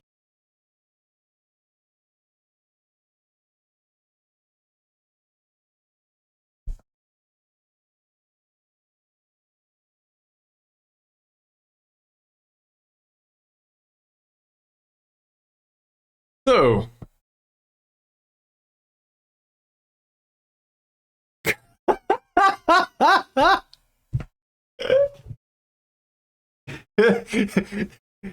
just like founding an empire, right? Let's not go into politics too much, but just like founding an empire and invading other countries. That's usually also what you improved. There's been a minor break. Other countries are having a try right now.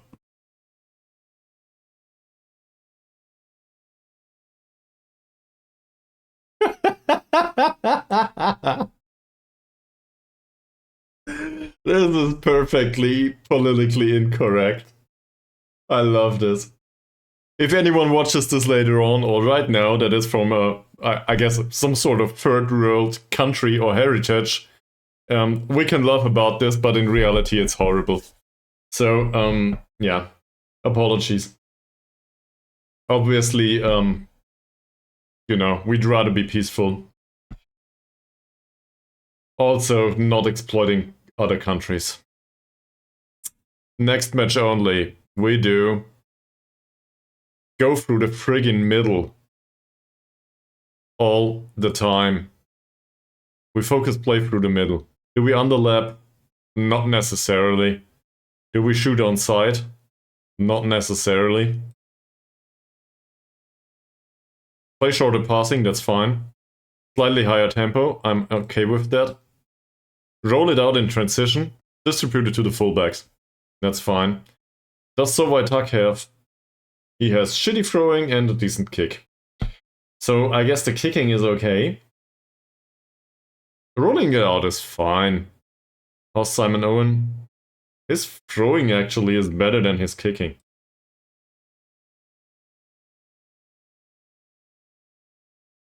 Will I do it? No. So Waitak will play.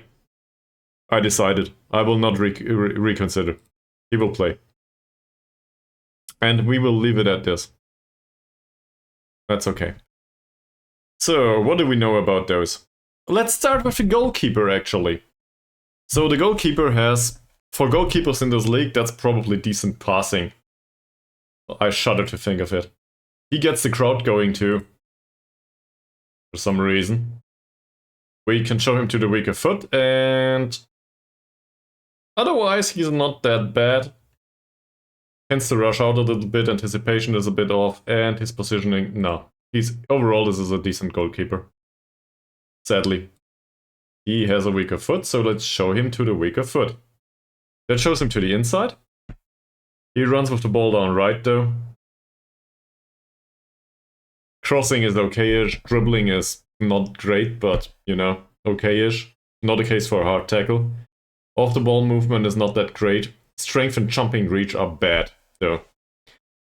So that could be a case for a tight mark, but I don't know. It feels a bit off. Mark him tightly. Because he's not that dangerous. Passing is okay though. So we assume he is not that dangerous. I will eat my words. This guy has fucking bad passing. Like the worst. Literally. Also 1 to 2 points of dribbling. We trigger the press on him, we tackle him hard, and we never mark him tightly. If we win the back high with the ball back high up on the pitch, it's here.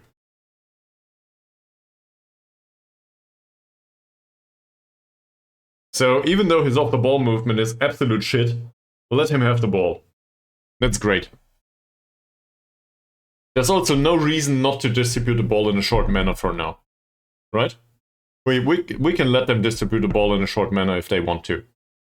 If this guy takes the long ball, that will probably not end up with a striker. This guy, on the other hand, is really dangerous with the passing for a central defender. So we would rather mark him tightly. In fact, it's probably a good idea to send Holt after, Alex Holt after him. Alex Holt has marking 5, so he's not great. But Corey Panther has off the ball movement 5 to 8. I'd rather have somebody available to mark him. And his dribbling is decent, so we cannot even tackle him hard. That said, he's rather slow. So that might be an idea. We will put Holt towards Corey Panther. Great name, by the way.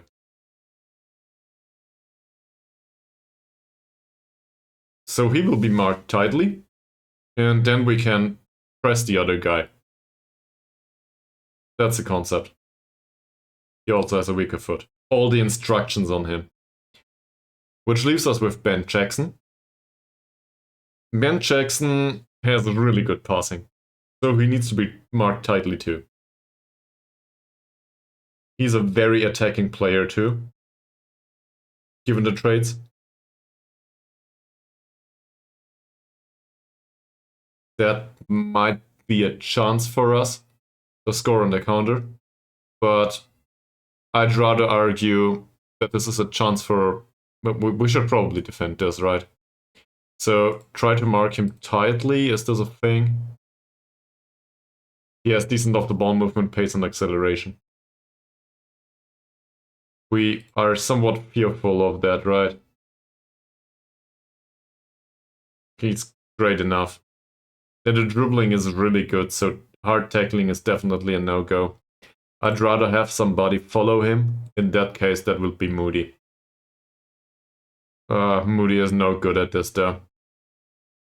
So that might be a problem. Cross less often is probably fine here. Crossing is 6 though, is it? Yeah. Okay. Forget about that. Does anyone here not cross towards the target man? He forgot that he needs to cross more often and shoot less often and dribble less, because he's really bad at dribbling. And Latona. Latona can cross more often too, towards target forward. I guess from deep is fine. No shooting, less dribbling, and taking fewer risks, because his passing is bad. Same as the dribbling. Yeah, that's okay. So we do it like this. Okay. Anything else? Let's go back to the opposition instructions. Ricardo Domingos. First of all, great name. Second of all, off the ball movement is good. He can run with the ball reasonably well. He has good dribbling, and he's a really bad defender. So we want to catch him out of position. Passing is decent though. How's the other guy? Oh no, this is the winger. I forgot. So this is the winger. Yeah. So what do we do with him? Usually I would want to mark him out of the game, but that's not a possibility here. I'm out of ideas, actually. I guess closing him down. Maybe win back the ball. But with that dribbling, he has bad composure. So there's some sense in this. Anyone's got an idea about this guy? I'm open for suggestions. Marking him tightly, he will outrun the marker, for sure. Our markers are not that good in comparison to that of the ball movement and that acceleration and pace. Keep him away from the goal is probably a good idea. But we're trying to do that anyway. Passing is decent. So, but that crossing is really dangerous. I'd rather have him play the pass, so maybe show him to the inside. Let's show him to the inside. So at least he needs to use his left foot for the cross or the pass. That's the best I can think of.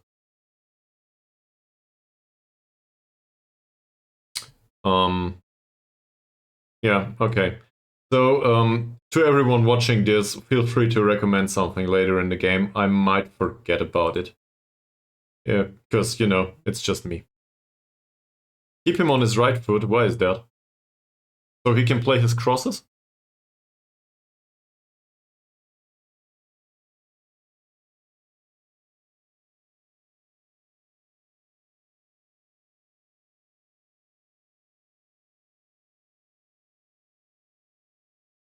If we keep him on the right foot, he will have stronger crossing and passing.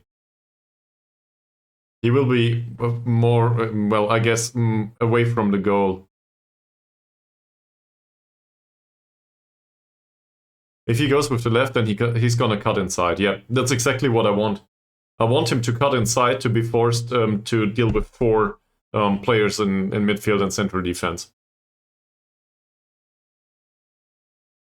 I want him to be forced to go through the middle. Because over the wings, he's a high threat, right?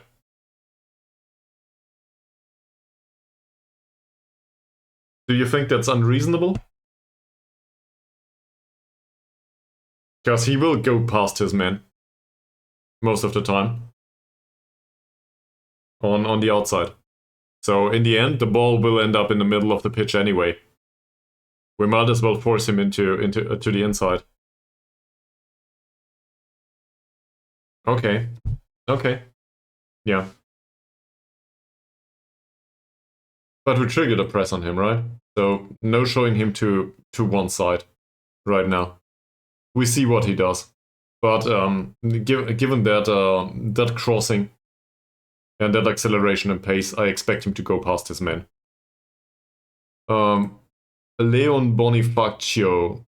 That's, again, a fantastic name. He has a weaker foot. His passing is bad for a midfielder. Let's have a look at the other midfielder. His passing is fantastic, so I guess that means we do not mark him tightly. We want him to play through him. He has good vision. Passing is shit though. His long shots are bad. His finishing is not great. We want him to play through him, right? No tight marking, close him down. And with 5 points of dribbling, we can probably tackle him hard. Let's do this too. This guy, that's the other way around. His off-the-ball movement is okay-ish. His physicals are not great. We will mark him tightly to avoid his passes. In fact, we should probably send somebody after him. That's Kate Retchford. Kate Retchford, I forgot that's the left side, so this is our right, that's Davies. I guess he will need to do that in that case. To Mr. Retchford. Which means that Retchford should be marked, at least to a degree, by Davies, who is... Actually, he has 7 points of marking. He's not great physically, so that's a duel on level, I guess. And the other person here, Martinez, he needs to close down the other guy. Is there any personalized instruction here for...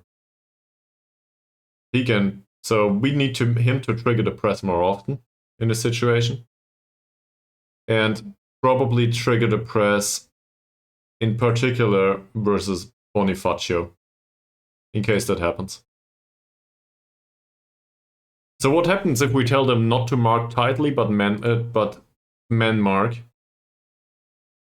He will mark him, stay away from him, and then go into him once he receives the ball. Is that how it works? Hopefully it does. This is no tight mark, right? This is just marking the specific player. He might also mark the area and then go in and kick him to the face or whatever. So that should work. Redford does have a weaker foot. I'm not sure, man. I'm absolutely not sure. I think though, I think I had a player once that had really great marking and was rather slow, and he was forced to mark a player that was rather fast. And he managed to mark that player despite the balls being played into the area with a specific marking instruction. I marked a specific player, and he went on and covered the area in front of him, avoided him receiving passes, even though he was meters away. So I think this is the way it works.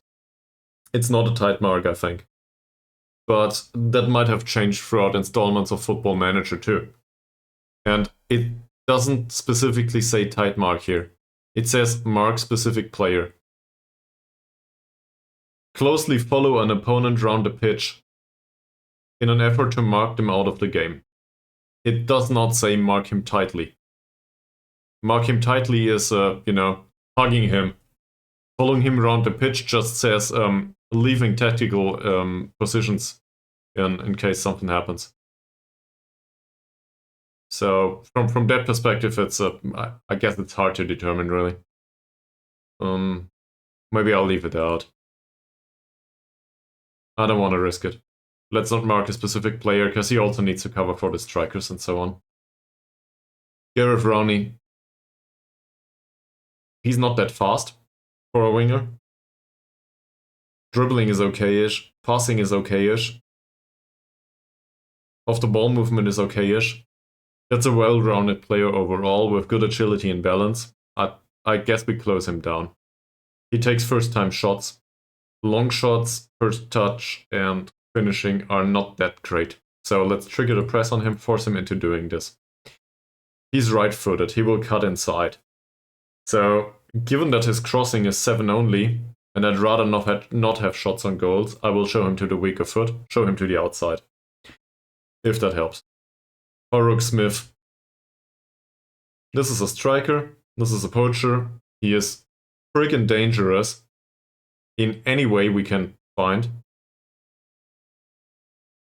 He has good acceleration and really great off-the-ball movement. So even though tight marking makes some sense, given the physicals, he will probably find space. So I'd rather cover the area here. So no tight marking ever. Trigger the press on him immediately though. And fucking foul him off the pitch if we can help it. This guy is really, really dangerous. Also show him to the weaker foot. This is the right player. So this is our left defender, which means that Gibbings will be in cover duty. To cover him. Jamie McMinimy. Fantastic name again. He's a good finisher. He has good off-the-ball movement.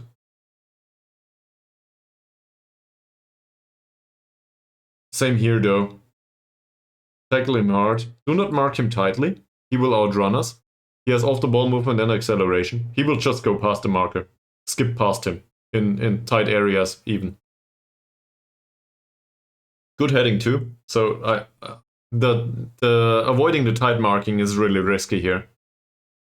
And kick him all the time. Just kick him. Can we instruct him to tackle hard specifically here? Tackle hard. Tackle hard. Oh, this might not go down well. Let's look at them again, but they had dribbling 6 and 5 or something, right? 5 and 6, yeah. Not great dribblers. We have tackling 11 and tackling 11. Oh, kick them. Okay, did I forget anything? Probably. Anyone's got any advice left? Cool, bathroom break. I've been waiting for this for 15 minutes. I'll be back.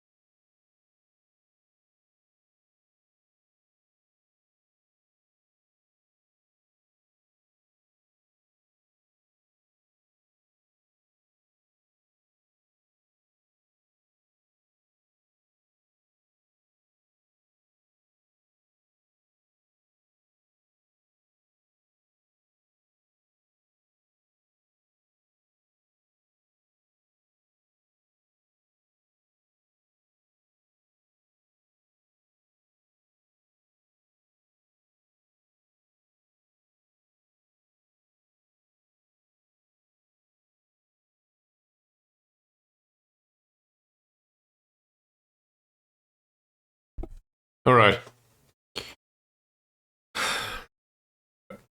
8 p.m. This is, I think, the 4th game in the league right now. Maybe the 5th. I'm not sure. We need a win. Insert seriously meme here. We need a win. I guess it's a meme at this point. So let's go to the match. Squad numbers. Fuck squad numbers. Seriously, I don't care. Why the squad numbers every single time? This is just to annoy me. With those damn squad numbers. We will not give squad numbers next season if we are here. We will just give them 1 to 11 the entire time. I do not want to deal with squad numbers anymore. It's so annoying. The problem is we have people that have preferences.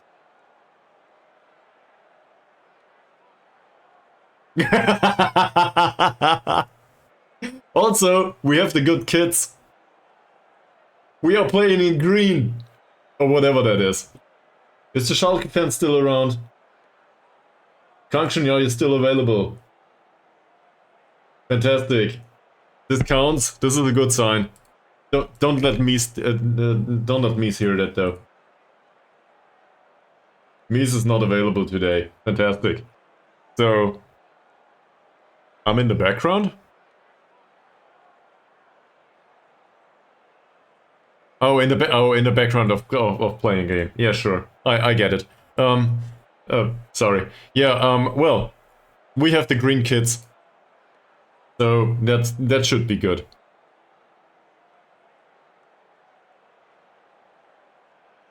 Yeah, me too, man. Me too. You and me both. You're welcome to ask for advice in here in the channel. You probably get a lot of it, and a lot of it might be bad. Not restricting that to anyone. Might as well be mine that's bad. But you're welcome to talk about it.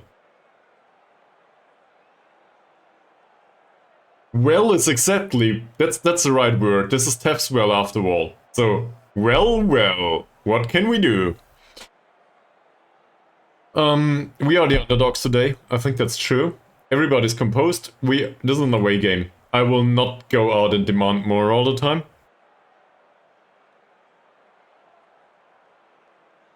Why would that be?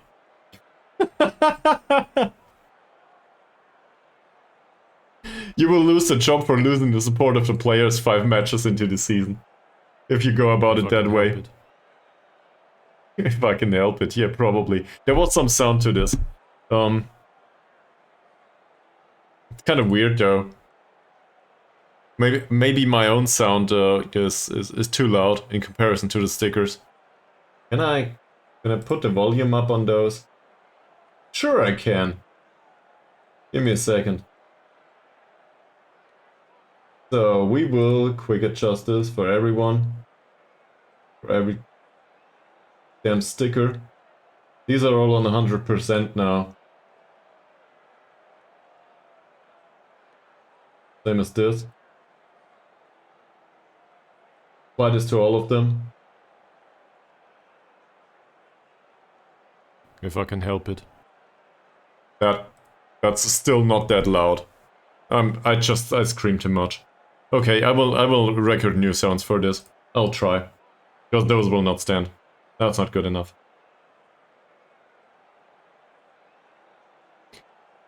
I'm fed up. This doesn't work. There's no pressure on us is maybe a bit much. That said, it shakes things up a lot. Like, they are not used to being eased pressure-wise. So I'll try this. Complacency is probably not a problem here. There's a lot of pressure on them in this cup game. Fuck that. Okay. So let's encourage them. They can have a win. That's a safe bet. That's inspirational to some of them, at least. They get along well with me, apparently. Cool. Cool. That's a plus.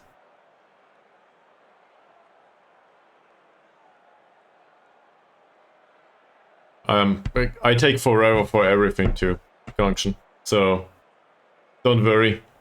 I get the feeling. This is the third game in 9 hours?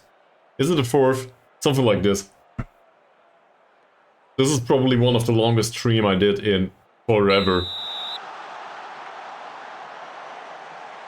Anyway. Game's going. This apparently counts as being marked tidily. Yeah, thank you very much. Ute, on the other hand, this is the one with the bad passing, right?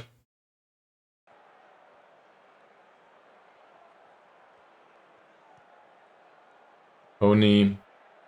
Bonifacio. Redford. And that's intercepted. That went well, and we have a cross from deep towards Holt. I will not complain yet. 1 minute into the game. Bonifacio was one of those that we,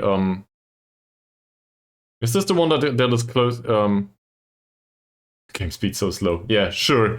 Yes. In fact, I have. But given that I'm absolutely incapable of following this game anyway, I want to look at this again. Bonifacio is the one that needs to be tackled and triggered, that is pressed. Redford is the one that needs to be marked tightly. He's really bad at marking tightly, apparently. Are you...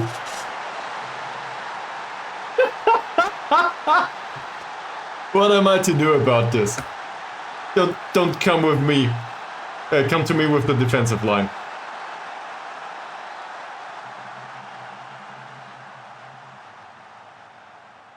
That's not even a great pass. He could have defended that without a problem. He just needed to jump. Smith runs past him, Griffiths does nothing, the goalkeeper comes out of his goal for some absurd reason to pick up the ball and doesn't do anything.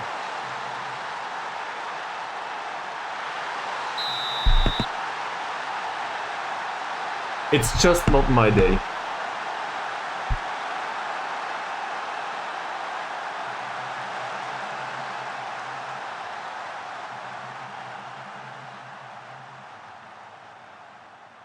Davies, Moody, pass towards Jones, it's intercepted by Panther. They try to distribute the ball, We avoided that one. This is a free kick.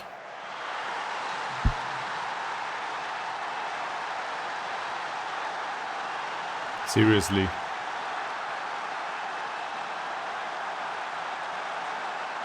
I guess we could have avoided giving away that free kick. What's going on with this fucking goalkeeper?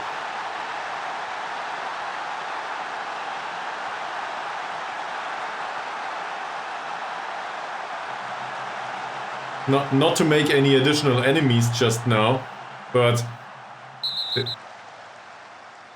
Yeah, board meeting incoming, that's true. Jones didn't get a yellow card just yet. Free kick by Holt. Holt picks up the ball at the byline. Nah, not a byline, but, you know. Out on the wing that is. We definitely need a tactical overhaul. I will not do a tactical overhaul, no. This is not about tactics, this is just about a shitty goalkeeper.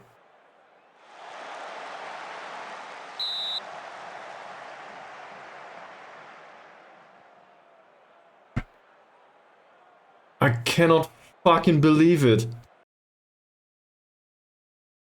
I will berate them immediately. 13 minutes into the game. Domingos. That's well defended. At least for now. Holt did his job. What do I do all the tactical instructions for if they don't follow it at all?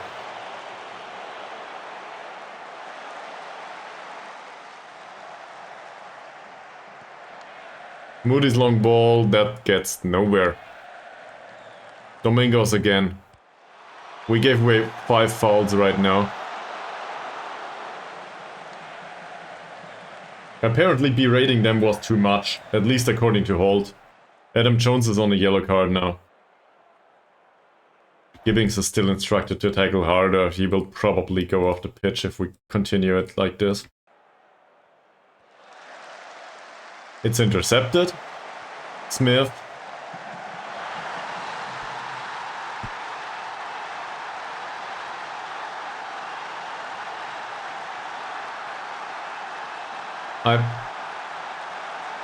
I don't know what to do about this.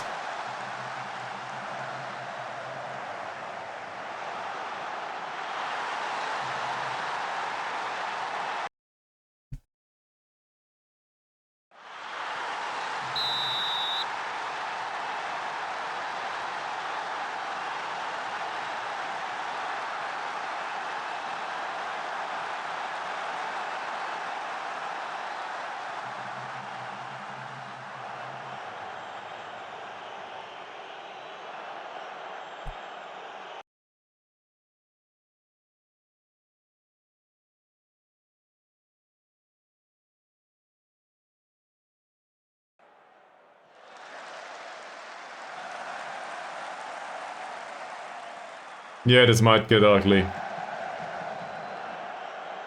But the thing is, the tactic isn't even the same. We switched the tactics a little bit. Well, quite a lot actually.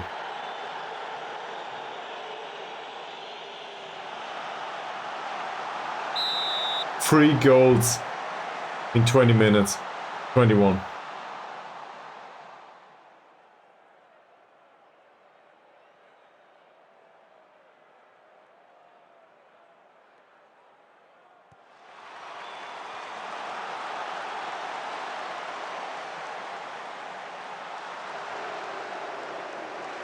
That's not bad.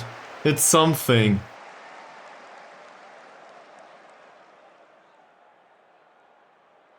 Sure. Sure. For 3 goals. There's the cross from deep for Holt. He doesn't pick up that ball. Closing them down. Didn't work. Rowney goes past his man. And there's another corner. I will demand more, because apparently berating them is too much. That worked a little bit better out of for Martinez, because Martinez apparently is of the opinion that, you know, his performance is fine. So White Tuck saved the ball. He saved one. Why did I bring on the substitute goalkeeper just because he trains well all the time?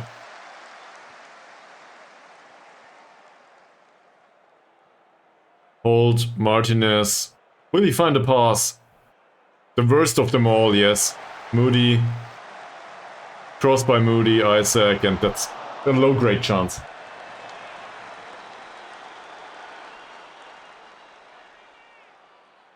Not a free kick for Holt.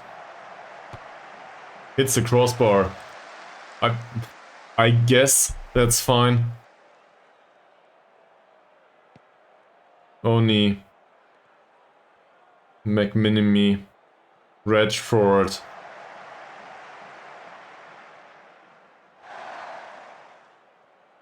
We told somebody to mark him tightly and it didn't work. Rowney's dribbling is hard to defend. Martinez loses his man. They make it 4.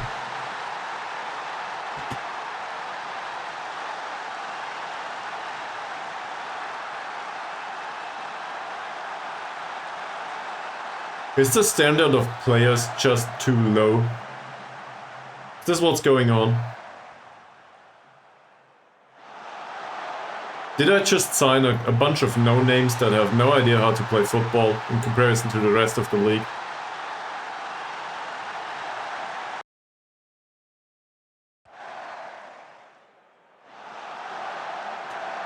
He jumps and nothing happens. Great. We're talking a central defender here, by the way.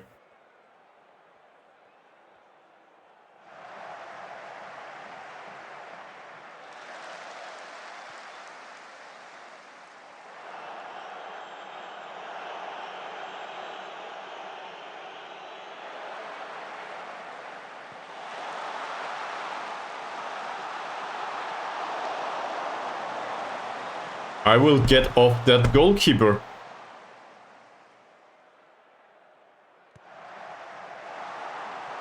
It's not a back free kick, by the way. That's okay. That's fine. We conceded 4 goals in 5 shots on target.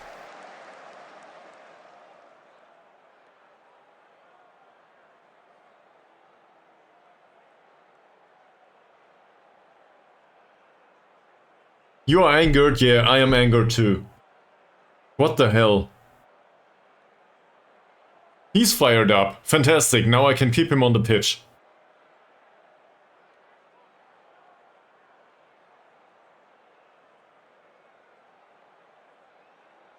Is there anyone? Not really. You can be stressed all you want.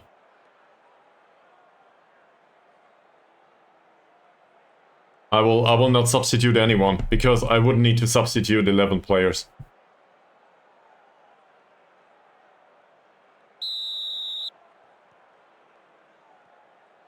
And now I will be really nice and encourage them.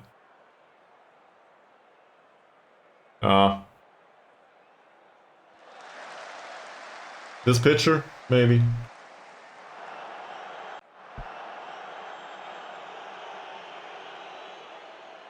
I picked a water bottle in the game because there were no stones available.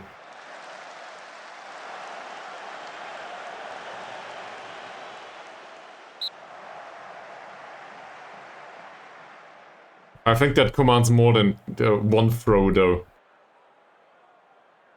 Yeah, the kids are to blame. It's the Schalke spirit, that's it. I had a similar experience once.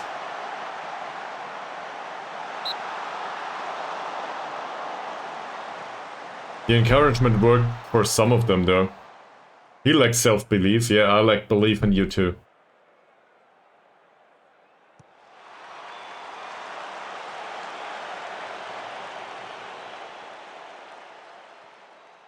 Isaac. Davies, Isaac. What happened last time out? I think, well, it depends on the circumstances. Why did you sell him?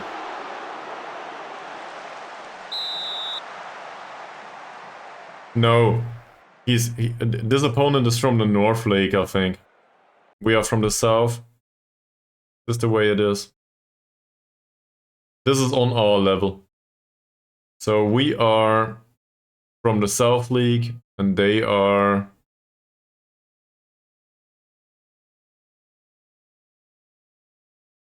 Which one is it?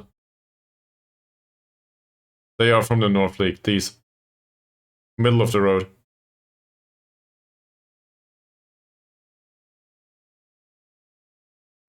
So, can you argue that you needed the cash?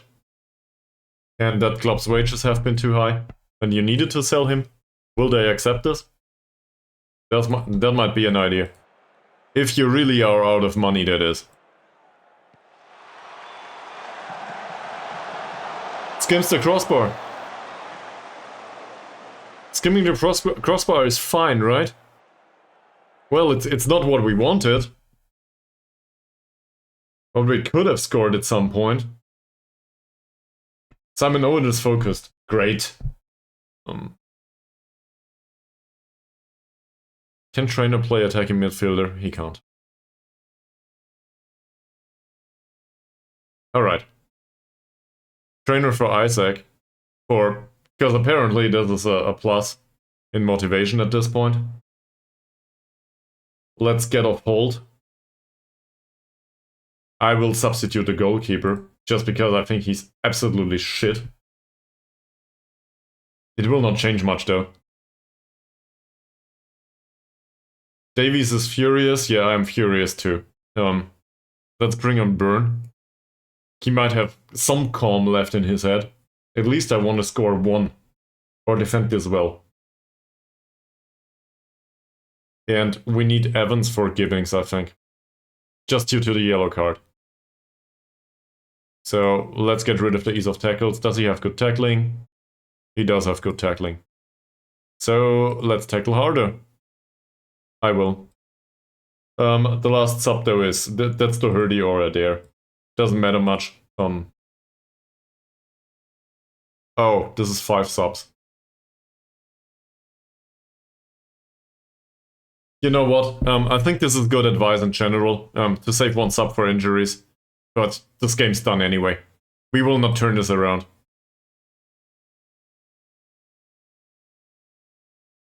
So I will sub all 5. But I read it. It's good advice in general. That said, I do not want to keep them that way. So either they finally find a way to score by creating chances, maybe. Please don't take the long ball. Burn. He will take the long ball. Jackson. Trainer's there to pick up the ball. Jones. Come on, guys. I substituted half of the team. Fucking do something about it. Burn. Evans is not a great header. And another free kick. Well defended. Owen's there to pick up the ball. Great. Finally. They are very happy with their performances, obviously. Everybody gets praised. We have a pressing forward and a poacher here. No surprises. I do not think one of the ringers was responsible in particular. I think the dangerous passes were played by people that are absolutely incapable to play a decent pass. We just didn't defend it. There was no jumping, being caught out of position, all of that stuff. Jones wins the header. Trainer finds a long ball. That's not picked up by anyone. Apparently, Gavin Trainer is motivated for some reason. At least it looks that way. Ronnie finds Jackson on the wing. So, For him to cut inside means that the winger can, the wing back can go down the wing. Rowney, Redford. Redford is the one with the decent passing. We did instruct our players to mark them tightly. Nobody's available to do it though. It's offside. Well, great. Not that it matters much. Because Byrne? He's instructed to mark him tightly. Where's Byrne? This is Byrne. He's too far away. He's not a good marker. He's incapable of doing that. So what could I have done? I could have used the anchorman to mark him tightly. And switch those two. But he's not great marking either. This is about playing material in the end. And Jones apparently doesn't want to run.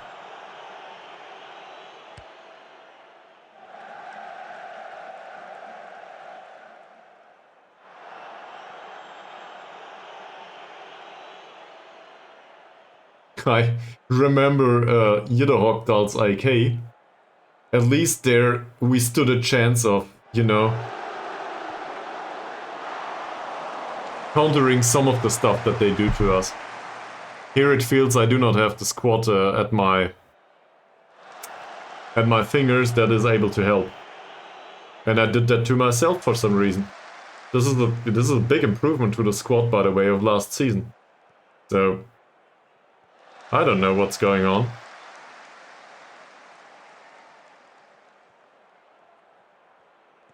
Lynn Murray, decent pass, Moody, Jones again. It just isn't to be, is it?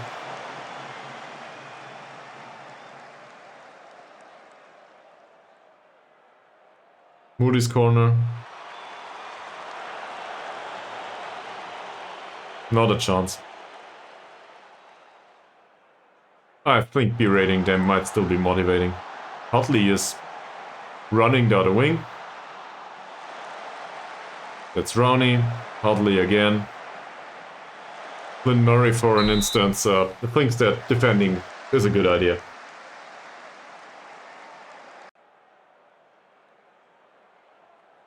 Apparently berating them worked.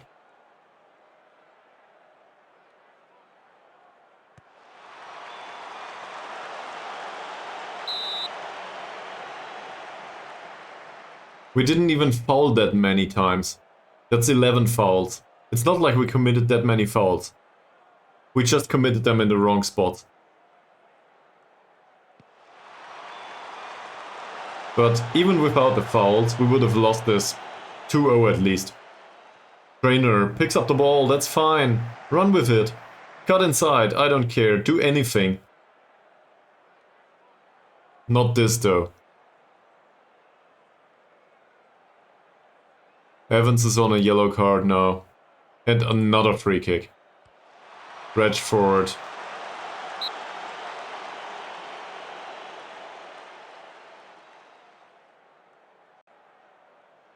Do more. You will not win this game.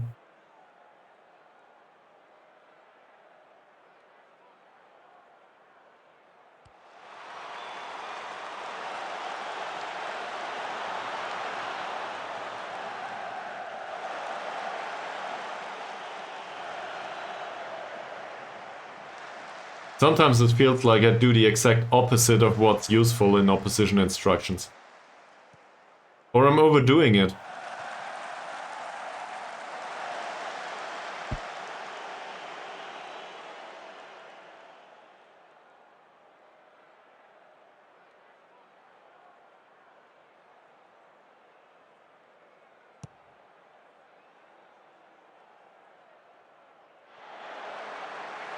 That got picked up by Yates. I guess that's something. Yates, Latona, across, Jones. It's all creating low-grade chances though.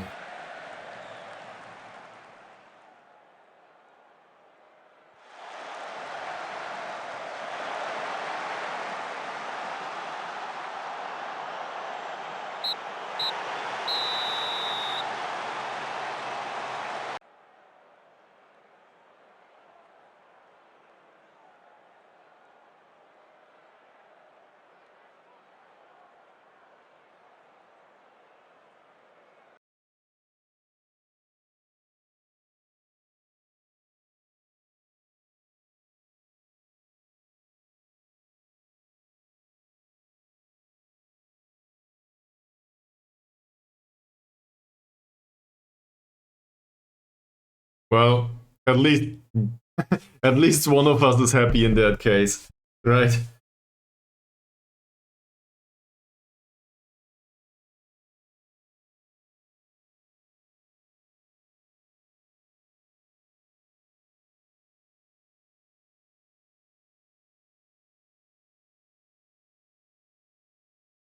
I'm not even sure if we blame it on the goalkeeper is fine though.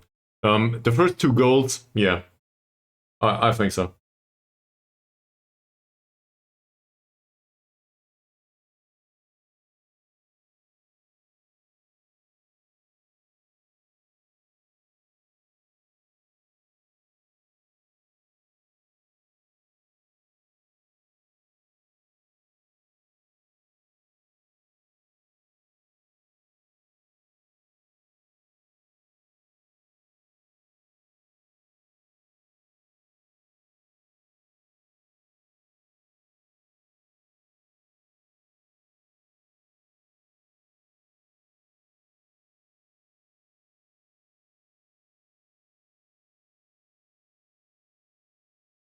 Fucking center back.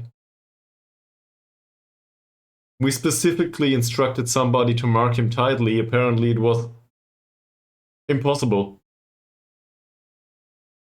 Now that I look at this quality of center back is not available to us. So what can I do?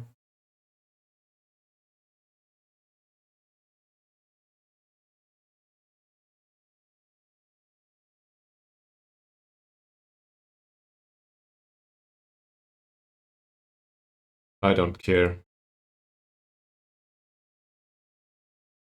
There's no journey to be had.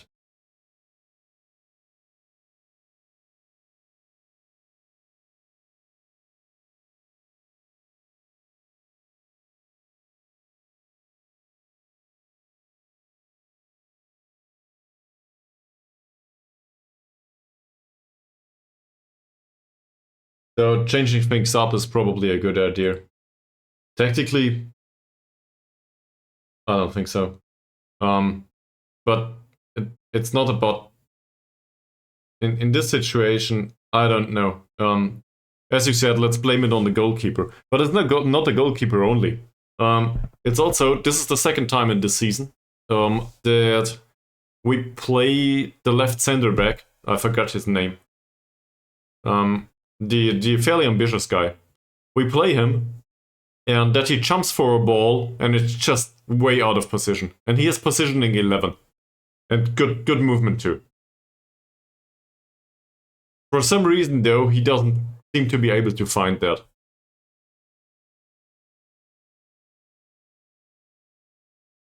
Apparently, 10 or 11 points of jumping reach are not enough. So I guess that's on me. I should have signed people with 15 points of jumping reach and passing free. If I can find them, that is.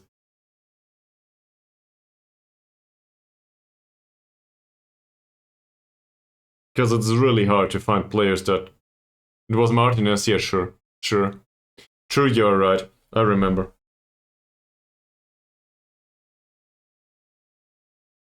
I signed Martinez because he is well-rounded as a central defender in his attributes. In this situation, none of it showed.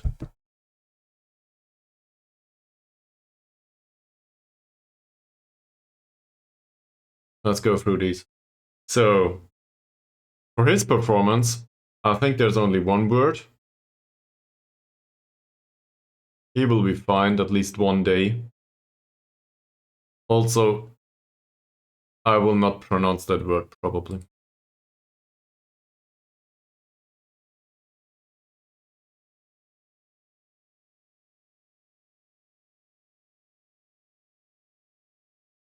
Yeah, fair enough.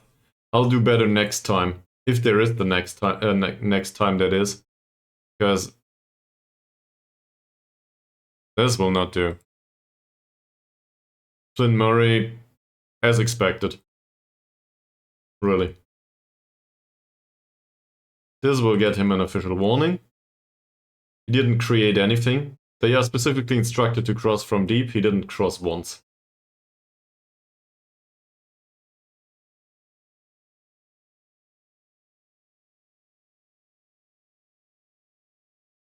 Tackles 4 out of 5, I guess that's fine.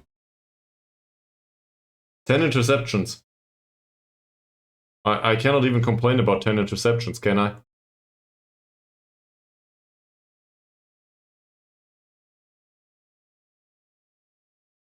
Okay. Gareth Griffiths. Sure, we played a youngster. 6.6 rating for some reason. He's heading 15 out of 16.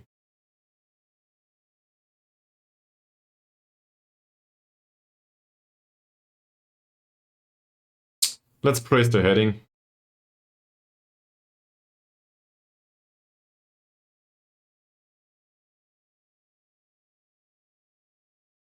Cole Gibling's performance wasn't great either, was it? 6.2 rating. Issue a warning. His heading was fine. Defensively, he was shit.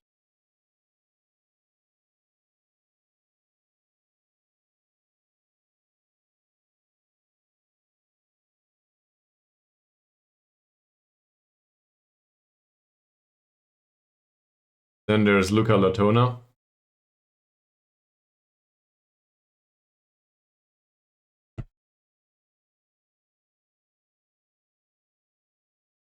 Won 7 out of 7 headers. For some reason. No contribution going forward at all.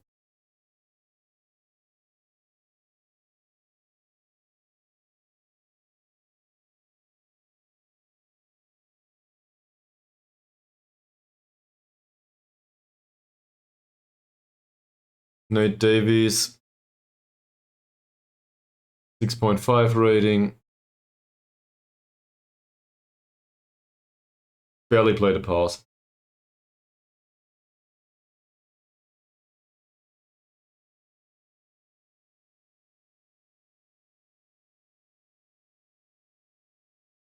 For somebody considered to be a playmaker, that's absurdly bad.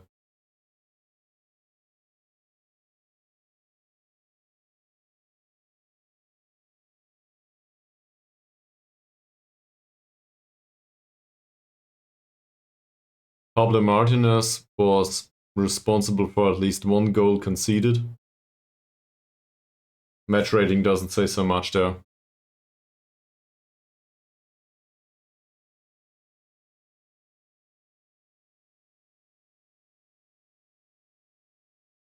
I guess we can tell him he was not good enough defensively.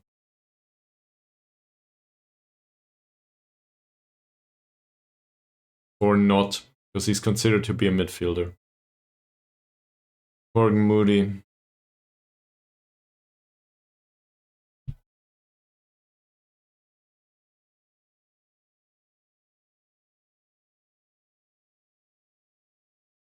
Four key passes.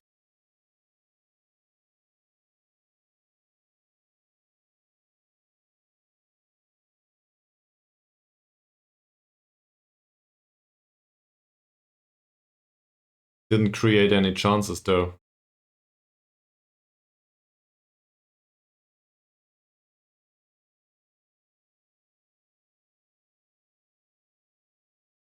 To be fair, in comparison to the rest, he's doing fine.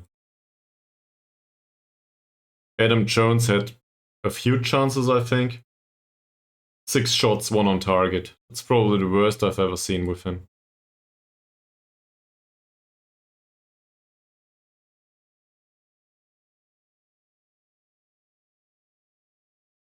I can praise his passing actually.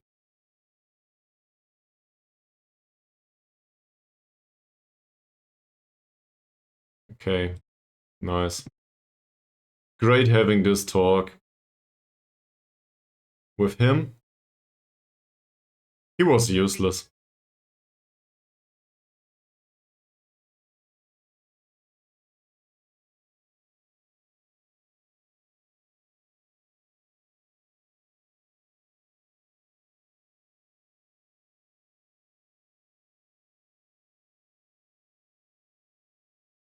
Holt went down without a trace too. 6 out of 17 headers is bad.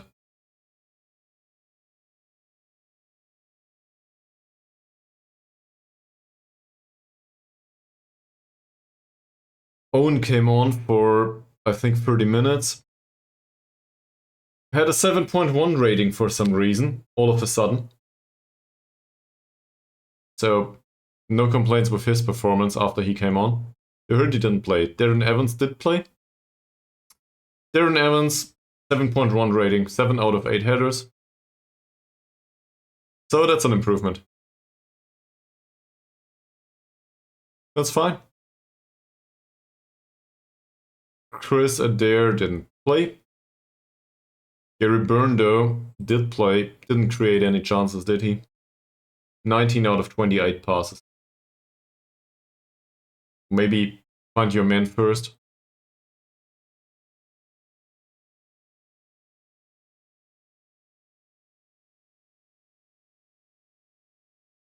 Gavin Trainer seemed somewhat motivated. No chances created, though.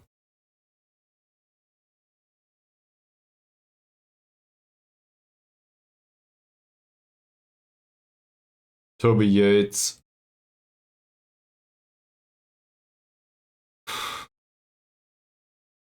He didn't win many headers. We can probably criticize this. Okay. So, that's all of those. Next match is against Amanford. Not a problem. This is simply the club that went barely managed not to go up last season. We are in a relegation scrap once more.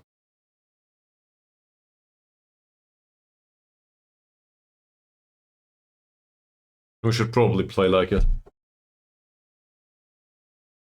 Okay. Stream's been going on for 10 hours. That's enough. Thank you all very much for watching. In case you didn't do it yet, feel free to follow or whatever. You know how this works. In other news, I will try to do another stream tomorrow, probably in the morning. And now I will lay down on the balcony and reflect on what went down today. This is probably the worst performance in, I don't know, month. See you all tomorrow. Have a nice evening, and thanks for watching and keeping me company. Good night.